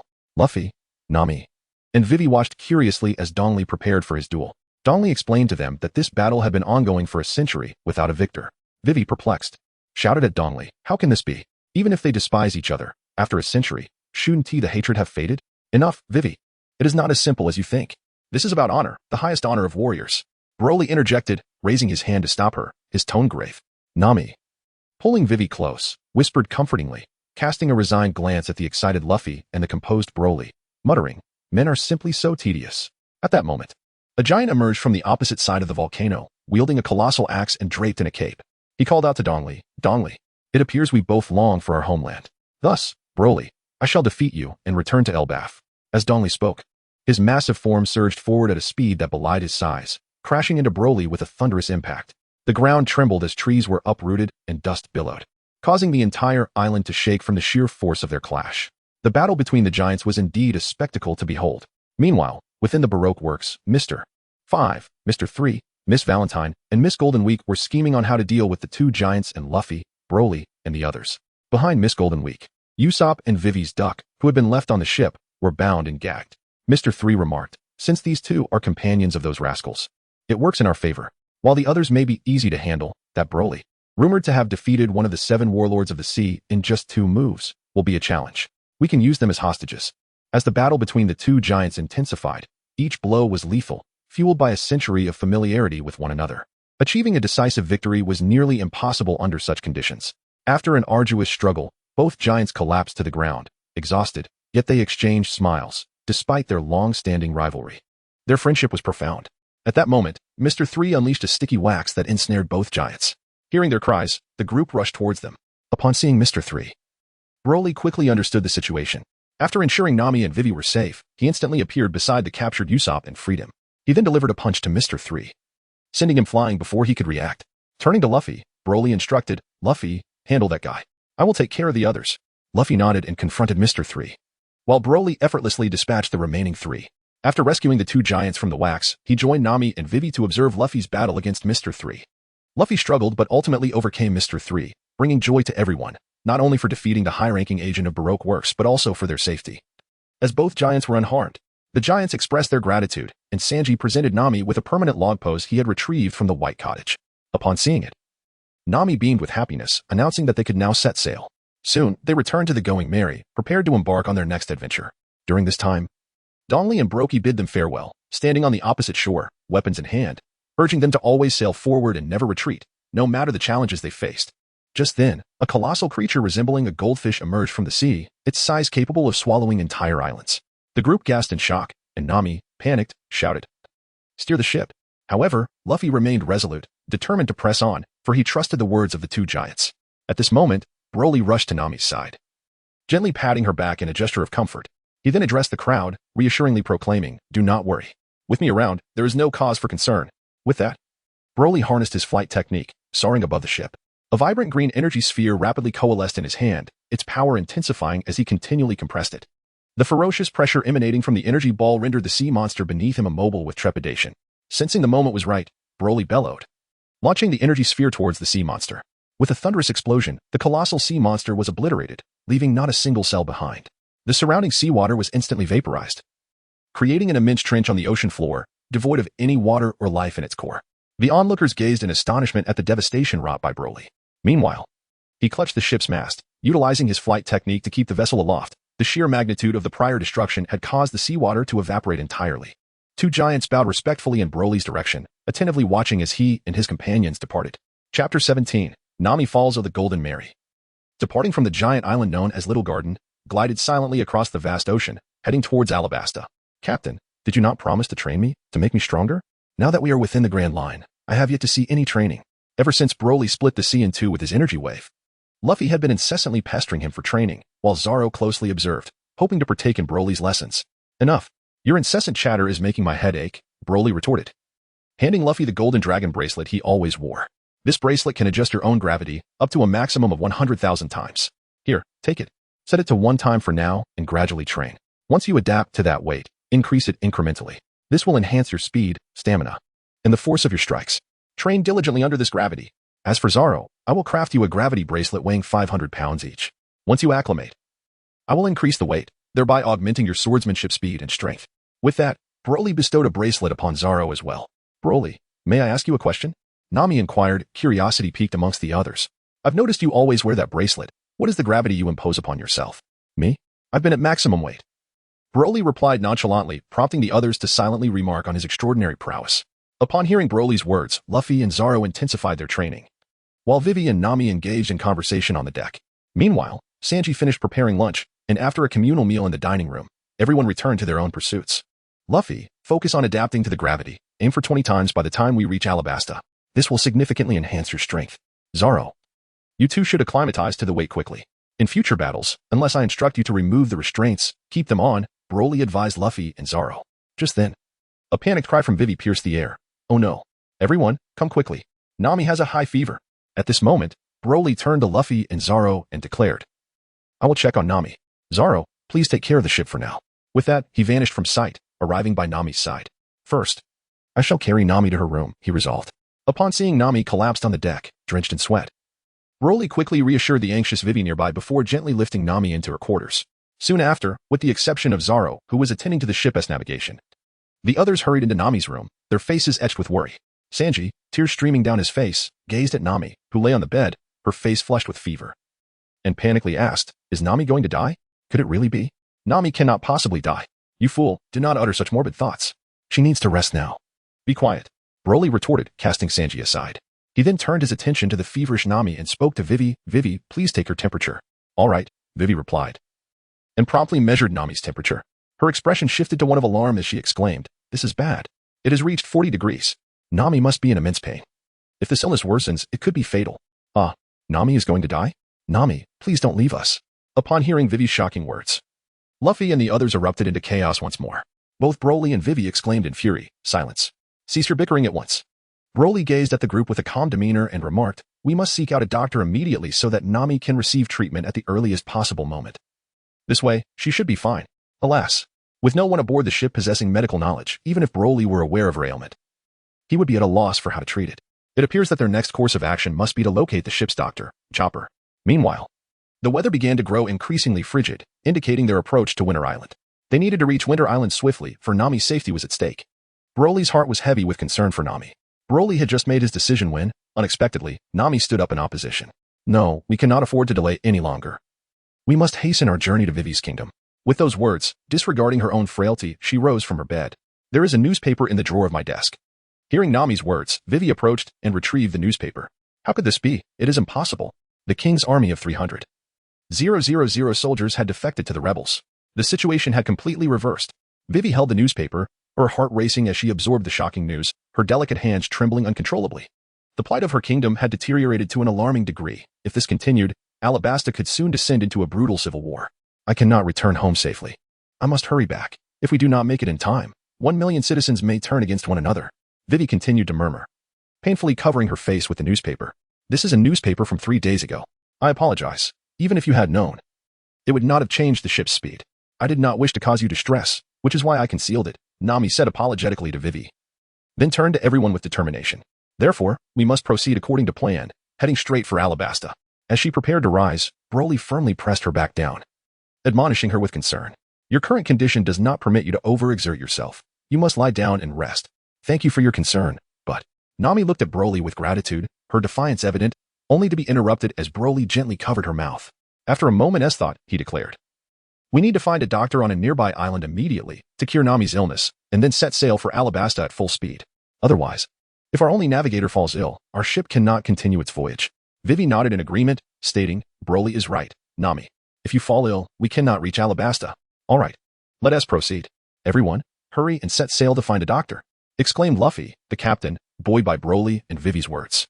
Subsequently, Broly instructed Vivi to remain in the room to care for Nami while he joined the others outside. He then made his way to the deck, using his powers to accelerate the ship.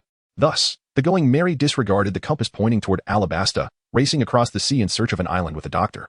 Chapter 18. The joining of Chopper. After sailing at breakneck speed for half a day, the sky began to unleash a flurry of snowflakes. Inside the ship's cabin, in Nami's room, Broly had gathered snow from outside, packing it into a plastic bag to create an ice pack, which he placed on Nami's feverish forehead. Only then did he feel a slight sense of relief, turning to Vivi and saying, I hope this method helps to lower Nami's temperature.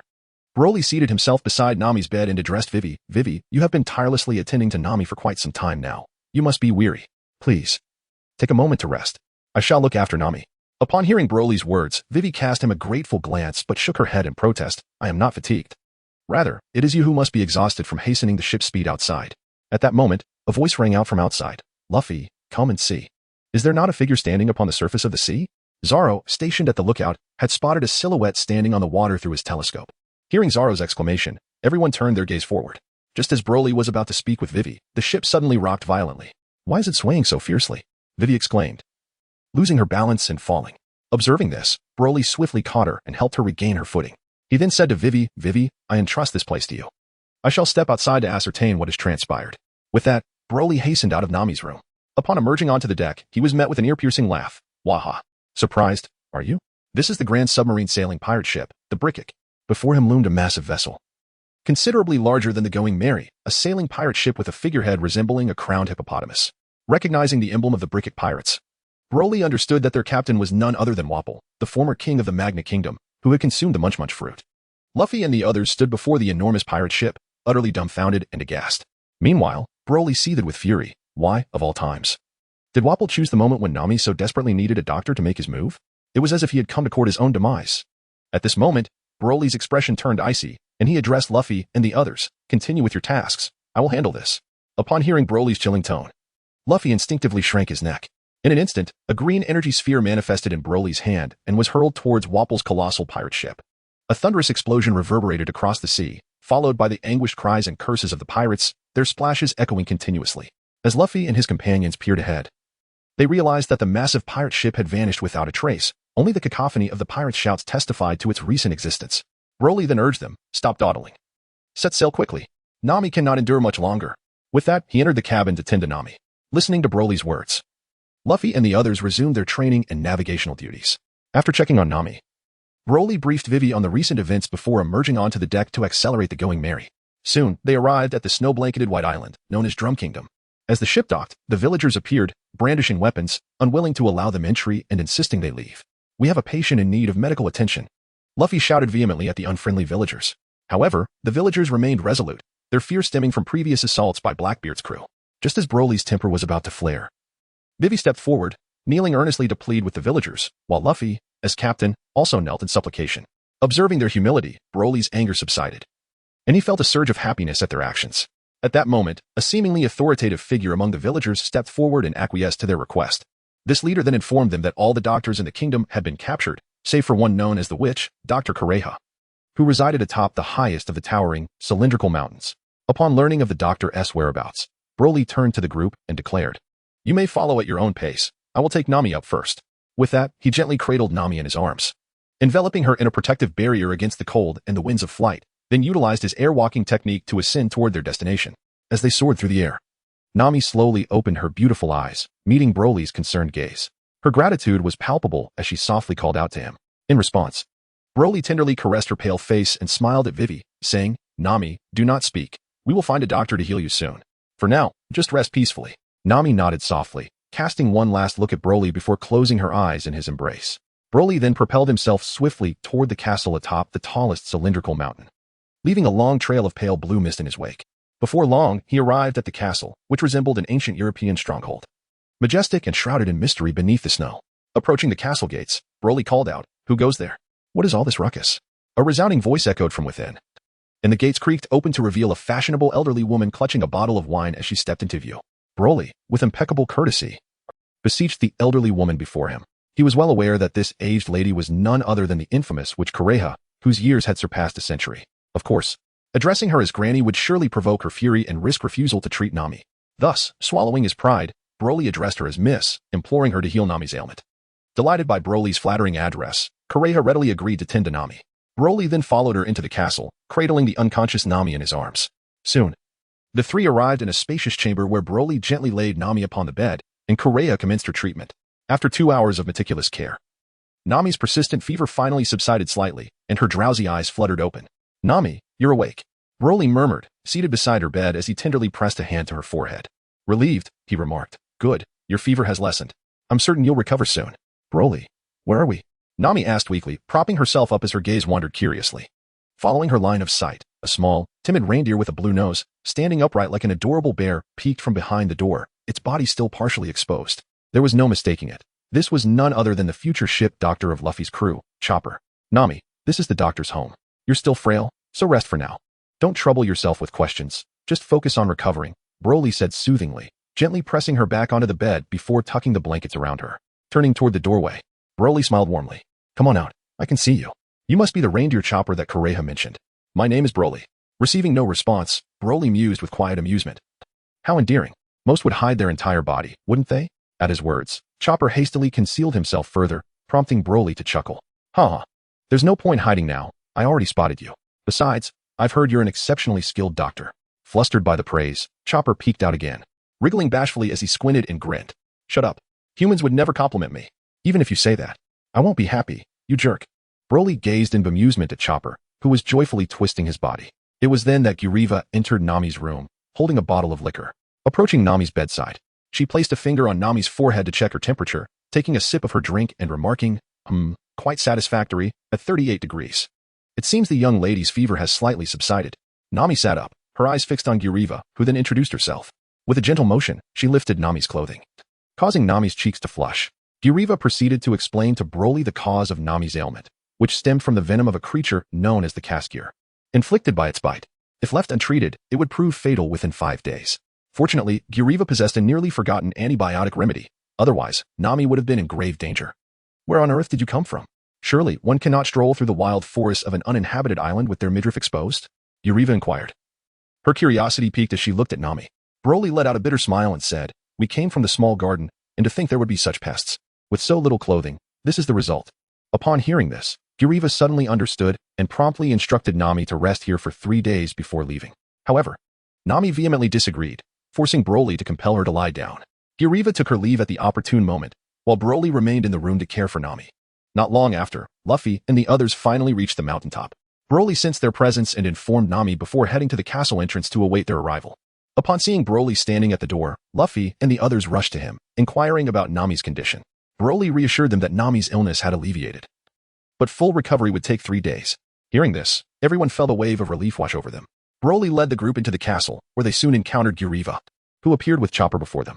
Usopp, observing Guriva's attire that seemed incongruous with her age, called out Grandma, only to be swiftly kicked away by her, who indignantly retorted, Mind your words. I am a radiant young lady of 139. Vivi and the others watched in trepidation as Usopp was sent flying, internally relieved by his misfortune. At that moment, Luffy spotted Chopper hiding behind Guriva and, salivating, dashed after him, exclaiming, meat. What kind of meat is that? Startled, Chopper bolted away in fright. Luffy, still drooling, pursued him with fervor, while Sanji, equally excited, declared, I must bring it aboard. It's a mobile source of sustenance. With that, he too chased after Chopper, igniting a spirited chase within the castle. Meanwhile, Guriva recounted Chopper's plight to Vivi and the others, deeply moving them with the story. The commotion from the chase roused Nami, who had been resting, and she emerged from her chamber to find everyone gathered. So you all have come, she exclaimed. Vivi immediately rushed to Nami, expressing concern. Nami, why aren't you resting? Nami smiled and shook her head, replying, Thank you for your concern. My fever has subsided. At this moment, Broly approached Nami and gently lifted her back to bed, urging her to rest. He then turned his attention to the raucous antics of Luffy and his crew. In an instant, he appeared before Luffy and Sanji, delivering a punch to each, silencing their commotion. He proceeded to inform them about Chopper's situation. After hearing Broly's words, Luffy resolved to invite Chopper to join their crew, and thus set off to find him. 2 days swiftly passed, during which Luffy incessantly pestered Chopper to join his pirate crew. The others, recognizing Chopper's medical skills, sincerely extended their invitations as well. Eventually, Chopper, after much deliberation, agreed to their pleas and became part of the team. The newly recruited ship's doctor, Chopper, transformed into a reindeer, pulling a sled with the group, including the nearly recovered Nami, as they departed the castle amidst the playful complaints of the amiable Guriva, heading towards the dock where the going merry awaited. Stopping halfway through the snowy landscape, the group gazed at the flurry of pink snowflakes dancing from the sky, expressing heartfelt admiration. At that moment, Chopper, overwhelmed by the sight of the cherry blossom-like snow, wept with joy, calling out the names of Guriva and Silas. Thus, amidst the enchanting pink snowfall, the crew boarded the Going Merry, embarking on their journey towards Alabasta. Chapter 19. Nami's heart under the tranquil night sky, snowflakes fell like goose feathers, while a luminous full moon hung over the vast ocean, casting shimmering reflections upon the water's surface. On board the Going Merry, Luffy and his crew's boisterous laughter shattered the night's serenity. Ha ha ha ha. Even the moon and cherry blossoms have come to join the fun. Usopp chuckled heartily as he observed Luffy comically balancing chopsticks in his nostrils and widening his mouth. Turning his gaze to the newly joined Chopper, who sat alone on the ship's railing, Usopp called out, "Chopper, how long are you going to sit there? Come over and have a drink with us." Responding to Usopp's call, Chopper joined Luffy and the others. Meanwhile, Zoro and Sanji sat on the deck, enjoying a few bottles of liquor in high spirits. Just as the revelry reached its peak, Nami's voice broke through. "Hey, you bunch of drunks." She pointed at the nearly unconscious Karu and continued, "Can't you spare a moment to show some concern over here?" Luffy glanced at the weakly squawking Karu in Vivi's arms and replied nonchalantly, "Oh, it's not dead yet." Vivi, however, was distressed, lamenting, "Wah, Karu, how could you freeze in the river?" It turned out that Karu had been left on the ship and accidentally fallen into the river. When the crew discovered him, he was already on the verge of freezing. Seeing Karu in such a state, Vivi, who had always regarded him as a dear friend since childhood, was understandably heartbroken. "Don't mind them. Those fools won't care." Broly, unable to bear it any longer, approached Vivi and offered a few words about Luffy and the others. He then smiled at Vivi, saying, "Don't worry, Vivi. Quickly warm him up. He'll be fine once he warms up a bit." Vivi took Broly's advice and soon began to warm Karu, who recovered in no time. At that moment, seeing Karu back to health, Vivi's tears of sorrow transformed into joy. She hugged Karu and gratefully said to Broly, "Thank goodness for you, Broly. Thank you for helping me."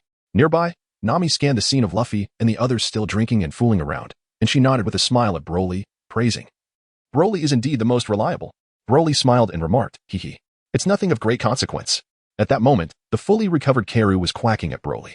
Chopper, who was frolicking joyfully with Luffy and the others, turned around and acted as a translator for Broly, saying, "It expresses its heartfelt gratitude to you, Broly. If it weren't for you, I would have frozen to death. I accidentally slipped and fell into the river while on the ship." Upon hearing Chopper's words, Broly nodded and remarked, "Chopper, you truly are impressive. You can even comprehend what it says." Nami clapped her hands and cheerfully praised Chopper, saying, "Indeed, Chopper, you are remarkable. I never anticipated that besides your medical skills, you possess this ability as well." Chopper paused for a moment. Then his face gleamed with a golden light as he clapped his hooves, swaying his body from side to side with a beaming smile, declaring, "Stop the flattery. Even if you all praise me like this, I won't be pleased." At that moment, Luffy and the others watched Chopper's antics, sweat trickling down their backs. Chopper is skilled in medicine? Unaware of the circumstances, Luffy and his crew were taken aback and gasped in astonishment upon hearing Nami's revelation. Nami, exasperated, inquired, "Then why did you seek Chopper's company?" "Because he is merely a fascinating reindeer that can transform. A potential source of sustenance during extraordinary times." Luffy and Sanji replied nonchalantly. Their arms crossed over their chests.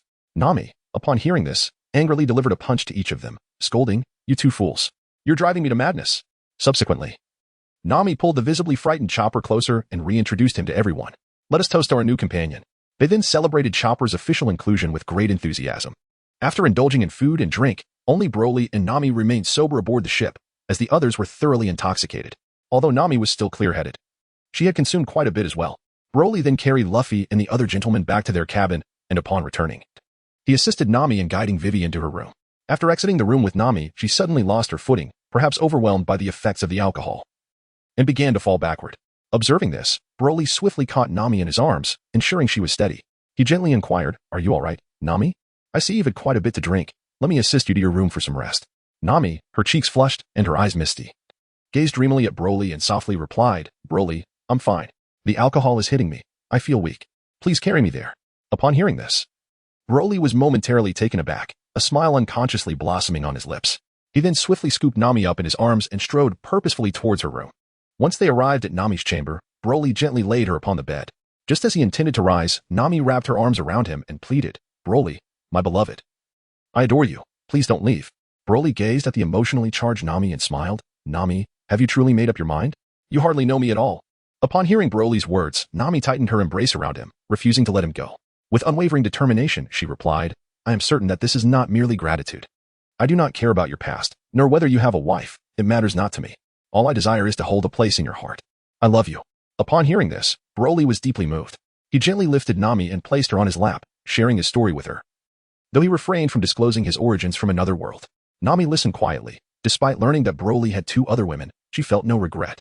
Once Broly finished, he softly inquired, "Now that you are aware of my circumstances, Nami, what have you decided?" Nami, still tightly embracing Broly, pressed her crimson lips against his. After a brief moment of surprise, Broly surrendered himself to this joyful encounter. Chapter 20. Arrival at the port city as dawn broke and the first rays of light streamed into the room, Broly opened his eyes and awoke. He gazed down at Nami, who lay asleep in his arms, her face aglow with satisfaction from the previous night's revelations. A tender expression surfaced on Broly's face as he gently caressed her, his fingers softly tracing her rosy cheeks, filled with affection.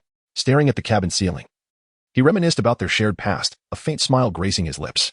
He never anticipated that during his furious transformation, when he vanquished the malevolent dragon to save her village, she had developed a profound and genuine love for him, one that transcended mere gratitude. Suddenly, Broly felt a subtle tremor in Nami's delicate form, signaling her awakening. Yet, she remained shy and kept her eyes closed. Witnessing her bashfulness, Broly smiled gently and leaned closer to her ear, whispering, "What's wrong? Are you feeling shy?" He tenderly stroked her face as he spoke. Hearing his words, Nami slowly opened her eyes, her cheeks flushed. She playfully swatted his hand away, saying, "Stop teasing. Hurry and get up. If everyone finds out, it would be so embarrassing." After Nami's persistent urging, they lingered in each other's warmth for a moment longer before finally dressing and rising. Once they were properly attired, they exited the room. As they stepped out onto the deck, they encountered Luffy, who was holding pieces of meat in both hands. "Good morning, Broly, Nami. How come you two are out together?" Luffy remarked casually, shoving a chunk of meat into his mouth. Nami's face instantly turned crimson at his words, and she retorted, "Mind your own business. And why are you stealing food again?" With that, she delivered a playful punch to Luffy's head. "Is Luffy stealing food again?" "Oh." Nami looked so charming with that blush. Sanji, who had just awakened in the cabin, overheard Luffy's transgression and was about to reprimand him. However, upon seeing Nami's flushed face, he instantly appeared before Broly and Nami, his eyes sparkling with infatuation. "Who's blushing?" "It's not me," Nami exclaimed, delivering another playful punch that sent Sanji sprawling to the ground. Broly gazed at Nami in silence, when unexpectedly, Nami winked at him playfully, adopting a gentle and charming demeanor. She then addressed Broly, saying, "Brother Broly, what seems to be the matter? Did I perhaps come across as too ferocious just now?" Broly gazed at the gentle Nami and smiled, saying, "Not at all. It is this Nami that is truly adorable." Upon hearing his words, Nami felt a surge of joy. Grasping Broly's hand and calling out to Sanji, "Sanji, hurry and prepare breakfast." At her command, Sanji instantly sprang to his feet and dashed to the kitchen to prepare the morning meal for everyone. Having won Nami's tender heart, Broly felt an immense sense of happiness as he observed the genuine smile radiating from her. The sea lay tranquil, the white clouds gracefully drifting across the azure sky, while playful seagulls frolicked upon the mirror-like surface of the water. The Going Merry sailed steadily, embraced by the vast ocean.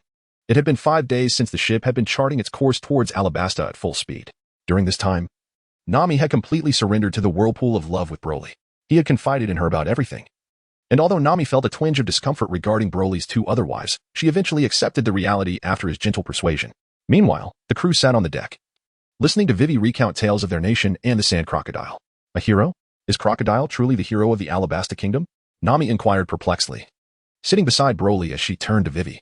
"The 7 warlords of the sea, they are recognized by the world government and are known for targeting pirates for their treasures. For our nation, Crocodile has always aided our people in driving away the pirates that threaten our cities. Thus, he is regarded as a hero." Broly curled his lips in disdain, remarking, "He's nothing more than a despicable and malevolent pirate who exploits the title of hero to seize Alabasta." On the opposite side of the deck, Luffy, sprawled on the ground and drooling while vociferously declaring his hunger, suddenly sprang to his feet, invigorated by Broly's words. With a spirited punch thrown into the air, he exclaimed, "In any case, all we need to do is send that Sandman flying." It is worth noting, in a fit of indignation, that the provisions meant for the group had been entirely devoured 3 days prior by Luffy and his accomplices, Usopp and Chopper. Naturally, the primary culprit, Luffy, found himself on the receiving end of Sanji's wrath. However, after enduring 3 days of hunger, it was evident that Broly would not allow Nami to suffer alongside them. He generously offered 2 senzu beans to Nami and Vivi. Thanks to the senzu beans, both Nami and Vivi felt no pangs of hunger during these 3 days. Vivi, astonished and deeply moved, expressed her disbelief, while Nami, already aware of Broly's kindness, was not surprised. Yet, the thoughtfulness exhibited by Broly only deepened her affection for him, as she found herself enamored. Indeed, the first step is to quell the uprising and expel the Baroque works from the kingdom, which would ultimately save Alabasta. As Vivi responded, a faint trace of worry lingered in her brow, revealing her profound concern for the fate of her country and the group's ability to rescue it. Upon hearing Vivi's words, Broly instinctively furrowed his brow. The notion of suppressing the uprising first and then expelling the Baroque works from the kingdom seemed utterly implausible to him. After all, the Sandman, with his persuasive charisma, had enchanted the populace, who regarded him as a hero of the realm. Even if the princess spoke, it remained uncertain how much credence those foolish citizens would lend to her words. Observing Vivi's current sorrowful demeanor, Nami, understanding Broly's formidable power, approached her to offer reassurance. "Do not worry, Vivi. We shall surely aid you in saving the kingdom of Alabasta." At this moment, Broly approached and gently patted Vivi on the shoulder, assuring her, "Do not worry. You must trust everyone and believe that your comrades will aid you in overcoming all your sorrows." Meanwhile, Vivi endeavored to restrain her tears from cascading down her cheeks. Just as she was about to speak to Broly and the others, the ship suddenly lurched violently. In the blink of an eye, a colossal sea creature, resembling an octopus in appearance, erupted from the previously tranquil waters. Upon witnessing this, Luffy's eyes sparkled with excitement, and he exclaimed, "Wow, there's meat. Finally, I can eat. I haven't had anything in 3 days." With that, Luffy delivered a powerful punch to the sea monster. With a resounding crash, the creature was felled by the famished Luffy, who then dragged it aboard the ship. Sanji, seeing this, promptly prepared the monster's meat, heading to the kitchen to cook for everyone. Luffy, with gleaming eyes, dashed towards the dining table, eagerly anticipating the food Sanji would prepare. Finally, meat. I feel like I'm starving. Hearing Luffy's remarks, the others cast disapproving glances in his direction, while Broly delivered a playful slap to the back of Luffy's head, saying, "Serves you right. Who told you to devour everyone as food?" Soon, the crew indulged in a hearty meal, and the Merry sailed into the coastal city of La Roja. Chapter 21. Fire Fist Ace. As the ship docked at the expansive La Roja, Luffy leaped off with remarkable speed, exuberantly declaring, "Haha, I wasn't full on the ship. Now I can continue to eat." In no time, he had vanished from sight. Vivi, seeing that Luffy had disappeared, anxiously inquired, "What should we do? This city is enormous. Now that Luffy has run off, how are we supposed to find him?" Broly gently patted Vivi's shoulder and smiled, "Do not worry, Vivi. With me around, finding Luffy will be a breeze." Nami, standing beside Broly, chimed in with a radiant smile, "Yes, Vivi, fret not. Broly is truly formidable. If he sets out to find Luffy, it won't take long at all." Having learned about Broly's prowess, Nami felt utterly at ease, taking immense pride in having such a powerful husband by her side. Nearby, Chopper gazed at Broly with wide, sparkling eyes, exclaiming, "Wow, is Broly really that impressive?" Usopp, arms crossed and standing confidently, began to boast to Chopper about Broly. "Absolutely. Broly is indeed remarkable.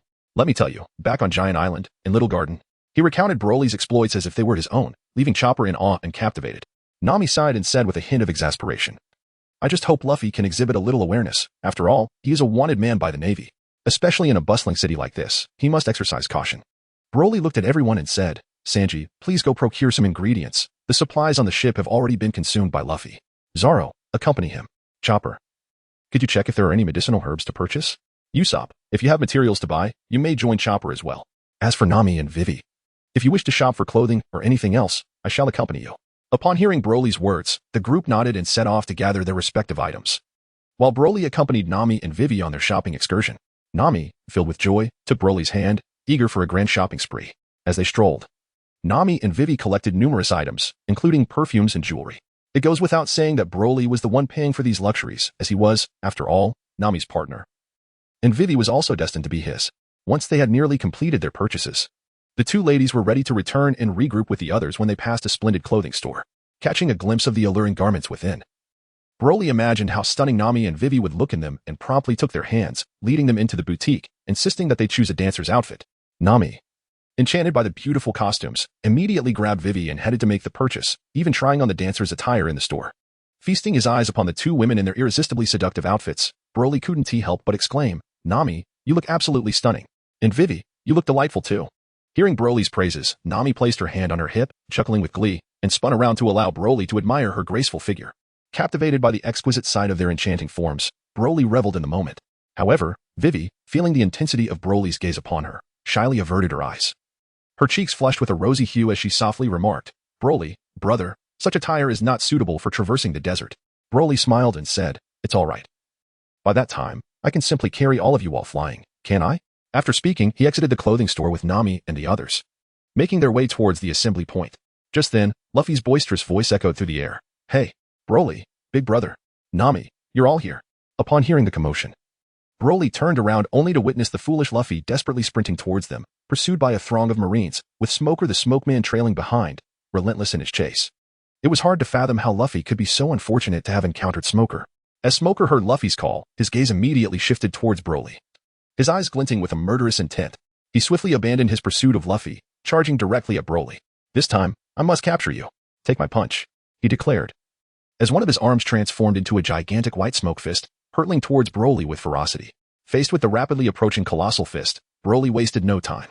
He swiftly scooped up Nami and Vivi beside him, utilizing his flight technique to soar into the sky.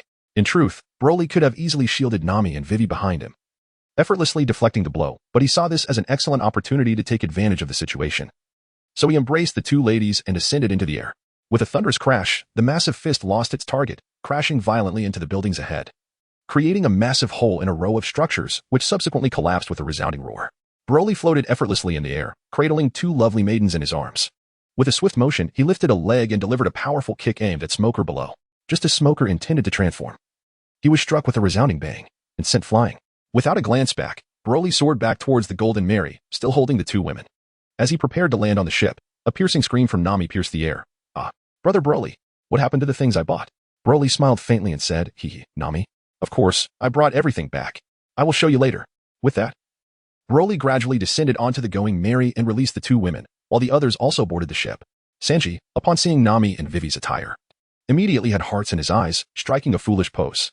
At that moment, Nami anxiously grasped Broly, inquiring about the items she had just purchased. Broly promptly retrieved them from his spatial ring. Vivi gazed in astonishment at the items that had seemingly appeared like magic on the deck, curiously asking Broly, "Brother Broly, where exactly did you put these things?" Nami, already aware of Broly's spatial ring, was not surprised. She hurried off to organize her belongings. Meanwhile, Broly noticed members of the Baroque works in the Navy approaching and said to Vivi, "I will explain later. We must leave now, or we will be surrounded." Thus, the group swiftly departed. At that moment, Luffy was sitting cross-legged on the railing, telling everyone about encountering his brother, claiming that he had never won a fight against him during their childhood, even before his brother had eaten the devil fruit.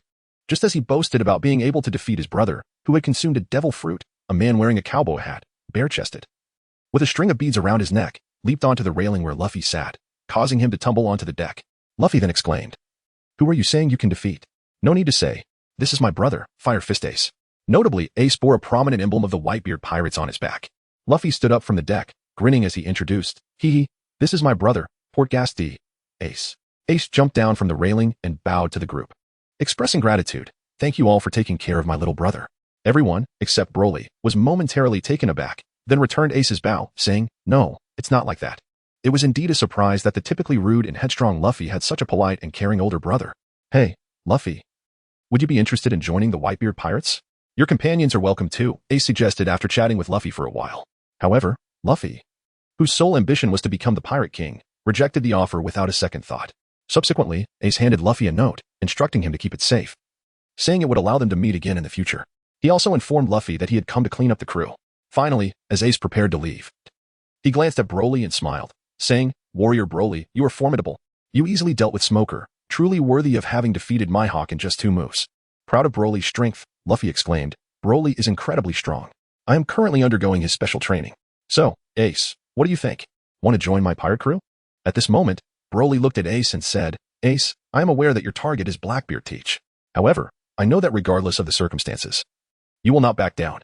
Therefore, I must caution you that Teach is formidable and has surpassed you. Be wary of his devil fruit ability, the Yami Yami no Mi. Take care in dealing with him." After listening, Ace nodded and replied, "Thank you." He then stood on his small boat, untied the rope that was secured to our ship, and pointed towards the 5 pirate ships approaching us across the sea, smiling as he asked, "Shall I take care of that trash?" Those pirate ships belonged to the Baroque works. Broly waved his hand, utilizing the technique of flight to ascend into the sky. With a casual flick, he unleashed a powerful energy wave towards the swiftly approaching pirate ships. A thunderous explosion ensued, and the 5 pirate vessels in the distance were utterly obliterated, leaving nothing but wreckage. The ocean's surface erupted into towering waves, creating a spectacle of unparalleled grandeur. Ace, witnessing Broly's effortless display of might, paused in awe. "Truly formidable. I eagerly anticipate encountering you all at the end of the Grand Line." After expressing his admiration, he greeted his companions and swiftly maneuvered his small boat away. Chapter 22. Resolution. Once the ship departed from the coastal port city of Lalahara and traversed the vast St. Dew River, they landed at the so-called oasis of Elmaru. With the sun now high in the sky. "Ah, have we finally arrived? Is this Yuba?" It certainly appears desolate. As Luffy set foot on the shore, he curiously gazed at the city, which had long been ravaged by wind and sand, now a ghost town. "No, this is the Elmaru oasis. We must continue northwest through the desert for half a day to reach Yuba," Vivi clarified with a shake of her head. "An oasis?" Nami looked skeptically at the dilapidated city, where golden sands prevailed, scarcely a hint of green visible. Indeed, this place has only recently fallen into such desolation. Vivi managed a forced smile, her heart heavy at the sight of her homeland's decay. "Let us proceed. It would be best to reach Yuba sooner rather than later," Broly suggested, to which Vivi nodded in agreement. Along the way, Vivi elucidated the causes of the rebellion and the issues surrounding the dance powder. Broly recalled the events in Alabasta clearly. Crocodile had used the dance powder to frame Vivi's father, inciting extreme discontent and fury among the populace, which ultimately led to the uprising. With the aid of Funkry's abilities, Cobra found himself almost defenseless, allowing the rebellion to escalate. Crocodile's cunning during this incident was indeed noteworthy. The journey to Yuba proved arduous. However, for Broly, Nami, and Vivi, it was considerably easier, thanks to Broly's protective barrier, which shielded them from the scorching sun and biting sands. The path from Elmaru to Yuba traversed a vast ancient desert region. Broly was aware of an underground ruin in this area, though he wondered whether ancient weapons lay within and was intrigued by the potential power they might possess. Vivi opened her water pouch only to be dismayed to find it completely empty. With a sigh, she sealed it again. Just then a hand extended towards her, holding a pouch containing roughly half a bag of water. Here, take this, Broly smiled kindly. But Vivi hesitated. It's quite all right, drink up. Broly reassured her with a wave of his hand. Vivi paused, accepting the water pouch he offered. Though uncertain, her thirst from their arduous trek was undeniable. Stealing a glance at Broly, she couldn't help but sip cautiously. There is still half a bag. He must have drunk from it already, Vivi pondered, her cheeks flushing. Could this be considered an indirect kiss? 3 hours later. I'm so exhausted. I'm both hungry and tired. I want meat, Luffy exclaimed, his voice echoing as they trudged along. If it weren't for that fool who let a bird trick him into losing all the food and water, we wouldn't be in this predicament. Nami scolded, delivering a light punch to Luffy's head. Please don't hit me. I'm sorry, Luffy whimpered, cradling his head as he apologized. Yet, the others could tell he still lacked any sense of accountability for his actions. At that moment, a massive lizard was seen chasing a camel toward their direction. Before Vivi could even scream, Zoro, Sanji, and Luffy rushed forward, swiftly dispatching the enormous creature. Was such a display truly necessary? Usopp exclaimed, his jaw nearly dropping to the ground. They all attacked together. It almost seems unfair to the creature, Nami murmured. Well, we have meat now. Sanji, can you cook it? Luffy asked excitedly. It looks quite good. Haha. I'll prepare it, Sanji replied, his satisfaction evident. It arrived just in time, Zoro muttered. Under the relentless sun, the rocks served as natural grilling surfaces, requiring no cooking utensils, merely skewering the meat with branches and placing them on the stones. Before long, the air was filled with the delectable aroma of roasted meat. The camel, having been saved by Luffy, turned out to be quite amusing. Through Chopper's translation, it managed to communicate with them. I'm just a passing camel. Immensely grateful for your rescue. I'd be happy to carry you, but I'm strictly a feminist, Chopper relayed, leaving Broly rolling his eyes in disbelief. Subsequently, Nami named the camel Eyelash, leaving the others perplexed by the absurdity of such a name. However, with Eyelash, their journey became significantly easier, especially for the two ladies. For this peculiar camel that would only carry women, Broly could only internally scoff at the state of affairs. As night fell, Yuba finally came into view. But the group sensed something amiss. The wind howled violently, and even the ground seemed to tremble. Broly frowned in concern. Yuba has been struck by a sandstorm. Vivi gasped in horror. Upon reaching Yuba, they found the storm had passed, yet they were met with a shocking sight. How could this be? Vivi stared in shock at the oasis nearly buried beneath the sand, her voice barely a whisper. How tragic. This place resembles that city called Elmaru, Zoro remarked, carrying Usopp. Isn't this supposed to be an oasis? Sanji frowned. The sand has raised the ground, burying the oasis, Vivi murmured softly. At that moment, a voice emerged from nearby. Are you travelers? Crossing the desert must be exhausting. Only then did Broly and the others notice that there were still people in the sand pit ahead. We sincerely apologize. This city has withered away. Broly discerned that before him stood an elderly man, his skin, ravaged by the desert's harshness, appeared withered and parched. In his hands, he wielded a shovel, laboriously scooping sand. Evidently, this vast pit had been excavated by his own toil. Nevertheless, there remained a place for respite, the old man smiled, stating that a few lodgings could be found, the finest in the city. Vivi stepped forward to inquire, may I ask?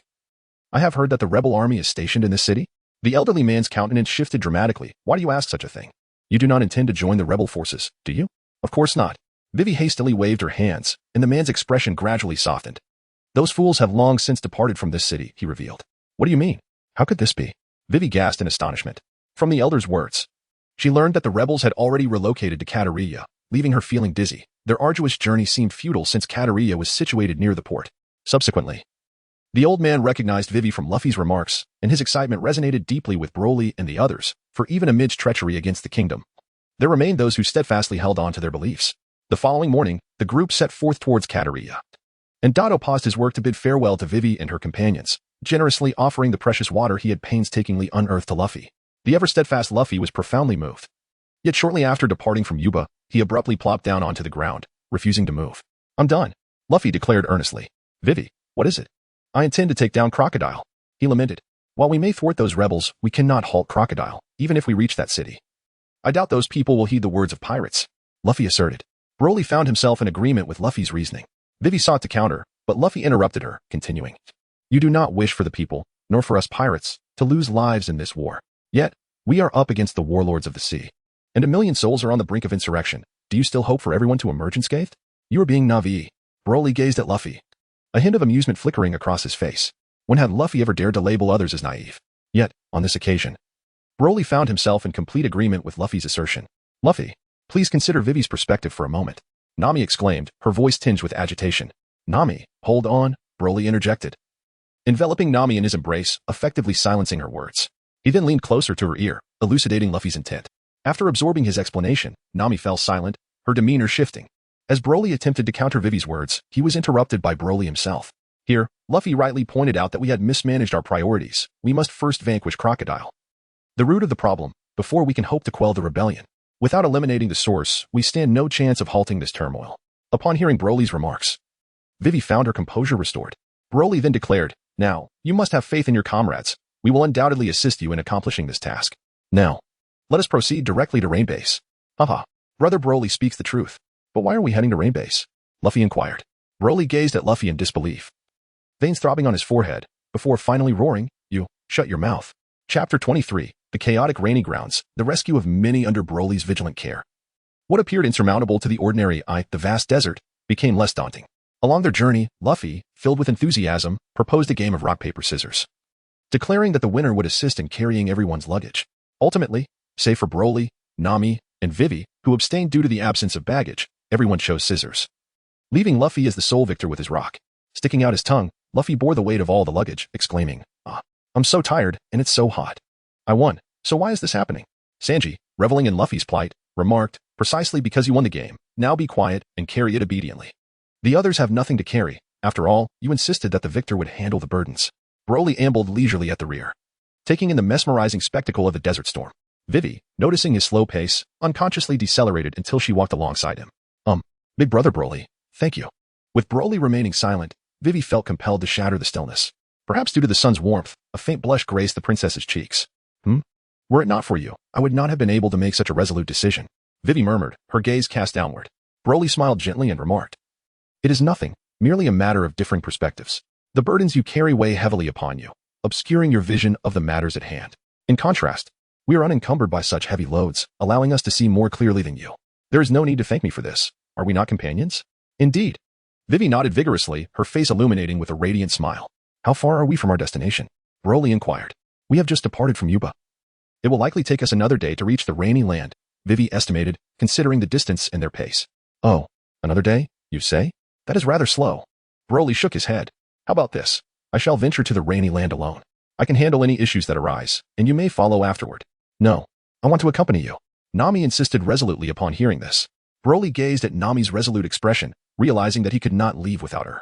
He then addressed the group, saying, In that case, I will take Nami with me first. You all can follow afterward. All right, you go ahead, Broly, Luffy replied. But make sure to leave us plenty of water and an abundance of meat. Otherwise, we shall not have enough to eat. Upon hearing this, Broly, in a fit of irritation, playfully tapped Luffy on the head before leaving behind provisions and water. After bidding farewell to the others, he and Nami took to the skies using the sky dance technique, heading towards the rainy lands. In a mere half hour, Broly and Nami arrived at their destination. Let us first find a place to stay, and then we shall indulge in a meal before visiting the casino, Broly remarked to Nami, who was nestled in his arms. Yes, indeed. Let us hurry. After our meal, I am eager to explore the casino, Nami exclaimed, her eyes sparkling with dreams of wealth. After finishing their meal, Broly led Nami into the casino, where he exchanged 1 million for chips, and they began to revel in the games. Before long, Broly had amassed an impressive number of victories, and the pile of chips on the table grew considerably. Nami, filled with joy, clung to Broly, dancing and laughing. At that moment, a gentleman approached slowly and said, Sir, you have won 300 million consecutively. Might it be time to consider stepping away? Broly pondered for a moment before speaking. It's not entirely out of the question. I too find this place rather unexciting.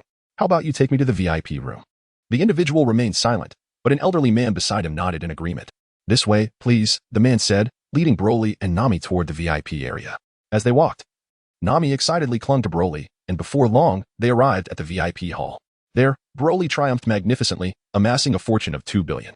Finally, he decided to cease his winning streak, clutching a substantial bag of money as he exited with Nami, leaving a collective sigh of relief among the onlookers. Upon reaching a resting place and entering a room, Nami eagerly approached Broly, exclaiming, "Remember our agreement.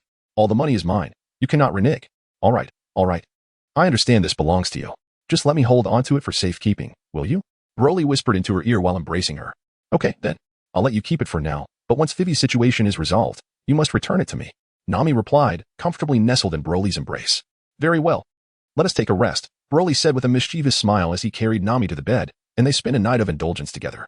The following day, Luffy and his crew arrived in the rain-soaked area by noon. Upon encountering Luffy, Broly was astonished to see a large group of Navy officers pursuing them, led by Smoker and Tashigi. "What is this?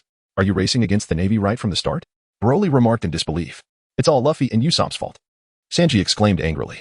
"They went to buy water and returned with a whole heap of trouble. Who would have guessed the Navy would be buying water as well?" Luffy lamented. "Being chased like this is no solution. We should split up and regroup at Crocodile's lair, the Rain Feast Casino." The group nodded in agreement, and Broly concurred with Luffy's suggestion. In unison, they dashed in different directions, leaving Broly taken aback when he noticed that Smoker was not pursuing Luffy, but instead headed toward him. "Nami, you should go ahead. I'll deal with this trouble and catch up with you later," Broly advised Nami, who was running alongside him. Nami nodded. "Take care of yourself," she said before continuing forward. Before long, Broly found himself in a secluded alleyway with Smoker, who had followed him and now stood before him. "Why aren't you pursuing Luffy?" Broly inquired. "Humph. That's none of your concern," Smoker retorted, drawing his Sea Prism Stone weapon and pointing it at Broly. "My weapon is imbued with Sea Prism Stone. You should surrender at once." Broly smirked. "You truly are quite arrogant. If you wish to engage, then come forth. I have no time to entertain you." Smoker scoffed and initiated the attack. His hand transformed into a serpentine mist, sweeping towards Broly. Swiftly evading, Broly retaliated with a punch, landing a decisive blow that sent Smoker crashing to the ground without a moment's reaction. "You know you cannot capture me. Why persist in this futile endeavor?" Broly inquired. "I'm a Marine, and you are a pirate. Does that not suffice?" Smoker replied, clutching his chest. "Such reasoning is rather mundane," Broly retorted dismissively. "You fail to comprehend. This is my justice." Smoker growled. "Huh? Do you truly believe the Marines embody justice? Why not use your own eyes to ascertain the truth?" Broly sneered. Struggling to rise, Smoker fixed his gaze on Broly. "Go to Sabaody Archipelago, and you will understand," Broly declared before vanishing from sight. At the entrance of the Rain Banquet Casino, Broly frowned as he surveyed the surroundings. "Where has everyone gone? Surely I haven't squandered too much time with that fog man. They must have entered ahead." He then concentrated, sensing their locations. "Ah, I found them." He vanished once more. "Big brother Broly," Vivi exclaimed joyfully upon his sudden appearance, noticing her engaged in battle with several banana crocodiles. "Look at you all. How careless. You've been captured." "Oh, Smoker, what are you doing here?" Broly remarked, kicking away a crocodile lunging at Vivi and glancing at the cage. "Big brother Broly, please let us out," Nami urged. "Yes, the key is in the crocodile pit. Please help us find it," Usopp called out. "Really? You need a key for such a flimsy door?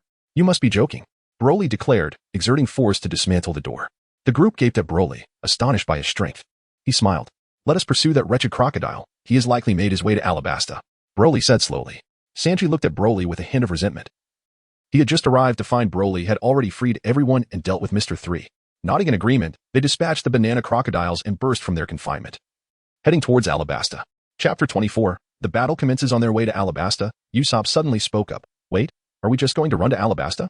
"If you want to run, then do so. Of course, we need a means of transportation," Broly replied with a smirk. "Where would we find that?" Nami inquired, puzzled. At that moment, Chopper appeared riding a large red crab.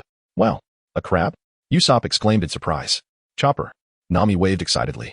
"That's a hermit crab," Vivi explained to the group. "It looks quite delectable," Luffy exclaimed, eyeing the crab. As they prepared to board the crab, Vivi was suddenly yanked back by a golden hook. Luffy, noticing, extended his arm to rescue Vivi but was consequently pulled in himself. "What an idiot," Sanji muttered.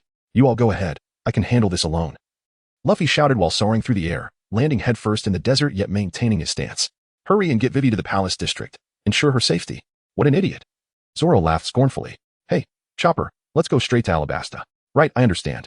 Let us set off." "All right, you all go on. I'll stay behind to watch over Luffy. He'll be fine. You must hurry." Broly instructed the group, then used his flight technique to pursue Luffy's direction. "Vivi, do not worry.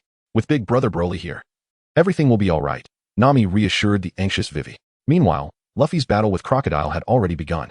From the onset, the confrontation was distinctly one-sided. Luffy's attacks proved ineffective, leaving Crocodile appearing remarkably at ease.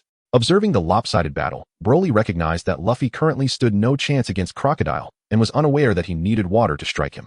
The outcome of this battle was predetermined, and all Broly needed to do was ensure Luffy's survival. As expected, it wasn't long before Luffy succumbed, collapsing unconscious. As Crocodile prepared to deliver the final blow, Broly instantly materialized in front of Luffy, intercepting Crocodile's attack. Your captain is truly feeble. Do you wish to meet the same fate? Crocodile sneered. Ah, so you dare to speak to me in such a manner? Many have perished thus far. It seems you do not wish to live either, so allow me to escort you on your journey. Broly's eyes gleamed with a chilling light. Crocodile, furious, darkened his expression, resolving to unleash his full power. However, even without holding back, he was no match for Broly. The offensive power of sand, compared to other elemental abilities, was relatively low. Only Smoker's Mist seemed weaker. Fire, magma, ice, water, and lightning far surpassed the lethality of sand. Broly observed the approaching sand attacks without lifting a finger. They halted just 1 meter away from him. Is that truly your full strength? As a warlord, you are nothing but a fool. Crocodile, incensed by his words, furiously manipulated the sand to assault Broly once more, yet each time, as the attacks neared within a meter, they dissipated into nothingness. Robin, incredulous, gazed at Broly, astonished that this young man could render Crocodile's assaults completely ineffective. Well, Crocodile, since your attacks cannot reach me, I shall prepare to strike. With that, Broly vanished from his position, and in the next instant, a resounding bang echoed as Crocodile was sent flying, subsequently losing consciousness. TCH. How dull. So weak. It seems I must expedite helping Luffy realize his dream of becoming the Pirate King. Once the plot concludes, I shall challenge the overseer of this world, Broly mused. He then turned to Robin and said, Robin, do take care of yourself. When we meet again, I hope we shall be allies. Ignoring Robin's reaction, he lifted Luffy and soared towards Alabasta. Meanwhile, Nami and the others, aided by the moving crab and Princess Vivi's duck Karu, swiftly arrived at Alabasta. Upon reaching the city, they disguised themselves as Vivi and split up to divert the agents, allowing Vivi the time she needed to thwart the rebel army. How do we disguise ourselves? From physique to attire, we share no similarities, Usopp remarked. A cloak will suffice, Sanji suggested. All right, the high-ranking agents of Baroque Works are likely already in Alabasta. A battle is imminent. Let us form teams. Usopp and Chopper will team up, while Nami and Zoro head to the western gate. I will go to the southeast gate, and Vivi will confront the rebels at the southern gate. Once we encounter the enemy, we shall engage in battle as per our assigned groups, Sanji declared, observing the group donning their cloaks. Vivi, you should hide for now. Once we have lured the Baroque high-ranking agents away, you can intercept the rebels at the southern gate. Prepare for battle. After Sanji's distribution of roles, everyone nodded and began their actions, as the battle was about to ignite. Chapter 25 concludes here. On another front, Broly had rescued Luffy, relieved that Luffy's vitality was as resilient as a cockroach. After a few sips of water, Luffy awakened, immediately exclaiming, Meat. I want to eat meat. Broly took Luffy to a nearby restaurant. I'm so full, brother Broly. Let us set off for Alabasta. Luffy exclaimed after satisfying his hunger. You still remember, huh? Broly rolled his eyes. No need to rush, Zoro and the others have already gone ahead. Trust in them. Oh, right. What about Crocodile? I recall being defeated by him. Luffy nodded. That scoundrel? I forced him to flee. He must be headed to Alabasta, Broly replied. Now that you're full, we should be on our way. I will not assist further. You must defeat him on your own, Luffy, Broly instructed. Understood. I'm full now. I will definitely send him flying this time, Luffy assured. Nodding earnestly. Very well, let us depart, Broly said as he lifted Luffy and soared towards Alabasta.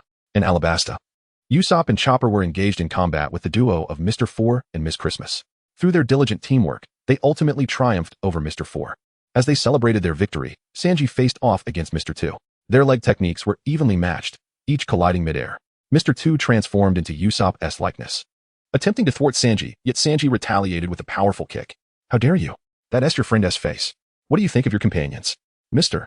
Two exclaimed indignantly. Are you an idiot? No matter what form you take, you remain yourself. I will not be deceived by such illusions. What matters is the heart, Sanji declared with conviction. To be confined by appearances is to be utterly insignificant. I understand now. Mr. Two transformed into Nami, prompting Sanji to become enamored. When Mr. Two reverted to his original form and turned to face Sanji, the latter returned to normal. After several rounds of this tactic, Mr. Two recognized Sanji's vulnerability to Nami's visage and charged at him in her form. Under the influence of Nami's appearance, Sanji sustained injuries, but after some time, he discerned a flaw and initiated a counterattack. Ultimately, Sanji emerged victorious in this challenging battle, earning a token of friendship. Elsewhere, Zoro and Nami confronted the formidable duo of Mr. One. It's all yours, I'll cheer you on, Nami said before dashing away. Zoro sighed at Nami's sudden departure, brandishing his 3 swords in preparation for battle against Mr. One. Miss Doublefinger, you take care of that fleeing woman. I will handle this one, Mr. One instructed as he engaged Zoro. Meanwhile, Miss Doublefinger pursued Nami, who had ceased her escape. What's wrong? Not running anymore? Out of breath? Or have you resigned yourself? Miss Doublefinger taunted as she approached the now stationary Nami. I will not be defeated by you, Nami retorted, producing Usopp's modified weather stick. The battles commenced between Zoro and Mr. One, and Nami and Miss Doublefinger. Suddenly, Miss Doublefinger's fingers elongated sharply, aimed at Nami, but ultimately struck only the wall. Lacking an understanding of the weather stick's capabilities, Nami could only dodge Miss Doublefinger's thorny attacks, while Zoro struggled against Mr. One's defenses. As time passed, Nami finally grasped the weather stick's function and sent Miss Doublefinger flying, securing victory in her battle. Simultaneously, Zoro, battered yet enlightened by the essence of a swordsman, launched an offensive against Mr. One. After numerous attempts, he mastered the essence of swordsmanship and successfully defeated Mr. One. As the battles concluded, Broly had already arrived at the palace with Luffy, where an intense clash between Luffy and Crocodile was underway. Although Luffy had discerned Crocodile's weakness, the two were evenly matched. However, Luffy unwittingly fell into Crocodile's grasp, who was poised to drain his life force. In an instant, Broly appeared before Crocodile, ready to intervene. Boom. A strike landed on Crocodile's left hand, averting Luffy's fate of being drained. Startled by Broly's presence, Crocodile transformed into sand and fled. Broly gazed in the direction where Crocodile had departed and remarked, Luffy, you should pursue him, but exercise caution regarding the venom on his hook. Understood. Luffy nodded and swiftly set off in pursuit. With Crocodile entrusted to Luffy's capable hands, Broly resolved to address the final obstacle. After a brief contemplation, he summoned his aerial technique, soaring into the sky. Upon reaching the pinnacle of the clock tower, Broly encountered Crocodile's subordinates, Mr. Seven and another. With a disdainful grunt, he delivered a swift kick, sending both of them hurtling through the air, rendering them completely unconscious. At that moment, there remained merely 5 minutes until the explosion. Broly opened the massive dial and glanced towards the west, where his companions were gathered at the base of the clock tower. Broly, could you take a look? Is there a bomb capable of obliterating the square over there? Vivi inquired, her gaze fixed on him. Ah, you mean this? Broly replied. Its power is indeed substantial. If it detonates here, even the one who launched it would not escape unscathed. He retrieved the enormous time bomb from behind him. Do not worry. Just leave it to me. With that, Broly ascended to the platform, with less than 3 minutes remaining until detonation. Hurry and dispose of it. Usopp shouted anxiously. Not yet. There is still plenty of time, Broly calmly observed as the countdown continued to dwindle. When only 40 seconds remained, he assumed a throwing stance. Hey, wait. You're not actually planning to throw it, are you? Crawler below looked at Broly in disbelief. You'll find out soon enough, Broly replied with a slight smile. Then with a powerful motion, he hurled the bomb skyward. The onlookers gaped in astonishment as the bomb sliced through the clouds.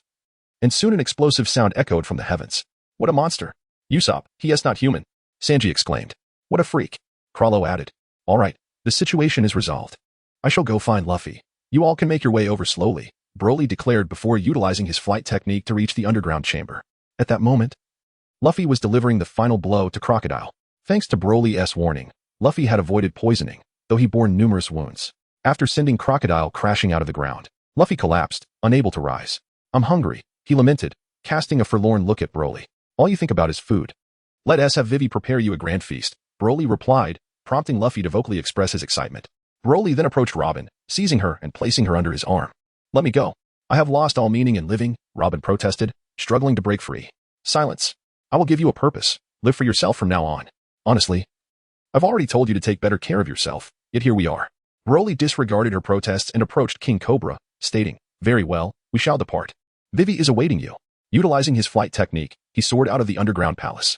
As soon as they exited, Robin insisted on leaving. And Broly made no effort to dissuade her, for their bond was merely one forged through the act of saving her life. Broly, accompanied by Luffy and Cobra, made their way towards the square, only to find the sky had unexpectedly begun to rain.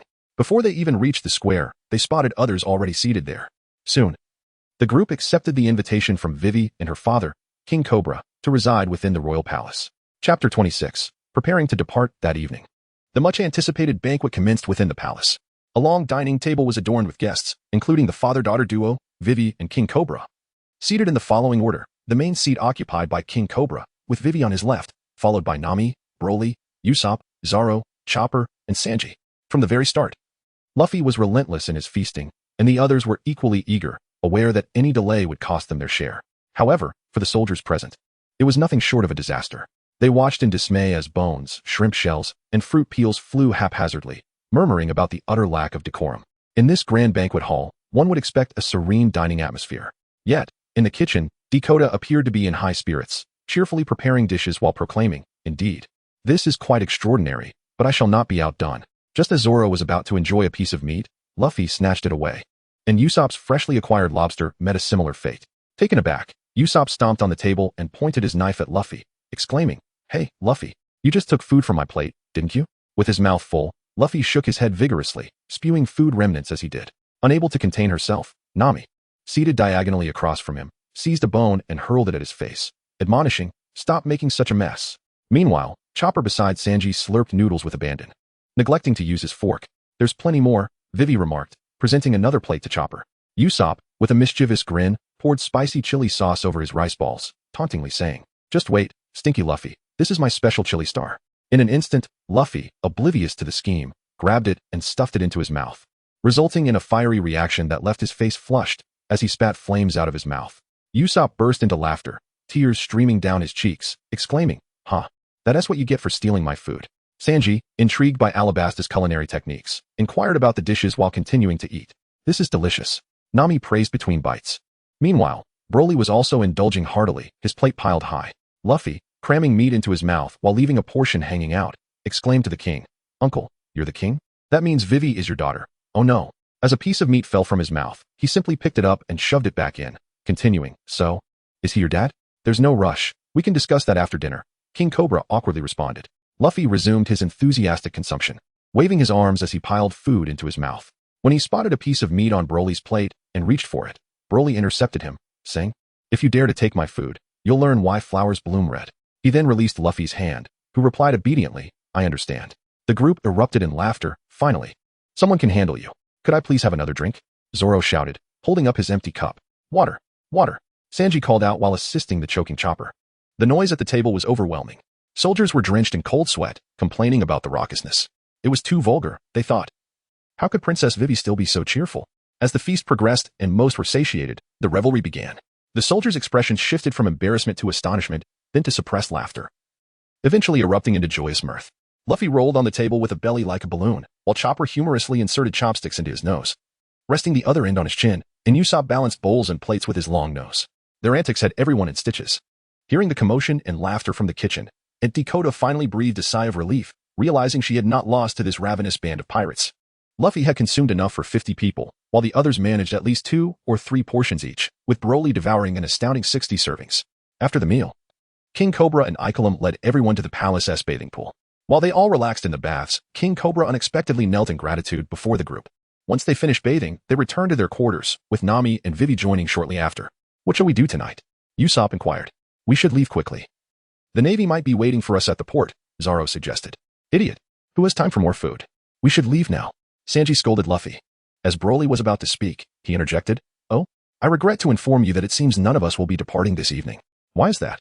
Nami inquired as she approached Broly, while the others gazed at him with curiosity. "It's nothing much. A troublesome individual has come seeking me. Please remain here." "I shall return shortly," Broly declared, but just as he intended to leave, Nami grasped his arm. "What troublesome person? Can't we accompany you?" Nami pleaded, evidently unwilling to let him venture alone. Broly helplessly pinched Nami's cheek and chuckled. "All right, let that guy come to find me.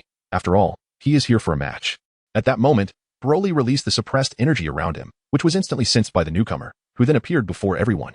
Chapter 27, The Pirate World, Goku and Vegeta versus Broly. "Hey, how did you two end up here? Didn't I tell you to go travel?" Broly asked with a smile upon seeing the two. Nami and the others looked at the sudden arrivals with serious expressions, their demeanor turning defensive. "We learned from Shinron that you were away, and used our own strength to break through the dimensional barriers to come here. We came to challenge you.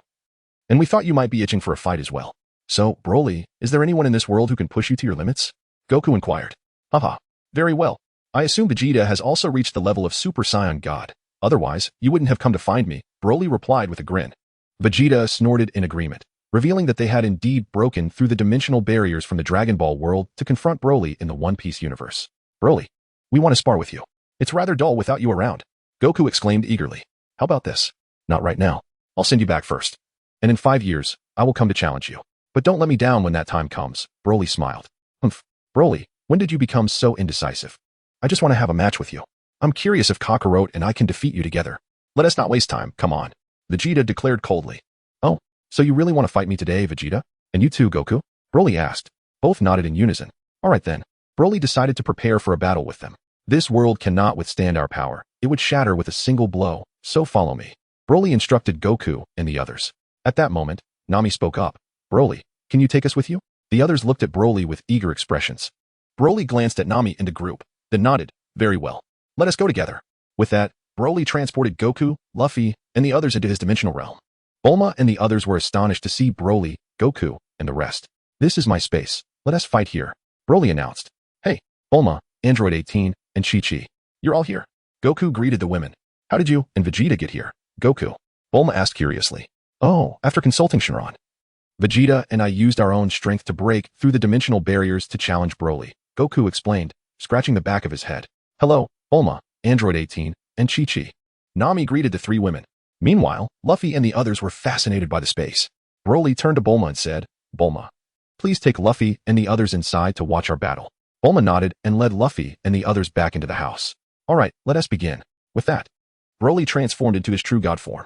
Upon seeing this, Goku and Vegeta exchanged glances and initiated their fusion in a synchronized manner. With a flash of light, Super Saiyan Gogeta was born.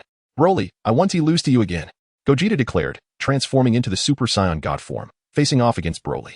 Wow, is that really Broly? He looks different, Luffy exclaimed, filled with curiosity, while the others gazed on in astonishment.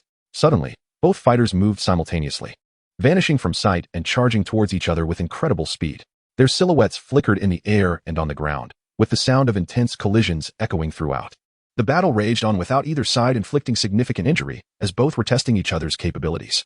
However, to Luffy and his friends, the spectacle was utterly shocking, as they could see nothing but the sounds of fierce impacts, indicating the ferocity of the clash. As they continued to collide in midair, explosive sounds filled the atmosphere, and the immense power caused the ground beneath to tremble. Boom! Another thunderous clash erupted as their fists collided, momentarily separating Broly and Gogeta. Broly remarked, not bad. Not bad. Although your levels aren't quite there yet, your power is already comparable to mine. Now, let me show you just how terrifying the true God Realm's power is. With that, Broly amplified his strength once more. Gogeta nodded. Indeed, the warm-up is over. However, defeating me won't be so simple. He too began to gather his energy. Luffy and the others were left in shock. What? That intense battle was merely a warm-up? I didn't expect Broly to be this formidable. Nami gazed at Broly with immense admiration. Are you ready? I'm coming in for an attack, Broly declared, vanishing from his spot and launching a kick towards Gogeta, who narrowly dodged the attack. Seeing his kick miss, Broly unleashed an energy blast towards Gogeta. Gogeta crossed his arms to shield his face and took the hit. With a swift motion, Broly propelled himself toward Gogeta, delivering a powerful punch. Gogeta, still recovering from the energy blast, was caught off guard by Broly's punch. Bang! The impact sent Gogeta flying into a small mountain, from which he slid down, quickly regaining his footing. I didn't expect to still be at a considerable disadvantage without transforming into the true god form, but I won't concede, Gogeta declared, vanishing from sight and reappearing behind Broly, elbowing him. Broly surged forward, lifting a leg to kick Gogeta. The resulting clash was thunderous, sending Broly a few meters forward while Gogeta was sent crashing backward. Haha, this is exhilarating. Let us go again, Gogeta. With that, Broly accelerated, charging towards Gogeta with a powerful punch. Gogeta barely evaded it, but Broly followed up with a relentless barrage of punches, each strike echoing in the air. Then, with a swift kick, Broly sent Gogeta flying, quickly grasping his foot and hurling him into the sky. Broly pursued him, soaring upward, and delivered a heavy strike downward. Boom! The impact created a massive crater in the ground as dust and debris filled the air. As the dust settled, a tremendous circular pit remained on the ground. Broly gradually descended to the ground, while Gogeta struggled to rise from the earth. Indeed, I did not expect you to be this formidable. I find myself utterly depleted and unable to retaliate. It is astonishing how much a mere difference in realms can affect one's strength. Broly smiled and said, now you understand, you still need to train diligently. Although you have reached the initial stage of the true God realm in terms of power, it is still merely strength. Luffy and the others watched the battle, believing they were dreaming. They never anticipated that anyone in the world could possess such immense power. They could not even discern the fight clearly, let alone catch a glimpse of its shadows. After his astonishment, Luffy became more resolute in his path, while Zoro encouraged himself internally, hoping to surpass them in the future. Usopp, on the other hand, thought to himself, what a monster. Ugh, a freak. Sanji, all right. I believe it is time to conclude this battle. I am truly delighted that you allowed me to fight at full strength. Let me finish this match by rendering you incapable of continuing. Having declared this, Broly began to prepare for a full-force strike. He swiftly charged at Gogeta, appearing instantaneously behind him, and delivered a swift chop to Gogeta's neck. Just as Gogeta reacted to evade, the chop landed squarely on the back of his neck. After being struck, Gogeta collapsed to the ground and lost consciousness, his form separating into Goku and Vegeta, who then reappeared before everyone. Broly approached and administered a Senzu Bean to both Goku and Vegeta, awakening them. I never expected such a vast difference between realms. Broly, please send us back. We will continue to train rigorously and challenge you once more, Goku stated. Certainly, I await your challenge. Now I shall return you, Bulma. Do you wish to go back and see everyone? I still have unfinished business here, and this world is perilous, so I cannot accompany you, Broly replied. All right. Then please send us back. It has been a while since I've seen my friends. Bulma nodded in agreement. Subsequently, Broly opened a portal with his ring and sent Goku and the others away, while he also departed from the ring world. Chapter 28. Departure upon exiting the ring world. Everyone gazed at Broly with confusion, awaiting his explanation. Broly, noticing their inquisitive expressions, calmly stated, "Do not look at me with such eyes. Feel free to ask whatever you wish. I will share what I can, but if I cannot divulge something, it is best not to inquire, for it would be of no benefit to you." What was that form you displayed earlier, Broly? It was incredible. Transform again for me to see, Luffy exclaimed, his eyes sparkling with excitement. That form cannot be transformed here. If I were to change, it would essentially mean I am about to leave, Broly replied. Who were those two you fought against? They were so powerful. Where did they come from? Sanji inquired. Those two are named Goku and Vegeta. They hail from another world. They are old friends of mine. Indeed, they are extraordinarily strong. If they unleash their full power, a single punch could obliterate this world, Broly stated nonchalantly. Upon hearing Broly's words, everyone looked at him with astonishment. At that moment, Vivi asked, Broly, you mentioned they came from another world. Does that mean you are not from this world either? Hearing Vivi's question, everyone turned to Broly, awaiting his response. Indeed, I too originate from another world. If you wish, once Luffy becomes the Pirate King, I can take you to visit my world. What do you say? Broly smiled. That sounds great. But will there be meat to eat there? Luffy responded eagerly, while the others expressed their keen interest in the idea as well. Upon hearing Luffy's words, Broly smiled and replied, Luffy, you are always thinking about food. However, there are numerous delicacies there that you have yet to taste. I shall take you to indulge in them. Luffy's eyes sparkled with excitement, and he drooled at the thought. Broly, is that truly your ultimate power? Zoro inquired with a serious tone. Broly gazed at Zoro and stated, upon transforming into that form, it signifies the full extent of my power. As for my ultimate purpose in this world, it is twofold. Firstly, to witness Luffy ascend to the title of Pirate King, and secondly, to challenge the sovereign of this realm. I believe I have articulated all that I wish to convey. I trust there are no further inquiries? Well, there is one more matter I must address. Today, you are all aware of my abilities, and thus, in future battles, unless you are all vanquished, I shall refrain from intervening. While my involvement could swiftly resolve conflicts and expedite Luffy's rise to Pirate King, it would fundamentally rely on my strength rather than yours. If, one day, I am no longer present, you would lack the capability to uphold the title of Pirate King. Therefore, I shall not intervene in future confrontations. Broly spoke earnestly to the assembly. Upon hearing Broly's words, Luffy and the others nodded in understanding, with Luffy affirming, Brother Broly, you are absolutely correct. I must strive to become the Pirate King through my own efforts, without relying on your power. You need only handle the minions. We will manage the rest ourselves. Broly gazed at Luffy with a sense of satisfaction and remarked, All right, it is time to depart. If we delay any longer, we shall surely be surrounded by the Navy, and our escape will be impossible. At that moment, a guard entered holding a transponder snail, exclaiming, Apologies. There is a call for you. They are looking for you. Who is it? Luffy asked, a puzzled expression on his face as he glanced at the others. It could be a trap. We should refrain from answering, Zoro nonchalantly suggested. However, Broly interrupted the guard, stating, he claims to be a friend. He took the transponder snail from the guard and gestured for him to leave. Placing the snail on the table, he calmly addressed Luffy. We should take the call. Anyone reaching out to us at this moment is likely a friend. Sanji, standing closest, picked up the receiver, only to hear a flamboyant voice exclaim, Wah, it's me. After a moment of silence, Sanji, with a stoic expression, returned the receiver, abruptly ending the conversation. Shortly thereafter, the transponder snail rang again, and this time Luffy answered, irked as he spoke, Hello, are you that crossdresser? What do you want with us? The individual, Frankie, informed them that he had taken their ship and had incited a furious response from everyone. Had he been present, he would surely have faced a severe beating. He revealed that the Going Merry was now upstream on the Sandora River, awaiting their arrival, and that the port had been sealed by the Navy. The group was uncertain whether to trust his words, but Broly ultimately declared, We have no other options. We must place our trust in him for now. Let us proceed as he advised. With me here, there is no need to fear any tricks. The others nodded in agreement, gathering their belongings in preparation to depart. Next, they faced the dilemma concerning Vivi. In a state of confusion, Vivi found herself at a crossroads. Nami, noticing her distress, approached and offered her a chance. Tomorrow at noon, we will pass by Eastport. We may not be able to dock there. If you wish to continue traveling with us, that fleeting moment will be your opportunity to board. We will warmly welcome you into our pirate ranks.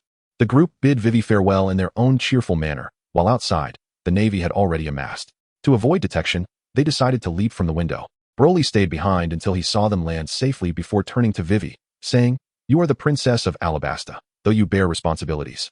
You also possess the right to make choices. The decision lies with you." With that, he jumped out the window, pursuing Luffy and the others. Before long, Broly caught up with Luffy and the crew, who expressed their regret at leaving the country. Even in their swift escape, Luffy was preoccupied, voraciously consuming food he had seemingly acquired from nowhere. Soon, they arrived at the location Frankie had mentioned, and indeed, he was waiting for them. The crew quickly boarded the ship, and upon entering, Luffy began dancing with Frankie, while Broly watched helplessly, reflecting that if one was sincere towards Frankie, he would undoubtedly reciprocate that sincerity. The next day, as dawn broke, the citizens of Alabasta began gathering in town squares for the live broadcast of Princess Vivi's determination ceremony, an important event long awaited for 2 years. "The princess is ready. You may enter," came the announcement. Honestly, you two, despite being Vivi's elders, should not have barged in while she was changing. Dakota glared at her husband, Ikaram, and Vivi's father, King Cobra, who had both intruded during the princess's wardrobe change, causing her considerable distress. "I merely recalled something," Ikaram sheepishly replied, scratching his head. "However, it seems there is nothing to be concerned about now. Your Highness, why are you carrying such a large box?" King Cobra inquired. "It contains gifts for my daughter as a rite of passage," he said, lifting the large trunk towards the room. "You should join me. Ikaram, I have tasks for you." By 10 o'clock, the square was teeming with people, all eager to witness the ceremony of their resilient princess. As the clock struck 10, Vivi, adorned in a pink royal gown, finally appeared amidst the crowd's eager gazes. "Princess Vivi, Your Highness." The crowd cheered for their beloved princess, but soon an unsettling realization dawned upon them. Although 2 years had passed, the figure before them was far too tall, and the face unmistakably belonged to Ikaram, the palace guard, poorly disguised. "Where's the real princess? We demand the true princess. Down with the impostor." "We did not come to see you, Captain Ikaram." The crowd, infuriated by the revelation of the deception, began hurling objects at Ikaram. It seemed their ruse had been uncovered, and Ikaram, dodging the flying debris, was astonished by how high the projectiles were thrown. However, since the princess had entrusted him with this task, he had no choice but to employ his secret weapon. Ikaram produced 2 fans from behind his back and commenced a hilariously absurd dance. His antics elicited laughter from the crowd, momentarily stabilizing the situation. "Well done, Ikaram," King Cobra remarked, though his expression remained serious. "Vivi has sacrificed so much for this nation. As her father, I must also do something for my daughter." The crowd, momentarily distracted by Ikaram's performance, gradually returned to their original intentions, and the atmosphere began to spiral out of control until Vivi's voice resonated through the transponder snails, recounting her recent adventure, a journey across treacherous seas filled with despair. "In leaving this country, I discovered the vastness of the ocean." All listened intently as she shared her experiences over the years, conveying the trials and joys of her journey. Although her companions remained unknown, the authenticity of her emotions moved everyone deeply. "Enough, Ikaram," King Cobra said, placing a hand on his assistant's shoulder to halt his ludicrous dance. "You have done enough for Vivi. Now it is time for me, as her father, to take action. Our family has ruled the Alabasta Kingdom for centuries, and many great queens have emerged during this time. I have believed for years that my daughter could become a magnificent queen, and during these 2 years of darkness, she has proven her remarkable qualities. When I learned of her desire to continue adventuring with her friends, I was torn. As a king, I should firmly demand she stay and assist in governing the kingdom, my princess. Yet, before being a king, I am a father." King Cobra paused, taking a deep breath before proclaiming, "As a father, I now say, go forth, soar towards your dreams. Fly away, my daughter." The voice of Cobra resonated throughout the entirety of Alabasta via the phone bug, and amidst the cannon fire of the Marines. The members of the Straw Hat Pirates heard his words. "Hee, it seems Vivi will be joining us. I shall go to fetch her. You all continue sailing forward," Broly declared, prompting joyous exclamations from the crew. In an instant, Broly teleported to Vivi's side. At that moment, Dakota appeared before Vivi and urged her. "What are you waiting for? Hurry and leave." Broly gazed at Vivi with a warm smile. "Aunt Dakota, how did you come to be here?" Vivi asked in astonishment as she beheld Dakota before her. "I am here to send you off. Here, this is the luggage your foolish father prepared for you. Truly a rather ungracious fellow. Take care of yourself," she said, wiping away tears as she handed the large suitcase to Vivi. Broly approached Vivi and gently patted her shoulder, saying, This must be the surprise your father prepared for your coming of age. Come on, Vivi." Vivi nodded, wiping away the traces of her tears, and called to Karu beside her. "I understand now. Let us go, Karu." "Thank you, father." "Let us go, Broly." Broly nodded at Dakota, grasping Vivi and Karu, and in an instant, they teleported onto the ship. The crew rejoiced at Vivi's return, but Broly quickly interjected, all right. Now is not the time for celebration. We still have numerous Navy ships in pursuit. Let us first evade them before we celebrate.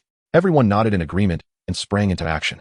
The shapeshifter, Frankie, lured the Navy vessels to chase after his ship, allowing Luffy and the others to break free from the encirclement. Unfortunately, Frankie's ship was sunk, and the crew paid their respects, acknowledging him as a true friend. As they escaped the Navy's pursuit, laughter filled the air. At that moment, Broly yawned and remarked, "It's about time you showed yourself, Robin."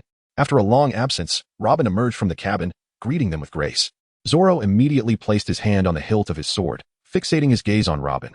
"Are you seeking revenge for your organization? I shall be your opponent." Nami and Vivi simultaneously exclaimed, "Why? Why are you here?" Usopp, tears streaming down his face, shouted through a megaphone, "Enemy attack! Enemy attack!" Chopper frantically dashed about in a panic. Sanji's eyes turned heart-shaped as he leered, "It doesn't matter who it is, as long as she's a beautiful lady." Robin, glancing lazily at Broly, inquired, "You haven't forgotten what we did together, have you?" Upon hearing this, Sanji erupted in fury towards Broly, while Nami began to exhibit signs of an impending outburst, and the rest stared at Broly in astonishment. Broly gazed at Robin with a pained expression, taken aback by the revelation that she, too, possessed a cunning nature. He then exclaimed, "Hey, Robin, could you refrain from speaking in such ambiguous terms? I haven't done anything wrong, have I?" To which Robin replied with a smile, "How could you claim you haven't done anything? Since you have chosen not to let me perish, and I presently find myself without a place to go, might I be permitted to join your ranks?" Broly, with an air of indifference, remarked, "I am in agreement. However, I am not the captain. If one wishes to join, it is contingent upon Luffy's decision." "What? How can it be so? She is, after all, an adversary," exclaimed everyone except Luffy. Sighing, Broly turned to Luffy and inquired, "So, what shall it be?" Luffy, with a smile, replied, "Well, if that is the case, I have no choice but to consent." Subsequently, the others were swayed by Robin's persuasive methods. Aside from Zoro and Vivi, no one else expressed any dissent. At that moment, Broly approached Vivi and recounted Robin's past, which led Vivi to also relent.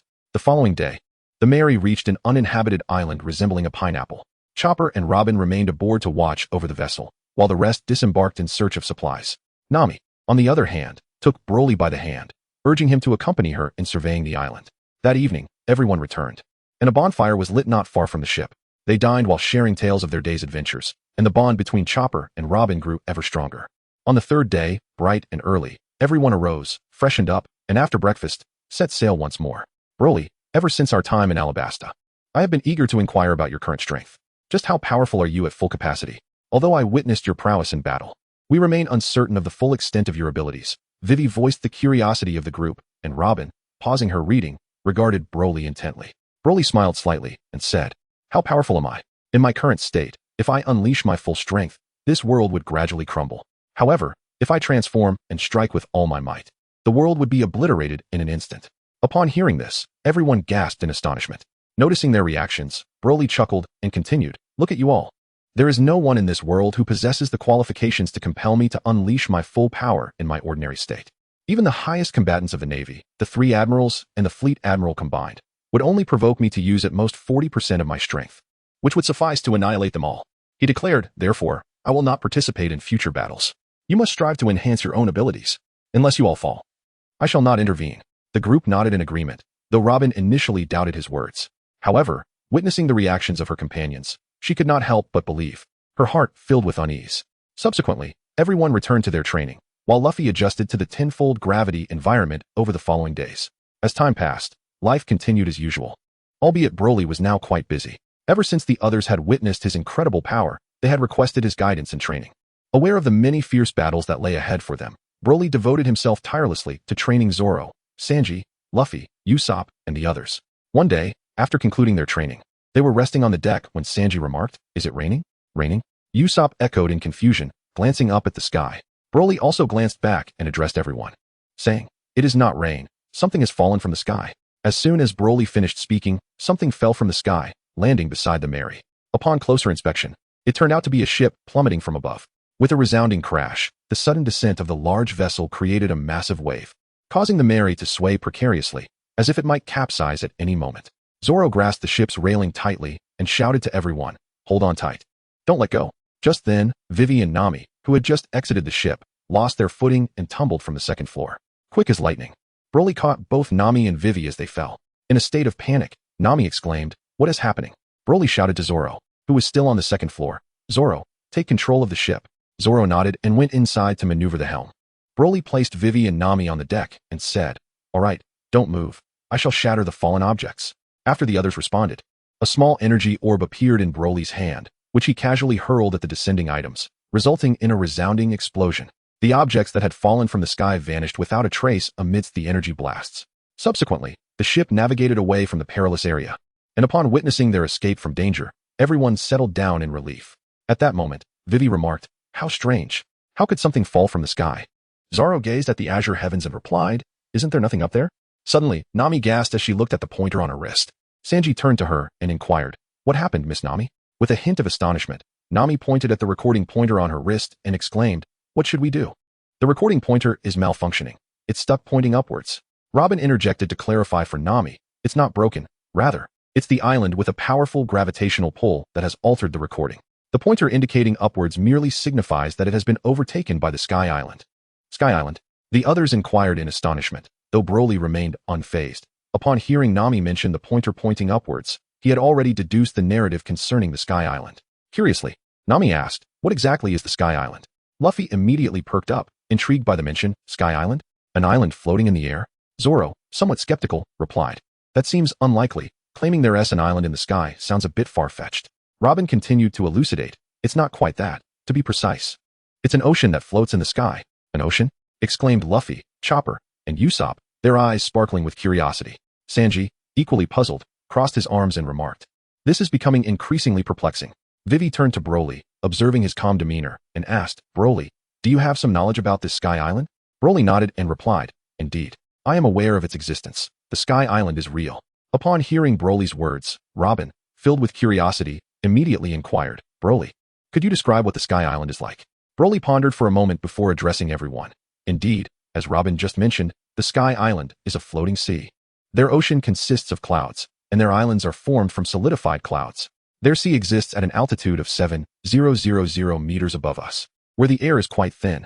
Robin, deep in thought, remarked, "If that is the case, there must be humans residing on the Sky Island. What might their civilization be like?" Broly waved his hand and said, "I cannot elucidate this matter." Upon hearing the conversation among his companions, Luffy immediately stretched out his arm and proclaimed loudly, "Since there are seas and islands in the sky, let us embark at once. Brothers, adjust the helm upward and set sail." The crew exchanged glances of exasperation at Luffy's enthusiasm. Sanji, gazing at Luffy, remarked, "The ship's will cannot be turned upward, Captain." Nami, still in disbelief, questioned, "Brother Broly, are you certain that an island in the sky truly exists? How could such a thing be possible?" "I suspect the log pose is merely malfunctioning." Robin interjected, addressing Nami, "You are mistaken, Miss Navigator. What you must consider is not the failure of the log pose, but the methods of the heavens. Regardless of how peculiar the territory we enter or the magnitude of peril we encounter, one must never doubt the log pose.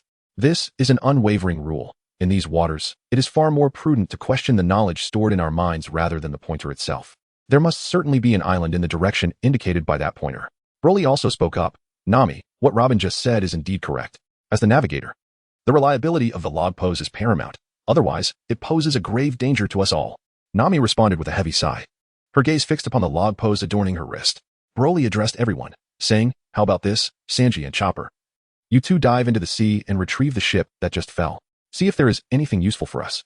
After the group prepared diving equipment for the two, they plunged into the depths to search for the vessel that had plummeted from the sky.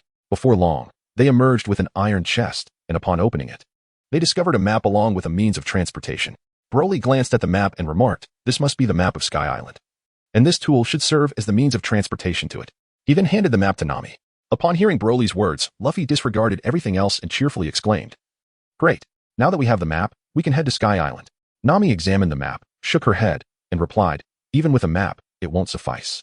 We still have no idea how to ascend. We require more information. If such a large ship can reach there, there must be a way for our vessel to soar as well. If only we could discover a means to land on Sky Island from that ship." After exchanging glances, Zoro and Sanji concurred, with Sanji stating, "There's nothing else. That ship appears to have been plundered. These are all we found, and there is nothing more." Instantly disheartened, Nami exclaimed, "How could this be?" Just as Nami felt despondent, a peculiar ship approached from the distance, halting near the vessel that had fallen from the sky. A person aboard was whistling and shouting, "Prepare the tools. All the sunken ships are our responsibility to salvage." Vivi gazed at the strange group on the ship and commented, "What an odd bunch." The others shared her curiosity and looked over. At that moment, the sea began to shake violently once more, prompting everyone to peer into the depths, where they beheld a colossal shadow that had mysteriously emerged. Usopp inquired with curiosity, "Is there something down there?" Broly felt a sense of foreboding and addressed the group. "It is a sea king, an enormous turtle." As the colossal creature emerged from the depths, revealing its massive form, it clamped down on the wrecked ship and began to gnaw at it. Nami, gazing at the indescribably immense turtle that breached the surface, exclaimed, "How can it be so large?" Usopp, feeling a twinge of fear, called out, "Are you sure this is a sea king?" Sanji, equally incredulous, added, "Indeed. It's nearly the size of an island." Zoro, taken aback, remarked, in the Grand Line, "Such a thing isn't entirely inconceivable." Meanwhile, Luffy's eyes sparkled with excitement as he declared, "What a gigantic turtle. How fascinating. I want to go play on it." Upon hearing Luffy's words, Nami swiftly knocked him down onto the deck, not wishing for him to endanger everyone by attracting the creature's attention. Broly smiled at the anxious crowd, saying, "I think it would be best to leave this place. Without me, it is indeed quite perilous." At that moment, Nami commanded everyone to prepare for departure, but Luffy insisted, "No, I still want to play with it." As the others were about to scold Luffy, the sky unexpectedly darkened, as if day had suddenly fallen into night. Everyone gasped in surprise, with Usopp shouting, "What is happening?" Chopper, unable to believe his eyes, remarked, "Is it already night?" Nami checked her pocket watch and said, "No. It isn't evening yet." Vivi began to feel anxious, while Zoro and Sanji also tensed up. Seeing their unease, Broly reassured them, "There's no need to be alarmed. This is merely the shadow of the inhabitants of the Sky Island being cast down, which confirms its existence. Now let us leave." Only then did the group relax, and the ship set sail from their previous location. "Incredible! That truly startled me," Nami exclaimed, clutching Broly's arm. "Yes, if it weren't for you, Broly, I would have been terrified." Vivi also clung to Broly's arm. Others shared their own sentiments, when suddenly, an unfamiliar voice echoed, "Even I am trembling in fear." They paused in silence and turned to see. "What are you doing here?" Sanji asked with a hint of curiosity. The monkey replied, "I was so shocked that I ended up falling onto your ship. Get off this instant." The others retorted, as Usopp, Zoro, and Luffy leaped forward, kicking him away. Chapter 31. Gaia Island. What should we do now? We haven't found any clues to reach the Sky Island, and we have no idea where to go next, Nami said, shaking her head. Robin sat on the railing, looking down at Nami with a smile, and then pulled something from her pocket, handing it to Nami. "Here. Take this." Nami accepted it, exclaiming, "A permanent pointer." Robin explained to the puzzled Nami, "I found this on the boat of that monkey earlier. You can use it for now. It should point to the nearby waters and help us find a way to ascend." Nami covered her face with her hands, recalling how she had gone down today only to find nothing, no money and no leads to the Sky Island. Trusting no one, she thought. The only ones she could rely on were Broly and Robin. "Only you truly understand me," Nami wept. Broly gazed helplessly as Nami walked past him, taking her into his embrace and soothingly saying, There, do not cry. I am here for you. As for the others, let them create their ruckus." Nami glanced at the eternal log pose in her hand and inquired, "Gaia? Is that their base? Are we headed there?" Suddenly, Luffy burst forth, munching on takoyaki, exclaiming, "The course of this ship should be determined by you, the captain." Nami, irate once more, decided nonetheless that they would indeed go to Gaia. Luffy, brimming with excitement, rushed to the helm. When Usopp interjected, "If our destination shifts to Gaia, then the records of Sky Island will be lost, won't they?" This remark jolted Luffy into realization. As he shouted, "Pause the plan for Gaia." He then approached Nami and asked, "If that is the case, how shall we reach Sky Island?" With an impassive expression, Nami replied, "Were you not the one who insisted on going to Gaia?" Luffy nodded, proclaiming, "But I did not foresee it turning out this way." Nami retorted, "This is not a matter of foresight. Everything hinges upon the log posts." Luffy fell silent, at which point Broly, unable to bear it any longer, delivered a punch to Luffy's head, saying, "Fool, even if you wish to go to Sky Island now, how would you do so? The most prudent course of action is to head to Gaia and seek information about Sky Island. I cannot believe you are the captain and have not considered this." Luffy pondered for a moment before immediately countering, "But Broly, aren't you able to fly? You could just lift the ship and soar upwards." Broly delivered another resounding blow to Luffy's head, exclaiming, "Have you ever contemplated what you would do without me? Moreover, this is a seafaring adventure. The true enjoyment lies in discovering our own path." Luffy nodded and apologized, "I'm sorry, Broly and Nami." He then proclaimed loudly, "It's settled then. Let's set sail for the meat kingdom of Gaia." The crew exchanged silent glances but ultimately turned the helm, directing the ship towards Gaia. Before long, the Mary reached Gaia Island, where an astonishing array of pirate ships were docked at the harbor. Usopp, pointing incredulously at the vessels, remarked, "Are those really pirate ships?" Nami and Vivi rushed over, exclaiming, "Goodness! Usopp, how could pirate ships be so blatantly anchored in the harbor?" At that moment, they noticed someone on the shore being brutally assaulted by pirates. Vivi, Nami, Usopp, and Chopper were instantly moved to tears, questioning, "What sort of town is this? Broly gazed at the expressions of Nami and Vivi, gradually approaching the two women and enveloping them in his embrace. What are you afraid of? You know all my strength. Now, cease your tears.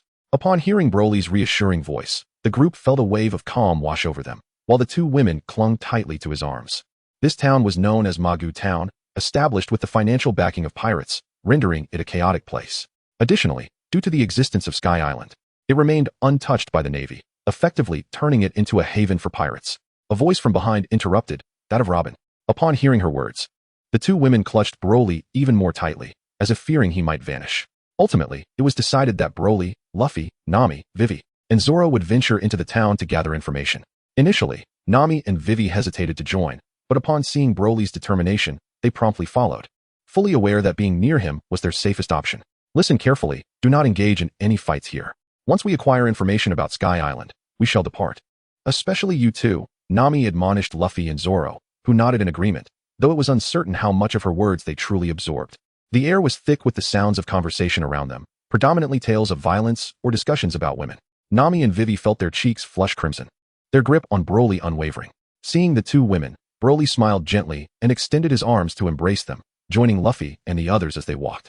After a short distance, a frail man fell from his horse before them. Could you please help me up? The elderly man said, gazing at Broly and the others who were not far from him. Broly raised his hand, interrupting Krallo and the others who were about to speak. He gazed at the elderly man on the ground and said, are you not tired of living for so long? Do you intend for my companions to assist you to your feet, only for you to reward them with apples laced with explosives? Do not presume that your association with that individual will spare you. For me, there exists only those whom I choose not to kill. There is no one I fear to eliminate. I grant you 3 seconds to vanish from my sight, or face your demise. The crowd looked at Broly in bewilderment, unable to comprehend his motives. At that moment, an explosion erupted not far behind them, as someone recounted how a frail individual had given them apples, which exploded upon consumption. Suddenly enlightened, the onlookers turned their ire toward the elderly man. Witnessing the unfolding situation, the old man remained silent, quietly rising and leading his horse away. The group, having lost interest in the old man, turned and departed. Shortly thereafter, they arrived at a tavern, where the 5 of them sat in a row, with a burly man seated beside Luffy. Broly accompanied Vivi as they ate, while Zoro leisurely sipped his sake. Nami was inquiring with the tavern owner about the island, and Luffy was busy eating. Suddenly, an argument erupted between Luffy and a burly man. Their dispute stemmed from differing opinions about the same food and drink, one praising it while the other criticized it. Nami and Zoro quickly intervened to mediate, while Broly gestured for Vivi to ignore the commotion and continue eating. Just as the two were about to come to blows, the tavern owner handed the burly man his takeaway order, interrupting their standoff. The man took his food and left. Shortly after, a man draped in a blue captain's coat entered and asked, is the pirate known as Straw Hat here? It's Bellamy. The patrons exclaimed in shock. Several others followed him into the tavern. Bellamy took the seat previously occupied by the burly man and ordered drinks for himself and Luffy. After drinking, Luffy praised him as a good person, only for Bellamy to slam his head violently onto the table. Zoro immediately drew his sword and pressed it against Bellamy, while Nami urged, Zoro, wait. We haven't gathered any clues yet. She then turned to the tavern owner and asked, we want to go to Skypiea. Do you know how to get there? The owner stared at her blankly, and the once noisy tavern fell into complete silence. Soon, the room erupted in laughter, with Bellamy laughing the loudest. What's so funny? Nami demanded. The log pose keeps pointing toward the sky. The crowd burst into laughter again. You actually believe in those outdated legends? Pirates in the sky? Ridiculous, Bellamy sneered, arrogantly dismissing the idea of Skypiea as nonsense. With that, he punched Luffy to the ground, and the other patrons began throwing things at him. Zoro, we absolutely cannot fight back, Luffy said from the floor. Seeing Luffy refuse to retaliate, Bellamy mercilessly beat him, even attacking Zoro. Yet neither fought back.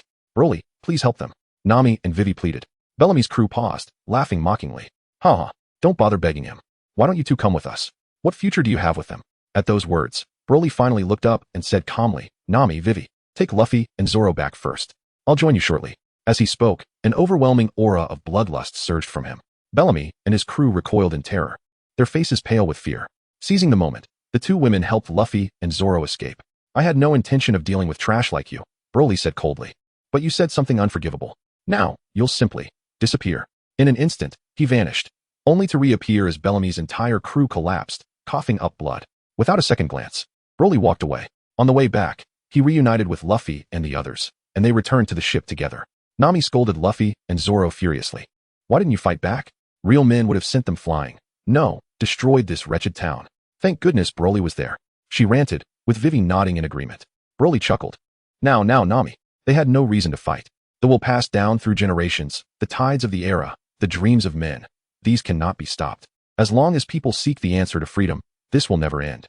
His words left the crew momentarily stunned. Nami and Vivi quietly leaned against the ship's railing beside him, while Luffy and Zoro exchanged a glance, understanding dawning between them. So, did you get any information about Skypiea? Chopper asked. Skypiea? The moment I mentioned it, the whole tavern laughed at me. Is what I said really that funny? Nami fumed. At that moment, Robin returned to the ship and presented a map to Luffy. This is Mock Town, where we are now. See that cross over there? That's Jaya. A man who knows about Skypiea lives there. We should find him first. His name is Mont Blanc Cricket, a man who was exiled from this city for talking too much about dreams. Shall we go speak with him? Robin continued. Sure. Let's check it out. Luffy said eagerly. The others agreed, nodding as they prepared to set off in search of Mont Blanc Cricket. Chapter 32. To Skypiea. After a voyage of 4 to 5 hours, Broly and his companions arrived at the northeastern part of the island. With the residence of one Blanku click before them, Luffy, his eyes sparkling with excitement, exclaimed, "How magnificent! Fool, open your eyes and see clearly," Zoro retorted, casting a casual glance. This castle was merely a plank, and the house behind it was only half the size of that plank. What kind of delusion had led the townsfolk to expel him? Nami, observing the peculiar structure, turned to Robin and inquired, "What do you think?" "I'm not quite sure, but I've heard that the island of Gaia is said to be laden with treasures of gold," Robin replied with a smile, instantly brightening Nami's expression. "Gold? Is it the treasure buried by some pirate?" Nami inquired eagerly. "Who knows? Hurry and dig, Chopper, unearth the gold," Nami commanded, turning to instruct Chopper to begin excavating. "Does anyone actually live in a place like this?" Sanji mused as he approached a tree stump. Meanwhile, Luffy boldly burst through the door, relieved to find the house vacant. Nami discovered a book atop the stump, titled The Great Deceiver Rolando. The Great Deceiver Rolando? I've heard that tale in my childhood, Sanji remarked nostalgically. In the North Sea where I was born, this story was widely circulated. Moreover, Rolando seems to be a figure of historical significance. It is a tale from long ago, over 400 years in the past, about an explorer named Wunblin Rolando who lived in a certain country in the North Sea. He was always spinning grandiose tales of adventure. However, the villagers could not discern whether his stories were true or false. In the end, the great deceiver passed away, poor soul, never becoming a brave warrior of the seas. Nami concluded her recounting of the fable, glancing at Usopp. "Don't look at me. Please refrain from adding discomforting remarks," Usopp said, feeling disheartened as everyone turned their attention to him after the story. At that moment, a loud splash echoed as something heavy fell into the water. Luffy had vanished from sight. Shortly thereafter, a robust man emerged from the water onto the shore. "Who are you? Why have you intruded upon my home? This area is my territory. Are you after the gold as well?" The man spoke with suspicion, and before he could finish, he lunged at them. Usopp immediately jumped into the water to rescue Luffy, while Sanji defended against the man's assault. The man's strength was comparable to Sanji's unrestrained power, but with the advantage of a firearm, he overpowered Sanji. Just as Zoro was about to assist, the man suddenly clutched his chest in agony and collapsed, unconscious. They swiftly carried him inside the house. This man has a severe case of decompression sickness, a condition that afflicts divers. When ascending from the depths, pressure changes lead to the formation of bubbles in the bloodstream. Essentially, he has overexerted himself, resulting in this ailment, Chopper explained with concern. He must have been diving without allowing the bubbles to dissipate, leading to such a critical condition. Although decompression sickness is not always fatal, it can become life-threatening if left untreated. The group nodded in understanding. Meanwhile, Luffy, having regained consciousness, summarized the medical explanation in a single sentence. In short, it's just a very strange phenomenon. The others rolled their eyes at Luffy's remark, and Nami asked, "But why would he do such a thing?" "Oh, silly girl. Wasn't he mentioned before? To seek gold." Broly affectionately pinched Nami's nose. "But I thought all the gold sank into the sea," Nami recalled from the fable. Just then, shouts could be heard approaching from outside the house, growing ever closer. Soon, two large heads squeezed through the narrow doorframe, exclaiming simultaneously, "Captain, we heard someone has intruded onto the island." Before they could finish, upon seeing the room filled with people, they erupted in anger. "What are you doing here? The patient needs peace and quiet, no more noise." Chopper protested, irritated by the interruption. However, he soon realized that two gigantic monkey faces were staring back at him. "Is the brother unwell?" the gorilla inquired in a deep voice. "Are you treating him?" the orangutan added, maintaining a stern expression. "Can't you see? We are taking care of this ill gentleman," Luffy replied, wide-eyed. "Fool, these are wild animals. They won't heed your words," Usopp shouted. "Quick, everyone escape through the window." The orangutan and gorilla, with tears in their eyes, exclaimed, "What kind-hearted people." Usopp, astonished, remarked, "They actually understood." Luffy quickly began conversing with the orangutan and gorilla outside, while Broly rolled his eyes, thinking, "Indeed, Only monsters can communicate with other monsters. Soon after, Click regained consciousness and realized his misunderstanding. I apologize for the trouble I caused. I mistook you for treasure-seeking pirates. Feel free to ask whatever you wish to know. Broly exclaimed with enthusiasm. The Golden Land is indeed our objective. After all, this is not something that requires concealment. It is perfectly natural for pirates to pursue treasure. You must know the way to the Sky Island, correct? Kulik paused for a moment before bursting into hearty laughter. Do you truly believe in the existence of Sky Island? There is no Sky Island. Luffy exclaimed in surprise. Kulik chuckled self-deprecatingly. I am uncertain of its existence, but I recall someone claiming it exists. Unfortunately, that individual is a notorious charlatan, whose descendants still bear the shame of his deceit. Upon hearing the term charlatan, Luffy instinctively glanced at Usopp. Don't look at me, Usopp shouted in indignation. Kulik chuckled lightly, reaching for an old notebook from a pile of books beside the bed, which he handed to Nami. This is Rolando's nautical diary. It contains some information about Sky Island. However, associating with this fellow will render you a subject of ridicule, much like myself. As Nami perused the diary and read its contents aloud, the expressions of her companions transformed into eager anticipation. The fact that the maritime log from 4 centuries ago detailed aspects of Sky Island confirmed its existence. It seemed this journey was not in vain after all. Sky Island truly exists. How wonderful. Luffy and his companions shouted joyfully. But how do we actually reach Sky Island? Nami inquired, her brow furrowed. The ascending sea current, Kulik replied.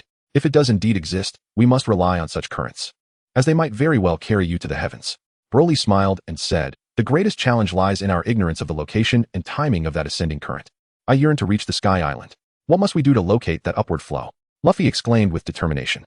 Kurek chuckled at the eagerness displayed by the group. You truly are quite impatient. Follow me.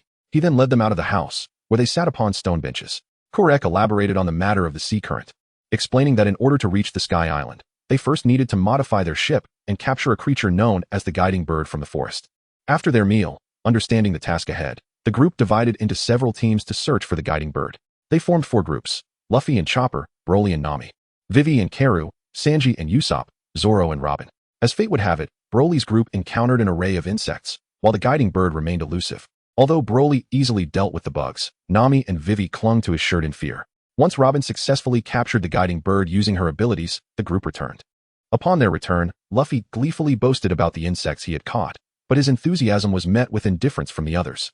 By then, the Going Merry had been modified, now sporting 2 wings, which pleased Luffy greatly. He expressed his gratitude to the gorilla and monkey by offering them the insects he had captured. All right, my friends. We are setting sail, Luffy proclaimed. Rest assured, we shall assist you in finding evidence of the Golden Land in the sky. With Luffy's spirited shout, the crew boarded the ship.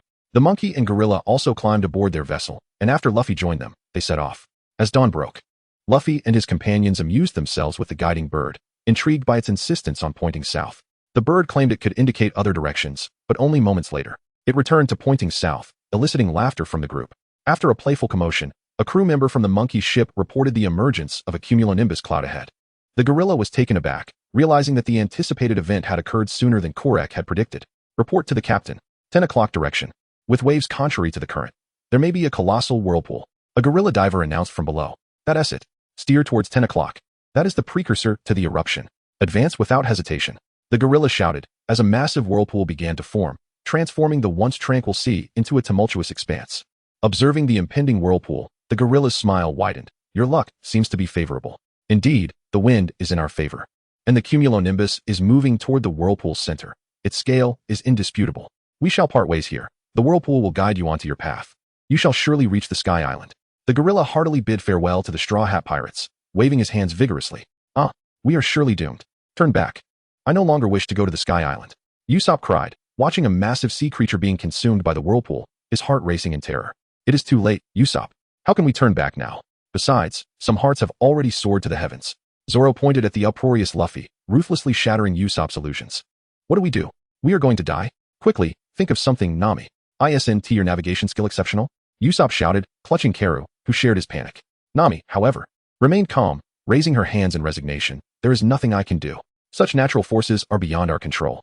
Meanwhile, she clung tightly to Broly, with Vivi also holding on for safety. With the last glimmer of hope extinguished, Usopp collapsed before Karu. Sky Island. Here I come, Luffy shouted, embracing the bow of the Going Merry amidst the splashing waves, filled with excitement. Chapter 33. The Sky Knights arrive at the Sky Island. I thought I was destined for death, yet it seems my prayers have been answered, Luffy exhaled. Although uncertain of the reason, The sudden disappearance of the whirlpool signified their salvation. I hate to dampen your spirits, but the calm we now enjoy is likely the precursor to an imminent eruption from the depths. Nami's voice trembled slightly, drawing from her vast nautical experience. She anticipated an unprecedented eruption. Do not worry, Nami. The forthcoming eruption of the upward current is a genuine sea current. I have faith in your abilities as our navigator. And with me by your side, there is nothing to fear. Broly reassured her with a comforting pat. Ha ha ha, don't be in such a rush to leave, straw-hatted Luffy. Prepare yourself. I have come to claim your bounty of 100 million. Blackbeard boasted, his toothless grin wide with arrogance. A mere newcomer with a bounty of 100 million. This is like receiving pocket money from the heavens. Broly regarded the arrogant Blackbeard with a dismissive smile.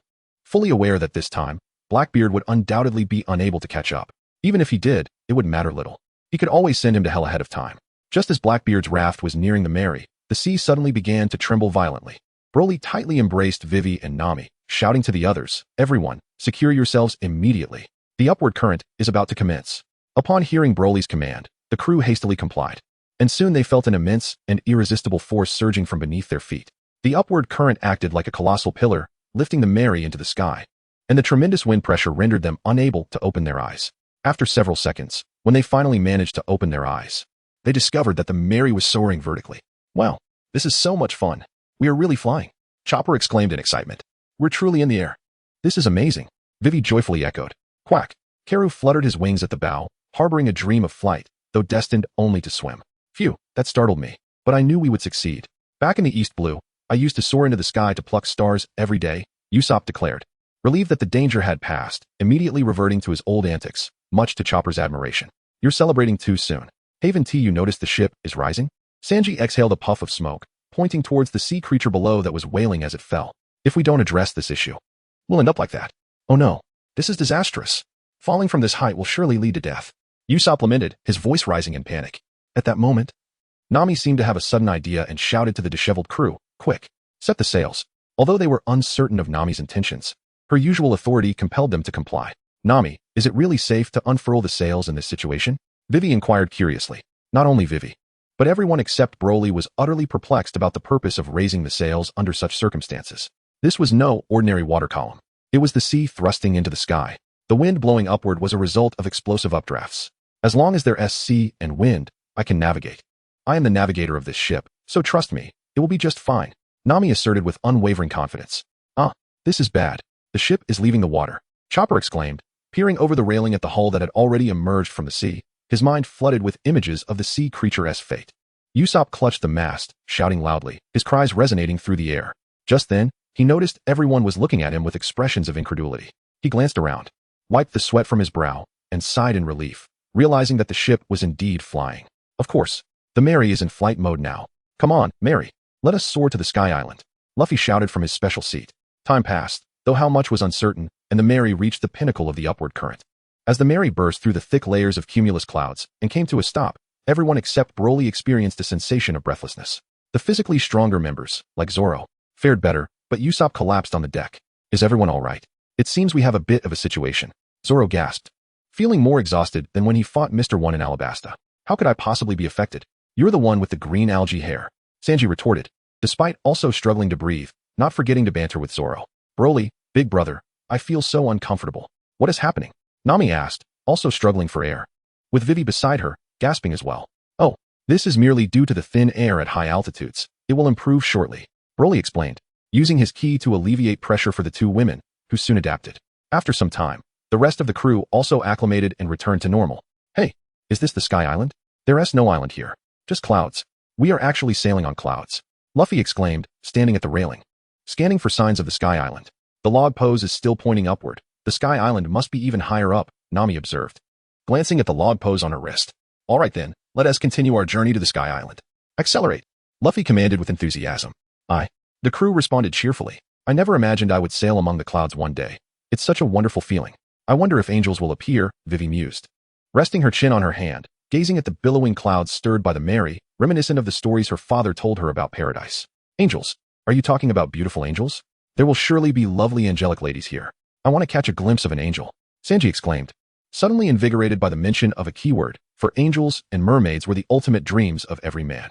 His mind conjured images of being surrounded by beautiful maidens with wings, prompting him to spin in ecstatic circles. The rest of the crew joined in the excitement, while Usopp, gazing at the white sea, leapt in to swim but found himself unable to touch the bottom, ultimately rescued by Luffy and Robin, who combined their abilities to save him. Broly shook his head as he observed the chaotic crowd, then sat down while holding Nami, a faint smile appearing on his face as he watched the playful antics of those around him. A bull just sank a ship and is now charging towards us, Chopper exclaimed, stiffly turning his head to point at a figure donning a bull-headed mask who was rapidly approaching. Hey, stop. What do you intend to do? Sanji shouted at the masked individual. The figure did not respond and continued to rush towards them, prompting the crew's three main fighters to step forward, prepared to engage. However, the ensuing events took everyone by surprise. What they thought would be an easily manageable confrontation turned out to be effortlessly handled by the masked assailant. How could this happen? Nami cried out in astonishment. It must be due to the lack of oxygen. They haven't yet acclimated to the high-altitude environment, Robin deduced, immediately grasping the crux of the issue upon witnessing their performance. After dispatching Luffy and the others, the masked figure ascended into the air, retrieving a cannon from his back and aiming it at the Mary. This is bad. We're being targeted, Chopper shrieked, eyes wide at the side of the ominous cannon's mouth. No need to worry. Brother Broly has already gone to confront him, Vivi reassured Chopper, just as the masked man prepared to fire. He suddenly felt a sharp pain in his back and was kicked down, vanishing into the white sea below. Soon after, Broly returned to the ship. Brother Broly is the most dependable, Nami exclaimed as she rushed up to embrace him. Broly gently patted Nami's head, then called out to a knight who was lost in thought while riding a large bird in the sky. Have you been here for so long and not come down to greet us? A pleasure to meet you, venerable Sky Knight. The knight guided his bird to descend, leaping down from its back to bow to the group. You must be from the Qinghai region. It is only natural that newcomers like you would struggle to acclimate to the thin air of the White Sea. In such a perilous place, it is all too easy to meet your demise, ultimately becoming a meal for the sky fish. I am a mercenary by trade and can ensure your safety. He glanced at Broly, though it seems you may not require it. I also offer consultancy services for a mere 5 million EQ each. A palpable silence fell over the group as they exchanged perplexed glances, utterly bewildered by the knight's intentions. Seeing their strange reactions, the knight assumed they were dissatisfied with his pricing and hastily insisted, surely, this is the most reasonable rate. I cannot afford to lower it further. The old man rambled on about his financial struggles until Sanji, clearly impatient, interrupted. What exactly is this exto you keep mentioning? The old man appeared puzzled. Did you not arrive from the higher sea regions? You must have passed through 1 or 2 islands. Old man, what are you talking about? Luffy exclaimed, completely lost. Wait, are you suggesting there are other ways to reach this empty sea? And what do you mean by 1 or 2 islands? Are there many islands in the sky? Nami immediately inquired. Could it be that you arrived here without the knowledge of the Sky Knight? He questioned. We reached here via the ascending current, Robin replied. To think you came from that monstrous current. I never imagined such audacious souls existed. Nami exclaimed, tears welling in her eyes as she rushed into Broly's embrace. Realizing they had not taken a conventional route after all. It truly is as I suspected. She then turned to Luffy, shaking him vigorously. You fool. Did you want us to perish? Why didn't you gather more information before coming up? Well, now that we are here, it doesn't matter. Usopp, lying on the deck, muttered, the Sky Island is so terrifying. Were there any casualties? None at all. We all made it, Luffy replied, still held tightly by Nami. Other methods are not so fortunate. Out of 100, only a few may arrive. The ascending current is dangerous, but it is an all-or-nothing gamble. You either lose all or gain all. You must be courageous and capable navigators. Should you encounter peril, blow this whistle, and I shall come to your aid. Normally, it would cost 5 million EQ, but consider this a gift, the knight said, tossing them a whistle as he prepared to depart. Wait, what is your name? Nami urged. I am Ganker, and my companion is Pierre, a bird of the horse fruit. Brave adventurers, I wish you luck. With that, the old man mounted his peculiar bird-like steed and soared into the sky. The group gazed at the bizarre creature, sweat beading on their foreheads. In the end, he told us nothing useful, Robin remarked. Indeed, Vivi concurred. Let us call him back for answers. Luffy declared, picking up the whistle to blow it. But Nami and Usopp rushed to him, one gripping his neck and the other covering his mouth, contorting Luffy's face in the process. This is meant for emergencies, Nami insisted. Consequently, a struggle ensued over the whistle until Nami finally hung it on the mast, restoring peace among them, while Luffy found himself denied the privilege of blowing it. With the whistle situation resolved, Zoro suggested they continue onward. Chopper spotted cloud formations resembling a waterfall, leading the Mary towards it. Ahead, a massive cloud obstructed their path. Curious, Luffy extended his arm to test it, discovering it to be remarkably elastic. The trio of Luffy, Zoro, and Nami dashed up to play. Usopp, from above, noticed a large door beneath the waterfall and expressed a desire to investigate. The Mary slowly navigated around the clouds, revealing an increasingly clear scene. It was a colossal star-shaped gate adorned with the inscription Heaven's Gate, and they soon realized the waterfall-like clouds were indeed a waterfall. Upon seeing Heaven's Gate, Usopp speculated. Perhaps everyone has already perished. As the Mary sailed through Heaven's Gate, a small, winged elderly woman emerged from a side door, camera in hand, and began snapping photos of the crew. Once finished, she lowered her camera and addressed them.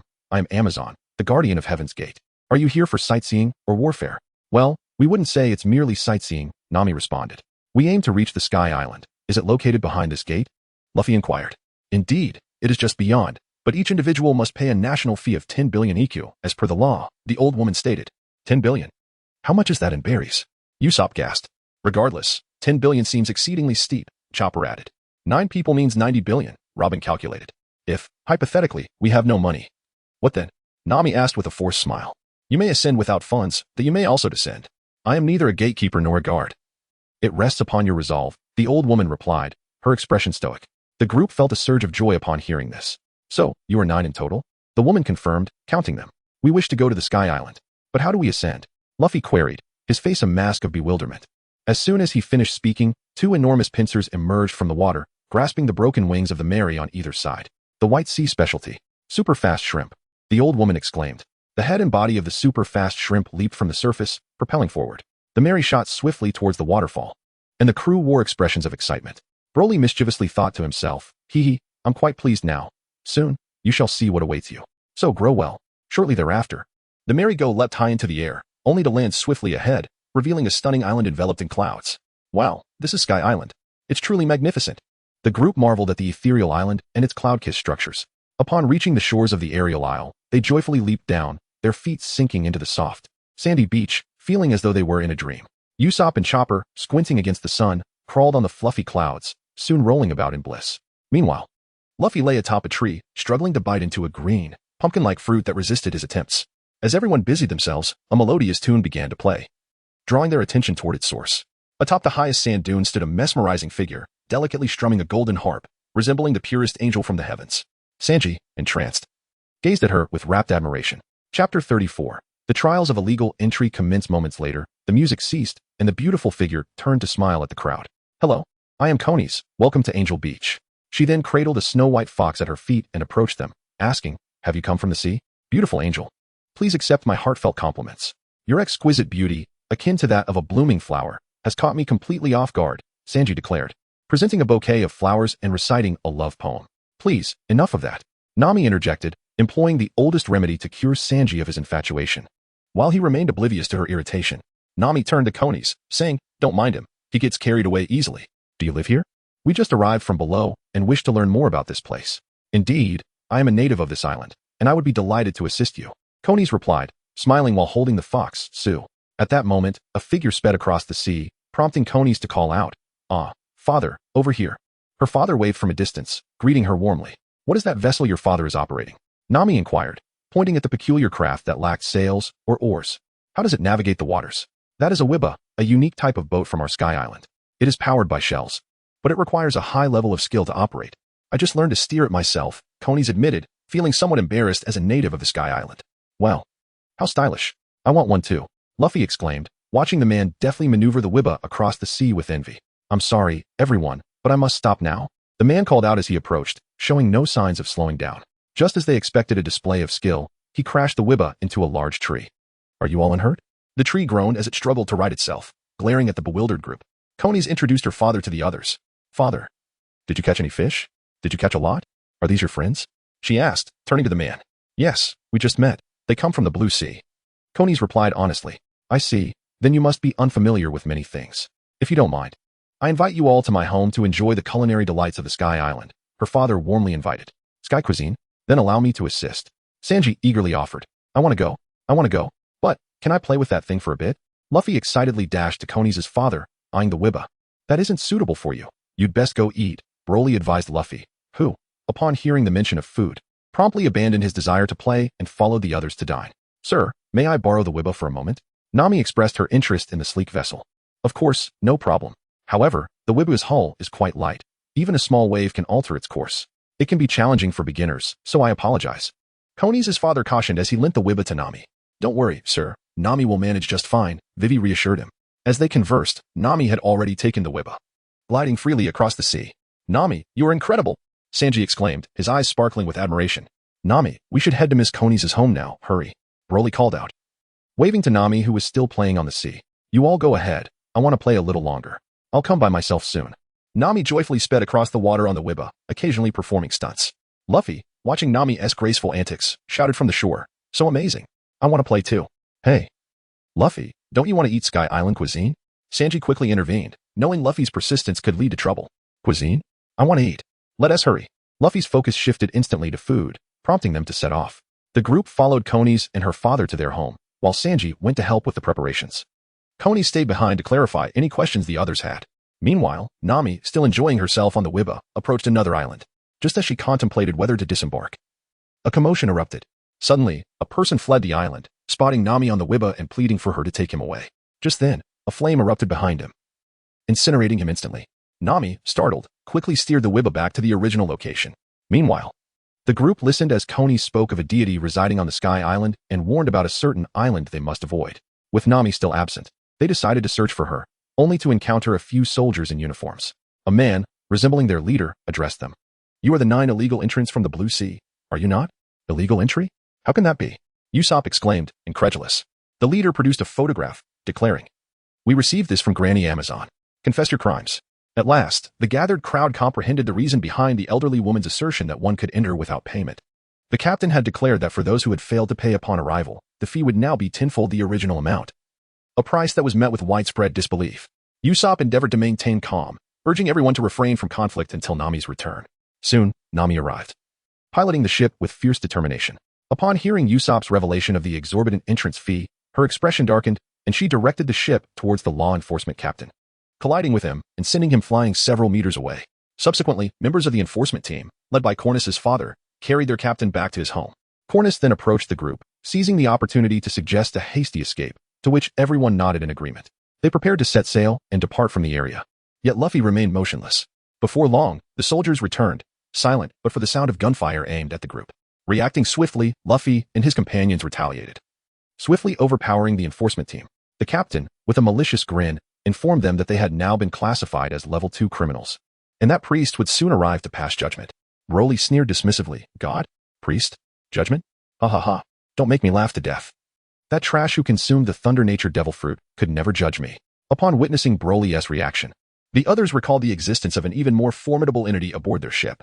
Consequently, they resolved to journey to that island. As preparations were made to set sail, Luffy, intent on salvaging the remaining dishes, dragged Sanji to Konis's home to pack. Usopp, needing to repair some parts, accompanied them.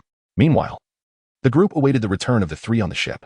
At that moment, the vessel was seized by 2 pincers and swiftly propelled forward. Simultaneously, the trio at Konis's residence became aware of the situation. Konis's father informed them that the ultra-fast shrimp was a messenger of the gods, transporting offerings intended for divine sacrifice. The 3 who remained behind were to partake in trials, the only path to rescuing their comrades. Chapter 35, Reunion under Konis's guidance. Luffy and his companions arrived at the harbor leading to the trial grounds. As they deliberated over which ship to take, Konis recounted all that had transpired. Upon hearing her revelations, those nearby instinctively recoiled from Konis in fear. Suddenly, a massive bolt of lightning struck towards her. Luffy, noticing this, swiftly pulled Konis out of harm's way, saving her life. Subsequently, the Sky Knight, Gonfall, whom they had encountered upon their arrival at Skypiea, appeared before them. They entrusted Gonfall with the care of Konis before boarding the ship destined for the trial grounds. On the other side, aboard the Going Merry, Nami surveyed their surroundings. "Where are we? It's all trees," Robin observed. "This is likely an altar. We have probably been taken as sacrifices." Alarmed by this, Nami and Vivi huddled into Broly's embrace. With a gentle smile at the trembling girls, Broly reassured, "Fear not, I am here. There is no place in this world I cannot traverse." Comforted by Broly's words, Vivi and Nami felt a sense of calm wash over them. Soon, Chopper inquired curiously, "What do you plan to do in the woods?" Zoro replied resolutely, "There is supposedly a god on this island. I wish to meet him." Robin added with great interest, "I too wish to explore. This altar is a relic thousands of years old, and perhaps here, I might uncover more historical discoveries. Big brother Broly, please stay with us," Nami implored, clinging to Broly. Broly smiled slightly and asked, "Nami, do you wish to stay behind? Will you not seek the fabled land of gold that Roland spoke of?" The mention of the land of gold caught Nami's keen attention. "The possibility is indeed substantial. Based on the findings from these ruins," Robin affirmed confidently. "All right, let us embark on this adventure forthwith," Nami declared enthusiastically, pointing towards the woods across the way, embodying the spirit of an adventurer. Though one might overlook the symbols of Bailey in her eyes, "I cannot allow Nami to outshine me. I also wish to accompany Big Brother Broly," Vivi chimed in. "Indeed, I too wish to explore this place. Alabasta lacks such vast forests. I look forward to your guidance, Big Brother Broly. Then it is settled. Chopper will remain to oversee the ship and repair the damage to the vessel. I can sense any danger. Chopper, you stay here, Nami instructed. Handing Chopper the whistle left by the Sky Knight. With the group's consensus, Broly ultimately made the final decision. Upon hearing Broly's words, everyone nodded, gathering their belongings in preparation for departure. However, how shall we reach the other side? The waters are teeming with empty sharks. Swimming across is not an option, Zoro pondered, scanning the surroundings for a means to traverse to the opposite shore. His gaze landed on a sturdy vine. This vine should suffice. Ah, thank you, Robin replied, retracting her fruitability and waving her hand dismissively. There's no need for thanks. I merely wish to hasten my exploration of those historical ruins. With determination, Zoro seized the vine and swung across. Hey, it seems safe. Come over. After confirming the safety of the crossing, he beckoned the others to hurry. Shall I assist you across, Robin? Broly inquired, his eyes sparkling with eagerness. No, thank you. I can manage on my own, Robin firmly declined, perceiving the dangerous glint in Broly's gaze. All right, Nami, Vivi, let us also cross. Chopper, keep a vigilant watch over the ship. Should any danger arise, I will come swiftly, he assured, utilizing his flight technique to carry the two women across. Soon, everyone safely reached the other side. Meanwhile, on a different front, Luffy and his companions skillfully navigated their ship, narrowly avoiding a series of traps before opting for the trial of the ball. Not long after setting sail, they encountered the guardian of the trial, engaging in a fierce battle due to the heart net. After a grueling confrontation, they managed to defeat the guardian and return to their ship to continue their journey. As Luffy and his crew battled the guardian, the native inhabitants of Skypiea, the Shandians, commenced their assault on Appiato.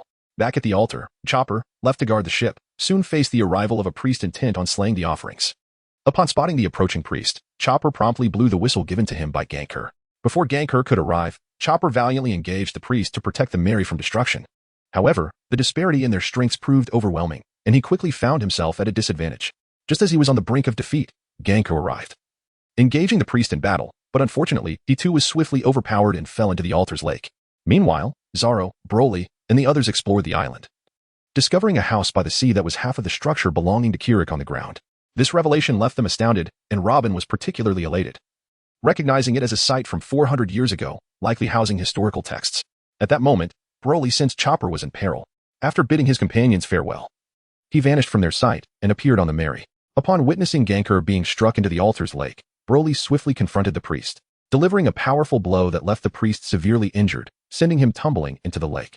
Subsequently, Broly rescued Ganker and approached Chopper, saying, Chopper, you are truly brave and quite clever. Take care of this old man. I shall return to Nami and the others. Luffy will soon arrive, and we shall be back shortly. Quit the flattery. No matter how much you praise me, I won't be pleased, you rascal, Chopper retorted, twisting his waist with a joyful expression.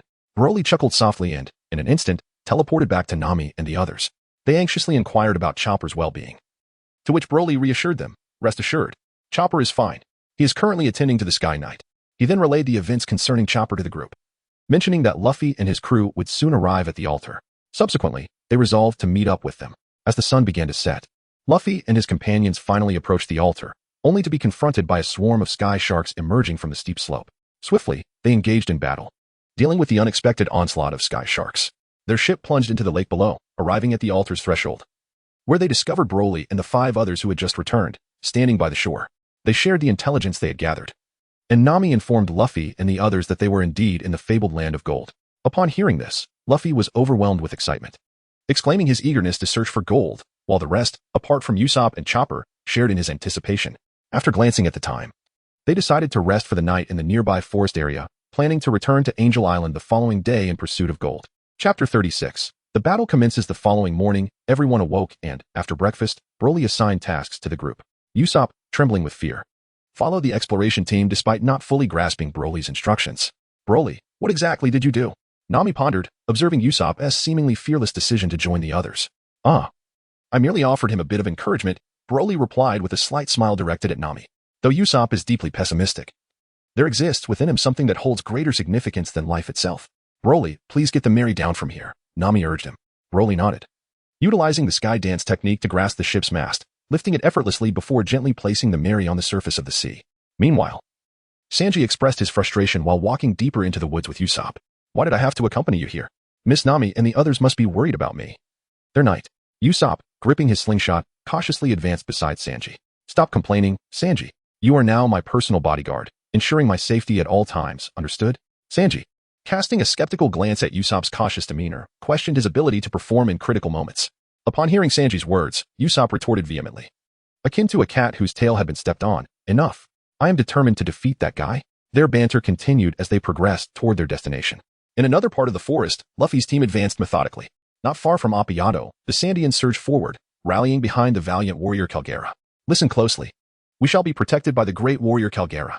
The priests have already fallen, and this time we will triumph over Enel, Weber shouted, leading the charge toward the long-claimed territory. At this moment, the Straw Hat Pirates and the Sandians gathered at Appiato, the atmosphere charged with anticipation of battle. As they approached Appiato, a thunderous column of lightning suddenly pierced the sky. Usopp felt an unsettling sensation, realizing that it was directed toward the Mary, in a distant ruin. Luffy's exploration team also gazed up at the imposing lightning. Is that fiend Enel attacking someone again?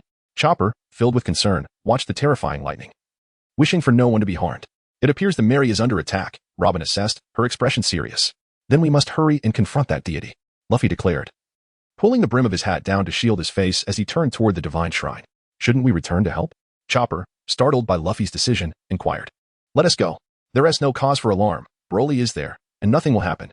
We must trust our comrades. That is the essence of being a pirate. Zoro followed Luffy with fervor. Ah, but the south is this way. Robin pointed in the opposite direction of Luffy and Zoro's path. Oh, is that so? So we're heading south. Luffy shrugged, unconcerned, and turned toward Robin's indicated direction. You led us astray. If you don't know the way, don't lead recklessly, Zoro chided, his cheeks reddening. You think you can disturb the divine? I, the divine warrior, can defeat all of you. A figure resembling a giant rice ball emerged from the ruins. Hearing this, Zoro scoffed and prepared to draw his sword against the intruder, but a tall silhouette blocked his path. May I kindly request that the swordsman and others depart first? Robin turned back, offering a chilling smile to the group. I wish to educate this divine warrior on how to respect historical ruins. Luffy and Zoro nodded in agreement. Absolutely no problem. On the deck of the Mary, Broly regarded the oncoming massive lightning strike with a dismissive smile, dispersing it with a mere gesture. Such pathetic power. To claim divinity with such feeble attacks is a ludicrous jest. Nami and Vivi instinctively sought refuge in Broly's embrace upon witnessing the lightning. Meanwhile, fierce battles raged in the forests of Appiato, with the divine warriors clashing against the Sandians. Luffy and Zoro soon confronted their adversary, Priest Ohm. Luffy, you and Chopper continue ahead. I shall handle this priest, Zoro declared, drawing his sword to confront Ohm. The two engaged in a fierce duel, their blades clashing in a flurry of strikes. Elsewhere, Sanji and Usopp encountered another priest, igniting their own fierce battle. Through their combined efforts, they swiftly dispatched this priest and continued forward, while Robin similarly dealt with her divine foe. Before long, Robin, Sanji, and Usopp reunited with Zoro and Ohm. Looks like you're in a bit of trouble, Green Algae Head. We've already taken down one priest, Sanji teased, glancing at the unscathed Ohm with a mocking expression. Enough. You curly-headed fool. This is none of your concern. I will resolve this immediately. With that, Zoro unleashed a more ferocious assault, and spurred on by Sanji's provocation. He swiftly triumphed over his opponent, albeit sustaining injuries himself. Soon, Zoro and the others pressed on toward Enel's location, arriving swiftly at his presence. At that moment, Sandian warrior Weber approached Enel as well. Zoro scanned for Luffy, but did not see him. Chopper, where's Luffy? Luffy, he was swallowed by a snake. Chopper cried, distressed. What on earth is that idiot doing? Don't worry, Chopper. Luffy will be fine, Sanji reassured. Ah, I didn't expect so many to arrive here. Remarkable indeed. How about joining my ranks? Enel grinned at them. In your dreams, Zoro retorted, charging at Enel with his sword, and the others followed suit, launching their attacks. Those who dare to lay hands on the divine shall pay the price. Enel sneered, unleashing a torrent of lightning upon them, incapacitating them all. Just then, Luffy finally arrived at Enel's side, but the sight before him nearly shattered his resolve. His once lively comrades now lay charred and motionless on the ground, igniting a fierce turmoil within him. At this moment, Broly sensed the situation of the group. After exchanging a few words with Nami and the others, he instantly transported himself before Inaru. Upon seeing that everyone still had a breath of life left, he let out a sigh of relief. Although he intended for them to fight on their own, the thought of losing a comrade due to his negligence was something Broly could never forgive himself for. He then addressed Luffy, saying, Luffy, you handle Inaru. I shall refrain from intervening, and instead, I will tend to everyone's injuries. Luffy nodded in response, turning to Inaru and declaring, you will pay dearly for this, Inaru. Chapter 37, The Defeat of Inaru. Haha, what troubles you, mere mortals? My game necessitates a reduction in numbers. They have no say in the matter. I am merely assisting them in resolving their predicament. Inaru laughed maniacally, alongside Luffy and Broly. You pitiful fool. A god? That is merely a title the inhabitants of Skypiea bestow upon their ruler. You are merely a user of a rather formidable Logia-type devil fruit. To claim divinity with such meager strength is utterly absurd. Broly scoffed at the deranged Inaru. I can hardly find a reason to strike you down. Yet when my crew is harmed, the captain must take action. Thus, I shall be the one to send you flying, Luffy proclaimed. Glancing at the injured comrades whom Broly had safely relocated, Luffy unleashed a thunderous roar directed at Inaru, a momentary flash of overwhelming authority radiating from him. It appeared that Luffy was now serious. I leave this one to you, Broly. I will take care of the others. With that, Broly commenced administering Senzu beans to each of the injured. Inaru, observing Luffy's stern demeanor, grimaced with a dark smile. Haha, do you think you can send me flying? Do you truly possess such capability? I am quite displeased, and there is no need for further conversation. I will show no mercy. Die. Divine judgment. As Inaru spoke, he Broly, displaying no concern, addressed the gathered crowd. Fear not, for Luffy's fruit ability is precisely the counter to Enel's powers. While Enel may prevail against the rest of you, against Luffy, his defeat is assured. The onlookers regarded Broly with puzzled expressions. Indeed, Luffy is a rubber man. Electricity holds no sway over him. After a brief explanation from Broly, the others ceased their inquiries, content to know that Enel's abilities would be ineffective against Luffy. Their attention shifted back to the clash between Luffy and Enel, just in time to witness Luffy deliver a decisive kick that sent Enel flying, which eased the crowd's anxiety. As Enel recovered from Luffy's onslaught, the disdain in his eyes was replaced by a profound apprehension. He leaped back, unable to fathom the reality before him, exclaiming, "What are you? How can you render my electricity useless?" Luffy, unfazed, replied, "I am Luffy, a pirate and a rubber man. Being from Skypiea, Enel, no matter how formidable his power, remained ignorant of the affairs of the Blue Sea." With a perplexed expression, he muttered, "Rubber? Your power is ineffective against me. Resign yourself to defeat." With that, Luffy clenched his fist, accompanied by the sound of air being split, and charged at Enel. Having suffered a significant setback from Luffy previously, Enel no longer underestimated Luffy's capabilities. As Luffy approached, Enel slowly shut his eyes, activating his mantra. No longer relying on lightning to intimidate, Enel channeled all his energy into speed, evading Luffy's attacks. Despite Luffy's rapid movements and unconventional techniques, Enel deftly anticipated each strike. Luffy poured his full strength into every attack. Yet Enel consistently managed to evade at the crucial moment. Enel fully unleashed the speed of lightning, discerning Luffy's intentions, and swiftly sidestepped. Seizing the opportunity while Luffy's attack was still in motion, he appeared beside Luffy and struck him forcefully, sending him sprawling. Enel, witnessing Luffy's flight, pursued him relentlessly, capitalizing on the moment to deliver a barrage of strikes that left Luffy in agony, culminating in a final blow to Luffy's abdomen that sent him crashing into the remnants of a building. Seeing this unfold, Chrollo and the others could not contain their urge to assist, but were promptly blocked by Broly. Frustrated, Chrollo exclaimed, "What are you doing? Don't obstruct me. I must help Luffy." Broly cast a fleeting glance at Luffy, who was emerging from the wreckage in the distance, and slowly remarked, "Do not forget that striking Luffy yields no effect, and I am confident that he will triumph over his adversary." Before Zoro and the others could respond, Luffy, with an expression of calm, brushed off the dust from his attire and declared to Enel, "Striking me is also futile." With that, he charged once more towards Enel, altering his combat style mid-sprint, and executed a sweeping attack. Although Enel was taken aback by the ineffectiveness of his consecutive strikes, he had anticipated Luffy's movements, lightly leaping out of the range of Luffy's assault. As the onlookers witnessed Luffy unharmed, their anxieties dissipated, and they resumed their focus on the unfolding battle. Observing that his attacks had once again been evaded, Luffy ceased his offensive and began to devise a strategy to counter Enel's capabilities. Meanwhile, Enel was also contemplating ways to neutralize Luffy's advantages. Although he lacked understanding of rubber, his extensive combat experience enabled him to discern the essence of Luffy's power swiftly. He held his golden staff before him, and with a flash of lightning, enveloped it, transforming it into a golden trident amidst the flickering bolts. Upon seeing the trident in Enel's grasp, the crowd grew tense, realizing that Enel, with but a modicum of knowledge, had discerned Luffy's weakness and rapidly formulated a countermeasure. Ignoring the spectators' reactions, Enel surged towards Luffy, bellowing as he swung the electrically charged trident at him. Luffy, perceiving the imminent danger, deftly dodged Enel's lethal strike and propelled himself out of reach. At that moment, Luffy conceived a method to confront Enel, feigning ignorance and clearing his mind. Relying on reflexes to fend off the assault while instinctively launching an attack against Enel, the two engaged in a spirited exchange of blows, ultimately landing simultaneous strikes that sent them both hurtling backward. Due to Luffy's remarkable regenerative capabilities, he quickly regained his footing, while Enel found himself in a more precarious state, nursing more severe injuries. Observing Enel struggle to stand, Luffy swiftly advanced, exploiting Enel's compromised reaction time to unleash a flurry of relentless strikes. In a climactic moment, Luffy executed a Gona Goma no rocket, propelling Enel through the air. As Enel soared away, Luffy hastily pursued, delivering a powerful kick. Enel, caught mid-air, attempted to evade the onslaught but failed, resulting in a resounding impact against his chest, followed by a rapid descent to the ground. Witnessing Enel being thoroughly overwhelmed without any means of retaliation, the crowd erupted in joyous laughter. In that moment, Luffy dashed toward them, grinning widely as he proclaimed, "Haha, I won." However, just as Luffy reveled in his victory, a rumble emanated from his stomach, prompting him to innocently pat his belly and exclaim, "I'm hungry." At that juncture, Broly had also gathered the crew aboard the Mary, and upon witnessing Luffy's antics, they could not suppress their laughter.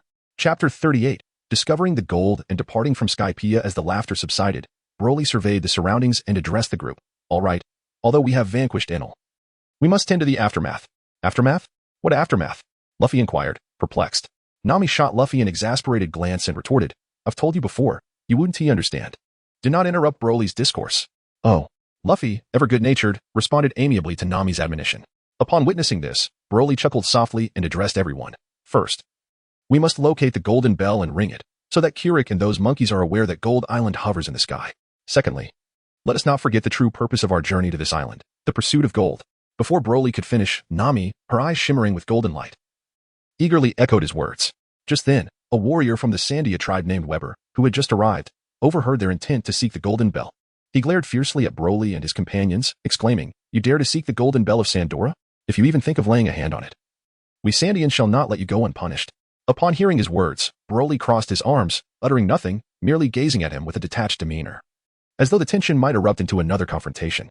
The expressions of the others varied, yet they shared a common sentiment, a complete lack of intent to provide explanations. After all, both parties stood on opposing sides, enemies rather than allies, rendering further clarification unnecessary.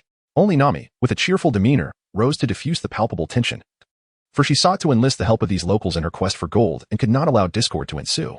Nami indicated for everyone to ease up and explained, "I believe there has been a misunderstanding. We harbor no intentions regarding your golden bell. We merely wish to ring it." Weber, however, was unmoved by Nami's words and fervently retorted, "That golden bell embodies the consciousness of Calgara. It holds meaning only for us. What relevance does it have to you?" Usopp, invigorated by his recent triumph in Sky Island, chose to disregard Weber's outburst, stating, "Nami, let us not concern ourselves with him. Let us grab something to eat first." Sanji puffed out a cloud of smoke, equally dismissive of Weber, adding, "Usopp is right, Miss Nami, let us not bother with him. We have much to attend to." Nami, with a resigned sigh after glancing at Weber, acquiesced to their wishes and settled beside Vivi. Robin gradually stood, articulating, for centuries ago, an adventurer from the Blue Sea fabricated tales of a land of gold. Though ridiculed, his descendants steadfastly believed in his words and continue to search for this land. They think that if the golden bell is rung, it will convey the news of the golden land to them. Is that not so? Weber's countenance shifted dramatically, cycling through anger, astonishment, and curiosity as he regarded the seated crew. Nervously swallowing, he stammered at Robin, "What was the name of that adventurer's descendant?" Robin, observing Weber's astonished expression, replied coolly, Wombarinkirik. Upon hearing this name, Weber could no longer contain his excitement. Tears streamed down the face of the iron-willed man as he asked Robin, "So, this ancestor from 4 centuries ago was named Rolando?" Robin nodded and returned to her seat. Yet the atmosphere had transformed entirely. Indeed, Robin displayed a remarkable aptitude for conversation, dissipating the earlier tension with just a few words. Even Nami, who had endeavored to mediate, could not help but offer a discreet thumbs up to Robin in admiration. Meanwhile, Luffy, witnessing Weber's tears, stood up and approached him, extending his hand, saying, "Let us work together." Weber looked at Luffy's outstretched hand, lifted his gaze, and expressed gratitude. "Thank you, Straw Hat." Luffy, with a cheerful grin, replied, "Haha, no need for thanks. Now, let us set off to find the golden bell." The group tidied up and prepared to depart. Broly glanced at Enel, who lay on the ground, and suddenly remembered something. He addressed the others, "You all go ahead. I need to tidy up here." Subsequently, they followed Robin's lead in their quest for the golden bell. As Broly observed their retreating figures, he smiled, then vanished from sight, reappearing in the cave where Enel had stored the golden ship, gazing at the vessel crafted from gold. He murmured, "How could I leave such a splendid item behind? That would be a sheer waste." With a flick of his wrist, he stored the golden ship within his ring and exited. Just as he contemplated teleporting to rejoin Luffy and the others, a resounding chime echoed from above, resonating deeply within the hearts of those present. The sound was exquisite, enchanting, a melody beyond the realm of verbal description. "Ah, Luffy, that rascal, is quite swift," Broly remarked, standing still until the enchanting sound faded into the vastness of the air. A faint smile graced his lips. Rather than teleporting, he opted to utilize his flight technique, gliding slowly towards Luffy's location. Perhaps savoring the lingering beauty of the sound, Broly did not rush but leisurely made his way toward the group. When Broly finally approached the colossal vine, he found himself at a loss, for the immense vine had been severed, and no signs of the golden bell remained. A gathering of individuals, likely the Sandians and the inhabitants of Angel Island, appeared jubilant, suggesting they had come to understand the situation at hand. Broly gradually approached, observing his companion scattering into the crowd. With a hint of confusion, he inquired of Chopper beside him, "Chopper, what transpired here?" Upon hearing his voice, Chopper turned around, his face lighting up with joy as he exclaimed, "Broly, you have returned." Everyone came over upon hearing the bell. And then the Sky Knight relayed the events that unfolded here. Everyone is elated, for we need no longer fear Enel's threats. Thus, we are to hold a celebration here. Broly nodded and then inquired, "Oh, what about the Golden Bell?" Vivi, noticing Broly conversing with Chopper, approached them just in time to hear his question. She promptly replied, "The Golden Bell fell from the sky and landed on the shores of the island. Yes, they have agreed to reinstall the Golden Bell once the island has been rebuilt." Upon hearing this, Broly nodded. While the group was engaged in conversation, the surrounding vines had transformed into a grand banquet venue, fully equipped with everything needed: food, fine wine, and a roaring bonfire. Everyone gathered to indulge in merriment, dancing around the fire. The feast lasted for 4 days, during which all cares were forgotten, and revelers drank and danced to their heart's content. On the 5th morning following the Enel incident, after a session of physical exercise, the group dispersed to attend to their individual tasks, acutely aware that they had lingered in Sky Island for an extended period and were set to depart that day. Luffy led Broly, Nami, Sanji, and Chopper in search of the gold he had discovered, while Usopp sought to exchange his sea materials for unique Sky Island shells. Robin made her way to the Golden Bell Tower, and Vivi headed towards the Mary, with Zoro standing watch beside the giant snake. True to the original narrative, there were no significant twists. However, it is noteworthy that at Nami's persistent urging, Broly utilized his abilities to assist in locating the treasure within the giant snake's belly, resulting in a far greater quantity of gold than initially anticipated. Once everyone reconvened, they boarded the Golden Mary, tidied up, and set sail, with Cornus and her father piloting the Wibba closely behind, navigating towards the exit of Sky Island. After a brief journey, the exit appeared before them, evoking a mix of nostalgia, reluctance, and anticipation for the future. Cornus and her father parked the Wibba aside and approached a dock-like surface, bidding farewell as they ran alongside the Mary. "Well then, this is where we part ways. Please take care, everyone." At the bow of the Mary, the crew waved to the two below. Nami cheerfully expressed her gratitude, saying, "Thank you for seeing us off." Sanji, with hearts in his eyes, called out to Cornus, "Miss Cornus, take care, goodbye." Usopp chimed in joyfully, "Please convey our farewells to the others." Luffy, seated in his special spot, smiled at them, saying, "Cornus, take care of yourself." Cornus's father then addressed the crew aboard the ship. "All right, please stow the sails and hold on tightly to the ship." Upon hearing this, Luffy rallied the group. "All right, let us follow his advice. It seems we're about to set sail." Nami nodded in agreement, adding, "Indeed, this is a 7,000-meter slope." They all responded affirmatively and swiftly got to work. As they finished their tasks, the guiding bird they had brought along flew over, reminding everyone of its presence. With everything in place, the Mary gradually entered the passageway leading to the sea. Nami, observing the compass in her hand, remarked to Luffy, "The records for the next island are clearly visible." "Ah, yes, once we descend, a new adventure awaits us, and we'll be heading to the Blue Sea," Luffy exclaimed as the Mary began its descent. Just as he finished speaking, the Mary plunged down the slope, evoking an exhilarating sensation akin to a roller coaster. However, this thrill was short-lived as the Mary soared into the air with Cornus's warning ringing in their ears, plummeting straight downwards. After a moment of panic, everyone regained their composure. Nami, realizing the urgency, turned to Broly and urged, "Broly, you must fly down and catch the Mary. At this speed, we risk being shattered upon impact." Broly gently patted Nami's shoulder and remarked, "No need to rush. Since Cornus and the others have directed us down this path, they surely anticipate the circumstances that may arise. They must possess some means to facilitate our descent, much like the swift shrimp we utilized when ascending to the Sky Island." Upon hearing Broly's words, Nami felt her tension dissipate, yet she remained closely nestled in Broly's embrace, much like Vivi. She then added, "Very well, we shall wait. However, if they do not appear soon, brother Broly, you must descend and support the ship." Broly tightened his embrace around Nami and Vivi, then nodded affirmatively, saying, "Yes, I understand." Shortly thereafter, a shadow darted through the cloud waterfall beside the Going Mary, and a colossal octopus leaped forth, soaring above the ship. Its tentacles swiftly extended, grasping the Going Mary tightly. Upon witnessing this unexpected appearance, the crew quickly reacted, drawing their weapons, ready to eradicate the creature. "Stop," Broly shouted, urgently interjecting. Fortunately, his voice commanded attention, and the crew halted their actions, gazing at him with puzzled expressions. "Have you not realized that this octopus is akin to a specialized tool, much like the express shrimp? Moreover, did I not already mention that such a tool would manifest? Why has no one heeded my words?" Broly explained to the others. Upon hearing Broly's words, the crew finally looked up at the octopus hovering above the Going Mary, only to discover that it was, in fact, serving as a buoyant presence, halting the vessel's descent. With the falling speed of the Going Mary arrested, everyone exhaled in relief. Gradually, the sound of the Sky Island bell resonated through the air, prompting the crew to instinctively gaze upwards. They exchanged glances and shared smiles, appreciating the thrill of their adventure. As the Going Merry descended slowly, the bell's toll faded away. After a brief period of idle chatter, they gathered around the figure of Goldie, deliberating their next course of action. Luffy boldly proposed the creation of a grand statue in his likeness, while Usopp expressed a desire to augment the ship's artillery. Sanji remained steadfast in his pursuit of a locked refrigerator, and Chopper wished to acquire some medical texts.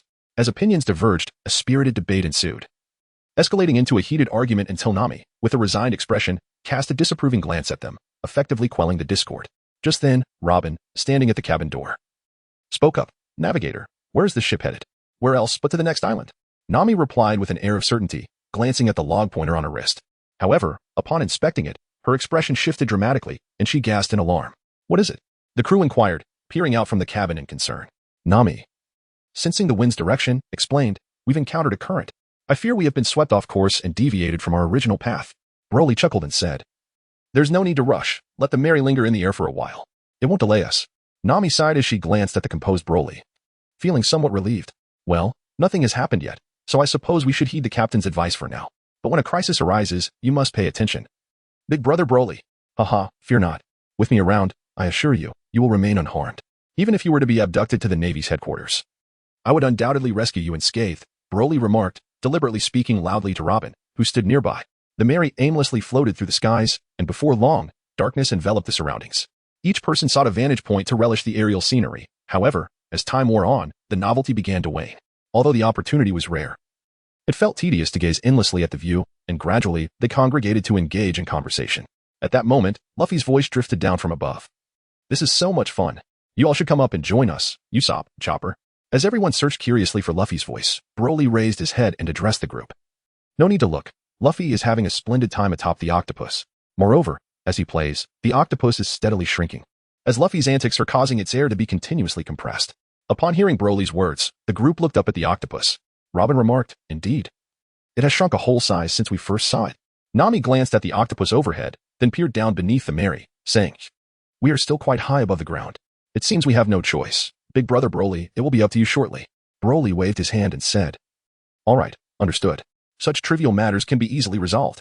Meanwhile, Luffy had also been apprehended by Sanji. Nami was just about to confront Luffy when the octopus above suddenly shrank rapidly, ultimately plummeting onto the deck of the Going Merry, which was also descending swiftly. In an instantaneous display of prowess, Broly ascended with remarkable agility to the underside of the ship. With a powerful thrust of his right hand, he stabilized the rapidly descending Merry, and soon thereafter, he guided the vessel gently towards the sea. Once the ship found its equilibrium, Nami approached Luffy and playfully delivered a sharp rap to his head, exclaiming, "This is all your fault. If it weren't for Big Brother Broly, we would surely be doomed." At that moment, Broly's voice echoed from below, "Nami, take a look at where we are. There are numerous structures beneath us that resemble a naval base." "What? A naval base?" Nami, who had just begun to relax, felt an unsettling weight return to her heart upon hearing Broly's words. She swiftly sprang from the deck, leaning over the railing to peer down. Robin observed the architectural features below and explained to the group, "This appears to be a significant naval stronghold. If pirates were to invade a naval fortress, it would indeed be like walking into a trap." As the group engaged in their astonished discussion, the Navy seemingly detected the anomaly in the sky, and alarms blared from the fortress. With the sound of the alarms, numerous bright lights illuminated the area, converging upon Broly and the Merry in the sky. Irritated by the sudden spotlight, Broly turned to Luffy and said, "Luffy, I feel like having some fun with this fortress. What do you say?" Luffy, puzzled by Broly's words, asked, "Fun? How do you intend to do that?" Zoro, intrigued, chimed in, "That sounds like a fascinating idea. But what is the plan? Are we going to go down there and wreak havoc?" Sanji, lighting a cigarette, took a slow drag and exhaled a plume of smoke, remarking, "You fool, once we go down, we will be surrounded by the Navy. Returning won't be so simple." Zoro, unable to resist Sanji's provocation, retorted sharply. And soon the two were at each other's throats once more. Broly gazed at the two belligerent figures, nonchalantly addressing Luffy. "How you choose to play is of no concern to me. I merely wish to know if you agree.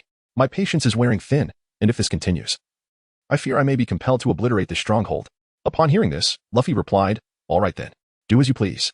As Broly circled the fortress leisurely in the sky, his left hand incessantly unleashed energy blasts, accompanied by the continuous sound of thunderous explosions. By the time he completed his orbit, the fortress lay in ruins, utterly devastated by Broly's onslaught. Below, the naval commander gazed up with a grim expression, watching as Broly gradually departed the naval stronghold, following the direction indicated by Nami.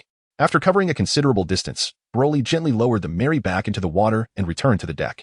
Upon his return, the crew looked at Broly in astonishment. Zoro remarked, Broly, that was rather exaggerated, don't you think?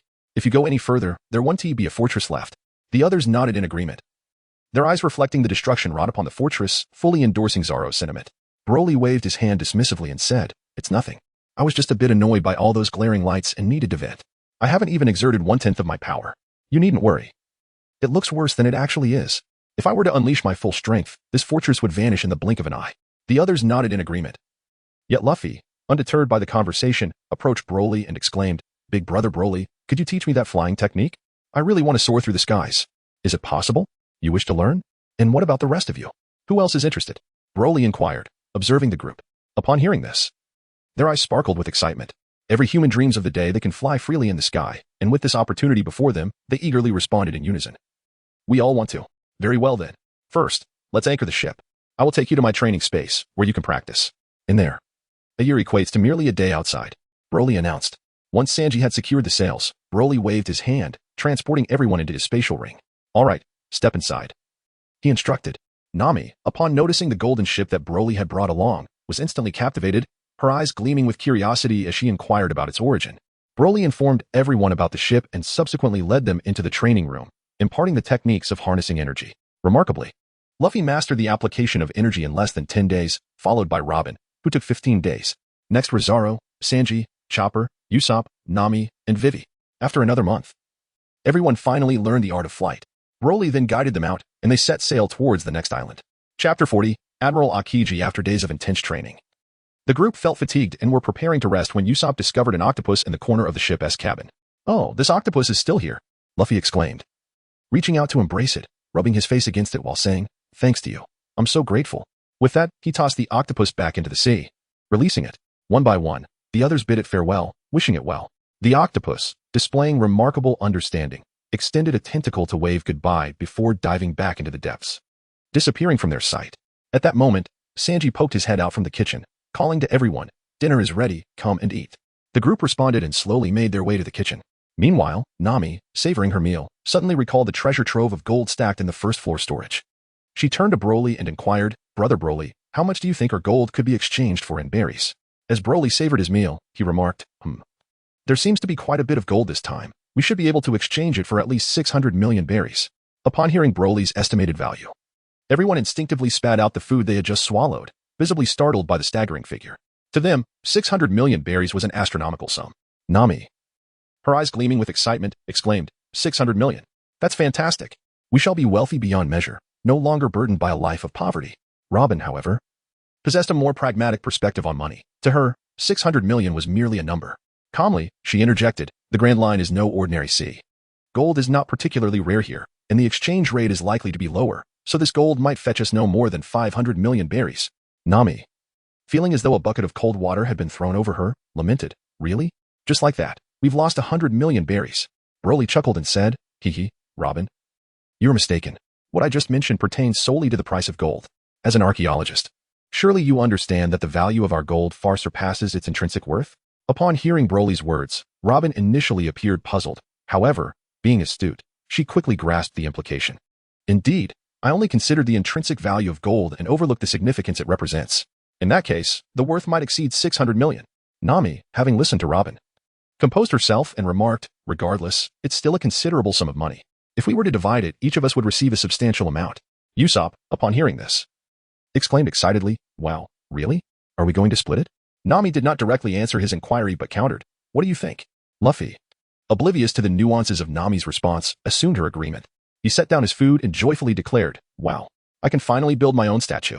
Chopper, equally enthusiastic, chimed in, now I can purchase books, the latest medical texts. I want to learn so many medical techniques I do not yet know. Sanji, too, became animated, producing a pair of glasses from somewhere and calculating aloud, new pots, utensils, and a giant rat trap. Most importantly, a refrigerator with a lock, as well as water buckets and assorted odds and ends. Zoro's eyes sparkled as he added, now we can drink to our heart's content. Robin and Vivi exchanged glances and waved their hands, saying, we don't have much we wish to buy, just some clothing and furniture. Nami, considering everyone's opinions, nodded and stated, first, I shall reserve 80% as my personal fund. The remainder can be evenly distributed among us. Upon hearing Nami's declaration, a wave of discontent surged through the group. The previously eager individuals rose to protest against Nami. Nami made a playful face and assured everyone, I was just kidding. I meant that the personal fund is merely what we've saved for the ship's repairs and to cover everyone's living expenses. After this clarification, the group ceased their objections and wholeheartedly agreed with Nami's proposal. They resumed their meal, and once finished, fatigue set in, prompting everyone to retire for the night. Broly remained to keep watch, nonchalantly gesturing that it was of no concern. Once everyone returned to their quarters, he leapt onto the mast, sitting cross-legged atop it. The voyage across the sea was uneventful, as always. The following morning, everyone rose early, engaged in some physical exercise, and then busied themselves with their respective tasks. At that moment, Usopp, standing atop the mast, called out, "Everyone, come out. I see an island." Hearing Usopp's shout, Nami stepped out of the cabin, took a moment to observe through her telescope, and announced to the group, "It appears to be an uninhabited island." Luffy, indifferent to whether the island was inhabited or not, shouted to everyone, "Prepare to drop anchor. We are going ashore." As the Mary sailed to the shore, everyone sprang into action, dropping anchor, furrowing sails. And Sanji leapt off the ship with several bamboo baskets, tossing them to the others. "All right, everyone, go gather some ingredients." Luffy, Chopper, and Usopp responded with delight, relishing the opportunity for an adventure. Just as Nami stepped off the ship, a thought struck her, and she cautioned everyone, "Listen up, no rats or frogs are allowed. Especially you, Zoro." Zoro, dismissing Nami's warning, retorted, "Come on, it's all the same once it's in the belly." Before he could finish, Nami punched him away. Although it was an uninhabited island, there was an abundance of natural ingredients. Not long after they entered the forest, their bamboo baskets were nearly overflowing with provisions.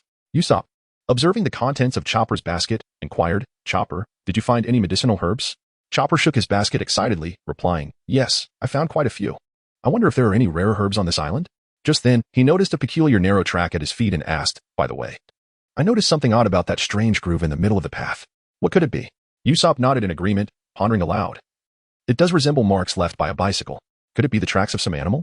Broly trailed behind the group in silence, a fleeting glimmer of understanding crossing his eyes at Usopp's words, only to vanish almost instantly, unnoticed by anyone. The others seemed oblivious to the impending events, continuing their jovial banter as they swiftly made their way out of the dense forest and onto a spacious clearing. Suddenly, Chopper appeared to have spotted something, exclaiming in surprise as he dashed toward a large rock in the open area. Following Chopper's lead, Luffy glanced in the same direction and noticed the peculiar sight, prompting him to run after Chopper. However, before Luffy could reach him, Chopper appeared to collide with something, being abruptly ejected backward. Chopper's reaction instantly instilled a sense of tension in the group, each instinctively grasping their weapons. Zoro, hand resting on the hilt of his sword, addressed the others, stating that something was amiss and urging them to flee. He then took the lead, sprinting ahead. The others hastily followed, only to behold a man clad in a white suit and wearing an eye mask standing before them. Robin, trailing behind the group, was struck by a wave of cold sweat upon seeing this figure, her eyes filled with terror as she involuntarily staggered back, collapsing onto the ground.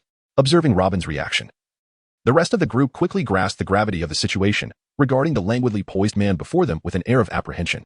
Upon witnessing such a sight of Robin, Broly swiftly approached her, assisting her to her feet and gently patting her shoulder, saying, "Fear not, Robin. With me by your side, he can accomplish nothing." As Robin gazed into Broly's confident demeanor, her inner turmoil gradually subsided. Nami, filled with curiosity, inquired, "Robin, what troubles you? Why do you appear so frightened?" Broly waved his hand, entrusting Robin to Nami, and then approached the man clad in a white suit, saying, "Ah, it appears this gentleman is the one referred to by the world as the pinnacle of the world government's might, the Marine Headquarters Admiral Akiji. Indeed, you are the renowned warrior, Broly, with a bounty of 700 million. Akiji remarked, gazing at Broly. "Huh, what brings you here?" "Surely you are not here to capture us," Broly replied nonchalantly. The others felt a surge of tension upon hearing Broly's words. Although they were uncertain of his true strength, he was undeniably the highest combatant of the Marines, which suggested formidable power. "Come now, there is no need to be so anxious. I haven't come here on any orders. I merely took a stroll on this splendid day." Akiji shrugged, observing the nervous expressions of everyone except Broly.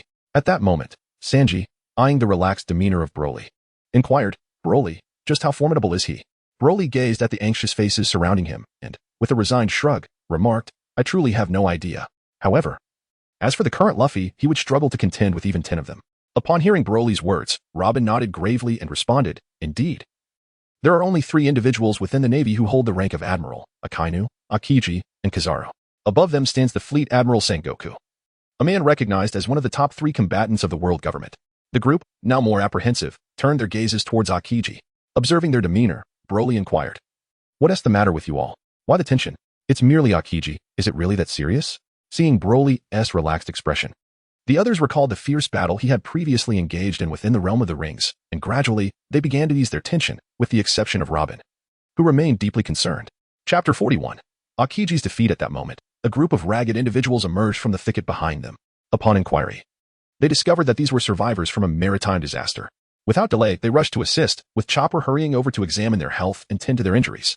After a considerable amount of time spent in diligent effort, it was ascertained that the survivors were not gravely harmed, but merely suffering from hunger. Upon hearing Chopper's assessment, Sanji promptly retrieved the food they had gathered and began to prepare a meal for them. Akiji observed as the refugees feasted and then pointed towards Luffy and the others, stating, "You must be the ones. What was it again? Never mind.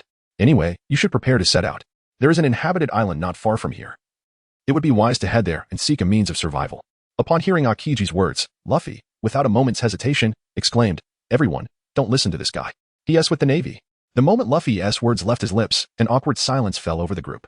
Broly, with a look of exasperation, addressed Luffy, saying, "Luffy, you need to clarify our stance. We are pirates." After a moment of contemplation, Luffy finally understood. Clapping his hands together in realization, he declared, Right. That makes sense. To ordinary people, the Navy might seem like allies, while we appear as the villains." Hey, your reaction is a bit slow.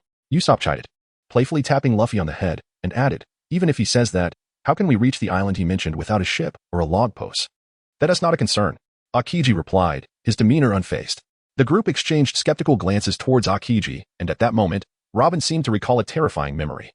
Trembling as she uttered, "Indeed, this man possesses the capability to make that happen." Broly gazed at the trembling Robin and let out a sigh, approaching her to embrace her gently, offering solace. He understood that to alleviate Robin's fear, she needed to witness the truth with her own eyes. "What shall we do now? Are you suggesting we simply swim across with our belongings?" Luffy inquired from the makeshift cart that the others had constructed for them, directing his question at Akiji. "Surely. That is out of the question. Maintain a safe distance." Akiji casually tossed his jacket onto the shore, making his way toward the sea, where he squatted down and extended his hand into the water. Just as Akiji settled there, a sudden surge erupted, and a colossal sea creature emerged at the shoreline, lunging toward him.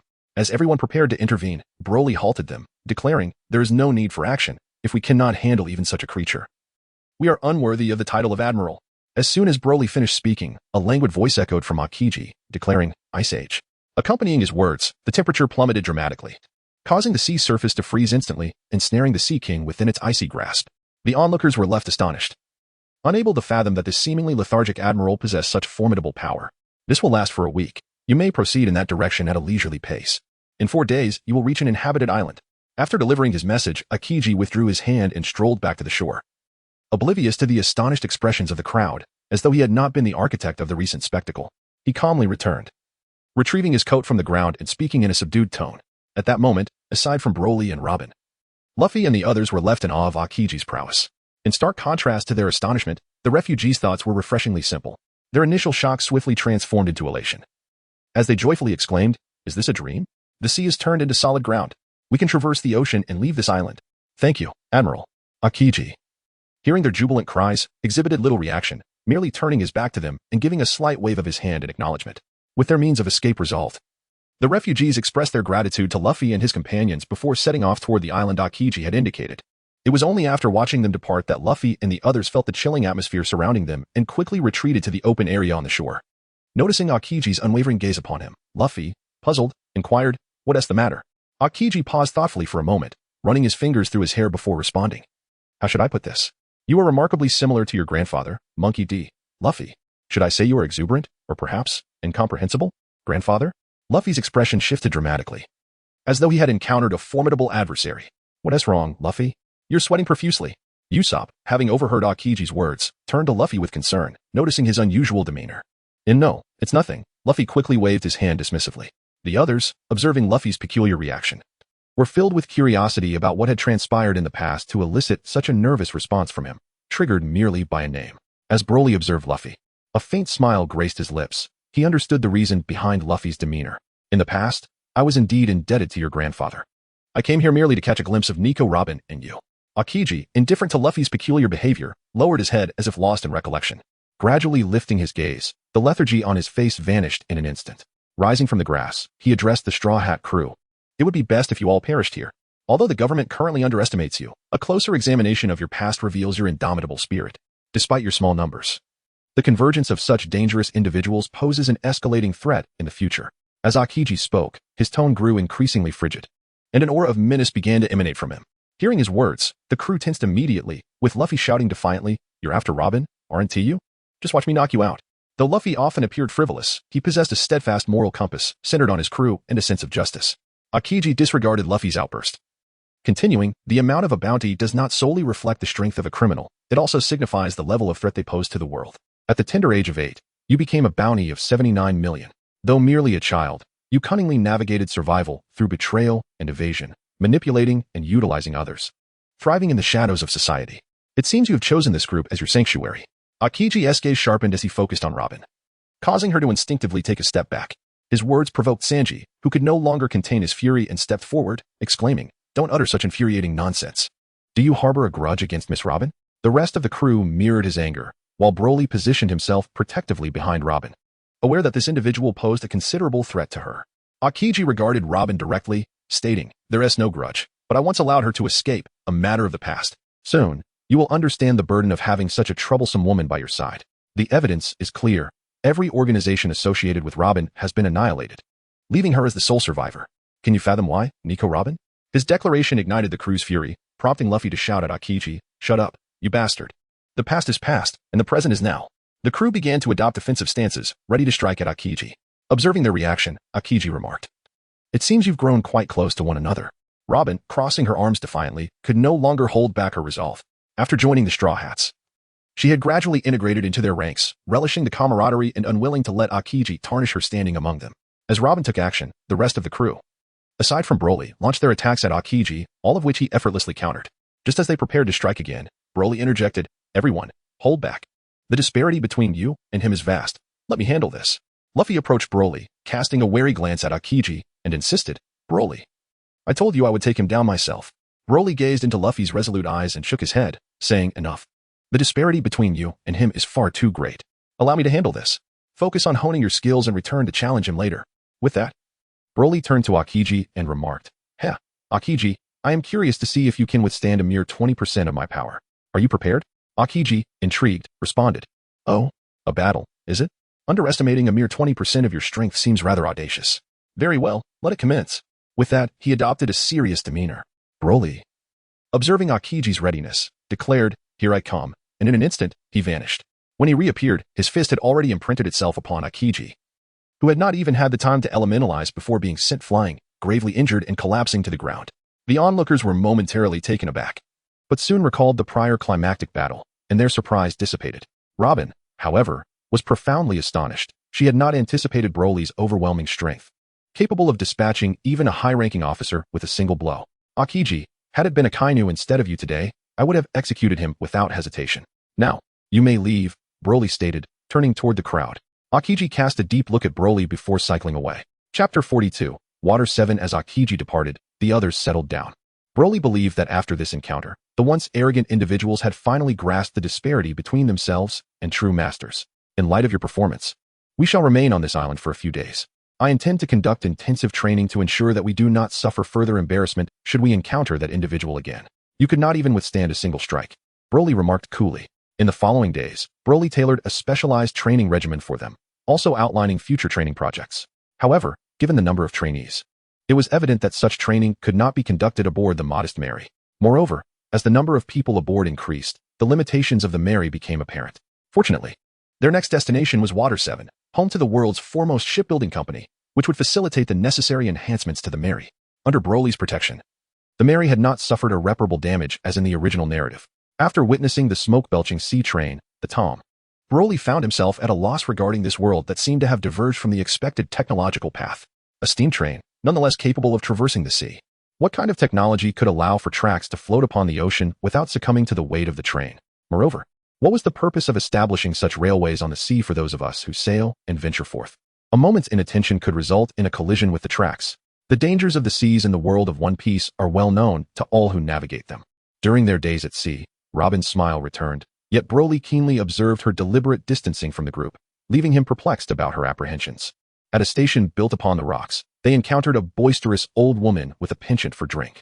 In exchange for providing her with alcohol, she introduced them to a shipwright capable of repairing the Mary, the mayor of Water 7, and the owner of the largest shipyard, Iceberg.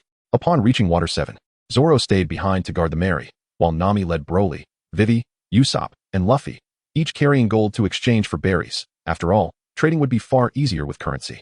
Sanji went off to procure ingredients, while Chopper and Robin sought out books. At the bank, after an extensive negotiation led by Nami, they managed to exchange their gold for a staggering sum of 800 million berries. Subsequently, Broly took 2 boxes, while Nami and Vivi each carried 2 as well. And Usopp followed suit. They dared not burden Luffy with any, for if the funds were insufficient, it could present a problem. Each box contained 100 million. Very well. Let us first consult with the owner of the largest shipyard here, Iceberg, regarding the repairs. A ship cannot be mended in a day, Broly concluded. The group nodded in agreement and boarded the unique transportation of Water 7, the Swordfish, heading toward the shipyard. Meanwhile, back with Zoro, a group of individuals arrived. Intent on boarding the ship to steal, Zoro swiftly dispatched them and was about to resume his slumber when suddenly a figure leapt aboard. Upon recognizing the newcomer, Zoro smirked coldly. Ah, here comes someone of talent. Now this is intriguing. No, you've misunderstood. I am a shipwright, here to inspect the vessels. Those earlier individuals were from Frankie's family, who specialize in robbing pirates, capturing them to turn in to the government, and then dismantling their ships to sell at low prices to shipwrights. I am not like them, Kaku explained. Relaxing his guard, Zoro responded. Then I appreciate your assistance, shipwright. You may call me Kaku. I shall inspect your ships and report back on their value. I apologize for the intrusion. With that, Kaku began his work. Meanwhile, on Broly's side, due to a moment of inattention, Usopp had wandered off. For the sake of Sunny, Usopp had to make a small sacrifice. If Broly were present, they would not have been able to seize any funds. The others paid no mind, for who could say what had captured Usopp's interest? After all, they still had 600 million berries at their disposal. Upon Kaku's return, he delivered news that was neither wholly good nor bad. While the Mary could indeed be repaired, it would only remain seaworthy for a maximum of 6 months post-repair. The group stood in stunned silence at this revelation. Broly said, "We shall not depart from this place just yet. Let us return to the Mary and deliver it once everyone has arrived. I will seek out Usopp. You may return first." Upon hearing Broly's words, the others chose not to argue further. After bidding farewell to the iceberg, Nami and her companions made their way back to the Mary, while Broly utilized his energy to locate Usopp. Upon witnessing Usopp's condition, Broly presented him with a senzu bean. After consuming it, Usopp tearfully recounted the events that transpired. And subsequently, Broly escorted Usopp back to the Mary. At that moment, all were present on the ship except for Robin, and Chopper informed the group of her disappearance. After Broly shared Usopp's situation with everyone, Sanji, Luffy, and Zoro set off to confront Frankie and his family. When the trio returned, Broly addressed the gathered crowd, stating, "There is a decision that requires your attention. The Mary can be repaired. However, once restored, it can only sail for another 6 months before sinking into the depths. Now, it is up to Luffy to decide whether to procure a new vessel or to repair the Mary, allowing it to meet its fate in half a year." Upon hearing this, Usopp exclaimed with fervor, "What is there to deliberate? We should simply repair it. Luffy, you're the captain. The choice is yours." After Broly spoke, everyone turned their gaze towards Luffy, awaiting his final decision. Luffy remained silent for an indeterminate period before finally declaring, "I have made my decision. Let us acquire a new ship. I do not wish to witness the Mary's demise beneath the waves." Just as Usopp was about to speak, Broly interjected, saying, "Since you have decided, let us return to the iceberg and see if we can integrate the Mary into the new vessel. This way, the Mary can continue to voyage alongside us." The group fell silent for a moment before erupting into laughter. "Well, that matter is resolved. But we still face another issue, Robin's disappearance," Broly said solemnly. "Ever since encountering that foolish giant Akiji, she has been acting strangely. And I fear she may choose to leave us. Brother Broly, you are quite concerned for her, are you not?" Nami squinted, a dark aura emanating from her. "A jealous woman indeed." Broly chuckled, leaning closer to her face and gently saying, "Why the jealousy? Fear not, for you are my dearest. You could never escape my heart." He tenderly caressed Nami's cheek and planted a soft kiss upon it. "Who is jealous?" "Not me," Nami replied bashfully. Broly smiled and said, "All right. Be good. My little thief cat. Your big brother Broly still likes you the most. Wait for me here and be careful. I will go look for Robin. This place has not been very peaceful lately. If you get hurt, I would be quite saddened." He then kissed Nami and turned to leave. Broly sensed Robin's aura, and in an instant, he vanished from his location, reappearing before her. At that moment, she was in the company of a masked individual. Both the horned figure and Robin were momentarily taken aback by Broly's sudden appearance. "Robin, let us return. Everyone has been quite worried about you," Broly said with a gentle smile. The horned figure sneered upon hearing this and remarked, "So you are the war demon? Do you truly possess the power to take Robin from me?" Broly smirked coldly, saying, "If you utter another word, I shall send you to the afterlife. You have 3 seconds to leave, or in the next moment, you shall become a lifeless corpse." The Minotaur was about to speak when Robin interjected, "You should move along. I will follow shortly. I trust you understand what is appropriate to say and what is not." The Minotaur cast a glance at Robin before disregarding Broly entirely and maneuvering away from the scene. Robin, with a gaze filled with complexity, addressed Broly, saying, "I regret to inform you that I must disembark here." Broly shrugged nonchalantly and remarked, "It is of no consequence to discuss this with you. If you wish to depart, simply inform Luffy and the others upon our return. I possess no authority to determine the fate of the crew. I have relished the adventure alongside you. Yet it is time to bid farewell here." Robin, disregarding Broly's words, gazed at him with indifference and replied, "From the very beginning, my intention was merely to utilize you to escape from Alabasta. My objective has been achieved. Departing in this manner is for the best for everyone." Broly leaned down to gaze into her eyes. Despite Robin's remarkable acting skills, her eyes betrayed not a hint of emotion. Unfortunately for her, she was facing Broly. No matter how flawlessly she concealed her feelings, she could not escape his perceptive gaze. With a slight smile, Broly cast a glance at the silent Minotaur standing at a distance and casually remarked, "I wonder what would transpire if I were to eliminate that fellow right now." Robin's delicate brows furrowed in concern. She understood all too well that Broly's words were not mere threats. He was entirely capable of following through with such actions. Moreover, she was acutely aware that, given Broly's strength, dispatching his foe would be a matter of mere moments. "What is it that you truly desire?" Robin inquired softly. Drawing closer to Broly, Broly stealthily kissed her, then, disregarding her flustered expression, smiled and said, "I merely wish for your happiness, and of course, I intend to take you home as my bride. It's that simple." Robin was momentarily taken aback. Broly extended his arms and embraced her. And as the realization dawned upon Robin, her cheeks flushed with shyness before paling in color. She forcefully pushed him away, stepping back and lowering her gaze as she declared, "This is impossible for us. Forget about me." Watching Robin and the Minotaur depart, Broly refrained from calling her back, instead gazing at her retreating figure with a gentle smile. "I sincerely hope that you members of CP9 do not harm a single hair on Robin. Otherwise, I would not hesitate to annihilate the entire judicial island." Broly remarked with a cold smirk. Had Broly not aimed to illuminate Robin's understanding of Luffy and the others' intentions, he would have decisively annihilated the entire judicial island by now. The mere thought of the deranged, iron-faced Spandam from the original narrative brings a more sinister smile to Broly's face. In the original tale, Robin merely inflicted severe injuries upon that imbecile, as she was reluctant to confront the world government so hastily. Broly, however, bears no such burden. To him, Spandam is already a corpse. Given the circumstances surrounding Luffy, Broly, in a rather dismal mood, is unwilling to revert to the role of a caretaker for Luffy and his companions, thus choosing to conceal himself, awaiting the moment they uncover the entire truth. Subsequently, mirroring the original storyline, Luffy and his crew, demoralized by Robin's words, are effortlessly defeated by their adversaries, and Robin is taken away by CP9, along with Frankie. As Nami dashes across the rooftop, Broly suddenly appears before her, lifting her into his arms and inquiring, "Well, little kitty, what are your intentions? Broly, where have you been? Do you have any idea of the magnitude of the situation?"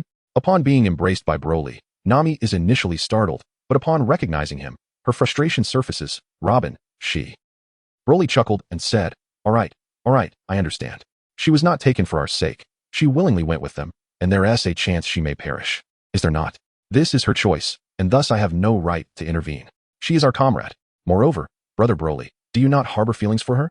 How can you say such things?" Nami punched Broly lightly, asserting her stance. "Hee, I merely sought the opinion of my beloved kitty. Without your prompting, I would never dare to engage in such audacious acts of forcibly abducting a lady." Broly replied with a grin. "Humph. Consider yourself fortunate. With Bulma, sister number 18, Vivi, and myself, you should count your blessings. Although I feel a twinge of discomfort, Bulma and the others do not oppose me, nor shall I. However, do not forget about me in your heart. Now, we must rescue Robin. We will deal with future matters later. First, we must locate Luffy, who has been flung to who knows where." Nami said, puffing her cheeks in frustration. "Look, isn't that fool right over there? He seems to be enjoying himself." Broly, with affectionate amusement, pointed to the gap between two buildings where Nami was directing her gaze.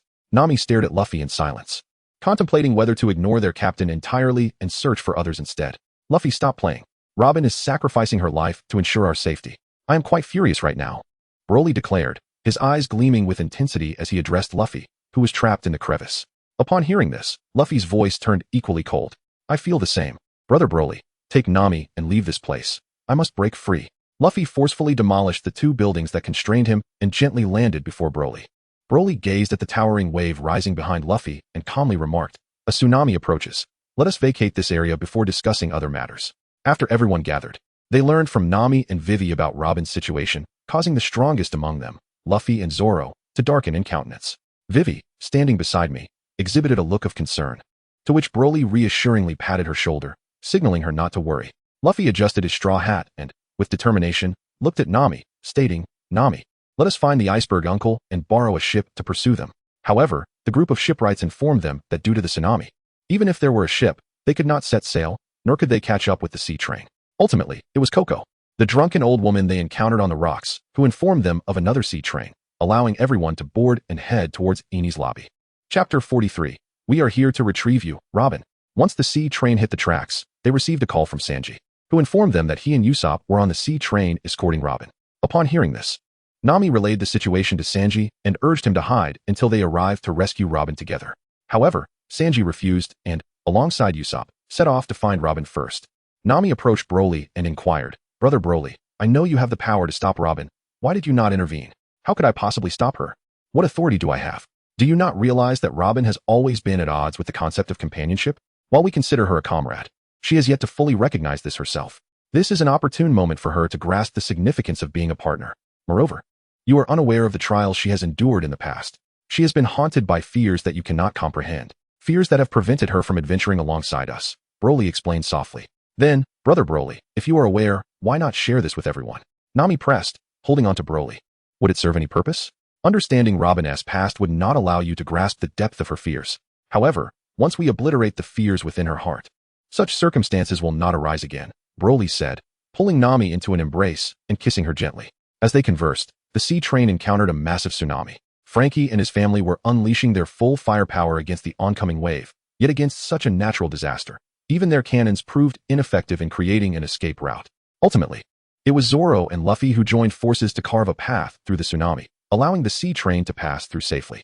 Shortly after the wave subsided, those outside began to alert the group, as they had spotted the carriages of the sea train ahead. Given the speed of the Rocket Man, it was improbable they could catch up to the sea train so swiftly. Coco, fully aware of the sea trains, knew exactly when they would manage to catch up.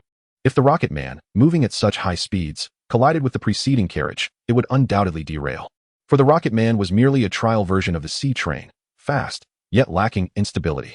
Zoro leaped out again, effortlessly cleaving two carriages in half, revealing that Sanji and the others aboard the sea train were having quite the enjoyable time. Broly observed the swiftly passing, severed carriages filled with Marines and chuckled lightly. "If he were to steal my glory, that would be rather unfortunate. Luffy, may I lay waste to Eni's lobby?" Broly inquired nonchalantly, gazing at Luffy, who was laughing and joking with the others. "What did you say?" Luffy looked puzzled, as if he had not quite caught Broly's words, while the others stared at him in dumbfounded silence. Broly gazed at Luffy in speechless disbelief, and with a hint of resignation, he declared, "I intend to annihilate the entire Judicial Island." The others, having confirmed the gravity of his words, collectively gasped in shock. After witnessing the formidable prowess of Luffy and his companions, they could hardly dismiss Broly's statement as mere jest. Even Nami, who was well aware of Broly's abilities, regarded him with astonishment, knowing he was not to be taken lightly. "No, unless absolutely necessary, I do not wish to take a life. Furthermore, I do not desire your hands to be stained with blood." Luffy, seated upon the ground, regarded Broly with utmost seriousness, an aura of conqueror's haki subtly emanating from him. "Very well, but there is one individual whom I must eliminate. This is non-negotiable," Broly stated matter-of-factly. "Who?" Luffy inquired. "The one who abducted Robin and transformed her into her current state. Those vile superiors." Broly replied coldly. "That person must be dealt with decisively. If you do not permit this, I will have no choice but to truly obliterate Judicial Island." After a moment of contemplation, Luffy finally raised his head and earnestly addressed Broly, "Agreed. But only this one instance." Broly chuckled softly and remarked, "Indeed, this is the only one." Ignoring the peculiar gazes of those around him, he whispered to Nami, "Luffy is far too kind-hearted. Our opponents are foes. They harbor intentions of annihilation, unlike Luffy's benevolence." Nami retorted softly, "It's not Luffy's kindness. It's your thoughts that are excessively sanguinary." Yet, in an instant, she smirked, "You are truly remarkable.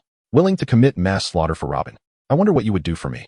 Broly leaned closer to her ear and softly remarked, "If you so desire, I would have no qualms about annihilating the entire Fishman tribe."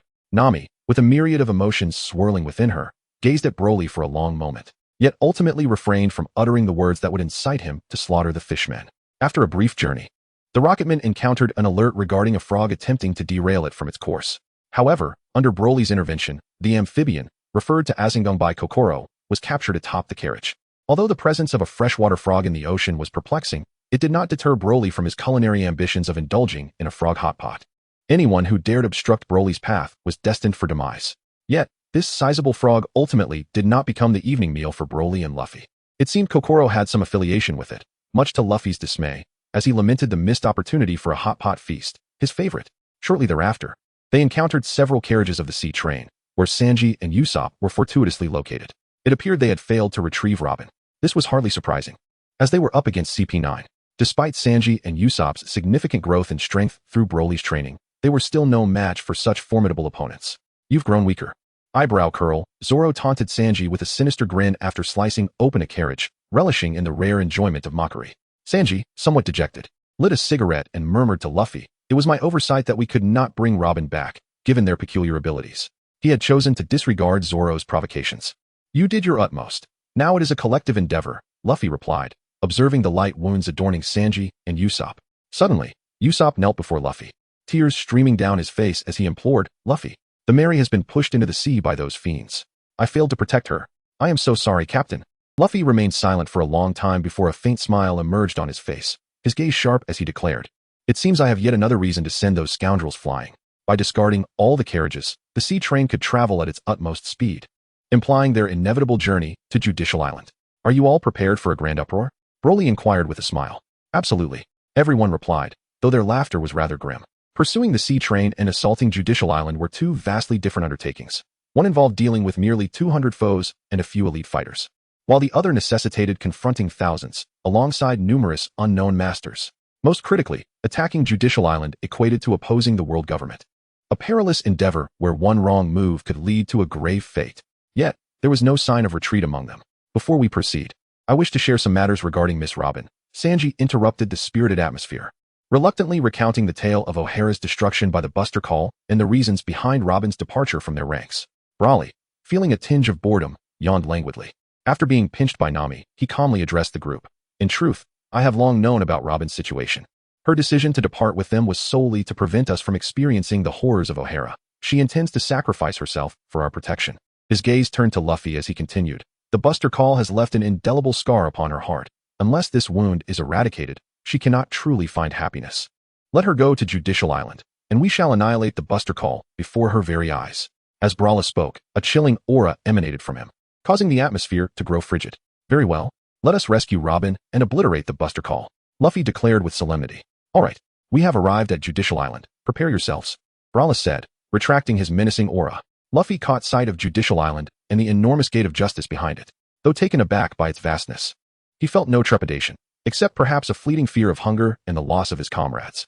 As for his grandfather, Garp, that was merely an instinctive aversion. Should a confrontation arise with Garp, he would not hesitate in the least. "We shall handle the minions outside. Chaos will ensue on the island while you rescue the captives." Frankie and his crew swiftly devised a battle plan, informing us of the situation at Judicial Island before setting off. Luffy, unconcerned with plans, utilized his abilities to dash into Judicial Island. Before he departed, he cast a serious glance at Broly, who affirmed his resolve, allowing Luffy to proceed with confidence. It was utterly infeasible to expect that fellow to remain patient. Nami and the others had given up on chastising their captain. The noise from Judicial Island indicated that Luffy had already engaged the enemy. With Luffy's prowess, there was no need for concern. Even if he encountered CP9, it would be a mere delay until the rest could join him. As for the minions, no number would suffice to challenge Luffy. He could effortlessly crush them. "All right, let us prepare. The battle is about to commence," Broly declared with a clap of his hands. Kokoro, piloting the Rocket Man, soared majestically into Judicial Island's interior. Anticipating the arrival, Broly leaped from the carriage with Nami and Vivi before the Rocket Man even touched down, disregarding the other crew members in his calculations. The battle was indeed fierce. Broly observed the chaotic clash between the Navy and Frankie's crew, commenting dispassionately, "Judicial Island serves as a bastion for the Gate of Justice, akin to the gateway of the world government. The Navy and their lower-tier agents, in their arrogance, believe that no one would dare assault Judicial Island, thus underestimating the situation. Alternatively, they might simply be inferior fools. How else could they struggle against Frankie's crew and a handful of shipbuilders? Yet, considering their superior was Spandam, Broly understood the source of their lackluster combat prowess. Growing weary of wasting time, Broly addressed Usopp blandly. "Usopp, do you see those two giants? They are under the command of Dory and Broggy. Inform them that Broggy and the others are still in Little Garden." "Understood." Usopp, though unsure of Broly's motives, chose to heed his orders. After all, with Luffy absent, Broly, as the first mate, was the highest authority. Compared to the unreliable Luffy, Broly commanded considerable respect among the crew. Usopp quickly persuaded the two giants to aid in battling the Navy and agents. With such formidable allies at their side, The already beleaguered Navy stood no chance. Broly stated with a hint of urgency, "Everyone should not linger here for too long. We must swiftly regroup with Luffy." Nami, feeling displeased, inquired, "Where's that guy Luffy now?" Broly pointed calmly towards the distance where explosions echoed continuously, remarking, "Look, isn't that it?" Seeing the demolished tower in the distance, Nami sighed speechlessly. Seems like Luffy's having quite the time. The Frankie family had brought forth a colossal bull king, which they modified into a land-faring battle chariot. They urged the crew to press ahead while they handled the remaining grunts. Without hesitation, everyone leaped onto Bull King's back and charged forward. Naval soldiers continuously attempted to obstruct their path, only to be effortlessly crushed under Bull King's might. Combatants like Zoro could now afford to rest. Yet, despite this, swarms of marine grunts still rushed toward them, desperate to bar their advance to the courthouse. Soon, with the Frankie family and Bull King's assistance, the group arrived at the courthouse gates. Bull King came to an automatic halt, and Zoro leaped down in one swift motion, cleaving the massive doors into splinters, leaving the wide-eyed Frankie family members utterly astonished. They stormed inside collectively, while Broly extended his arms, effortlessly scooping up Vivi and Nami before soaring to the rooftop. As he set Nami and Vivi down, they spotted Luffy already waiting there. "Ah, Broly, Nami, Vivi, you made it." Luffy grinned, pressing his straw hat down with one hand before turning his gaze toward the distant building. Taking a deep breath, Luffy tilted his head back and bellowed at the top of his lungs, "Robin, we're here to take you home."